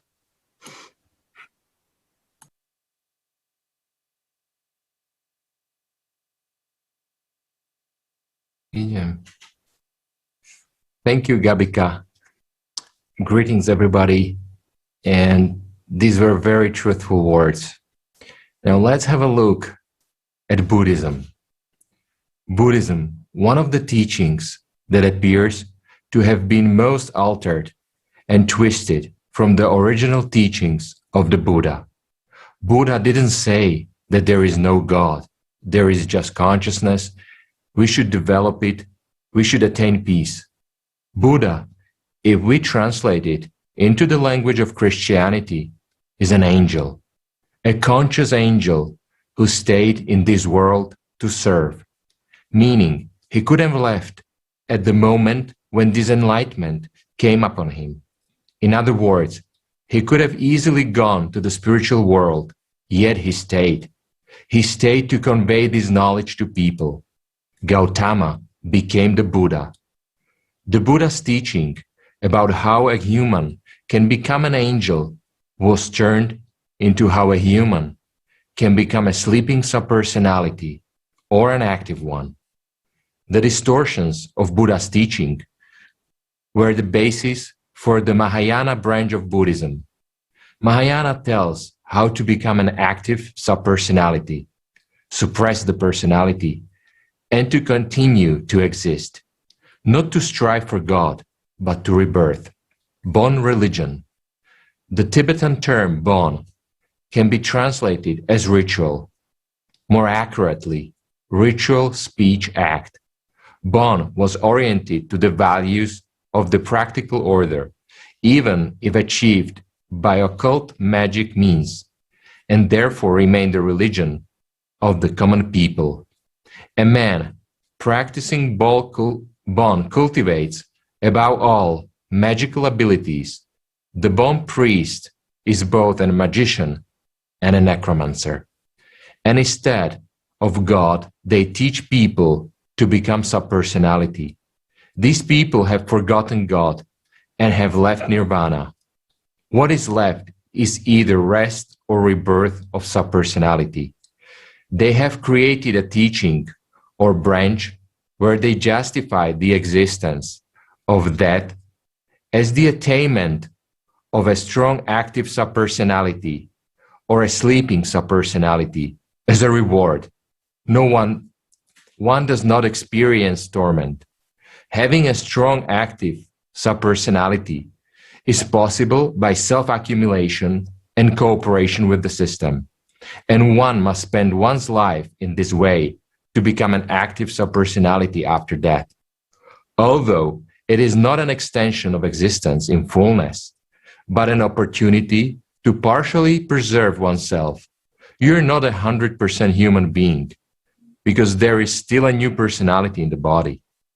There has been a confusion in Buddhism, in the sense that they have forgotten true salvation and are striving for nirvana, which is now the pursuit of peace.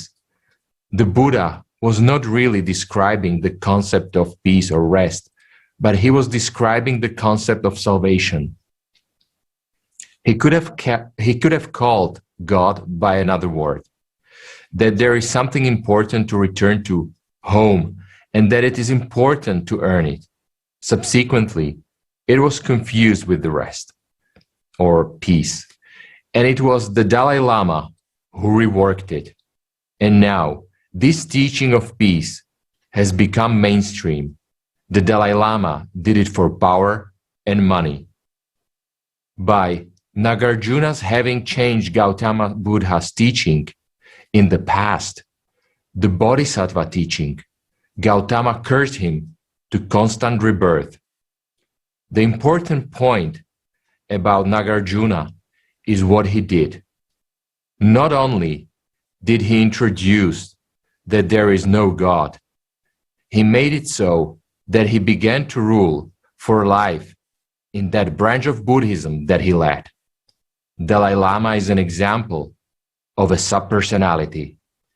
A new personality is born, and then the subpersonality begins to suppress it, and therefore does not remember everything completely. He doubts himself to the last day. He remembers the previous rebirth of both he and the new personality. Therefore, one should strive to liberate himself and becoming spiritually free, becoming a bodhisattva, becoming an angel, if we speak the Christian terms, or entering the high society as the great prophet bequeathed. It is much easier than surmounting the path of Buddhism in order to attain peace for one's subpersonality. What is actually peace? This peace is not bad. There is no torment or suffering. But at the same time, there is no life either. And it seems that by this we're concluding one block and we will continue to another one. So Leslie, the word is back to you.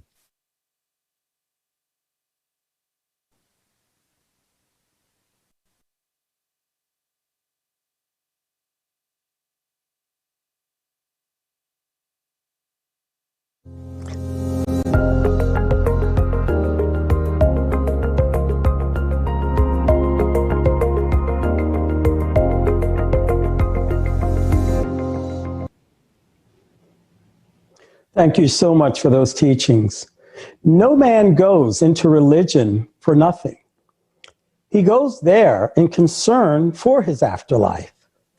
This is the foundation upon which religious organizations are built, but nothing through ignorance and misunderstanding. This topic turns into fairy tales, although it is fundamentally knowledgeable. It's the essence of what we here, it is the essence of what we are here for. We are here for the knowledge. If religious organizations spoke about what the prophets spoke about, no religion could exist, because the prophets spoke about how there should be no intermediators between God and man, that man himself is responsible for the posthumous destiny.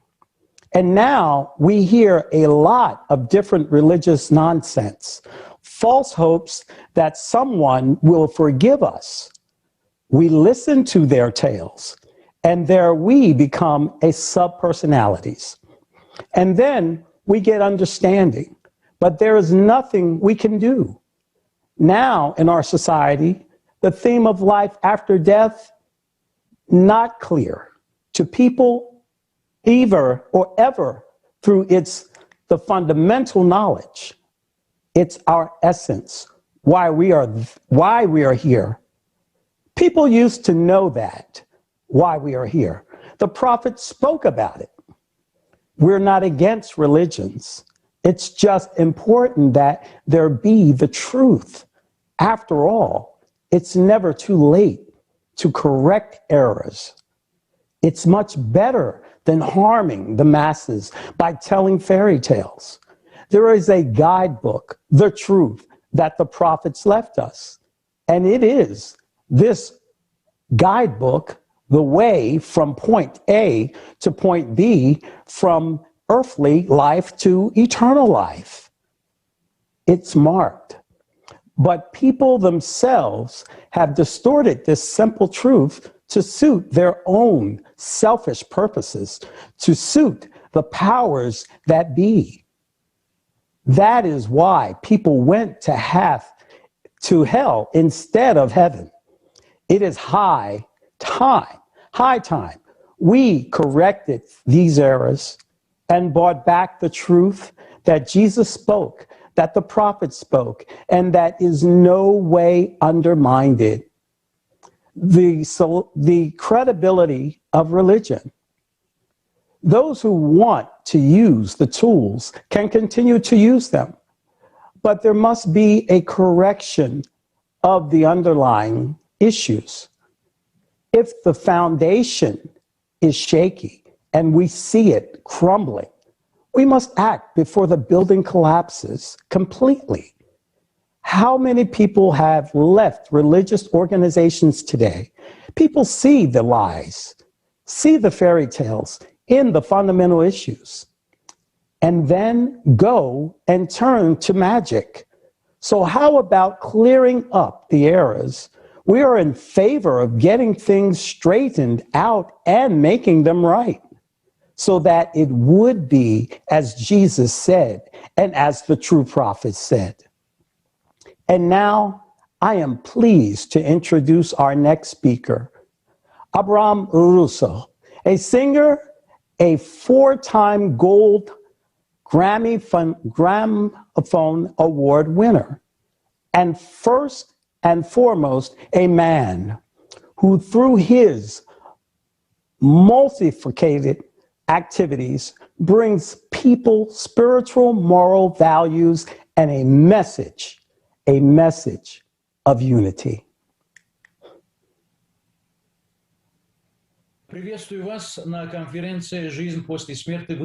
Greetings to all the participants of the conference Life After Death, Fiction and Facts. If you ask what determines the fate of a person after his death, it is his deeds. So the afterlife of a person depends on what he did during his lifetime.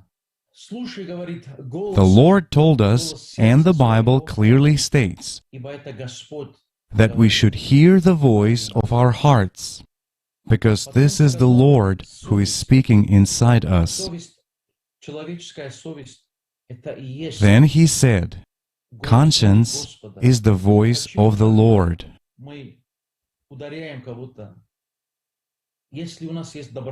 Why, when we hit someone, if we have kindness and love inside, love, by the way, is also God, then we begin to feel bad. Or when we do something bad, we feel bad for a long time. Some of us then cry because of this. And some people have already destroyed this love. They do not have it anymore. So they can't allow themselves anything. To deceive, to kill, to destroy. They can do it all, unfortunately. Unfortunately, not all people are believers, as well as not all religious beliefs are correctly interpreted by people, unfortunately. Where it is said, for example, kill, there cannot be God. Therefore, we should feel Him inside ourselves. After all, when we do something bad, we feel that some force stops, urges us, no, don't do this.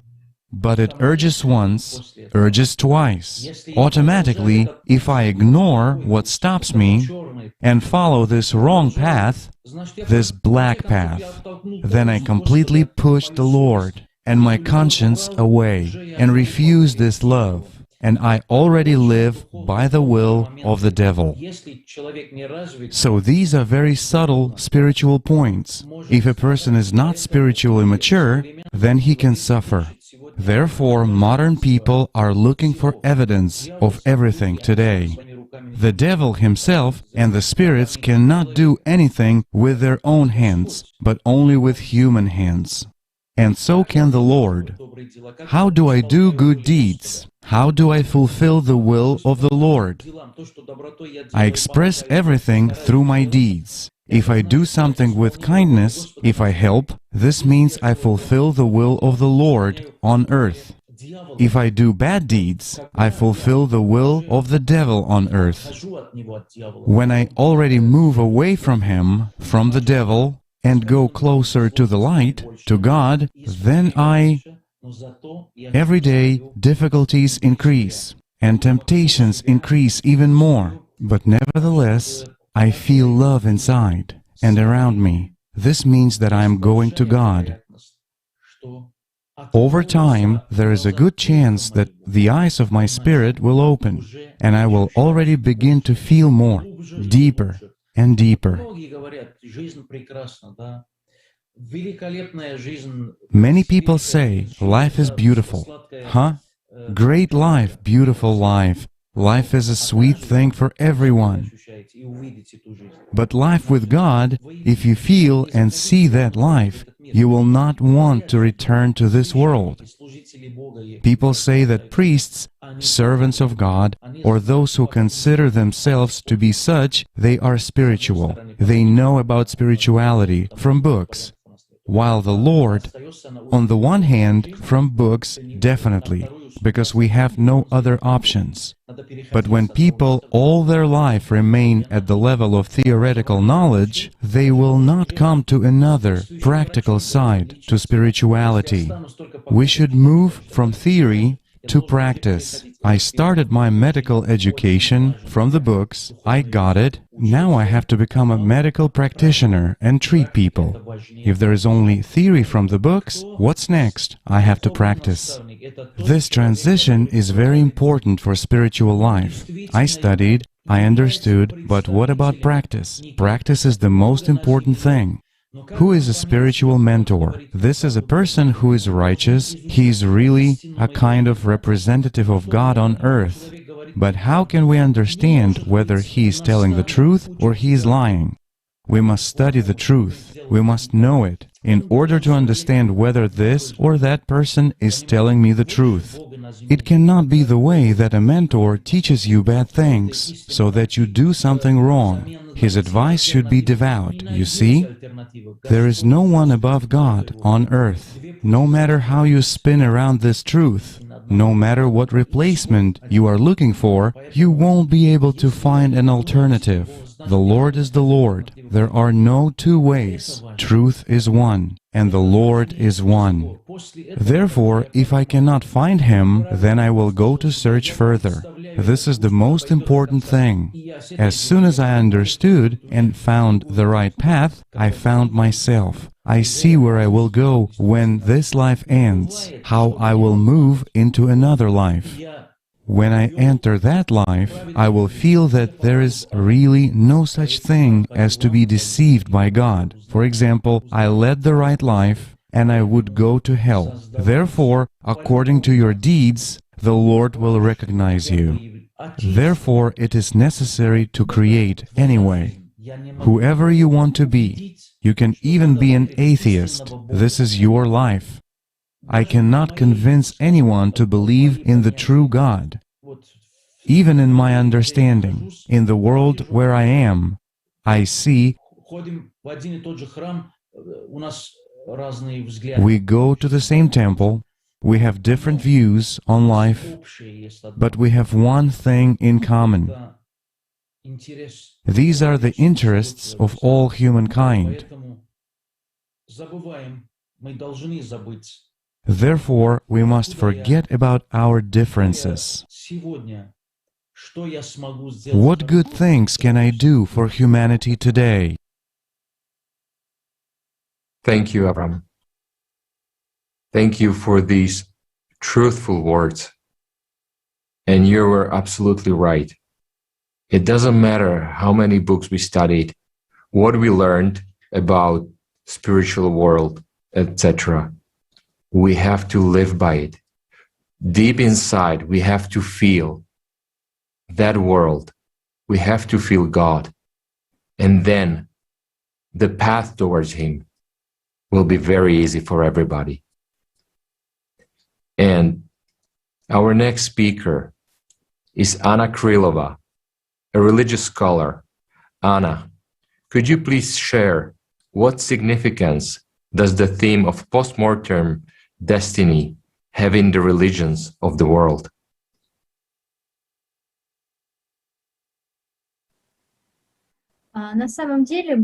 In fact, most of the major modern religions are generally built around reflections about the after-death fate of a person. The prophet Zoroaster, the founder of Zoroastrianism, was the first who spoke about differentiated after-death fate, that is, about going to heaven for good deeds and going to hell for sinful ones. From his teaching, the idea went into Christianity and Islam.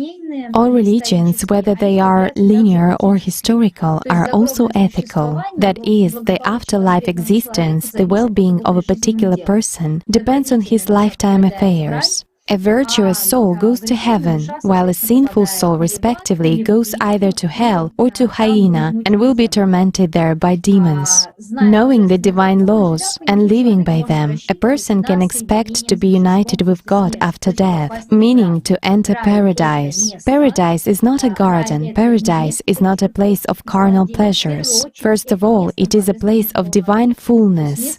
In other words, a place where God dwells, where a person can merge with Him, whereas hell is the place that God has abandoned. Indeed, these were very interesting information. And now let's watch another interview with His Grace, with Riyah Abu el-Asal, the 13th Anglican Bishop of Jerusalem. Bishop. Well, let me begin by greeting you with salam, with peace from the city of Nazareth, the city of the Annunciation, the hometown of Jesus. This is Bishop Riyah Abu el-Asal, the 13th Anglican Bishop of the Diocese of Jerusalem and the Middle East. It gives me pleasure to share with as many as are able to listen or follow on topics that are not easy to address.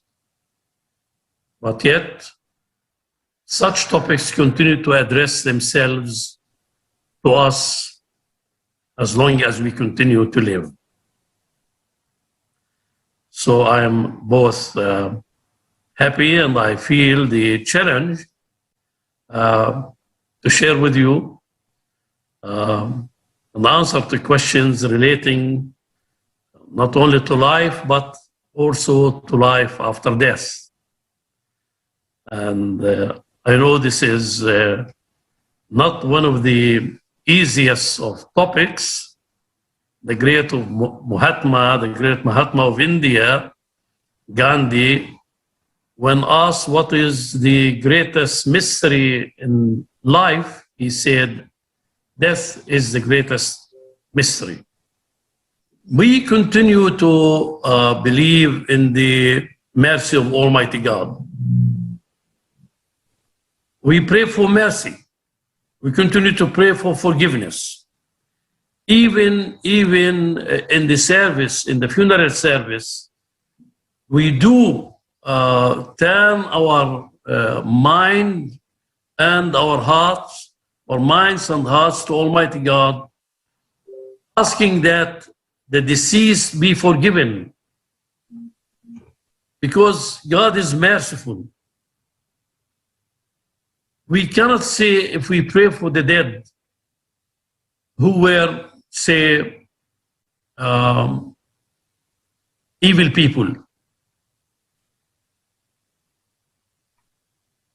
we can't say that things will change.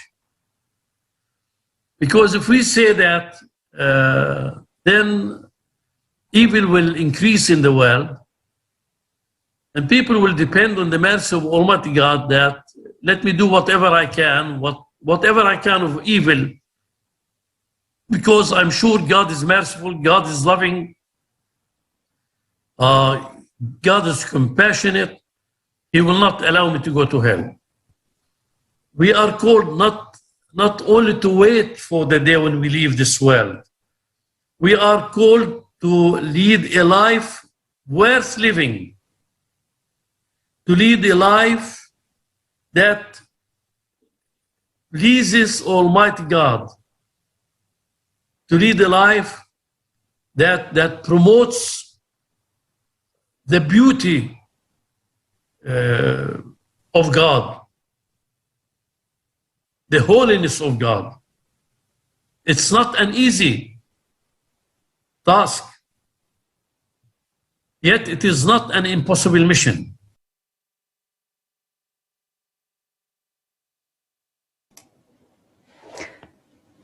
Спасибо огромное. Thank you so much for this truth. It's not often when you can hear this from the priest that no one can atone a person's sins. And I'm passing the words for Vladimir Olegovich. It is interesting that the responsibility of the choice of the person is spoken of the Zoroastrianism. A human can perform this task only as long as he has mental bodies, as long as he has a physical body, which is a tool of his action. As soon as this instrument is gone, well, when there is a physical death, right, the spirit and the soul still exist for some time, but it cannot do anything anymore, because, well, after you pass away, as athletes say, you cannot win the game outside the field. As long as you're on the field, you are playing, and once you are gone, that's it. And what can you do? Nothing anymore.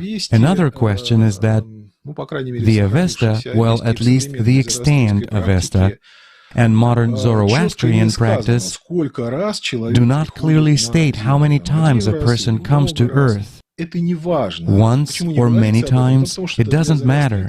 Why is it not mentioned? Because it does not matter to the Zoroastrian, as I'm here and I have to perform this task. What will happen afterwards? What happened in the past? Does it really matter? You have already received all the rewards for your past merits. What will happen in the future? That depends on you. It will depend on you in the future as well. You are fulfilling your task now, and you are responsible for it now. So for the Zoroastrian, each, not only every moment, but the entire life, but each moment of this life, each moment matters. Each. You know, each and every second is a unique moment for completing your task.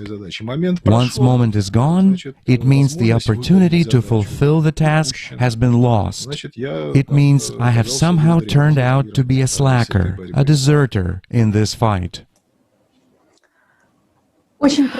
Yes, thank you. This is very simple and visual metaphor with a football field. Thank you very much, Vladimir Olegovich. It is curious that in Buddhism there is a clear understanding that a person remains with his lifetime choice one-to-one. With respect, I would like to introduce the next speaker, Lama Baatar.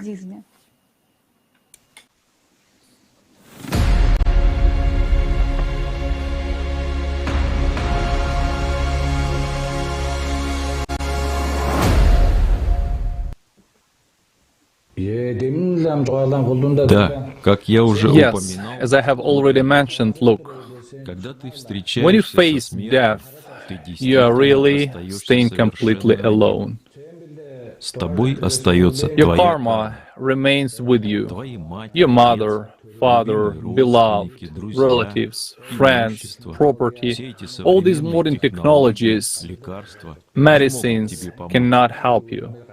You Ты stay остаешься with со your своей кармой. karma. Да, так учат с Yes, древних this времен. has been taught В since учении так ancient говорится, times. что The когда religion says приходит время that смерти, when ты the time остаешься of death один со comes, своей you are кармой. left alone with your karma. Какую карму ты What творил, karma you такую created, и будешь this is what использовать. you will use. Есть такое учение. This is such a Да, teaching. поэтому в этой Yes, жизни, что that's ты why живешь, in this life, говорить о смерти, the one that you live, готовиться ко встрече со talking смертью, about death, все это preparing имеет to face очень death, глубокий all смысл. these have a И deep, это работа very мудрых deep людей. meaning, and this is the work of wise people.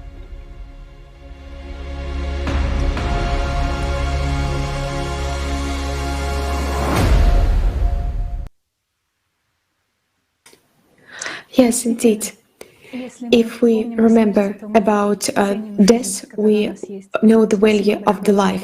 Thank you very much. And our next speaker, Santiago Ferraza, will share an understanding of the choice between hell and heaven in Islam. Santiago, the floor is yours.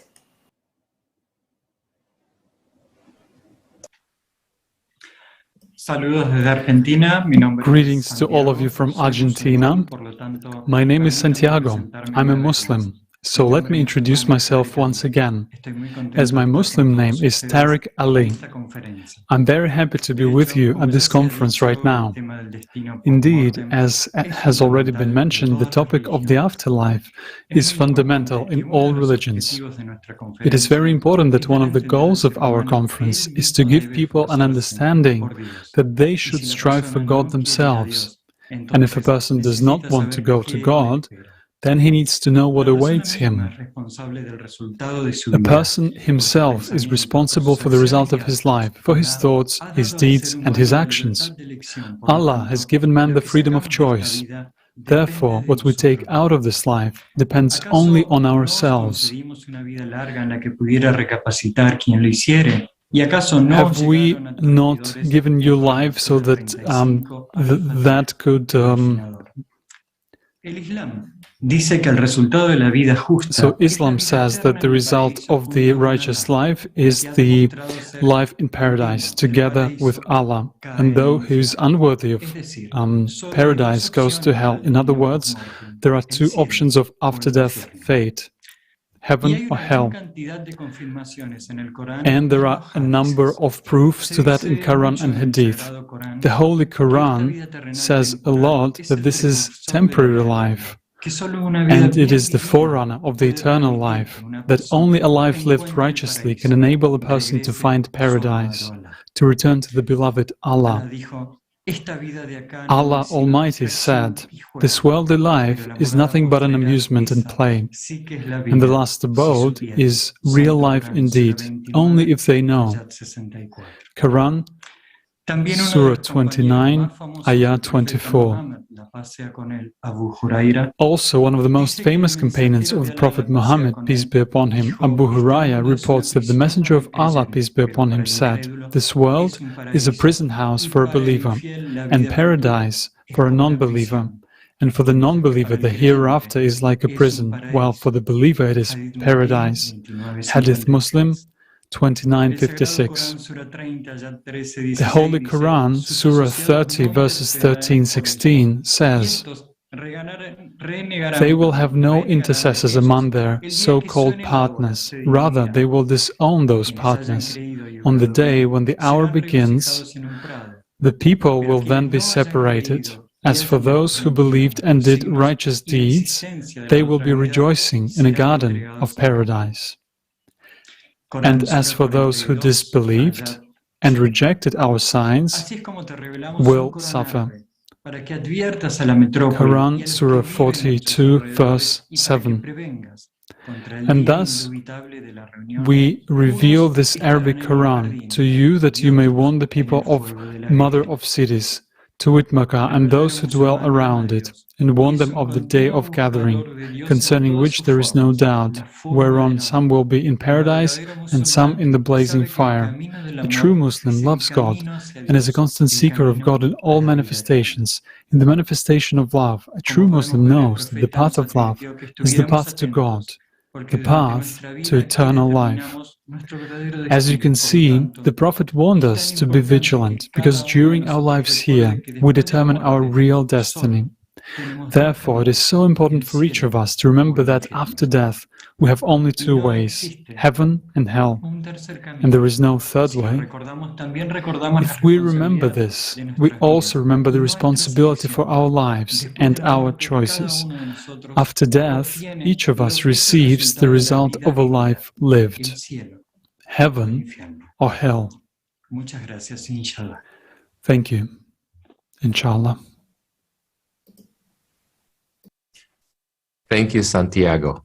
It turns out that we all have only one chance, and only we can make it by ourselves. No one's prayers can save us, neither the priests nor the relatives. This was also said by the Buddha. I will pass the word to my co-host Lisa to tell you more about it.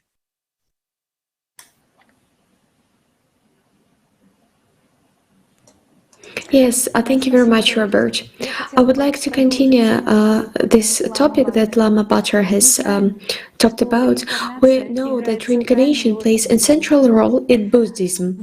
In Buddhist work, Jataki, Stories of Birth, there are 547 stories which are given and are believed to have been originally told by the Buddha himself. These are 547 stories about the past incarnations of the Enlightened One.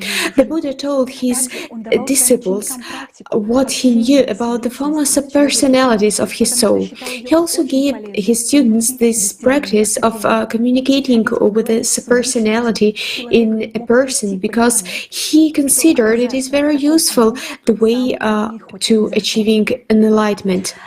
And now we know that as a result of the significant changes in Buddhism made by Nagarjuna, the current Dalai Lama, there was a misunderstanding who is reborn and whose past lives are these. Instead of understanding that a person has only one chance to achieve an alignment in his life and otherwise hell awaits him, there was a substitution that a person will be reborn in a future, that he will have many chances.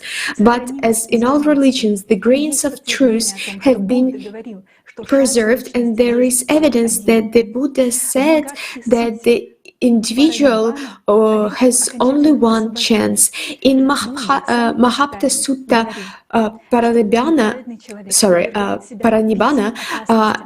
there is, we can find such words that finally, with his destination of the body after death, he is reborn in the realm of suffering and the land of mystery, in a bad world in hell.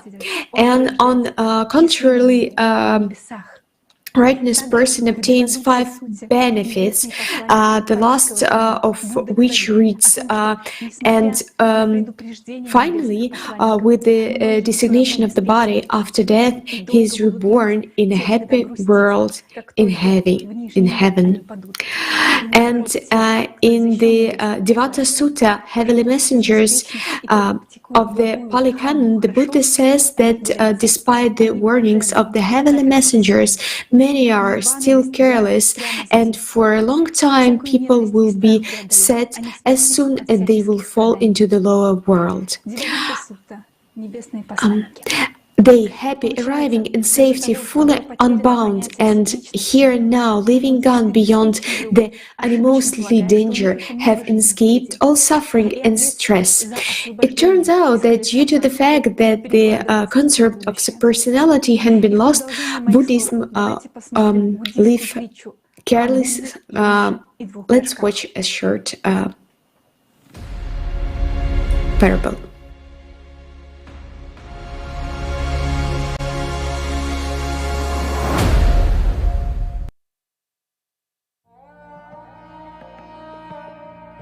One day, a young man came to Buddha. The young man was very sad and he couldn't stop crying. "What's the matter?" the Buddha asked him. "What is the reason for your sadness?" "Sir," answered the young man, "a misfortune happened yesterday. My father died." "It really is a misfortune, but what can you do? Even if you mourn over him all the time, he still will not rise again." "I have a request for you, sir. Please, do something for my deceased father." "What can I do for him if he died?"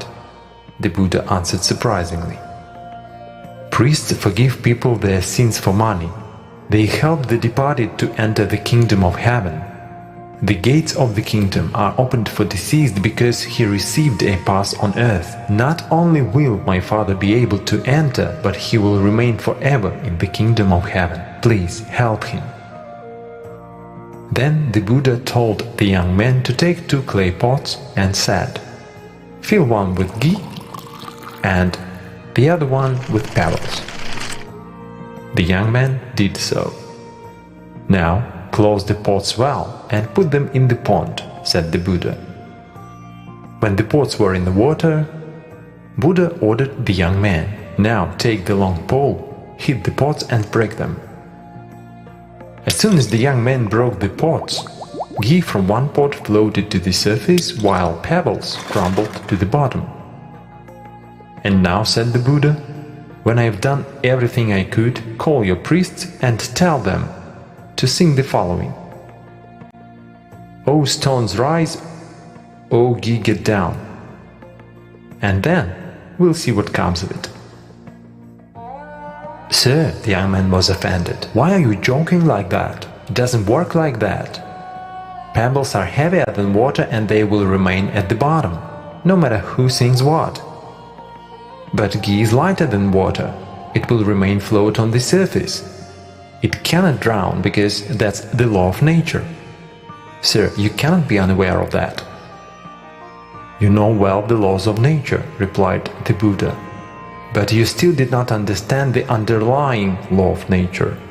All right, I'll explain it to you. If your father in his life did things and his deeds were as heavy as pebbles, he will certainly sink to the bottom, and no one will be able to lift him up. And if his life and deeds were as light as ghee, he would certainly rise up. The sooner you understand this law and begin to live in accordance with it, the sooner you'll come out of the state of your sadness."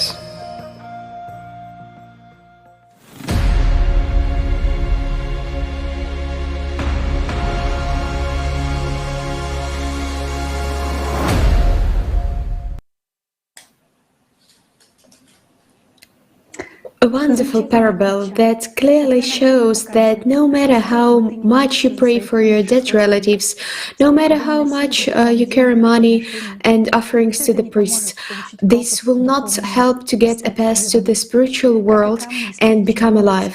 Just as the stones in the parable cannot float on the surface of the pond, so the dead cannot become alive. Thank you, Lisa. Where is hell then?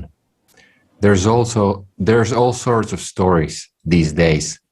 Some say hell is in the sun, or even deeper, in the Mariana Trench.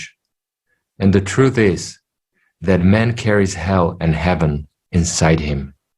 Any information, in order for it to live, needs a source of nourishment.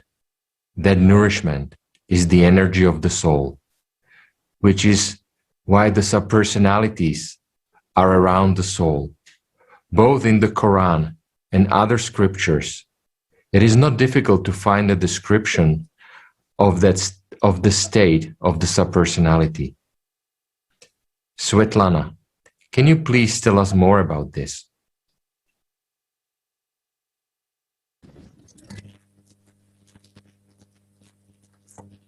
Yes, thank you so much, Robert. First of all, I would like to pay my gratitude to all the participants of the conference. And to be honest, I'm just listening very carefully to all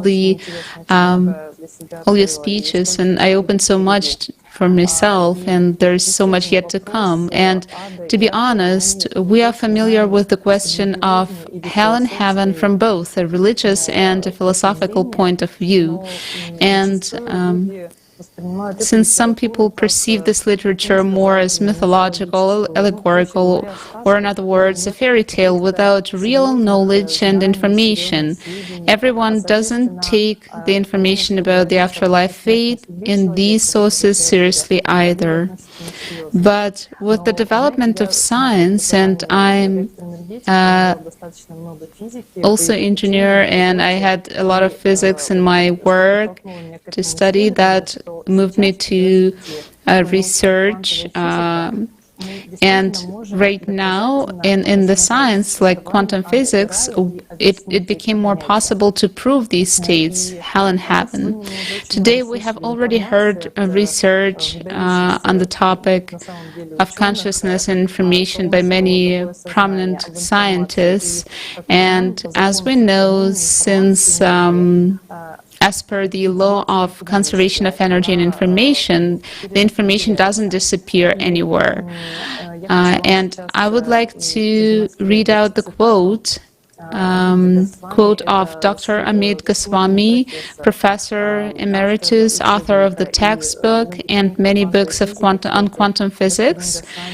And by the way, we will also hear from Mr. Goswami today at the conference a little bit later, and he himself will tell us about the most interesting research of his.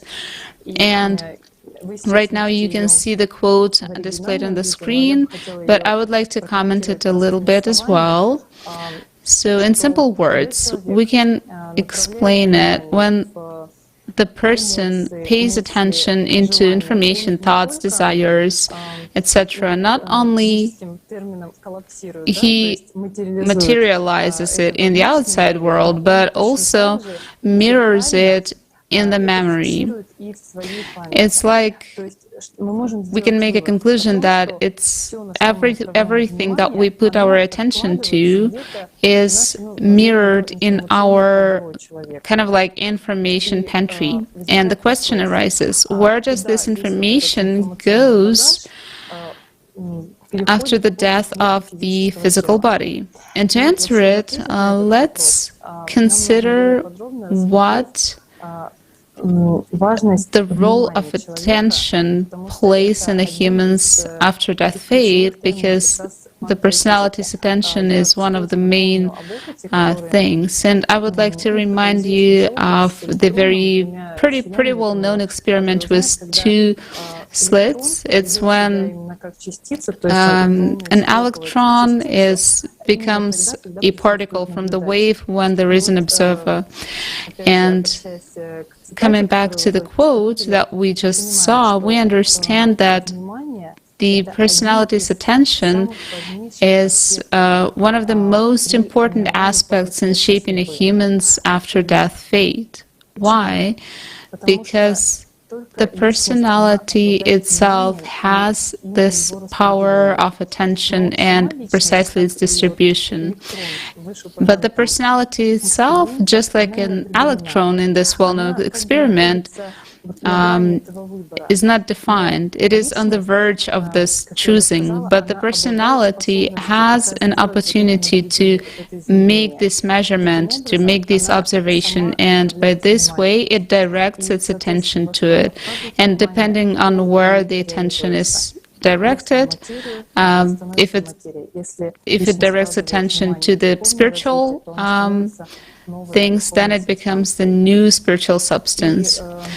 And as previously speakers mentioned, the subpersonality is being formed when the personality during the life of the human body puts all their attention into emotions, negative things, thoughts, and this way it merges with the consciousness and becomes a single whole, and it becomes energy informational structure.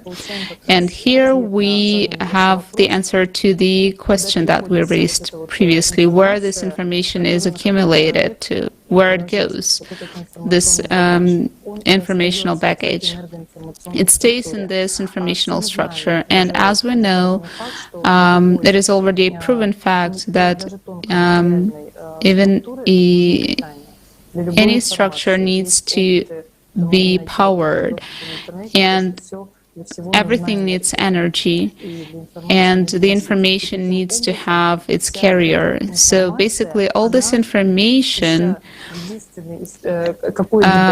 searching for the source of the energy is being kind of like pulled over the soul, because the soul becomes the only source of power for it.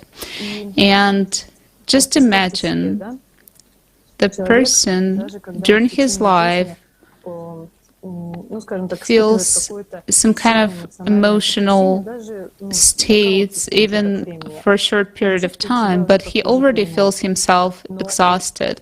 And this information is being concentrated, all these emotional states, all these desires that the person keeps throughout his life, they're being compressed into a point, and at the same moment of time, the person feels everything, these exhausting desires. Why do I pay so much attention to it? Because from the point of view of physics, all this information is being squeezed into this one single structure.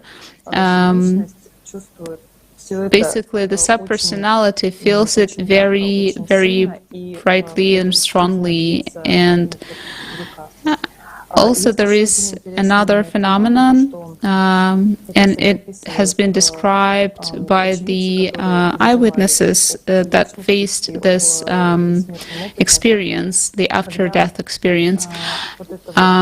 When this energy informational structure, the subpersonality, feels the energy of the soul, and this energy, let's call it energy, but basically it's more kind of like above the quantum level. So basically this energy is felt like the pressure and strong heat.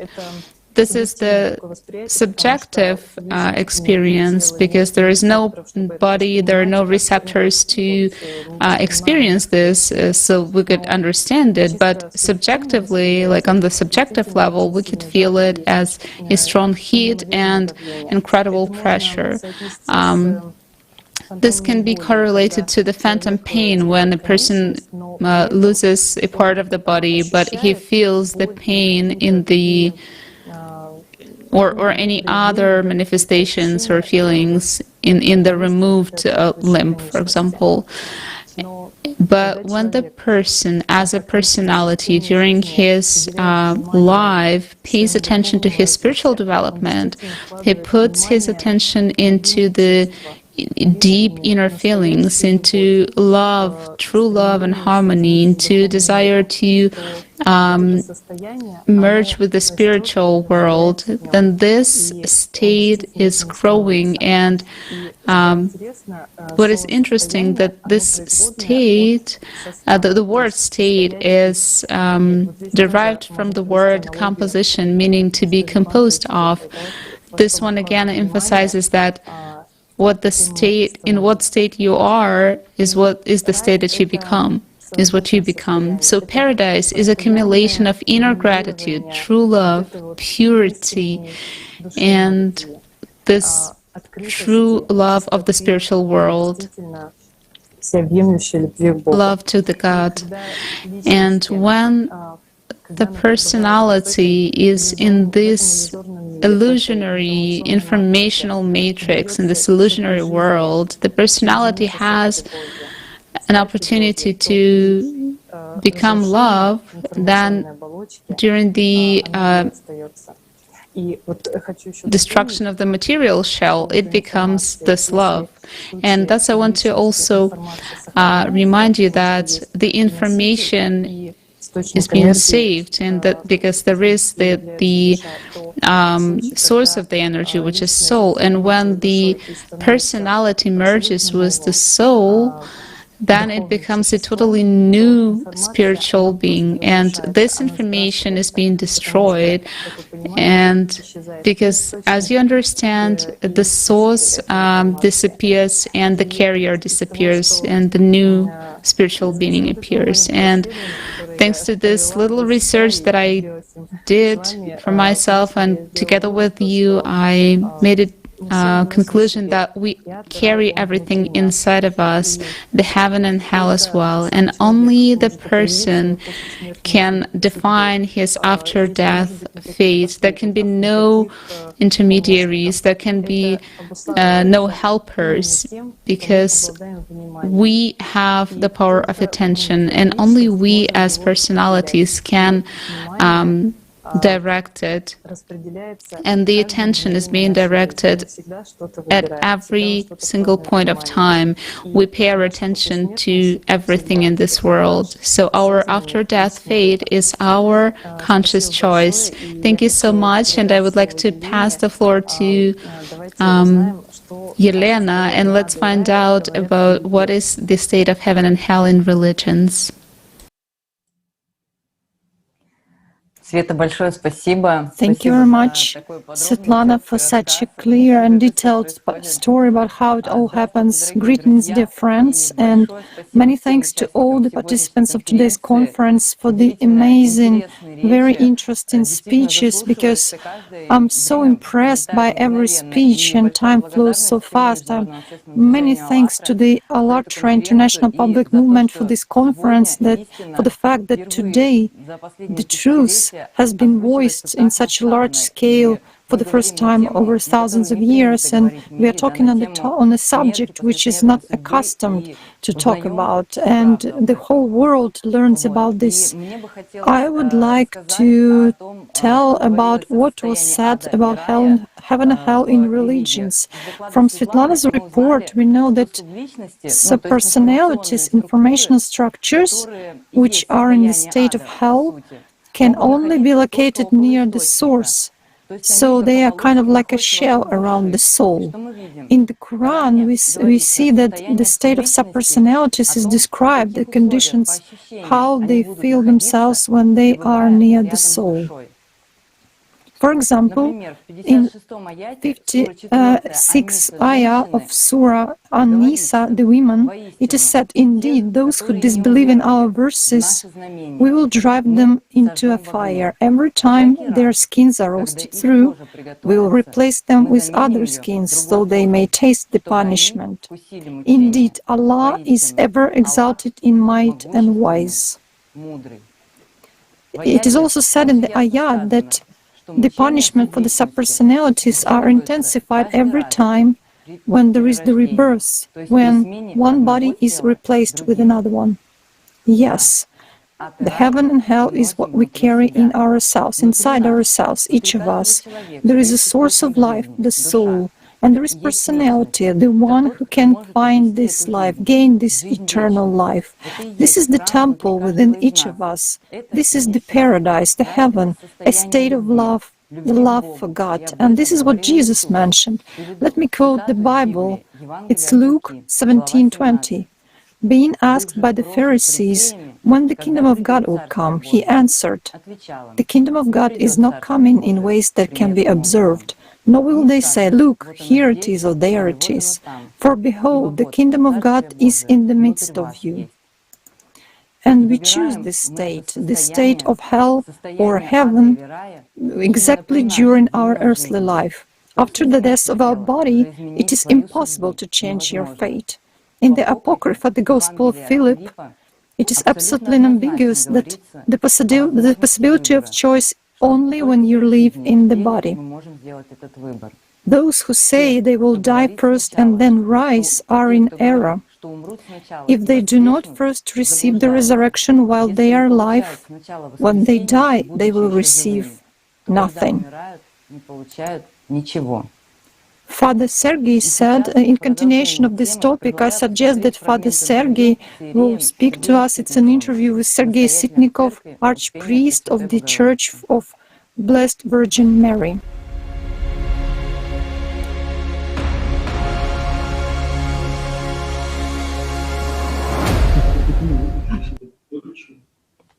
Is there an indication in the Holy Scripture that a person's choice affects his afterlife? Yes, you know, there are such indications. They are in the Gospel because there are the following interesting words there. As I find you, so will I judge you. Meaning the point here is that the state in which a person departs from this life actually continues in the afterlife, as we can assume. But you know, as strange as it may seem, I shall make a reference to a totally different source, which actually belongs to a different religious tradition. This book is Bardo Thodol, the Tibetan Book of the Dead, which was found in the 14th century. So Yun, when commenting on this book, points out that the Bardo Thodol, the Tibetan Book of the Dead, mentions one surprising fact. Everything that happens to a person in the afterlife is a projection of his psychic self, that is, a projection of his consciousness. In addition, in Christianity, we must consider hell and heaven as a state of the soul. It is, first of all, the state of the soul. It is not a state of what someone from the outside is doing to a person. It's the state of one's heart. Both hell and heaven start for a human being already here, on the earth, either hell or heaven.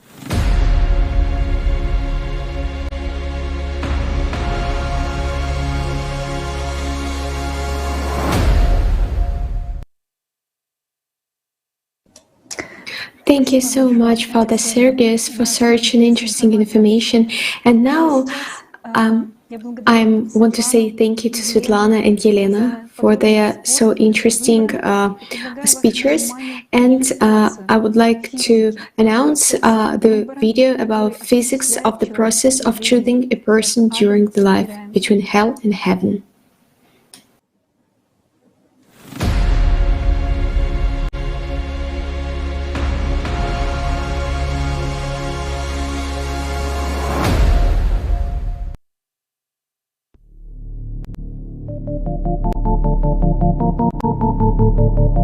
Personality is linked through a silver thread with the soul. The silver thread is a channel through which the life energy flows from the soul to the personality. The personality, at its choice, can distribute this energy, either by directing it to the soul, multiplying it, or to the primary consciousness, which is connected with the body and emotions. Primary consciousness, in turn, is connected with secondary consciousness. Secondary consciousness is the one with whom a person often associates himself. It is the one that thinks logically.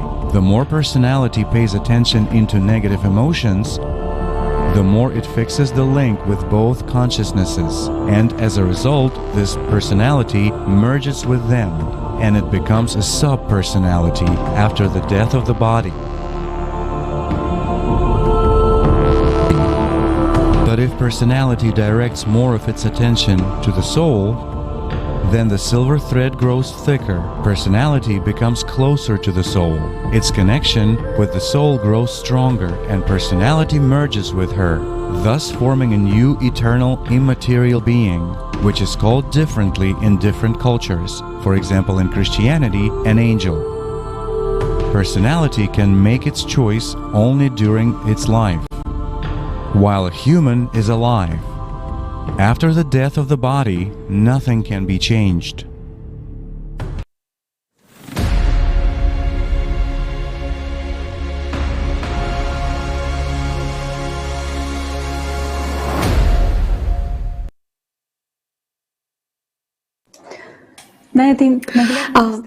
This video provides a visual understanding of what is happening, that first and secondary, primary and secondary consciousness is above something out of the body, and it is part of other structures, and you can see what connects the soul and the personality. It is the silver line.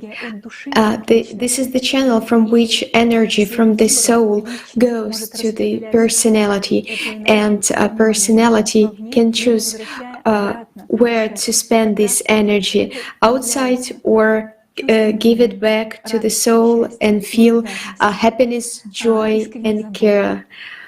And this is these qualities, these feelings that leads person to the way to becoming an angel.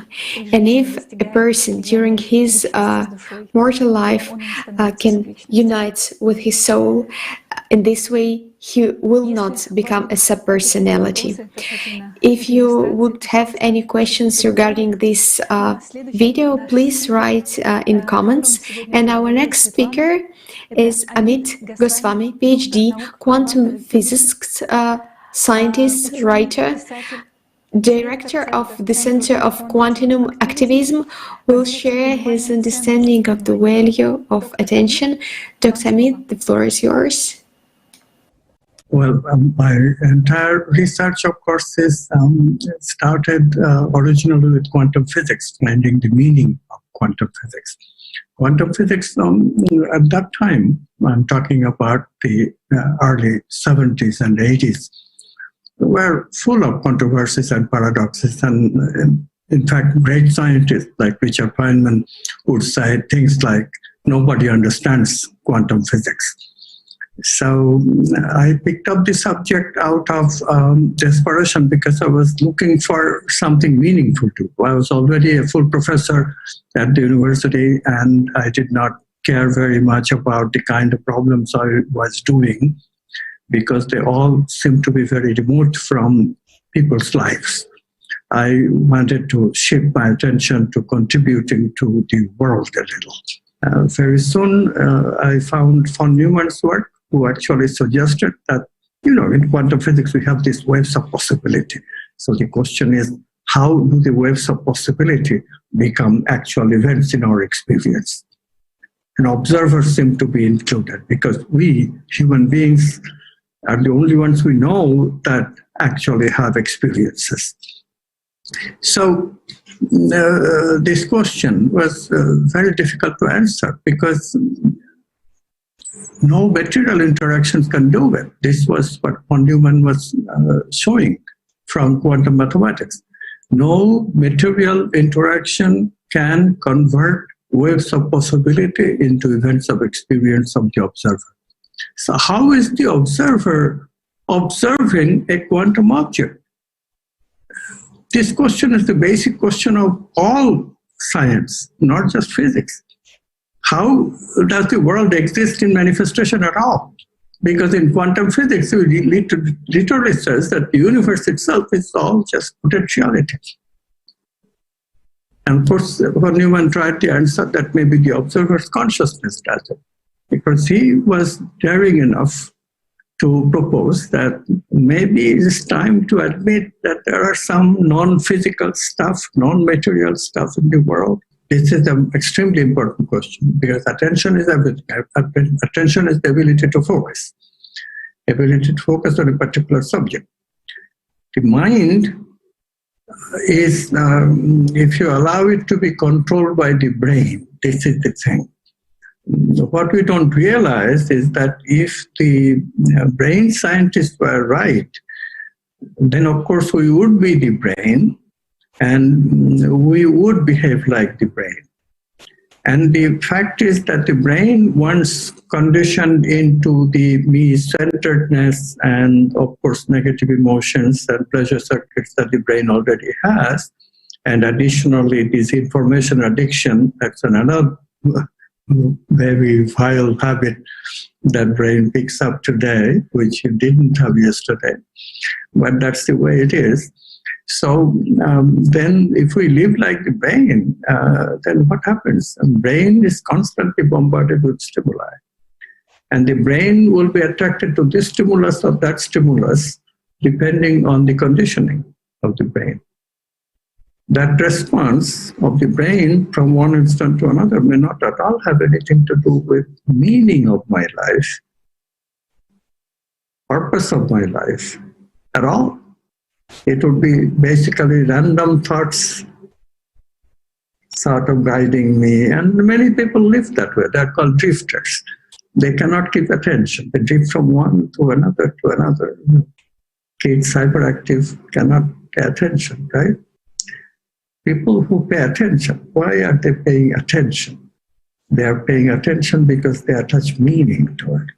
They break into the brain's habit. Hey, that's not meaningful. I don't want to do that. I want to do this. This is meaningful to me.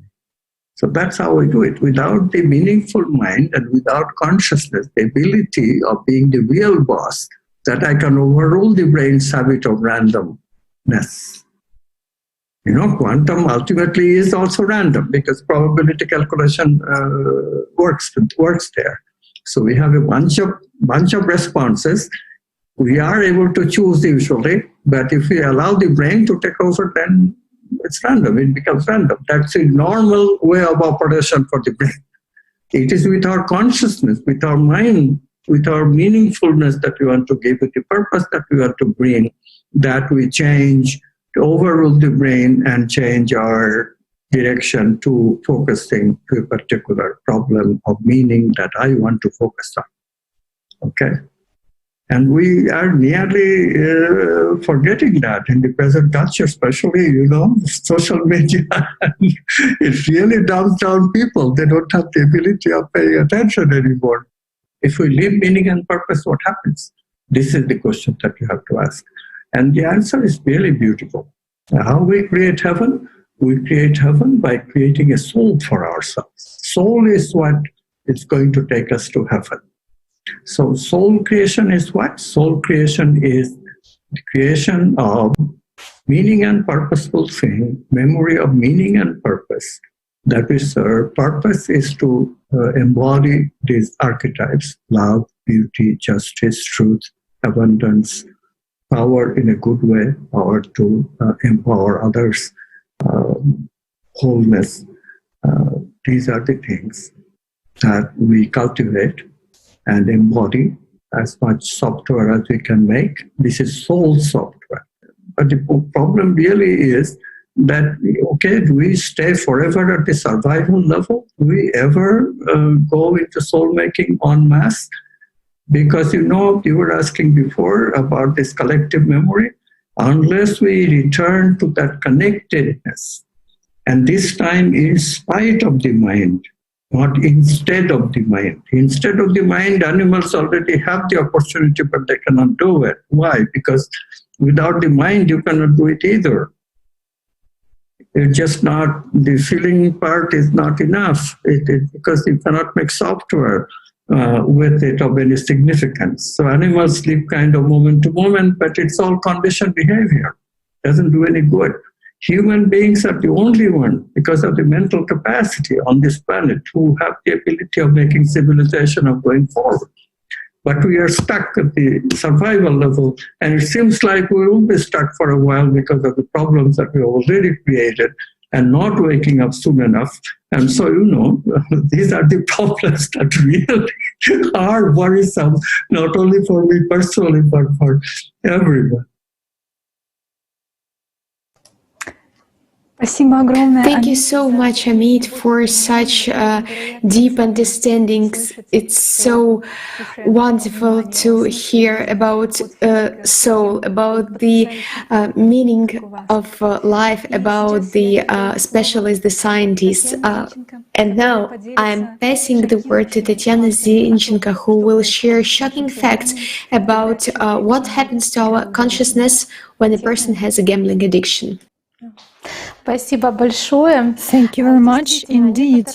Certain clinical trials, such as trials and examination of gaming addictions, online video games in particular, these research show and illustrate how actually we create ourselves, how we create our own future, and how our self-perception and world perception can change depending on what we invest attention to and where we concentrate on. For example, gamers, when they play online video games, their perception changes drastically. They are totally absorbed in the virtual space of the game, in the literal sense of the word. And contemporary design shows an image which is very realistic and dynamic.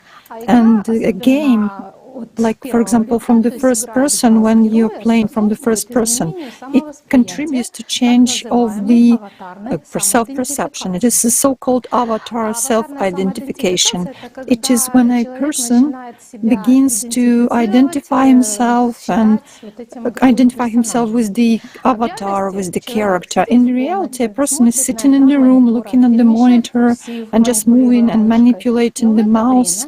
There are no sounds, neither body perception, even if there are very loud sounds and intensive sensations like hunger, threat, or pain. A person doesn't notice that. His major sensory organs, through which 90% of information comes to us from outside world, is vision and hearing. They are totally focused on perceiving the game, the virtual world. And due to such a detachment from the reality and total involvement in the reality of the game, such a changed, altered state of consciousness is called the gaming trance or gaming alcohol, like intoxication, or there is a dark flow term. The consciousness of a gamer actually edits a picture which is imperfect, and it just omits some faults, some mistakes. It draws some elements and corrects everything, adds some dynamics, and actually makes this image on the monitor very close to what we observe in the external world. Such studies showed. And actually, there are contradictions and differences between those people who perceive real world and those who are gamers, who play for hours on computers. And it's the difference of perception compared to the one who just observed it from the outside. And when there were MRI examination of game addicts, the results are just shocking. For example, as it is known, our brain possesses neuroplasticity.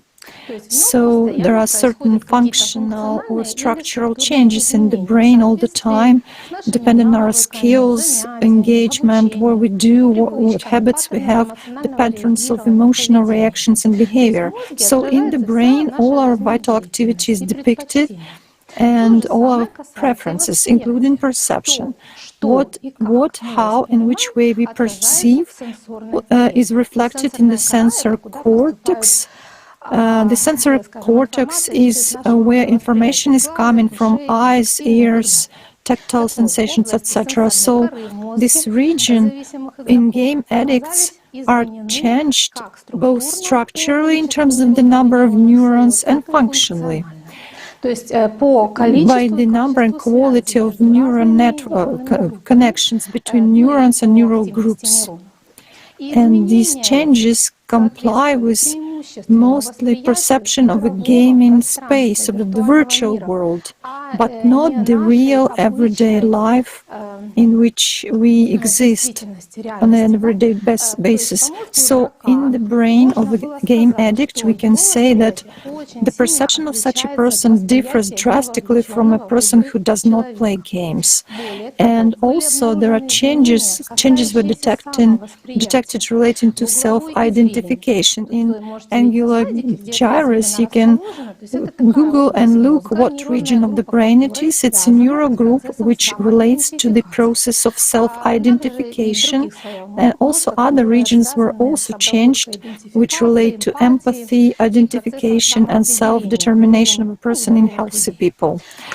Several studies have been performed in various countries when they observed the activeness in these regions of the brain when game addicts at the subconscious, subclinical and clinical levels, they were playing games or talking about games and telling about their avatar, or just they were just imagining how they were playing. The same observations were done when a person was telling about his real life beyond the game, and the activeness of this angular gyrus and also other regions which relate to self-identification is always much higher when people were playing or talking about the game or thinking about the game compared to the self-reflection state. And the real state of dissociation arises. Many gamers describe such a bodiless state. Teenagers, when they have such internet online disorder, gaming disorder, they feel out of body, and this state has certain neurobiological markers which we can see on MRI testing results, and the person feels himself out of the body. They are mostly identifying themselves with the character, the avatar they are playing, and they were involved in the gaming space, but nothing was affecting them except information, just illusory images with 3D effects on the monitor, neither buildings, no forests, no mountains, no enemies, no friends. None of this existed, but the program which was building a dynamic image by means of pixels on the screen. Everything else was added by the consciousness of a gamer himself. Just in the case with the AC Jackie, whom I was talking about in the beginning of our conference, we see the same pattern, that the sensory organs perceive himself in certain place compared to where consciousness perceived itself. So such studies show that really the consciousness has informational nature, and they illustrate that what a tremendous power human attention has, because whatever information a person is focused on, he actually becomes this information and based on the studies of the brain, it's in the literal sense of the word, and based on the results of all the tests, we now understand how we form our post-mortem destiny, how a person, by paying attention to one or another piece of information, can create certain consequences for himself, basically to build himself and create himself this way. And now I would like to give the floor to Rinat, who will share with us what importance was given to all this information by Prophet Muhammad. Thank you all so much. Allow me to greet everyone, dear friends. Hello. Attention is a key point in every person's daily life. To what a person pays and gives attention in his life, thoughts, preferences, desires, that he receives. A person with his choice of where to invest attention creates his subsequent fate. And taking into account what speakers said before at the conference, Islam also speaks about the value of human attention. It says that it is very important. In Islam, there is such a notion as dhikr, incessant remembrance of Allah, God. In other words, it is the direction of attention to Allah, focusing on Him. It is believed that dhikr brings the believer closer to Allah. As Prophet Muhammad, peace be upon him, said, there is nothing that brings more salvation from the punishment of Allah than the remembrance of Allah. The Holy Quran says, those who believed became amanu, wished to reach Allah before death, and their hearts have been satisfied with the remembrances of Allah. Now surely with the remembrance of Allah the hearts find satisfaction, do they not? Surah Ar-Riyad, Thunder, 21st verse. Describing the night descent of Muhammad to the throne of God, Miraj, Hallaj says that the path to God, which lies through the garden of Tikr, that is, through the incessant remembrance of Allah, focusing on Him. Given what was said at the conference, we see that the Prophet, peace be upon him, gave people a clear understanding of the importance of focusing on Allah. By remembering God, the person can hope that he will not be forgotten by Allah. This is also stated in the Hadith. If he remembers me in himself, I too remember him in myself. And then what's the essence of fivefold namaz? A person several times a day redirected his attention from the earthly, material, and focused his attention on God, Allah. And the meaning of spiritual practice, namaz, prayer, is exactly focusing attention in the contact with Allah through feelings, at the level of the deepest feelings. The importance of human attention is described in the following ayahs. 23 Surah, Ayah 1 and 2. Successful indeed are the believers. They will be delivered from the fire and will enter paradise. Those who humble themselves in prayer, giving themselves completely to prayer with their souls and observing outward tranquility in it. Quran 23, Surah, Ayahs 1 and 2. Translation by Abu Adal. 107th Surah, verses 4 and 5 says, "So woe to those who pray, who are heedless of their prayer." Holy Quran. In Farsi, namaz means prayer. Prayer is not the words that come out of the mouths. Prayer is love for everything, gratitude to the Almighty. In prayer, there are no requests for the material things, no trade or contact. Namaz is an expression of love and gratitude to Allah, the constant zeal to a person to remain in the state of prayer, which is possible throughout the day. Then the prayer of such a person never ends. And so does the person, in love of Allah, love for his neighbor, abides. Attention is the power of love. The purpose of Iblis is to divert a person's attention from his inner spiritual to the outer material, and all means are good for him if only the goal is achieved. By being constant in the remembrance of the Most High Allah, a person saves himself from oblivion. The Almighty in the Holy Quran said, "And be not like those who have forgotten God, so that God has made them forget themselves. Such are the reprobates." Surah Al-Hajj, Gathering, 19th Ayah. Translated by Ahmed Ali. In the hadith of the Messenger of Muhammad, peace be upon him, it is said that no alms can be more valuable and high than the remembrance of the Lord. The reward for the people who gather to remember Allah will be paradise. The Prophet, peace be upon him, said that no act can be compared to the remembrance of the Almighty in the matter of salvation from the punishment of hell torments. Thank you. Thank you so much, Rinat. Indeed, our attention is priceless. Not a single normal person wants to become a subpersonality, doesn't want to go to hell.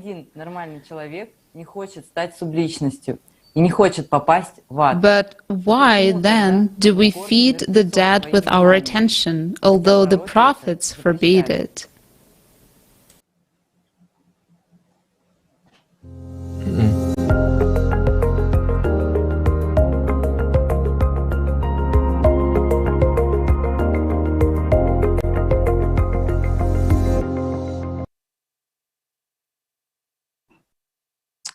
And we are now entering into another very interesting block. How we intentionally,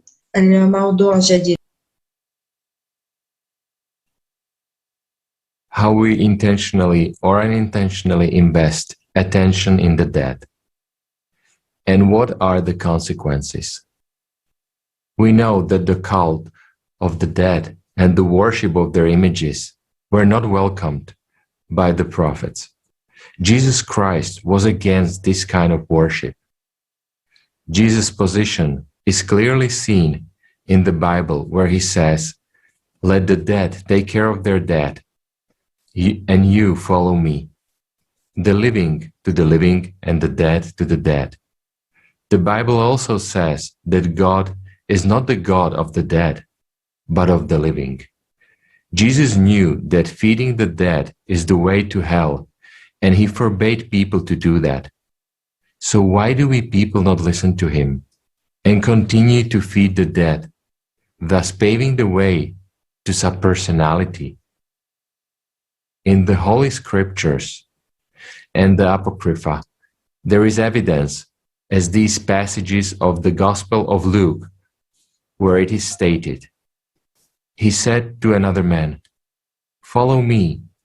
But he replied, 'Lord, first let me go and bury my father.' Jesus said to him, 'Let the dead bury their own dead. But you go and proclaim the kingdom of God. But God is not God of the dead, but of the living.'"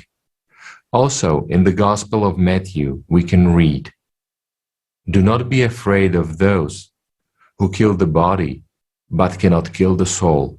Rather, be afraid of the one who can destroy both soul and body in hell." And the same is in another religions as well. I would like to pass the word to Amir Aziz, who is Imam of the oldest mosque in Germany. Mr. Aziz, the word is yours.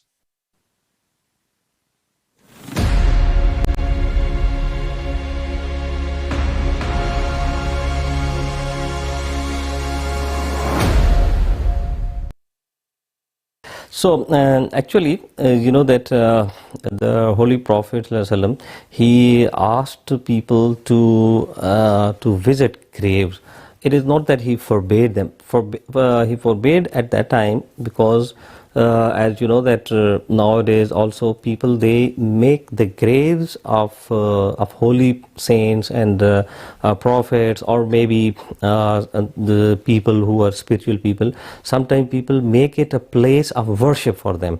So what his meaning was that don't make the graves as a place of worship, because you only have to worship God. So those people who die, whether they are prophets or they were saints, they are not God. So therefore you should only pray to Almighty Allah, and that is what is actually forbidden. But on the other hand, he said to people, he instructed people to go and visit graveyard, so that people should remind about death, and they should know that their real destiny is here and they will get a new life after that.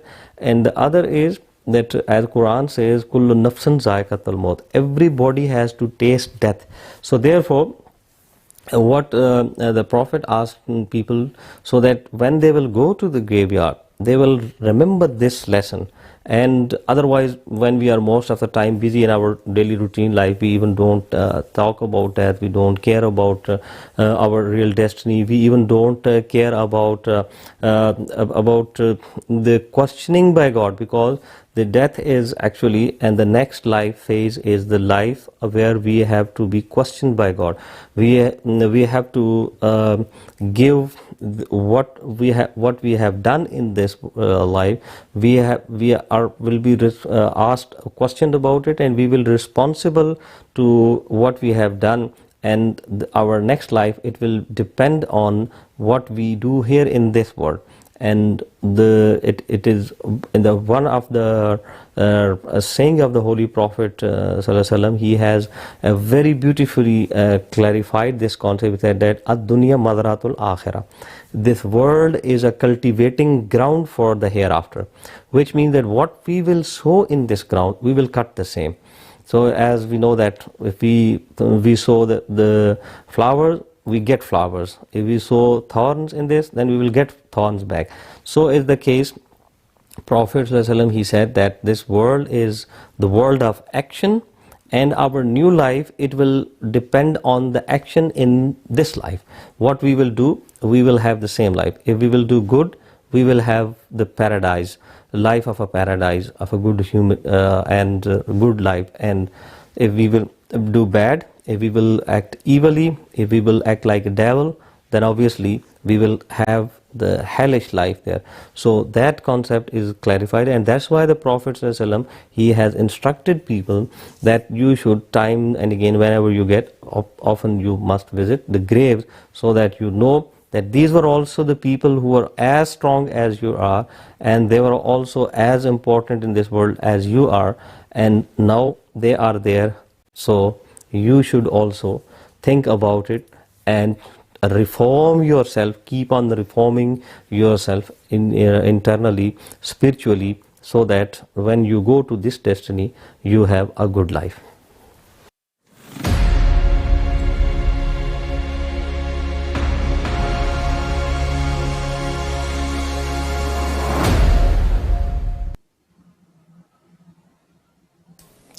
And what are people doing? The prophets forbade us, but what are we doing in every culture, in every country? What rituals do we spend our resources, our attention, our lives on? Why do we do this when the prophets forbade it?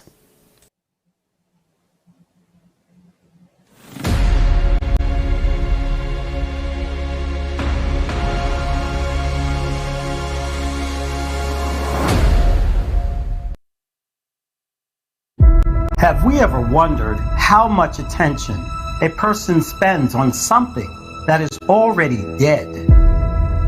The living mistakenly think that their actions can help the dead and alleviate their sufferings. We believe that the dead receive grace, barakah, mercy, gift, feed, exchange.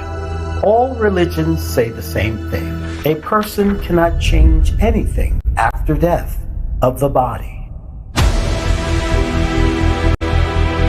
If a person is not spiritually liberated while the body is alive, then after death he will become a subpersonality, a hungry spirit. The only thing all the dead ones need is our attention of those who are alive.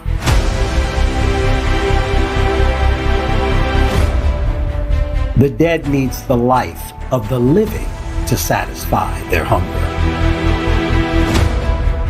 The only thing they can feed on is the energy of attention, which comes from us, the living. All traditions are designed to keep one's attention on that which is dead. Thereby, every time a person remembers the deceased, he gives away his life. The price of each memory is your life. What does this make one feel? Sadness, sorrow, fear?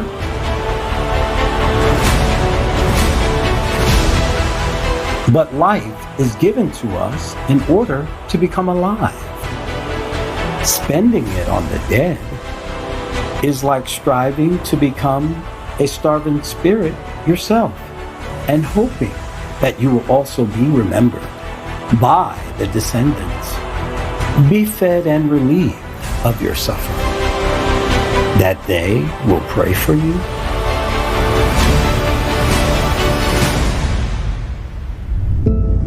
At various times, the prophets warned us. Buddhism, not sons, nor parents, nor close relatives can protect one assailed by death. Indeed, neither kith nor kin can give protection. Christianity, Gospel of Luke. To another he said, "Follow me." But he said, "Lord, let me first go and bury my father." And Jesus said to him, "Leave the dead to bury their own dead. But as for you, go and proclaim the kingdom of God." Encyclopedia of Hadith. Do not pray facing towards the graves. Quran. And never offer a prayer on any one of them who dies, and do not stand by his grave. They disbelieved in Allah and his messenger and died while they were sinners. A person is subconsciously preparing to become a dead subpersonality. But is it really what we are here for? After all, each of us can become alive and obtain life in eternity. Human has a choice where he puts his attention to his life force. That is the future he gains for himself. Wouldn't it be better to devote your time to gaining eternal life?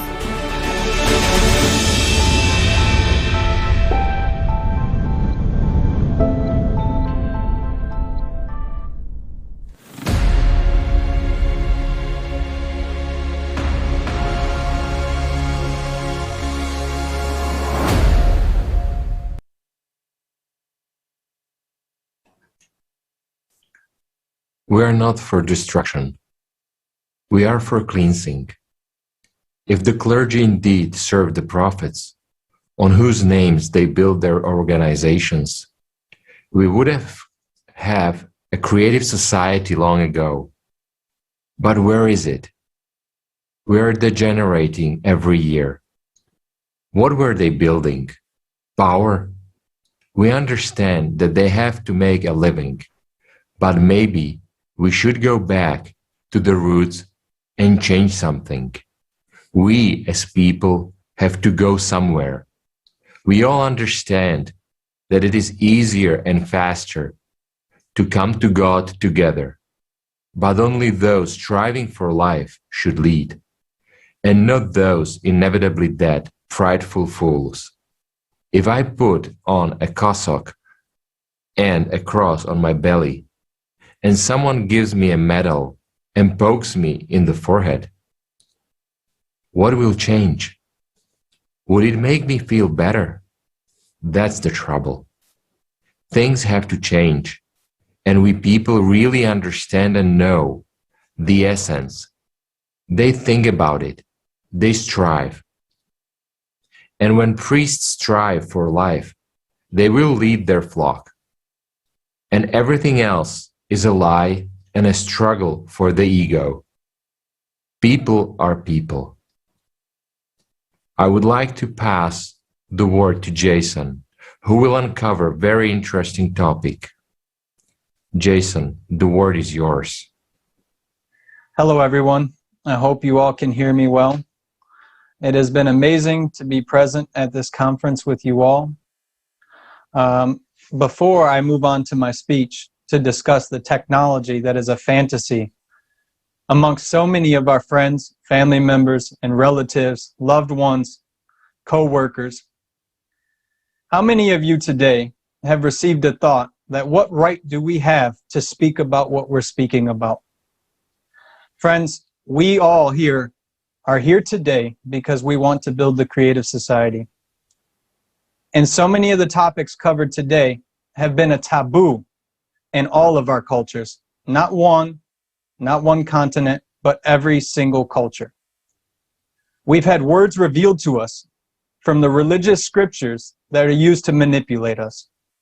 We've had scientists bravely tread and bring forth their research to expose that very enemy that is common to all 7.8 billion people on this planet. That very consciousness that robs our attention on a daily basis with rituals, banal rituals that are dead. The worship of images and names that very dead. And all of this is normal. So now I will speak a little bit slower for our translators, and as this body gets excited about this topic. The technology proposed to us by corporations all over the world, by Microsoft, startup companies in California, those very companies in Japan, that have been shoved down our throats by animation films for our young ones, for our teenagers, for our young adults, to rob attention. This technology I'm speaking upon is that very virtual reality technology, in which all you would need is a name and an image to worship your loved one or those that are deceased. Now, take a moment to reflect upon what you've heard today. You all know, just as I do, how valuable our attention is, and how normal it is to recall a dead one, and how much you selfishly think about that one that is deceased. Well, those very companies today are using that manipulation tactic against all of us with this technology. Today, they tell us via Facebook or digital legacy accounts that if you so choose, you can live after the death of your physical body. Vicariously, your loved ones can interact with you. Or you can throw on a pair of shades, glasses, and you can have a conversation with a loved one that has passed away. Just a name and an image. But at what cost? Let's take it a little bit further. We even have chatbots in which we can discuss with each other after we've already passed on. But how did this happen? Well, they've prepared us via movies, animations, and films. That very Hollywood, that very Bollywood, and different theaters around the world have prepared us for this. In the film The Matrix, Sword Art Online, Transcendence, even to the point of using those very actors that many of us worshipped prior to coming into contact with the knowledge many of you are coming into contact with today. But why? Have any of us stopped and asked why? How is it we trade our attention for money and our attention for these dead things? Well, it's enticing for the animal, first and foremost, friends. This very animal, this body, this consciousness, wants immortality. For it, as we've all heard today, a name and an image is immortality for it.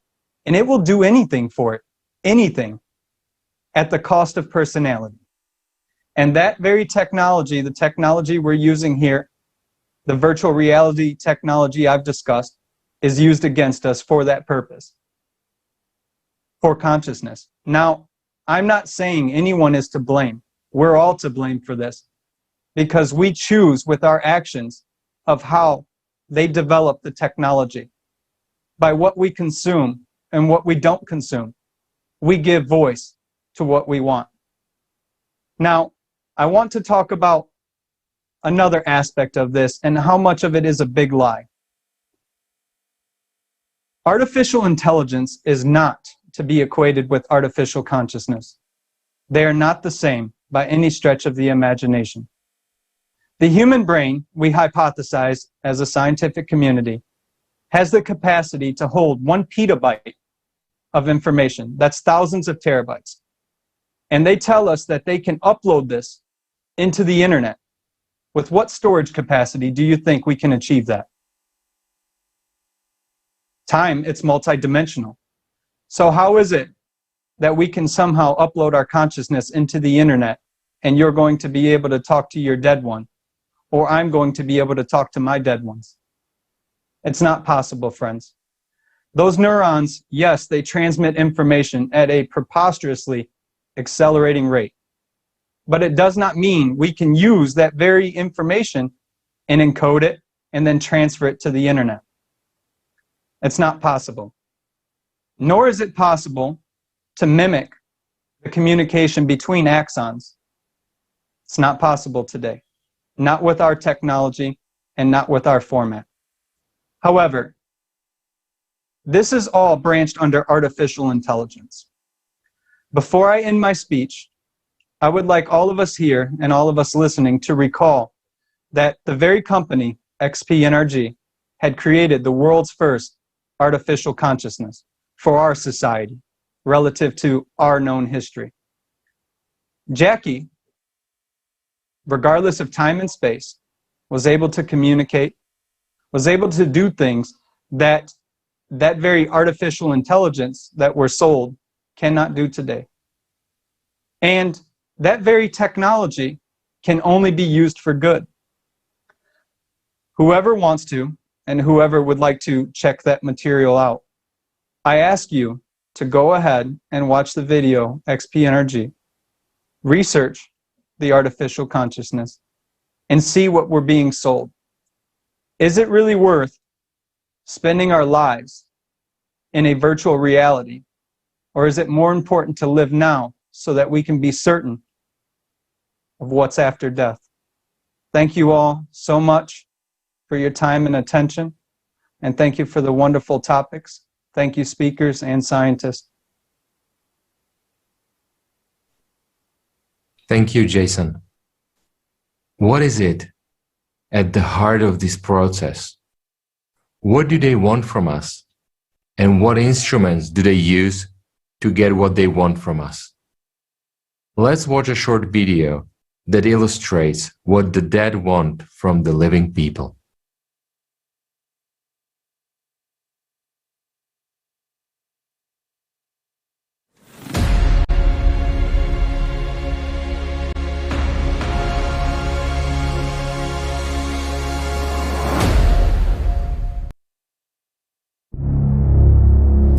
Can we even call the life after death as life? Does such a concept have a right to exist? Because a person dies, in fact, well, he dies physically, but the information stays.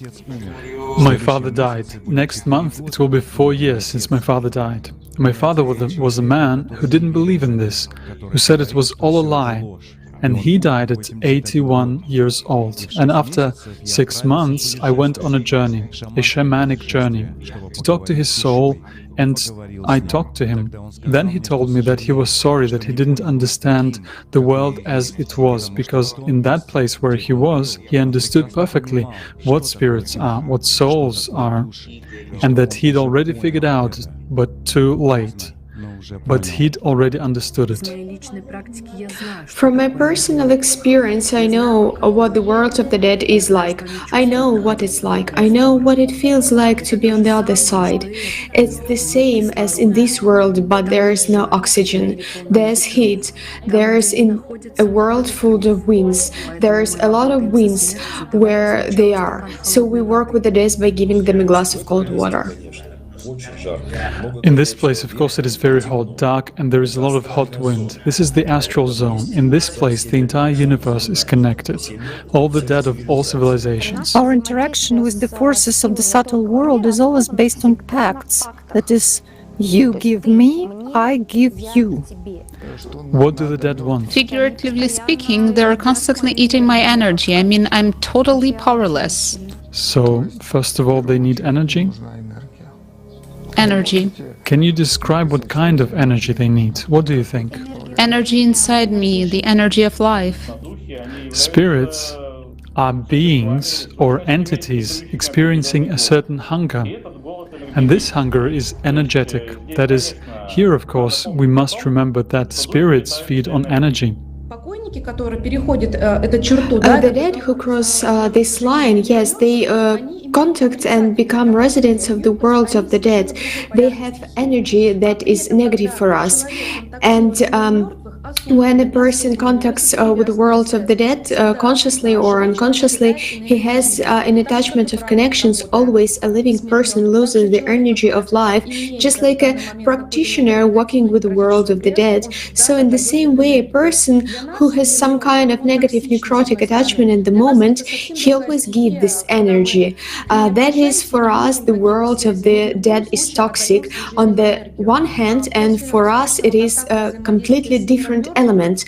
When we turn to it or have any connections, we have in any case give our life energy. After a success contact of integration with the actual world with the dead, I always feel an energy outflow.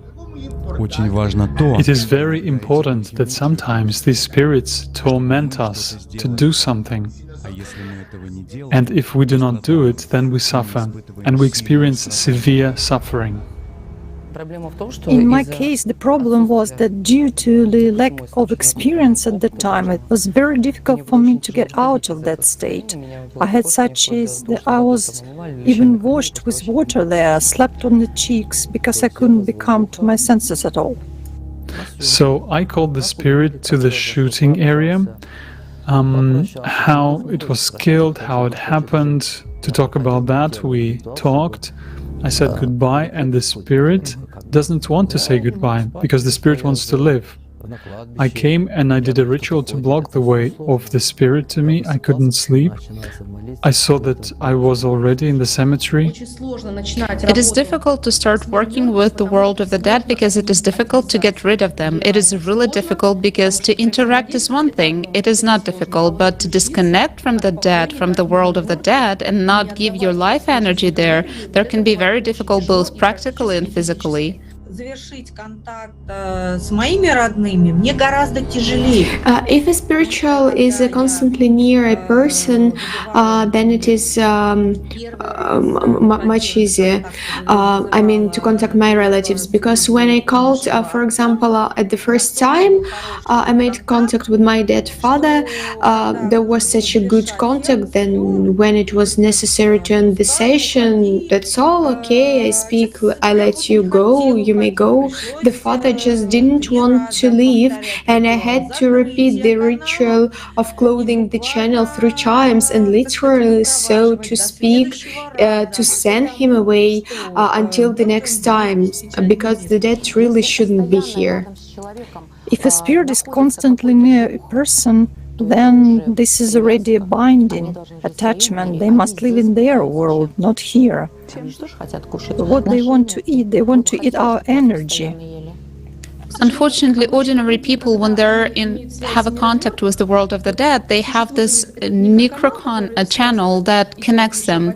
There's also a loss of vital energy, first and foremost. So afterwards, he may have depression. He has frequent illness. The necro connection is always accompanied by the person's illness, and at the same time, there is no benefit for them. That is, if your deceased relative comes to you, yes, this doesn't mean that it is good. In fact, you need to worry and take care of how the world of the dead was in its own place and the world of the living in its own place. Some people think that if it was his relative, then he remained so kind, pretty, and did nothing there. Unfortunately, they become vampirized. A child begins to vampirize their mother. Thus, the mother begins to get sick, suffer, and she cannot live a full life.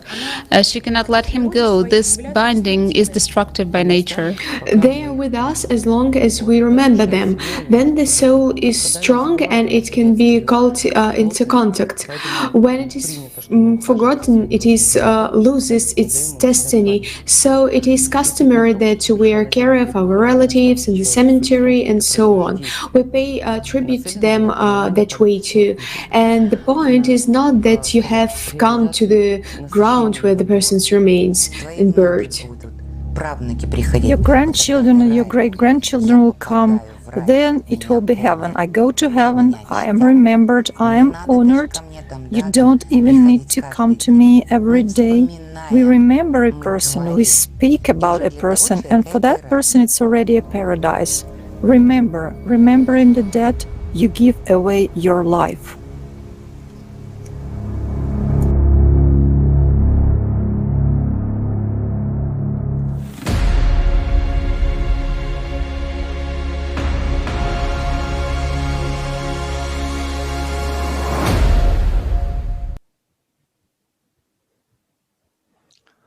After such video, there is no doubt that contact with the dead is a destructive contact. And as said all the participants of this survey, it is our energy of life that the dead feed on. So the question arises, if the representatives of the other world who contact us take our lives away, do they actually have lives of their own? Or, as Margarita well said at the beginning of this video, does such a life after death have the right to be called life at all? It should be noted that people have always known about subpersonalities, and there were times when everyone knew about it, but gradually the truth was forgotten and distorted, and the knowledge about subpersonalities was preserved only by a certain group of people and protected by them as valuable treasures. The pharaohs immortalized themselves in bas-reliefs, statues, and wrote their names everywhere.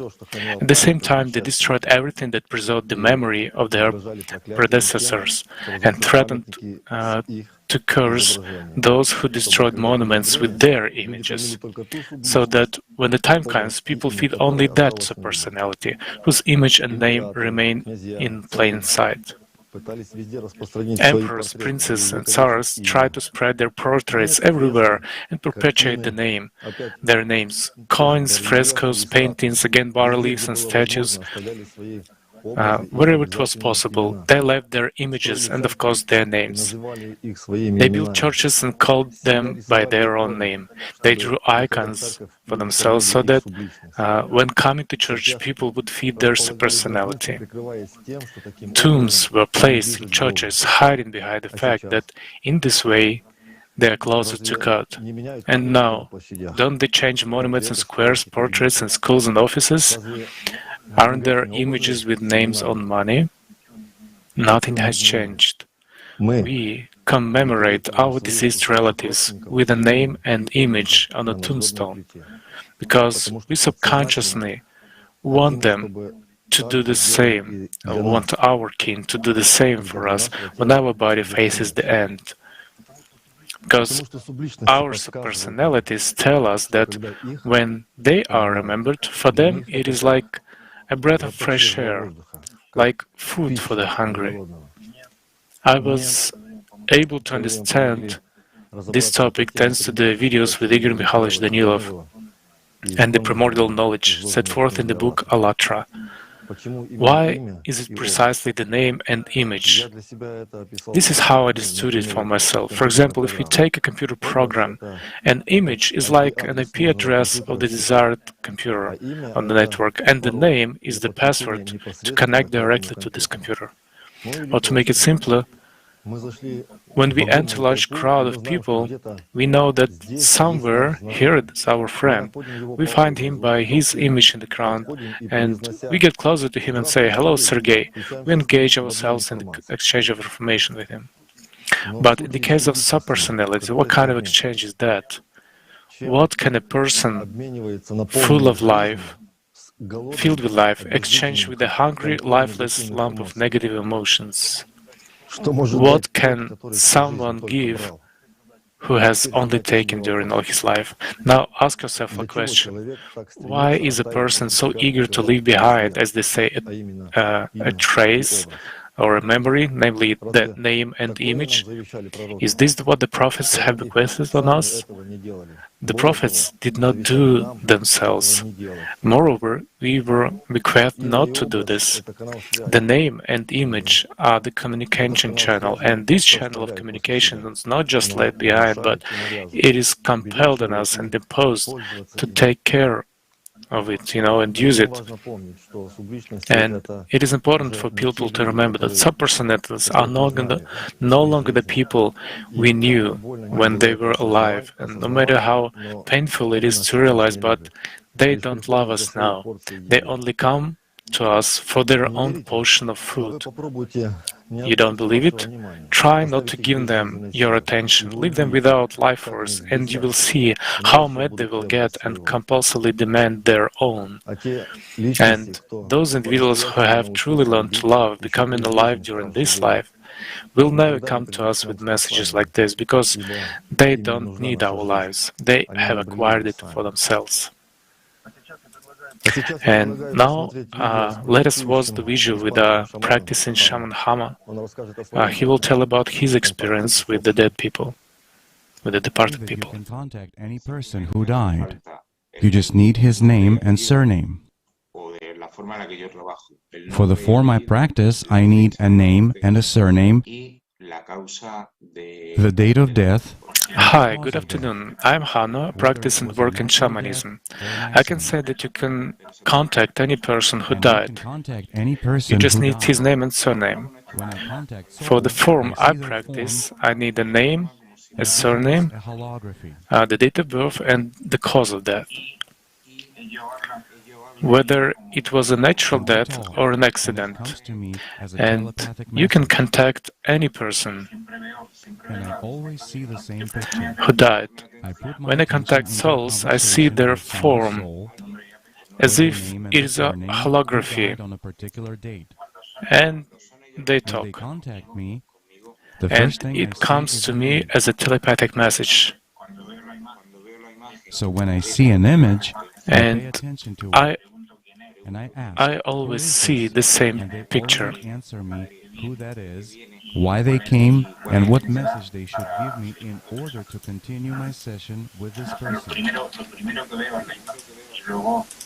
So the first thing I see is an image, and then a telepathic message comes to me. At the moment when the spirit contacts me, at that time, the impulse is to pay attention to this image. I put my attention to the conversation with someone's soul with the name and surname who died on a particular date. When they contact me, the first thing I see is an image. They can contact. For example, a person was calm, and suddenly he heard a voice, but there was no one else beside him, and at that moment he woke up. Or, for example, he saw an image or a portrait of this very deceased relative, and it begins to seem to him that the image speaks to him, that he is transmitting some kind of message to him. It can connect in various ways. Most often it is remembrance of a person who died. When he begins, let's say he begins to recall the deceased every day, and already begins to wonder why he recalled them. If he had not used to recall them before. And then he starts asking questions and digging into this, until he starts looking for them. They attract the attention of a relative. And when the relative is already paying attention to the deceased person, they try to find some way to contact this deceased person, asking someone or expecting to see him in a dream. But they always attract the relative's attention.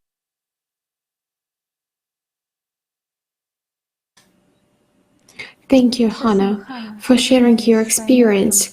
And it seems that even our dead relatives, they come to us not because they love us or because they want to help us. They just want to eat our attention. And Vitaly, thank you very much. Name and image, it turns out it works like a linked address to the descended. It's kind of those who sit in a solitary cell of many thousands of years, prisoners, the subpersonalities within us. And their name and image receive our attention. It reminded me a history textbook because they all made up of names and portraits of famous historical figures. This is shocked. And next our speaker, Natalia Pavlova, a historian, will share about this tradition. Thank you very much, Lisa, for saying this, because indeed there are many images of, and we can address the kings of ancient Egypt and the rulers of Mesopotamia who aspired to rise above the crowd.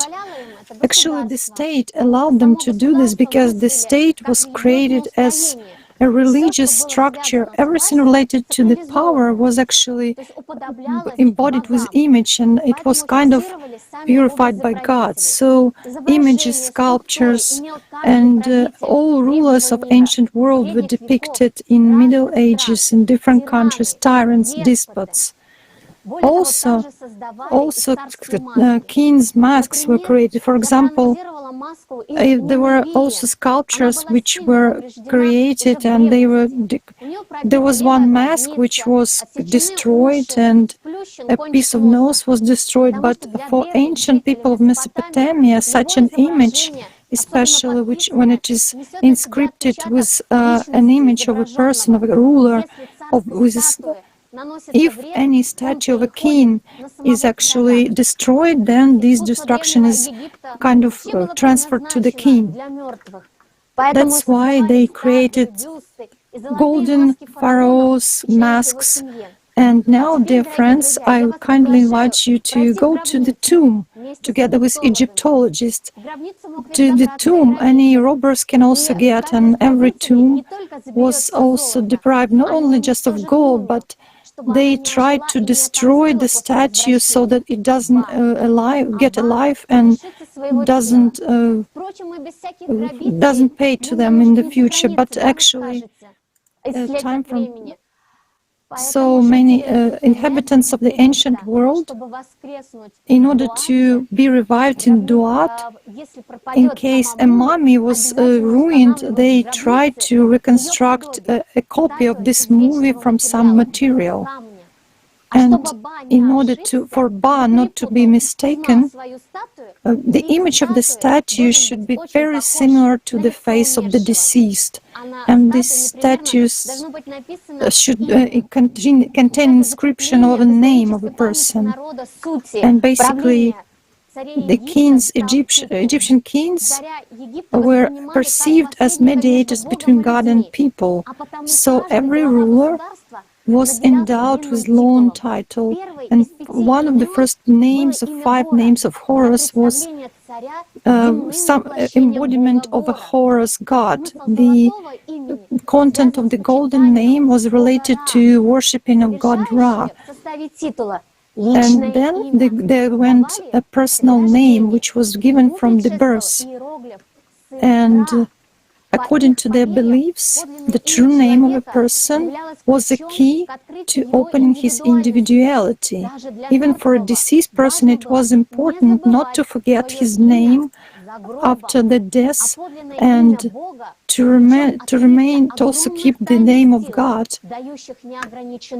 Here I recalled ancient China, where they forbade to call any person, any king's name. In Upanishads, there is some wisdom inscripted regarding how rivers flow and disappear in the sea, losing their image, and in the same way, the one who loses shape rises to Purusha, the first initial human. In Mesopotamia, for example, they remembered the meaning and the importance of how important it is to worship deceased rulers.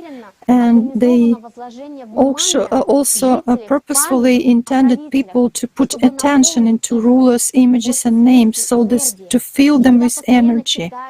When you read about them, when you pronounce their names, their images are preserved. And the loss of vital energy and transfer of energy to deceased people is dangerous for a human. It contradicts the spiritual knowledge, the truth which the prophets were conveying, the truth about God, the knowledge about God. Because in this case, when living people recall deceased people, they endow subpersonalities with their power of attention. And recalling of dead people, by recalling dead people, we give them an extra charge of energy. And of course, this type of worshipping was absent in creative cultures because people were in the spiritual wave, they were resonating, and they were confident that ancient cultures were not using any images of God. Like in Tripolia, in Hadjivar, in Harappa civilization, in Anal culture, Chitalhuyuk, Navajo Indians, only in the solar plexus they depicted the soul, the place of the soul. If we look at these Hasuna Halab cultures, Archaim cultures, where people were living in settlements and were having equal status and equal access to resources, they didn't have any wars and military actions. That's why they didn't have any rulers or military leaders. So generally, the creative culture In creative culture, we don't see any worshipping of names or images. And their population, by their choice, was gaining life in spirit. They were undergoing spiritual development and they possessed knowledge. And a person can merge with his or her soul and finish this circle of reincarnations in order to achieve life, gain life as life in true meaning of its true meaning. In order to achieve this life, you need to invest attention into love, of course, this destructive culture was introduced 6,000 years ago during Sumerian times, and still we continue recalling dead, deceased rulers. Why worshipping dead people? Why including wars and violence into the history of civilization? Because together with the memory of rulers, fear is imposed on people towards the powers that be, and people look at the authorities in society, while true knowledge means love of people. It means to be in love during lifetime. All in all, I would like to say that for me it's a great honor to be at this conference together with such scientists who are doing fundamental research. And now let's look at the artifacts which demonstrate the worshipping of images in the world history.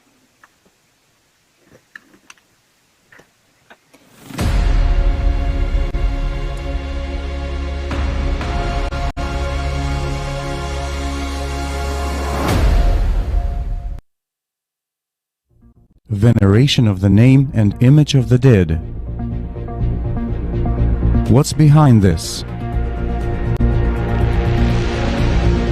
A tribute to history, common traditions, respect for deceased relatives? Or is there something completely different hiding here? Since ancient times, rulers and powerful people in all parts of the world have sought to perpetuate their name and image so that succeeding generations would revere it.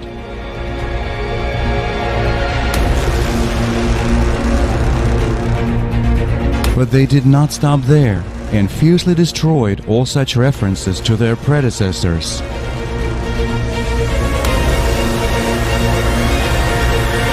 Hammurabi, 1793 to 1750 BC, the king of Babylon, cursed those who would erase his name. The sixth pharaoh of the 18th dynasty, Thutmose III, as soon as he came to power, ordered the removal of the image of his predecessor Hatshepsut from all temples and monuments.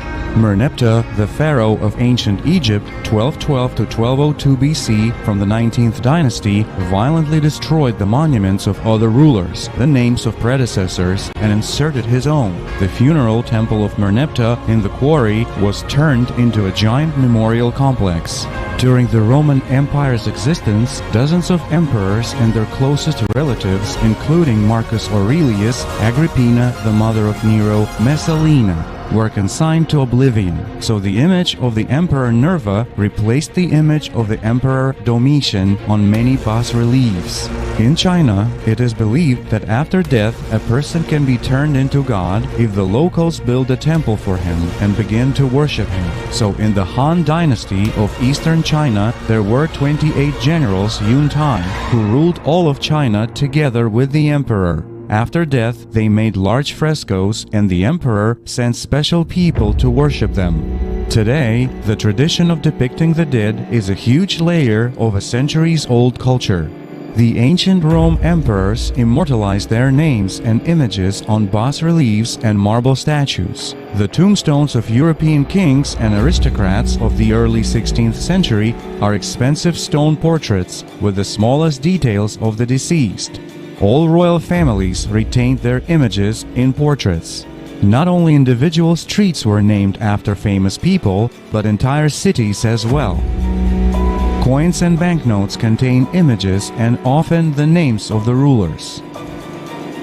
Since ancient times, the priests possessed the greatest secret that was kept in Egypt, which was later passed on to the friends of Moses and later reached the architects of Christianity. To this day, it is passed in secret circles of those in power. This secret is about the value of attention that people put into the name and image of the deceased, because it is the attention of living ones that are the drops of nourishing moisture for the eternally thirsty in the world of the dead. Those who knew this secret furiously destroyed all mentions of their predecessors, so that when the time comes, we remember only their image and praise only their name. Let's take a look at religions. What is being promoted there? In Buddhism, nameplates are used equally for ancestors, wandering spirits, demons, hungry ghosts, and the living ones. They are placed in different places in the house where they attract a lot of attention. In Taoism, nameplates are also often used to honor ancestors by placing them in front of statues of deities that represent the spirit contained within them. In the countries of Latin America, there is a day of veneration for the dead, when people visit cemeteries and build altars on the graves with photographs and relics. All this is done to induce the soul of the deceased to visit the living ones. In Christianity, icons appear only at the turn of the 5th to 6th centuries AD, and then become firmly entrenched in church life. The mention of the name and image of the deceased is also part of Christian rituals and traditions, such as 40 days, remembrance of the departed, funeral, memorial services, gravestones. However, the prophets of all religions of the world warn people about the danger of such actions.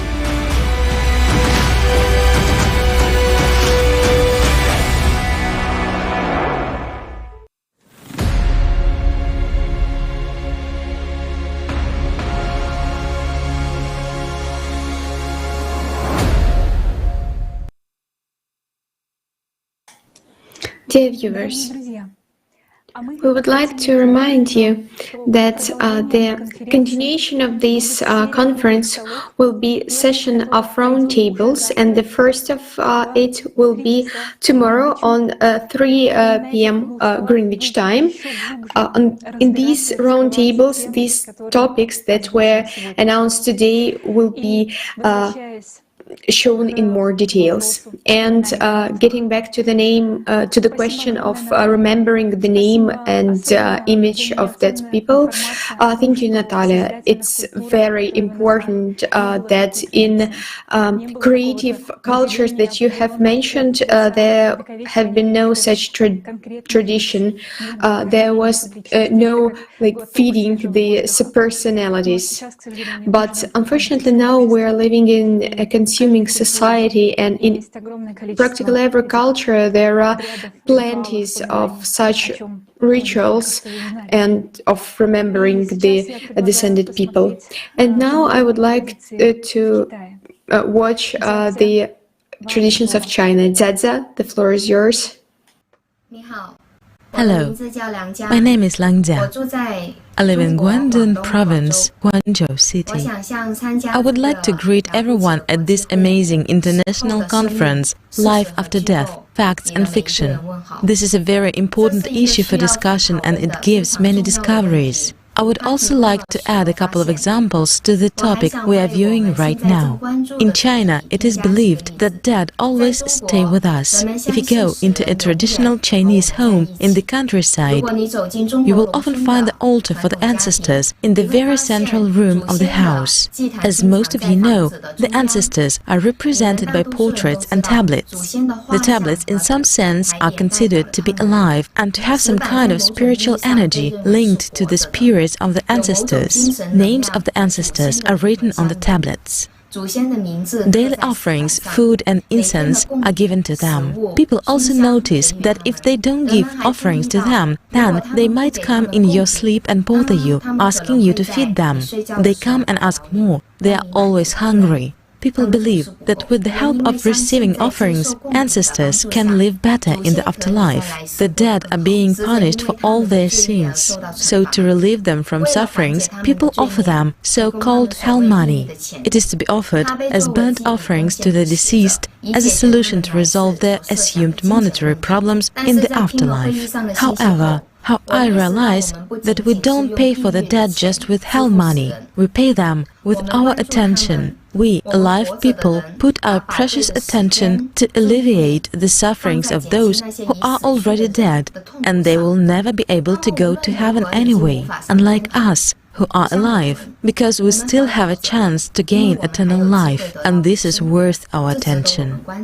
A big feast is held for the ghosts on the 15th day of the 7th month, where people bring samples of food and place them on the offering table to please the hungry ghosts. The shows are always put on at night and at high volumes so that the sound attracts and pleases the ghosts. Now I understand that all this is done so that people would put more emotional attention to it. But why we, who are alive, seek to comfort hungry ghosts?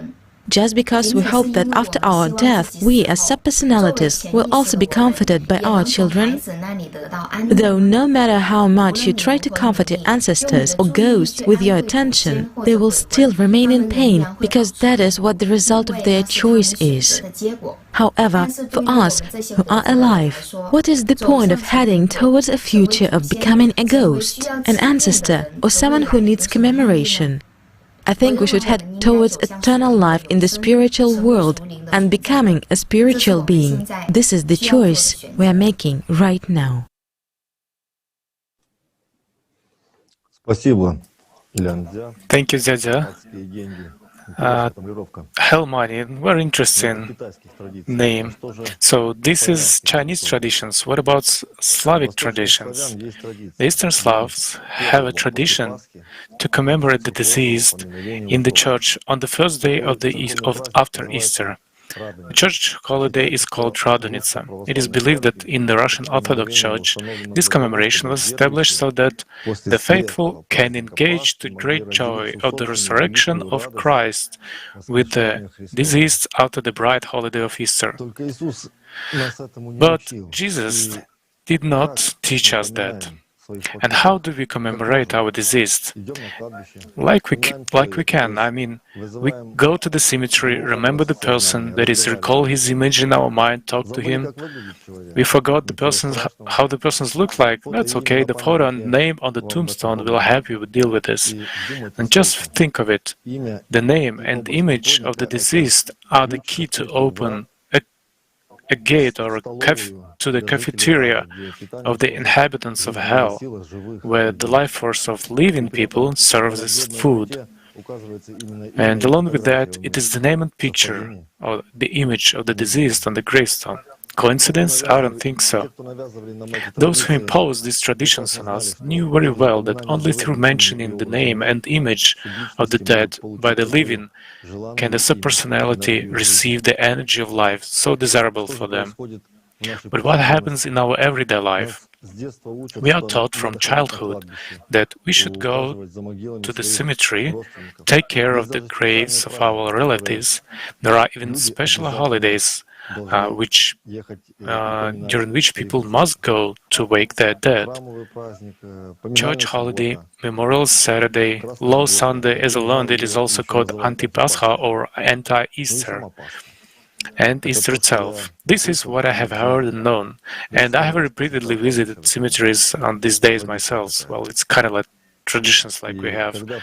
And when I walk through a cemetery on such festive day, what do I see? Portraits and names that draw attention and epitaphs that specifically play on imagination, all for convenience of drawing attention to the world of the dead, and traditions that are passed down from generation to generation, aiming to give water and food to the deceased. I remember how on Christmas Eve someone in the family would leave a shot filled to the top with water and vodka before going to bed, and in the morning everyone ran to see how much the dead has drunk during the night. And in cemeteries, drinking alcohol, so to speak, for the peace is accompanied by pouring part of the liquid on the ground. kind of like a sacrifice, as well as leaving a glass with a crust of bread and a cigarette, a lit cigarette, because he liked to smoke when he was alive. This is also a tradition. And we are taught this magic from the very childhood.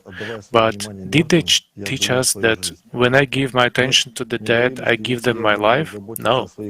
I was told that if I didn't take care of my deceased relatives, then when I have died, no one would take care of me. And such an imposition was strengthened by some duty and some form of respect and love.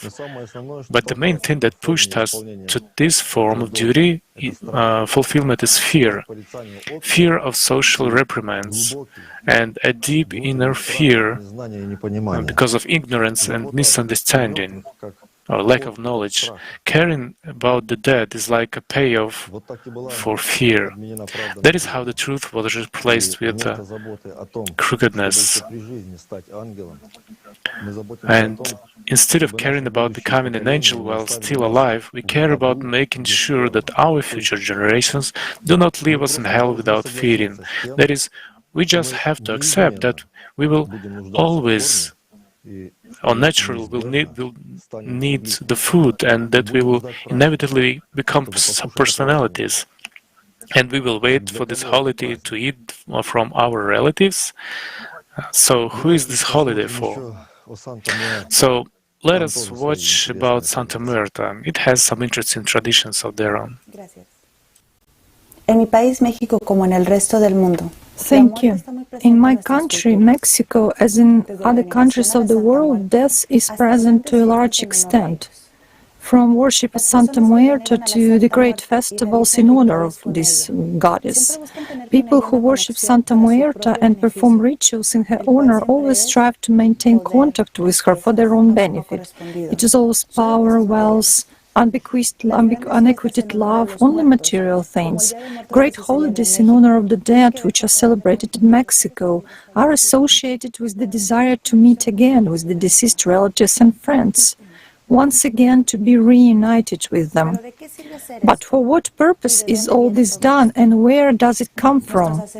Our Mayan ancestors delivered that after death, a person's soul goes to the next world, to the other world, and for that reason, family members of the deceased performed rituals and sacrifices so that the soul could arrive at its new destination. For the ancient inhabitants of Mexico, death was a continuation of life. According to their beliefs, the soul goes to a place where it continues to live, to exist. For them, death was not the final end of existence. After the conquest of the Maya by the Spaniards and their attempts to change beliefs of locals, fusion of their beliefs took place, and as a result, a change in their true meaning led to the creation of the modern cult known as Santa Muerta. The Spanish Catholic Church, instead of banning this cult, strengthened it. But Jesus Christ actually forbade the remembrance of the dead. I am Mexican and have always since childhood tried to understand the traditions and beliefs of my country, but I never managed to get answers to the questions that arose in view of all this until I met Allatra. Allatra could answer all my inner questions. Thanks to Allatra, I understood this point, just like many others. So, friends, up to the moment of this conference, we learned that after the death of the physical body and destruction of the energy shell, the soul leaves the body to reincarnate again. But we understand that without inner work on ourselves, soul and personality cannot merge. When we die, personality turns into a subpersonality, locked in a world where it cannot be free. Here's an example. The subpersonality is locked in a room with one window and can see and hear what the new body and new personality is doing, but it cannot act from there. So when we perform these rituals to attract subpersonality, it's like giving food to a beggar so that he just smell it. It won't do him any good. On the contrary, it will stimulate his appetite. First of all, we give our attention and energy to subpersonality. Remember, these are personalities who no longer have a soul of their own.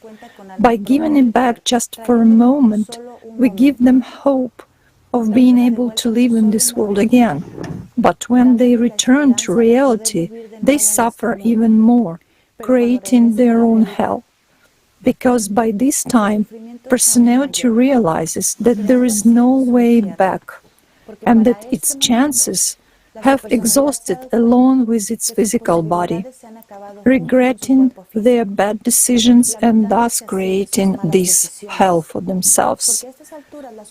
Unfortunately, they regret about their decisions. Also, by this moment, we understand that we come into this life in order to make a personal transformation, and only our own, which is possible only with the right choice and completion of our spiritual work, realizing that our time on earth is very limited and can end at any point. So why waste our energy and our time on these rituals, which are no benefit of us, for us, let alone our deceased people, relatives, former relatives? Life is short, friends, and only we are responsible for merging with our soul as personalities. And this is possible only if we have spiritual work on ourselves. Only we ourselves can make the decision and make this fusion of soul and personality to ensure it, so as not to become a sub-personality. Thank you very much, everyone who is with us on this broadcast, and many thanks to Allatra. See you soon. Thank you so much, Yahaira. Thank you that you have described in simple words your internal feelings, what have you reached during the preparation for the conference and from the Allatra book. Thank you for every speaker, because thanks of you, many millions of viewers will know the truth and they will become more free. Dear viewers, if you like the conference and you would like to share your feedbacks and your understandings, insights, please share your video feedbacks on the email that you can see on the screen, info.allatra.tv. We're waiting for your feedbacks and comments and inviting you to the continuation of the conference, the round tables, and the nearest one will be tomorrow.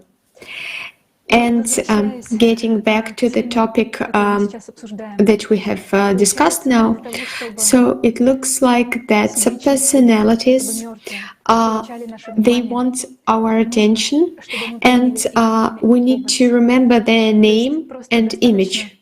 It's enough to forget one of them, and the attention won't get to these subpersonalities.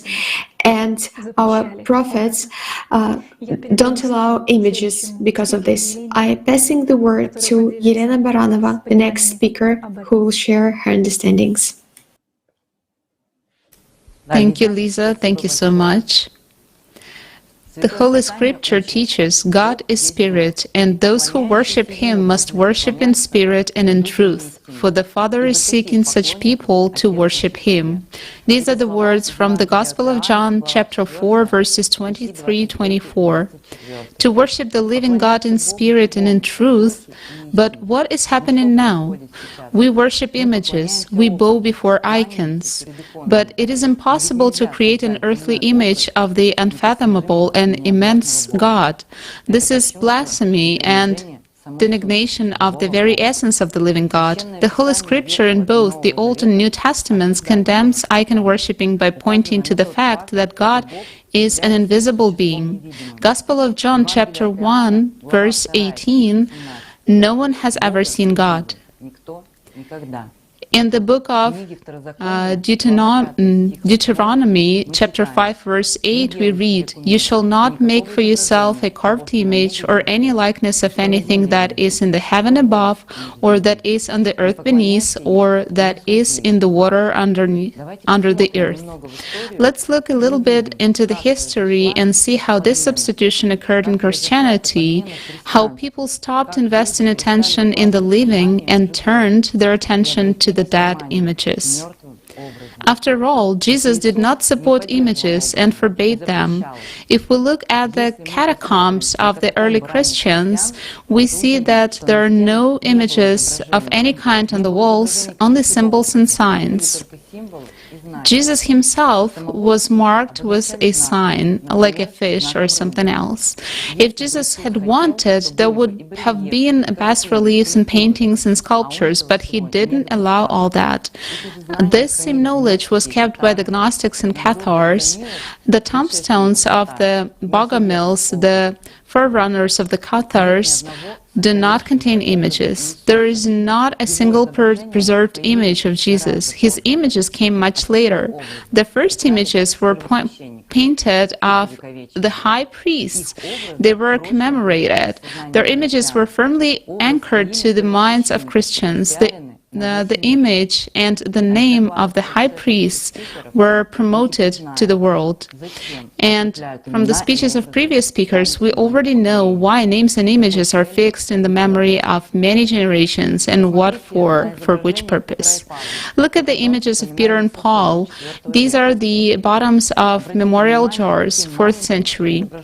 Notice how small Jesus is depicted and the much larger images of Peter and Paul. This is the ego those men had. Paul, who had personally destroyed many Christians, true followers of Christ, this is historical fact, this is the history, and then suddenly became such an avid follower of him. And now we see images that exalt Peter and Paul and belittle Christ. Icons in their usual form in Christianity appear only by the end of the 5th century. The 82nd rule of the Sixth Ecumenical Orthodox True Council of commands that the images of the Lamb pointed out by the forerunner John the Baptist be replaced in churches with the human image of Jesus. In 754, the Seventh Ecumenical Council was held in Constantinople, attended by 338 bishops. And 36 years have passed. Since then, the council in Constantinople again was called, and Jesus denied image worshipping, forbade it. The prophets and scriptures of other religions also forbid it. And people, mere mortals, go against the scriptures for their own interests and force billions of people to worship dead images. But is it possible to create an image of an infinite God? How can you create an image of a God's messenger by an image that is visible, for it doesn't reflect his essence? The prophets said you can't waste life on the memories of the dead. And now I invite you to watch the fragment of an interview with Pavel Yosefovich Osinenko, professor and dean of Minsk Theological Seminary, master of theology. God is spirit, and those who worship him must worship in spirit and truth. That is, spiritual and true worship is established by Jesus Christ. And he also said, "For the Father is seeking such people to worship him." And Christ always spoke out against the formalism of many of the people that surrounded him. And one of the reasons for this is that formal worship is always leading away from true worship, from worship in spirit and in truth. Therefore, following the Holy Scriptures, we do not see anywhere direct indications of this, Therefore we do not worship any images, but we preach worship in spirit and truth. That is, in the spiritual essence of this worship and the truth of this worship. Nowhere do we find mention of this, not in the Gospels, not in the epistles of the apostles, not even in the book of Revelation. In particular, in the book Revelation in chapter 19, chapter 22, there are such cases when John the theologian, listening to what the angel was revealing to him, tried to worship him. But the angel stopped him in every case, saying, "Worship God, not me." So even the angel, who was a real spiritual being, and not just the image of it, did not accept this worship. And not only in the first century, when the New Testament was written, but also in the following centuries, in the second, third, fourth, we do not find that worship or even veneration of any images was widespread. This gradually became part of the normal life of the Church, and then it somehow moved on to the veneration of their image and so on.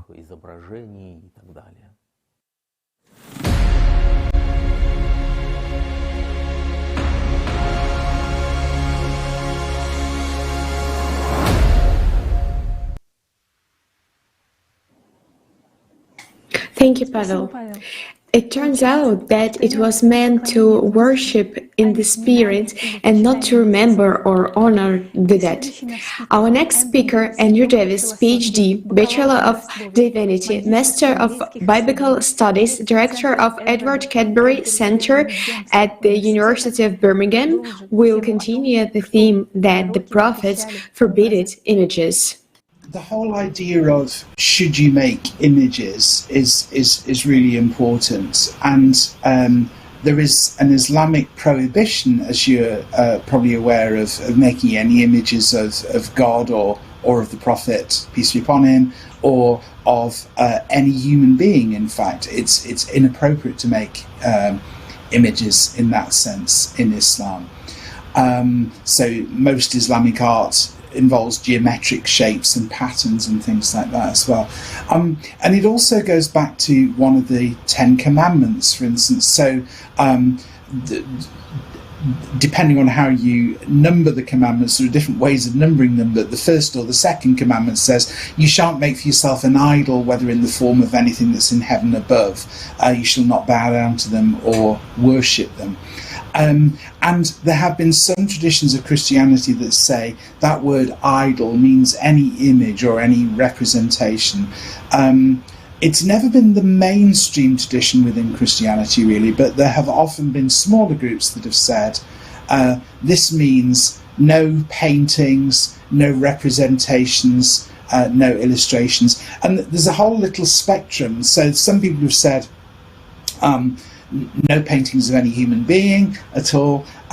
Others, probably the majority, have said this means no artistic representations of God. So there are still kind of Christians who would say that even the voice of God in films coming from the clouds with the kind of sun breaking behind them, some people would even say that that representation of God in film is problematic. It seems to me that what the Ten Commandments are really saying is that you shouldn't make images of God that you bow down to and worship.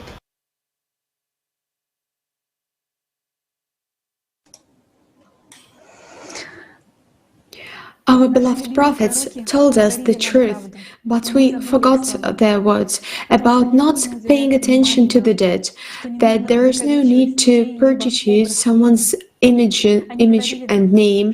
They told us to devote all our attention to affirmation their entire life inside us. But the consumer format that we have created by ourselves has destroyed the simple understandings and knowledge of the truth, and now we believe in fairy tales about the resurrection in bodies at the end of times, because it was very convenient for those who built religions.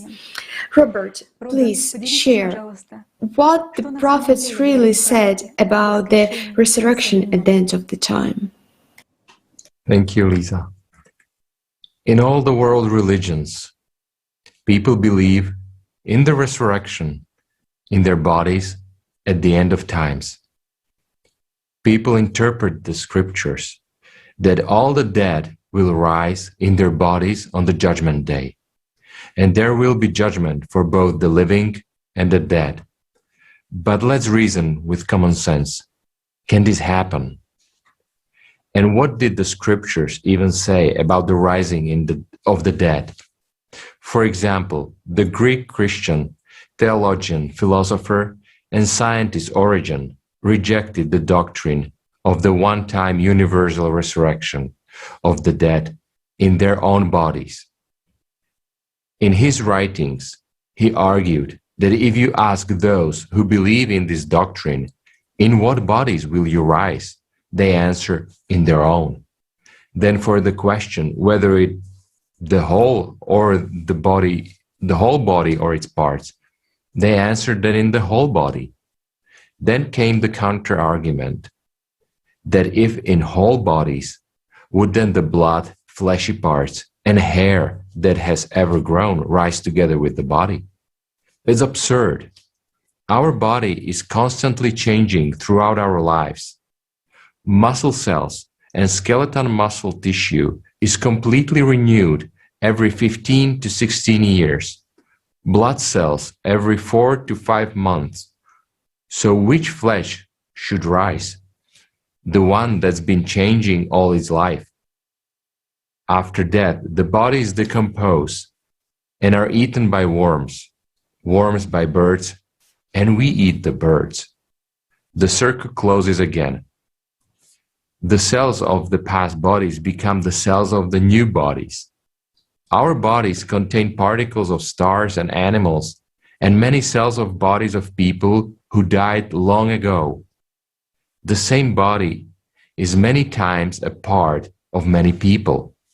So whose body will be at the resurrection? Origen clearly distinguished between the subtle body of the soul, which he called the temple, and the outer body, fleshly body, the earthly dwelling of the temple.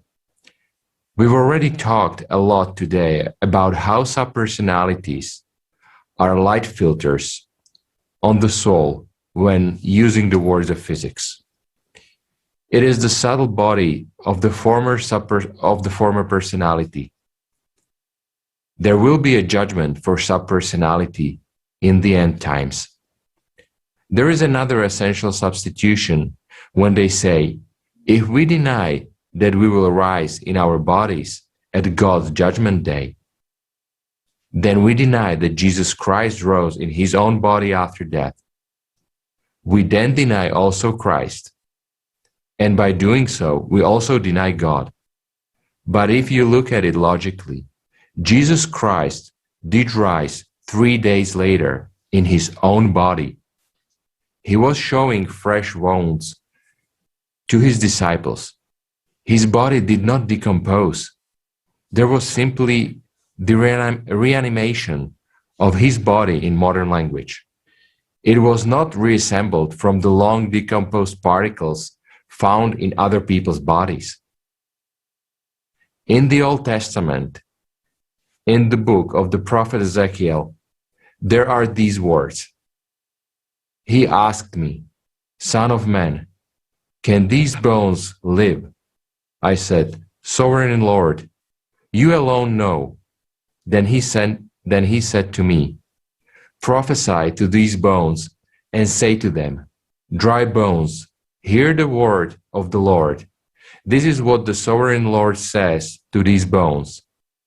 I will make breath enter you, and you will come to life.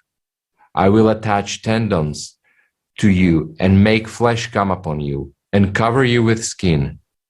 I will put breath into you, and you will come to life. Then you will know that I am the Lord. But there is nothing said in these words about the resurrection of a person, or in fact already a subpersonality in the previous body. It says that the Lord will put His Spirit into the dust and create a new person. And in the first letter to the Corinthians, it is said, I declare to you, brothers and sisters, that flesh and blood cannot inherit the kingdom of God, nor does the perishable inherit the imperishable.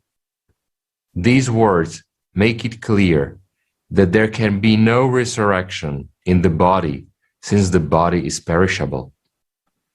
There are other words in the book of John about the day of the judgment. Do not be amazed at this, for a time is coming when all who are in their graves will hear His voice and come out. Those who have done what is good will rise to live, and those who have done what is evil will arise to be condemned. But it also does not say anything about all the dead bodies rising and coming to judgment. It speaks of our times, when even those who have long been in their graves will hear His voice, times when the judgment of the living and the dead will take place, and those living people who have done good will be raised to true life. But another phenomenon was also mentioned.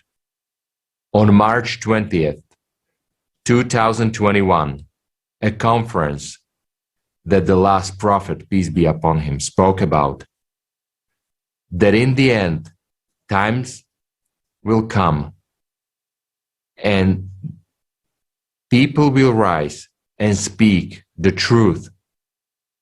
At this conference, all religions will be cleansed, and they were cleansed.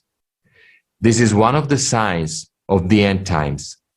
After this moment, many things began to change very quickly, and phenomena began to happen. Let's watch about it, the fragment from the video, The Sign, with Igor Mikhailovich Danilov.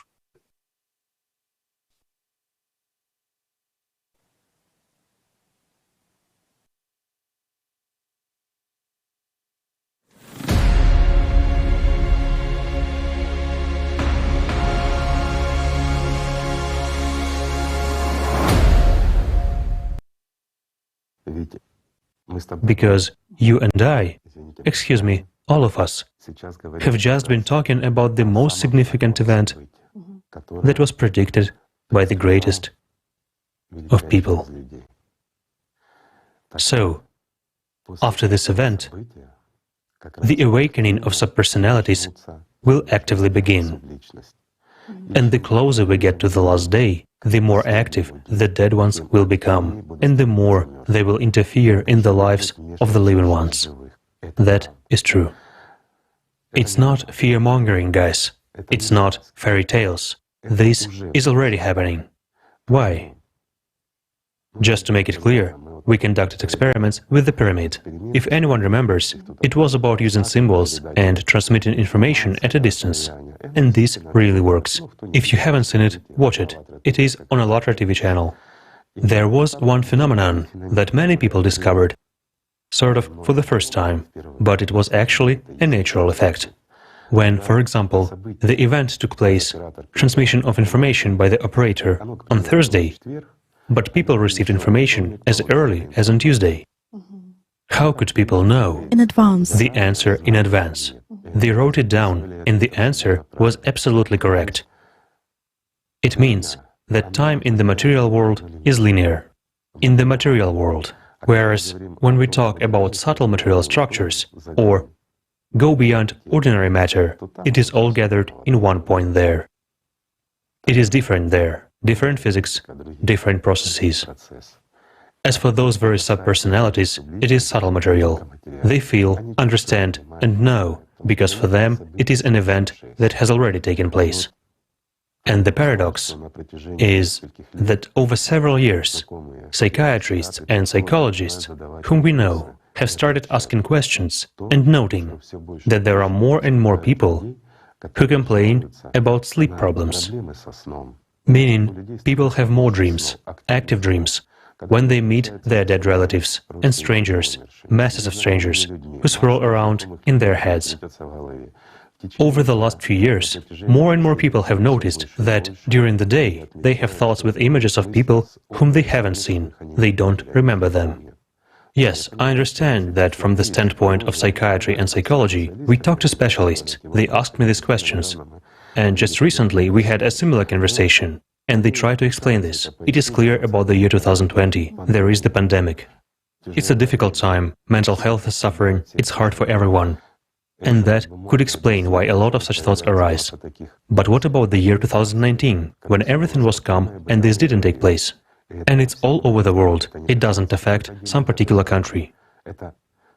It's an effect that is noted all over the world. And it's noted to such an extent that experts have already noticed it. But they asked a question in terms of what's going on. Why do a lot of sick people appear? Those people aren't sick.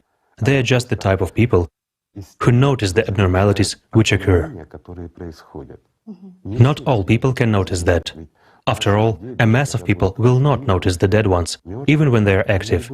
It's natural for them. Well, some faces are spinning around in their consciousness. They talk to them out of habit. Many will be drawn into a dispute, a conversation, and the like. But why will the dead ones begin to attack the living ones? Precisely, so that the living ones choose life and not death. Subpersonalities will fight for their lives, and they are already fighting. Is it altruism? It's not altruism. Subpersonality cannot be an altruist. That's why it is subpersonality. It was an egoist during its lifetime, therefore it became dead. But that very annihilation is very terrifying for it. It's the end. It's darkness. Yes, the state of subpersonality is unenviable. It's torment and suffering, but it is life. No matter what it is like, it is life. Subpersonalities understand that they have no chances, but they don't want to die now. They want to die later. After all, consciousness remains the same as we have now. While we always try to postpone what is bad, and we want good things to happen faster, don't we, friends? We do. So this habit remains with us after death too. Therefore, the event which is about to happen is very significant. Does it mean that everyone will actually force us to move in direction of preserving life? You know,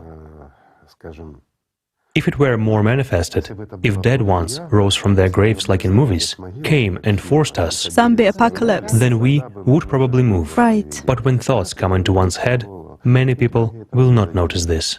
Also, Igor Mikhailovich, in particular, in Islam, it is said that believers' dreams will rarely lie before the judgment hour. Of course, this was exactly said about these times, that dreams will become truthful. Why truthful? This doesn't mean that there will be dreams that will tell you what will happen to you tomorrow.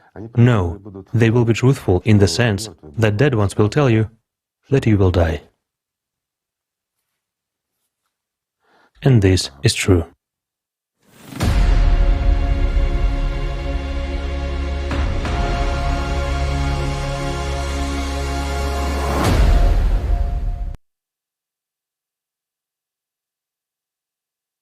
In the fragment we just watched, Igor Mikhailovich Danilov speaks of dreams becoming real because the dead will talk to us of our death. The scriptures said that in the end times, the living would judge the dead. This is what the dead or subpersonalities are afraid of right now, which is why they are being activated. They fear the second death. No matter how horrifying is the existence of subpersonality, it is still existence. And the subpersonalities know that if humanity does not choose the golden millennium by its active actions, there will come annihilation of all living beings.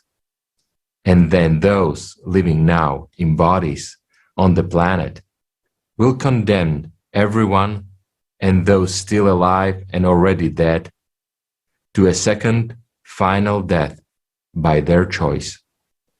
Whether the words of the subpersonalities become true now depends on the actions of all people on earth and on the path we choose.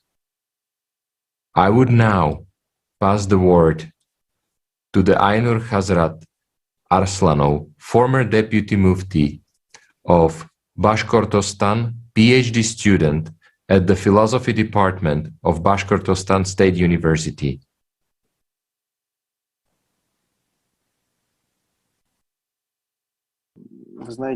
You know, there is a hadith where the Prophet Muhammad, peace be upon him, says, closer to the day of judgment, all of humanity will accept Islam.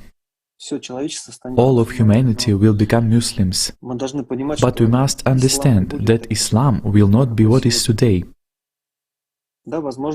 Yes, perhaps all of humanity will become Muslims, but Islam will be completely different, not as we know it today, not so limited in some cases. And, how to say, and when we all understand this,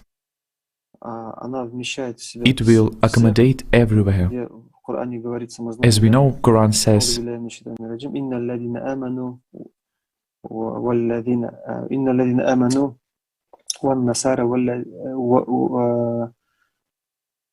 والهادو والسبئين من آمن بالله وعمل صالحا فجزاؤهم عند ربهم ولا خوف عليهم ولا هم يحزنون.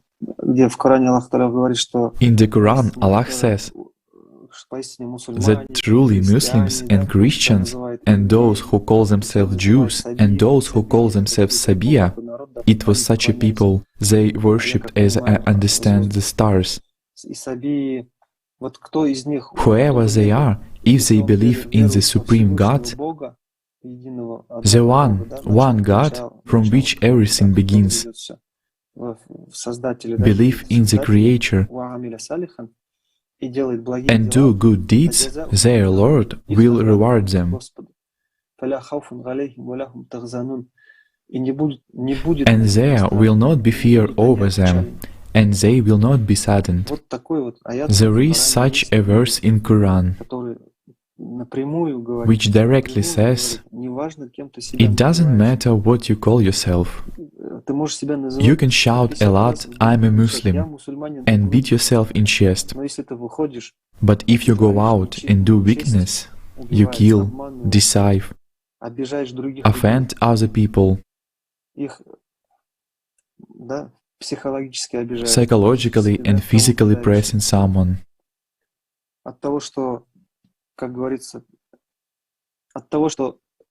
from the fact that the fly says that it is a bee, it does not become a bee.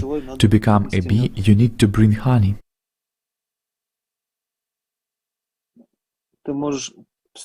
You can say, I'm a bee 100 times. But if you are a fly and you do not carry honey, that you are a fly, sorry.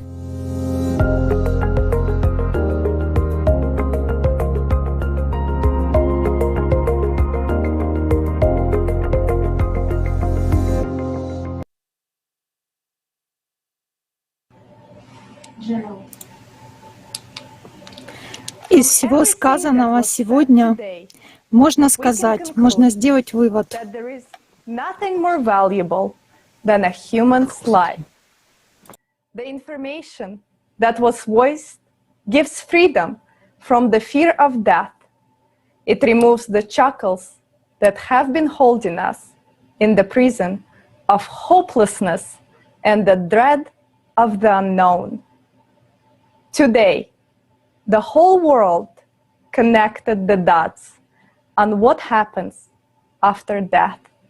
And now each person can make their own decision on how to spend their time and attention during their lifetime. Unfortunately, in today's consumerist society, with all the hassle and daily, never-ending problems, we are forced to spend our most important resources on becoming a subpersonality. But wouldn't you agree that we deserve to live in a society where all people are treated equally and where human life is one of the highest value, where we can achieve our purpose and become alive. Did you know that already today, millions of people around the world are building the creative society, a society that will provide us conditions to become a real human being.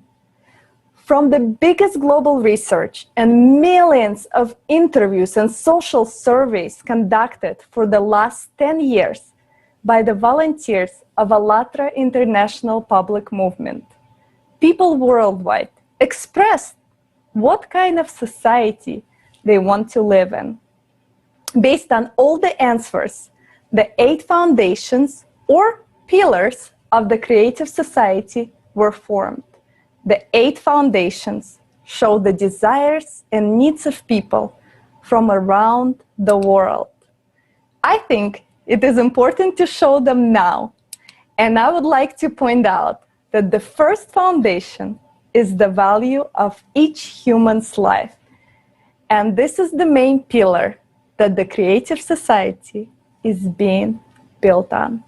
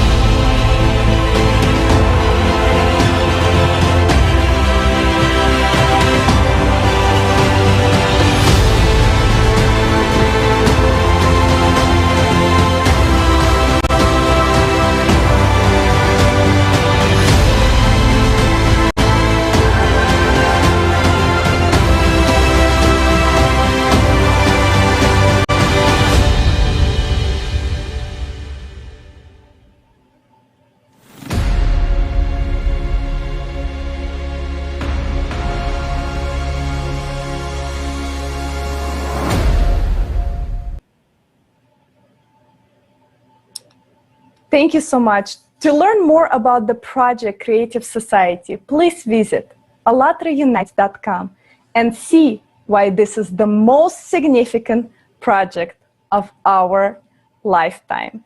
And today with us, we have Gerald Auger, a Canadian actor, honorary representative of the Indigenous ethnic group, producer, entrepreneur, and motivational speaker. We already know that we live at the end of times and that decisions we make today affect our future.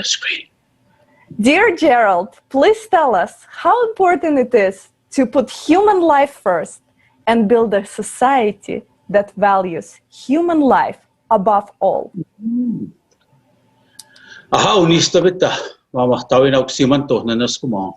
So I want to thank the Creator first and foremost for allowing me to be here today, to be able to share with you the knowledge and wisdom of my 4 direction elders and ancestors. The value of human life. It was said that when we go on our spirit journey after our physical walk is done on this earth, as we journey towards a doorway into spirit world, there will be 2 keepers that will stand at there will be a male entity that will be the doorkeeper. And to the left will be a female entity. And she will ask you one question as you journey towards that doorway into spirit world. And this is where Creator's law come into effect at that time. This is where it was said, Creator loved us enough to grant us free will. We are free to make choices, but we're not free from the consequences.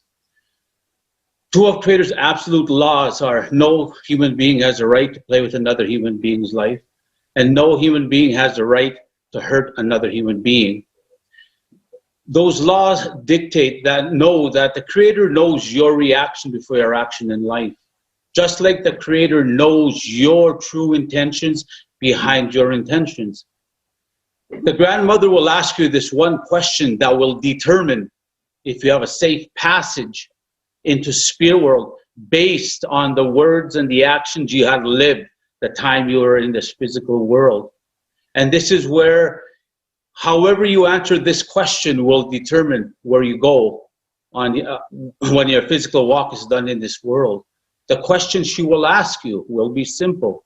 She will ask you, what did you do to help humanity? Without asking of anything in return. Knowing that the Creator loved you enough to grant us, to give us these 7 sacred laws of love, honesty, humility, respect, wisdom, and truth. These were 7 sacred laws that were there to govern our words and our actions, so we can put the life, human life, in a sacred manner and treat it in a sacred manner. But the world has forgotten those 7 sacred laws and is now deciding to live by honoring the 7 deadly sins of sloth, wrath, gluttony, pride, lust, greed, and envy. When you can understand what those 7 sacred laws that were given to every race of the human family, my white brothers and sisters, my yellow brothers and sisters, my black brothers and sisters, and us as the red people. We were taught since birth what to honor those 7 sacred laws, because when we do that, not only do we honor our higher power that we know as the Creator, but we also honor human life, our fellow human being, through those 7 sacred laws. So that's why it's important on this physical walk, because this physical walk is but a blip on the timeline of eternity. And eternity is a long time to get it wrong when you go home back to your higher power. That is how we are taught to honor our fellow human being. Because in my language we say, the Creator is always listening to our words, watching our actions. The old people say. The Creator is listening the whole time we are on this physical world, even in the dreamscape, because we are all spiritual beings housed in this human being.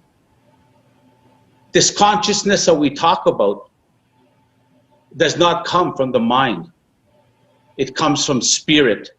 It comes from the beginning of time and will be here till the end of time. This is what my 4 directional elders and 4 directional ancestors have known since the beginning of time. This is how we govern our words and our actions. But the world has forgotten their higher power. The world has forgotten their fellow human being.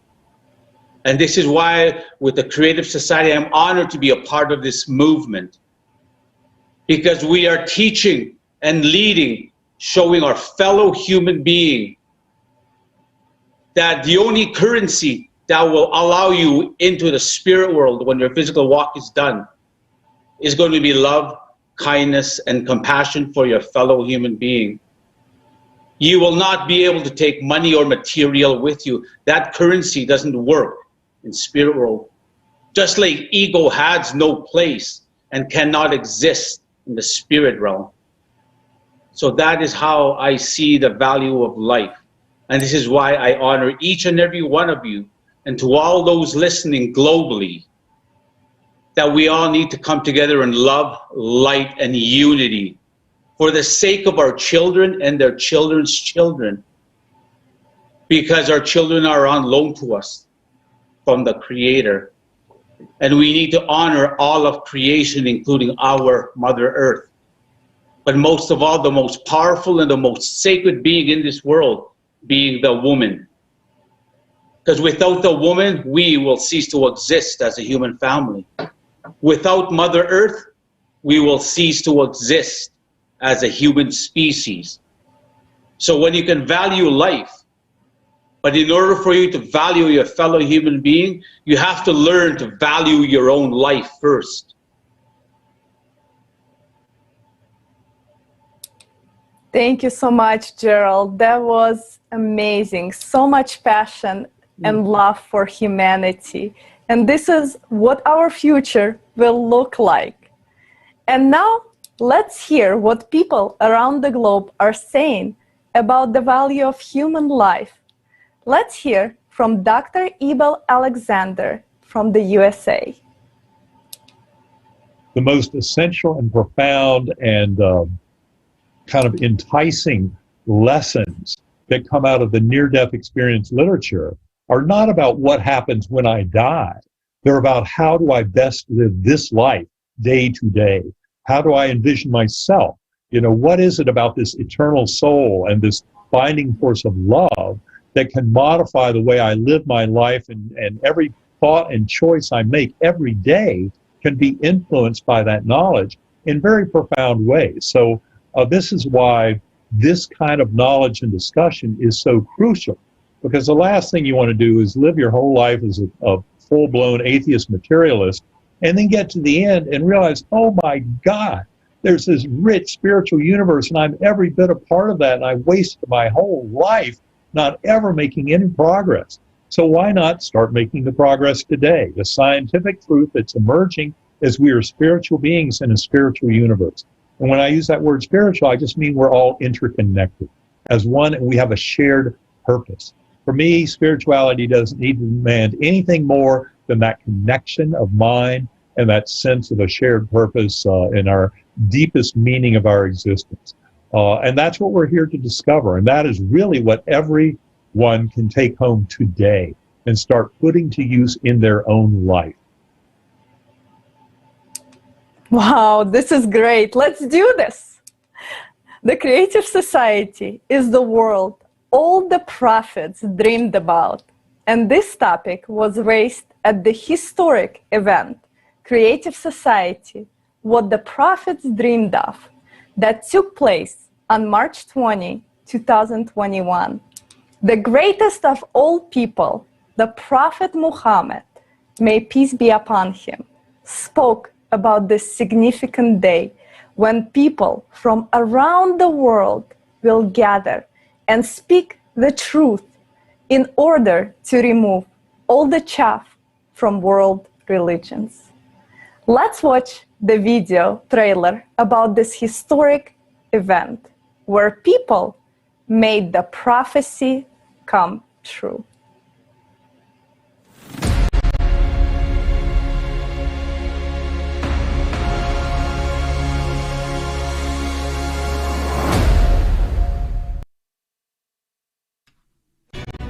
The most important event in the history of mankind, the sign foretold by the prophet on March 20th, 2021.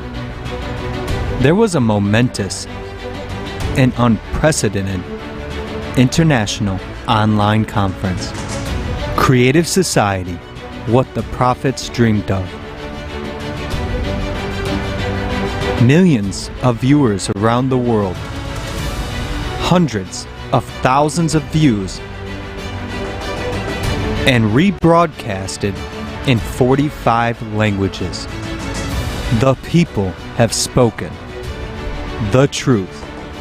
God is one, and all prophets came from one God and brought one truth to all mankind.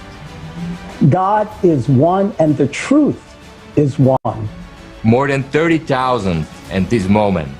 Just think about it. More than 30,000 interpretations of Jesus' words. It turns out that there is a single truth that an ordinary person tries to distort for his or her own benefit. But who is trying to distort it in him? Who speaks through the mouth of such a person? Only Shaitan. And nowhere in the literature it is said, in our religion it is said that it is area specific. the third chapter in the Bhagavad Gita, where Krishna says, I have created a system of ways of awareness by innate qualities, not by birth, but by innate qualities, guna karma. Obviously, the creative society, the Holy Prophet not only dreamt about and not only talked about, but he practically proved that such kind of society can be created in this world. The only truth that if we really want peace, harmony, justice in this world, we need to speak truth. We need to act correctly. Only then it is possible. All has come together. Why? Because each one of us wants to live in a society which provides us safety, which provides us security. And where do we get that society? That is what creative society provides us. So now people have understood. It is high time to leave the clutches of consumer society and be a part of the creative society and assume ownership of this mass movement. Every head matters and every hand counts.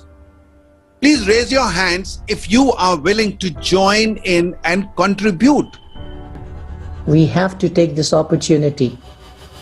This is the time we have to be together. This is the time. Let's make this dream come true. Let's build this creative society. Let's be united because, yes, together we can.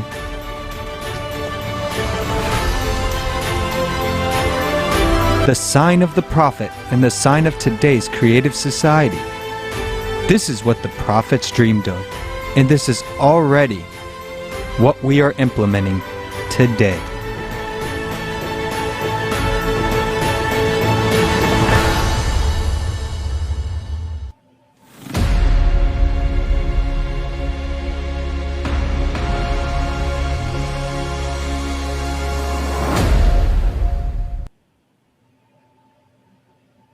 This conference was a truly historical moment for us. But I would like to come back to Gerald as he took a part in that conference. Gerald, could you please share your feedback of the importance of that conference that took place on March 20th?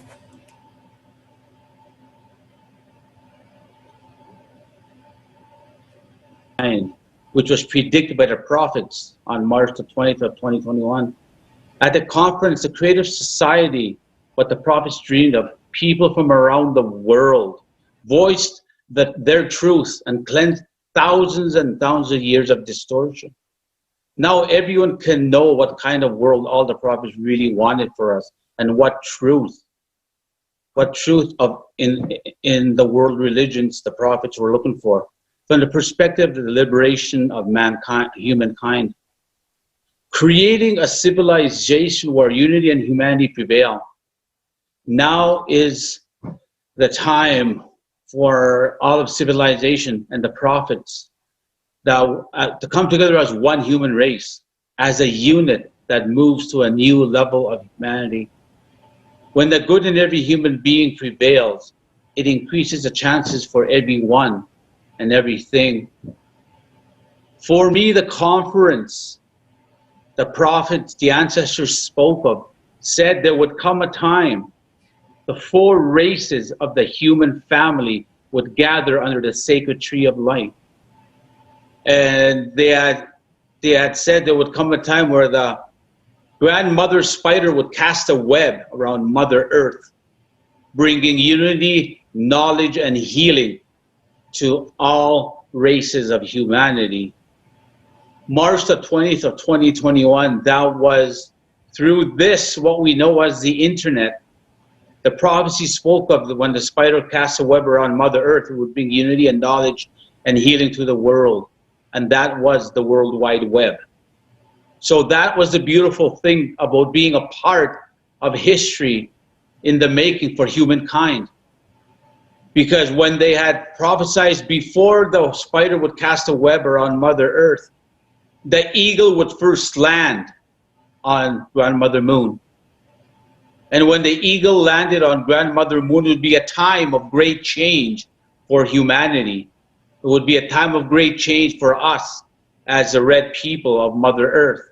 So in August of 1969, when Apollo 11 landed on the moon, what did they say? The eagle has landed. And that is when they said the other prophecy of the spider casting web on Mother Earth would bring that time. And that, for me, was manifest destiny of that prophecy. Because we are in that time that if where we go from here as a human species is going to determine the future of our children and their children's children. We have to learn to quit operating from ego. Because ego, in some people, look at edging God out. You can't say you know Creator or you know God and operate from ego. Because again, ego can't exist in the spirit world. So when what the prophets dreamed of happened on March the 20th of 2021, that was the time of as we are about to emerge into the fifth world, because we are just leaving the third world behind.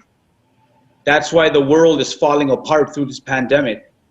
We are now in the fourth world, where everything is falling apart, so we can go into super consciousness. The third world was the subconscious. The fourth world is the consciousness. The fifth world will be the super consciousness. And that's where we, as spiritual beings housed in this human being, can operate from a place of love, light, kindness, and compassion as a human family, as we were predestined to operate from that place of love and light. Thank you so much, Gerald. Thank you. And now, Yu Yan will now share with us how close the values of the Creative Society are to the Chinese people and culture.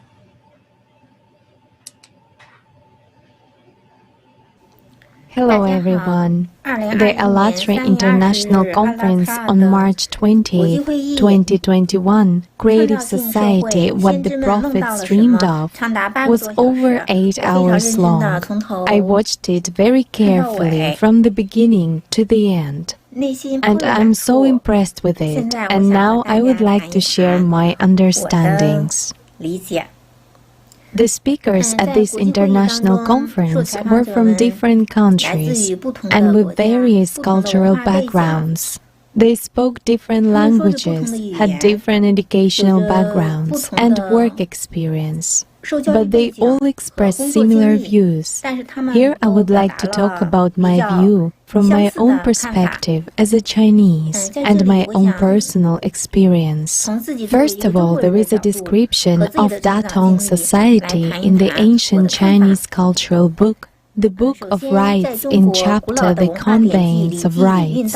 If a good way is pursued, the world is for the common good. And the Datong society has 3 basic characteristics.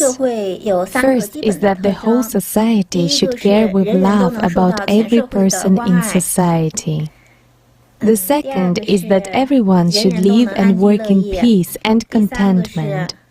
The third is that if a good way is pursued, the world is for the common good. To build the public spirit and to get rid of selfishness among all people, nothing should be wasted and everyone should do all they can to serve people and society. The Great Harmony Society is highly respected by Confucianism in China, and this society is the highest social ideal for Confucianism. Later, in the Eastern Jin dynasty, the famous writer Taoa Yunanming's The Peach Blossoming Land also described an ideal society. What is especially gratifying is that in recent years China has put forward the concept of a community with a shared future of mankind, which is a concept of global values and global governance. In fact, not only in China, there are similar ideas and concepts in the West. This shows that Allatra's creative society has a lot in common with China's Great Harmony Society, peach blossoming land and the community of human destinies. This shows that in the history of mankind, whether in ancient times or now, whether in China or in the West, or in other countries, we all have a common ideal for a long time. Personally, I think this ideal can be realized. People can speed up the process by their own efforts. Allatra's efforts, I think, are aimed at bringing the creative society or the ideal society to the world as soon as possible. As a person, I am also very willing to make my lifelong efforts for the ideal society or the creative society. In fact, I have made a lot of efforts. I studied international relations and international law. In addition to my native language, Chinese, I also learned English, Russian, and Italian in order to have a deeper understanding of the Western countries, including the United States and Europe, as well as of Russia, and to be able to have a dialogue with various civilizations and build a bridge between them. Besides, literature and art have no national boundaries, and I have spent a lot of time in the study and activities of literature and art. Now I am the Secretary General of the Russian Chinese Painting and Calligraphy Association. I hope that I can engage in cultural exchange activities all over the world in the future and make more contributions to the early arrival of the creative society or the ideal society. Thank you very much. Thank you, Yuyan. Dear friends, we ask you to please record your video feedback about this conference. As we all know how our consciousness works, we will forget about the importance and understandings that we have received today already tomorrow. So let's start sharing your videos on social media today, as we have to reach every person living on this planet and share this valuable information with them. Please also email the videos to us at info@allatraunites.com. In addition, we would like to invite you to take part in roundtable discussions on Allatra TV that will happen right after this conference. Please reach out to us. Let's continue sharing our feedback and understandings about the most important topic of humanity. And now, let's hear from Tetsu Shiratori, a movie producer, actor, and stunt performer from Japan. He will share his understandings of the importance of the times we live in right now. 今ですね、人類のこの生き方っていうのは一つの大きな分岐点に来てると。I believe that humanity today is at the crossroads. で、ホピ族の予言の石っていうのが and goes through an important turning point. There is a prophecy of the Hopi people about this. This prophecy says there are two ways.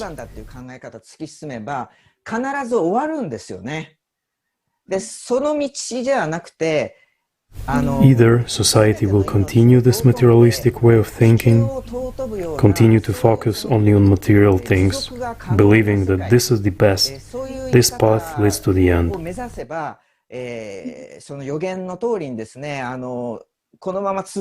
Or there is a way of an evolved, sustainable world where all living beings and the earth are respected.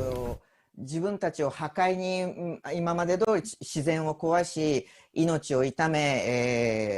if we focus on this way of life, then, according to the prophecy, we will be able to go on living.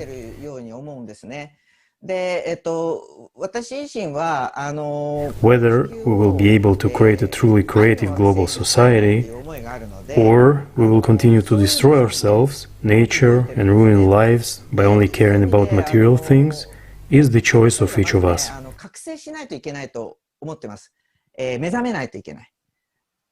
I personally want to make this planet a planet of love, so I'm working to make this vision come true. In that sense, I believe that each of us must first awaken. Each of us should wake up.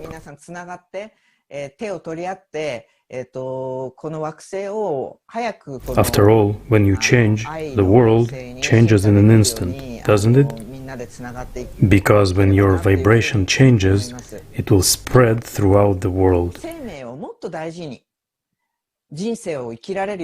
I hope that such people will be able to unite with each other, the way you are doing now, and thus work hand in hand to help this planet evolve into a planet of love.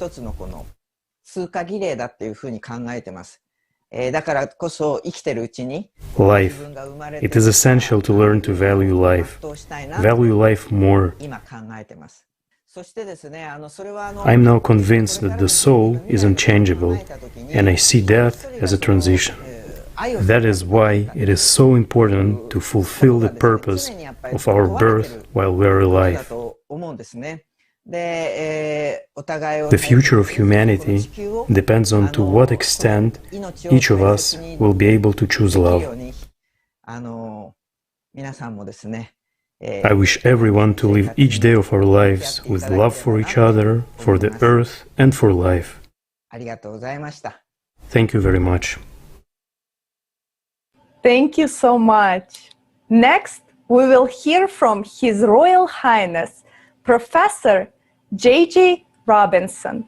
He is a founder of the Internet Village, ambassador at Global Citizen, chairman at Saint Foundation Global. He is a graduate of the University of the Universal God and professor with African Indigenous Education.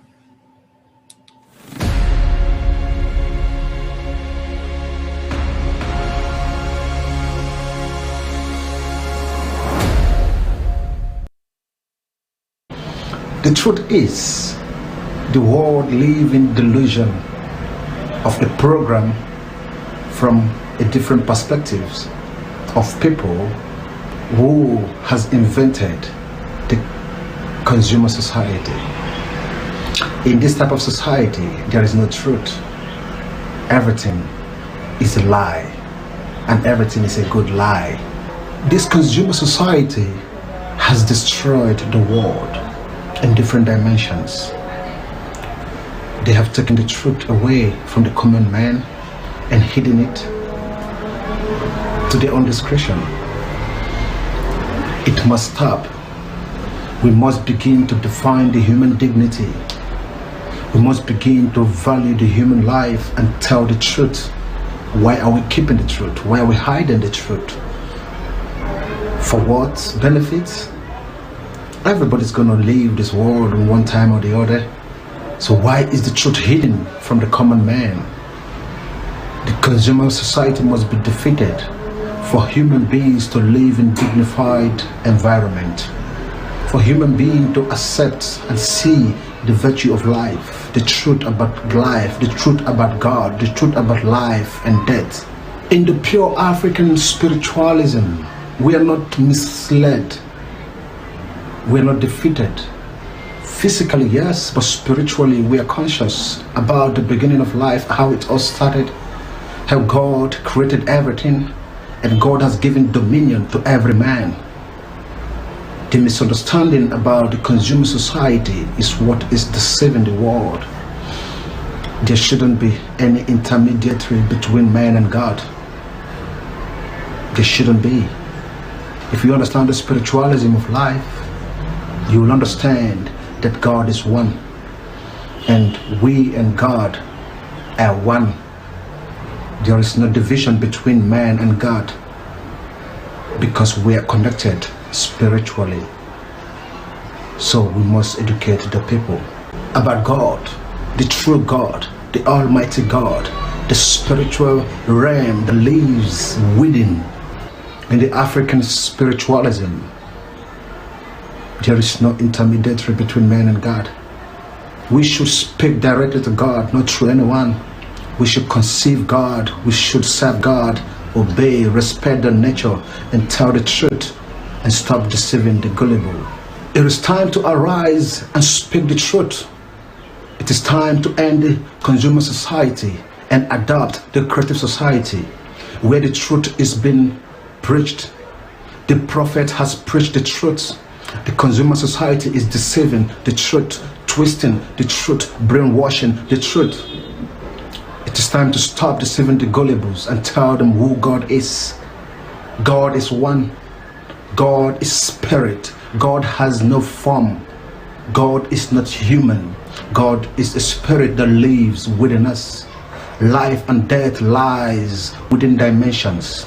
When we live here, we divert to another dimension of life, and that's spiritualism. God is spirit, and there is no intermediary between man and God.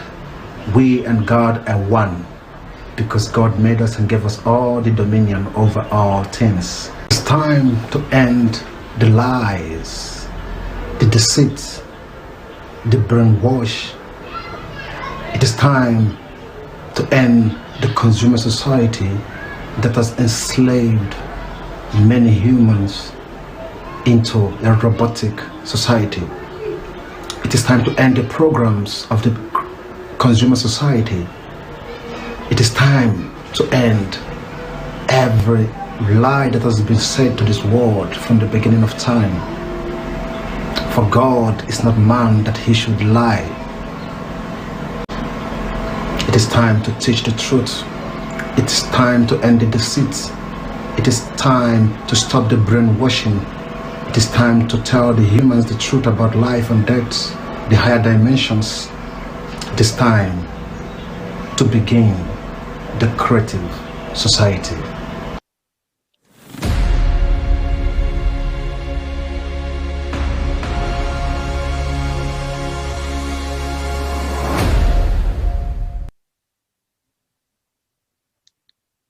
Thank you, JJ. That was such a powerful message. And we will now travel to Germany. We will have a pleasure to hear from Amir Ziz, who is an imam of the oldest mosque in Germany. He will tell us about the importance of building a creative society, a society that prophets dreamed of.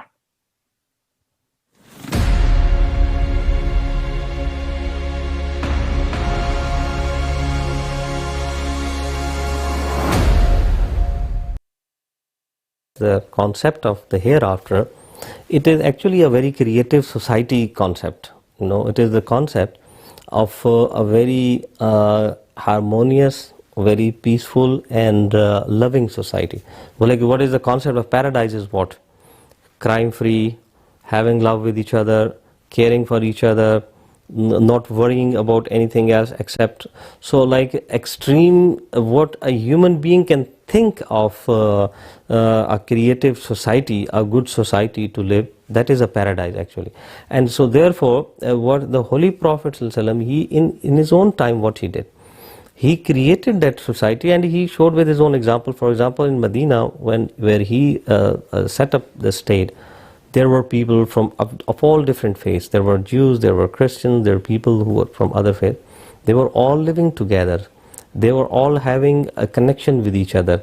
And they were actually not only having good relationship with each other, they were the one who was having integration in the society, and they had a respect for each other's religion, they had respect for each other's values, they had respect for each other's life. And that is the reason that in the Holy Quran, God has very specifically mentioned that life of every human being is sacred. In the Quran, God says, وَلَقَدْ كَرَّمْنَا بَنِي آدَمَ. We have honored the children of Adam. We have given respect to the children of Adam. Therefore, the Prophet ﷺ, actually he wanted to create the society where every man should have respect. where there should be no force, where should be no violence. It is a violence-free society. And the paradise, if what the concept of hereafter in Islam is actually a violence-free society. It is the society. And if today we start thinking about a very creative world, the world which will be, which we can say that it will be the ideal and the perfect world, that is what paradise is. So I am sure that if we follow those rules, we can make this world also paradise. If today we start thinking and acting according to what the Prophet, our Holy Prophet Hazrat Muhammad Sallallahu Alaihi Wasallam, he instructed us, and what all prophets right from Adam till the Holy Prophet Sallallahu Alaihi Wasallam, they have instructed us, because they all have been preaching the same religion, they have been preaching the same values, they have been preaching the same concept. And if we see that all prophets, their main teaching was to believe in one God and to have to respect and do good to the human being. That is what was the message, and that is what the Prophet Muhammad Sallallahu Alaihi Wasallam, he had said, and that is what the message was started with Prophet Adam.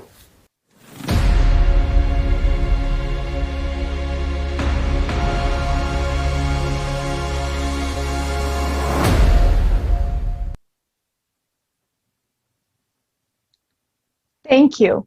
And now we will hear from Oliver Chambon, a psychiatrist from Lyon, France. He has been a psychiatrist for over 20 years and is a pioneer in behavior and cognitive treatments.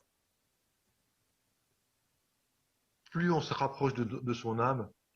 closer we get to our soul, the better we understand why we are given trials in life, and what the meaning of our life is, and why we are here.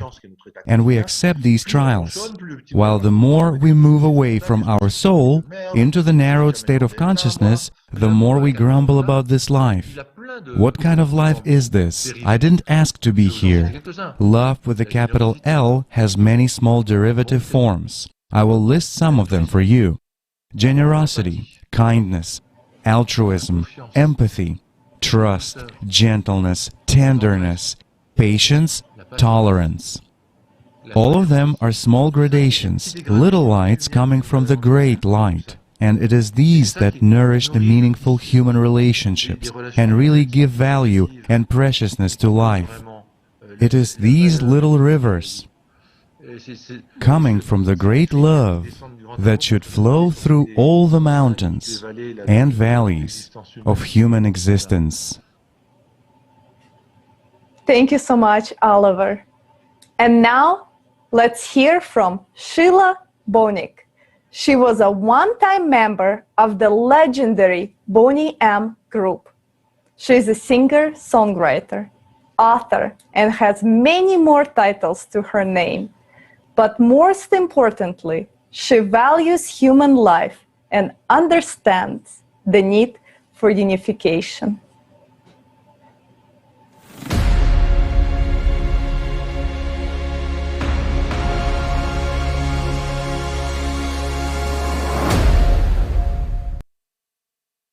It's the only way we're gonna change our society as it is.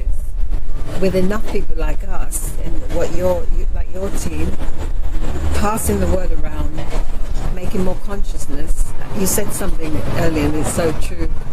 Words and thoughts are so important and so powerful that we don't even realize it. What we think, what we do, and what we say is what creates, what manifests whatever's going on.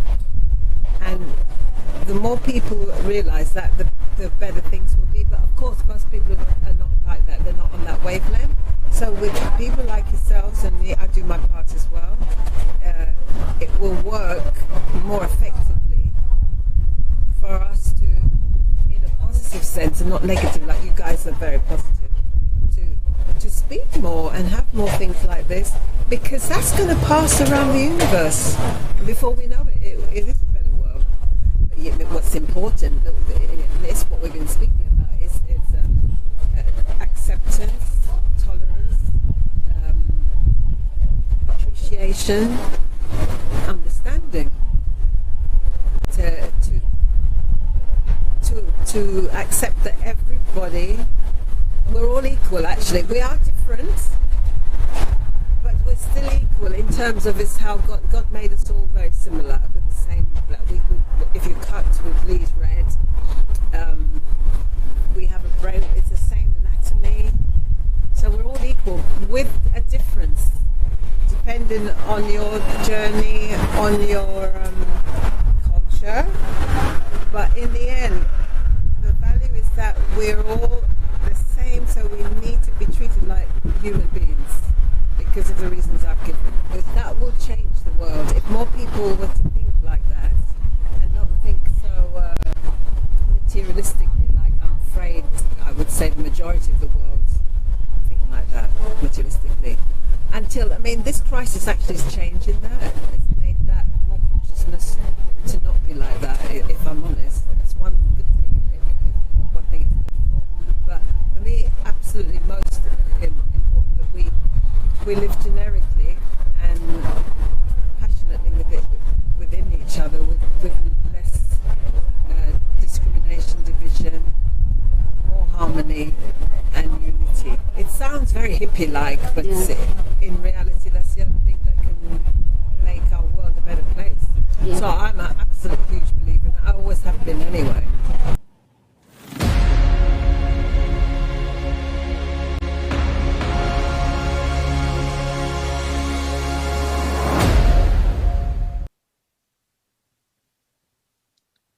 Thank you, Sheila. Now we would like to hear from Marella Rousseau, who is the founder of the Marella Rousseau Lifestyle magazine. It is very important to understand that occasionally every human, we start thinking about life, life after death, life in general, and what we were brought on this earth, for what purpose we are here. We are not here just by chance to, have fun and, party, and then that's it. We are here by God's will. A life is a big gift for us. This world was created for us by God. And we have a chance, while we are alive, to earn, to be with God in heaven. And of course, there are many challenging times that we face in this lifetime, but all of that is a test to see how we will react to these circumstances, how we will redeem ourselves, and will we sort of like how the outcome, will we be successful? Will we win? To win, of course, to be with God in the next life in heaven. Our souls guide us. If we listen to our heart, I believe our souls tell us what feels good, what feels bad. If we have a bad feeling doing something, that's our heart, our soul telling us that it's not the right thing to do. If we feel happy and good by doing good, we understand that we are doing God's will. And a lot of sometimes the good that we do can rub off on the next person and, can get them thinking, oh, hey, I'm not doing the right thing. I'm not behaving, I have more anger. I have more tension. I am thinking only about myself. And that is not what the message of our, especially in Christianity, our religion teaches us. We have to do good unto others. We have to be respectful to the people around us and not have anger and be, just evil will. That is not the will of God. That is the will of, unfortunately, the devil.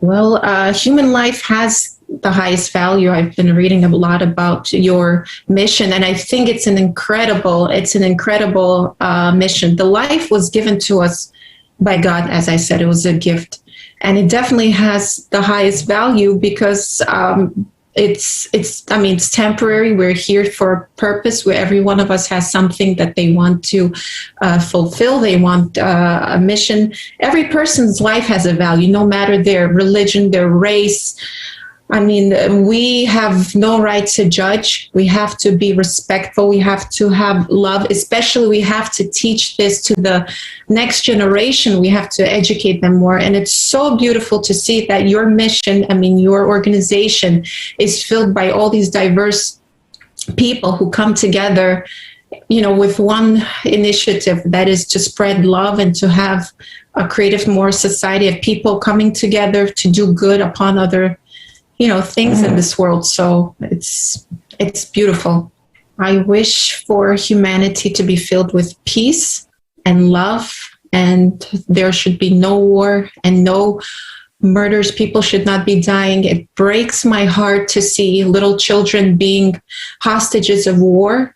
It breaks my heart to see bloodshed for no reason, for lands, for borders, that nothing belongs to us. Everything, this world was not created by us. It was created by God for us. And we as humans have a responsibility to take care of our planet, the world around us. We have to look at all the gifts that there are, you know, around us, the trees, the light, the air, the beautiful surroundings that God created for us. People are ready to kill each other for land, for all sorts of things. So I just hope to see for our new generation, for our children, a new world filled with peace and with love. Everything can be conquered just with love. And that's my greatest wish. And I'm grateful to take part of this conference with you guys. Dear friends, as you just heard from people around the globe, we are ready to value human life to its fullest. Finally, everything is clear now and in its place. Together with each of you, we have returned the truth back to the humanity. We have answered the most important question: what happens after death? We have representative of all humanity present at once, right now, on screen and behind the screen. We are live and broadcasting in 40+ languages simultaneously and thousands of online platforms. The truth is being heard around the globe, and we are ready to make the best out of our life.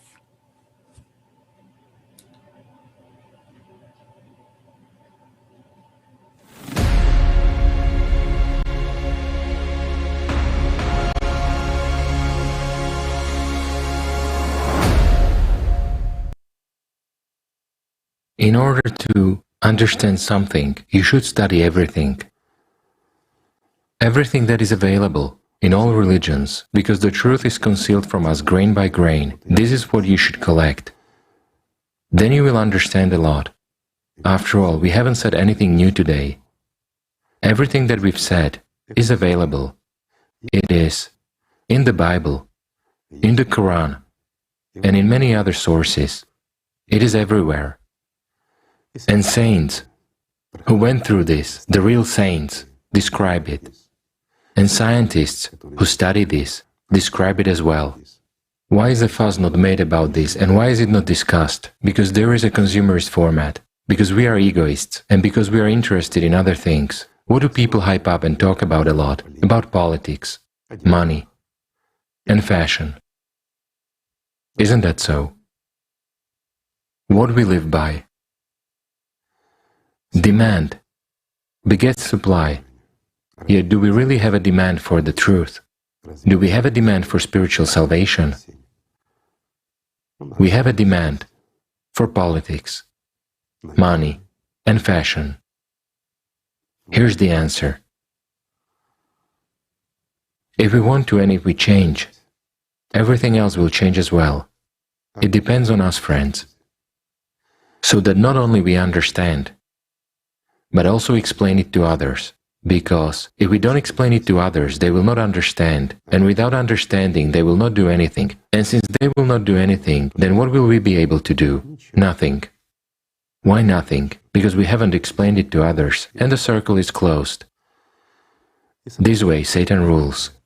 He rules the world, forcing us to run round in the wheel of consumerist format. So we only vegetate in dreams that once we will do something, we won't.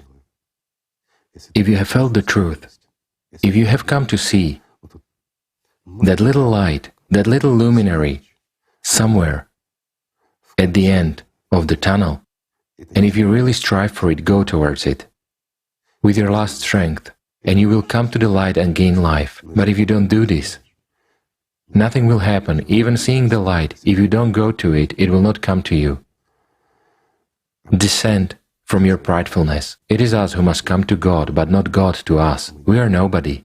If we want to become someone, and all the more if we want to become everything, while everything means part of the spiritual world, to enter the high society, then we must move, go and do. And in the course of our movement, we must do good and help others, supporting them, but not trampling them down. Then the world will change too. Everything is in our hands. Then antidepressants will not be needed either. We can do a lot, but only when we want it and when we are together. That's the way the world is arranged. This is true. So, my friends, we should start with simple things. And the simplest one is to love each other. Isn't it?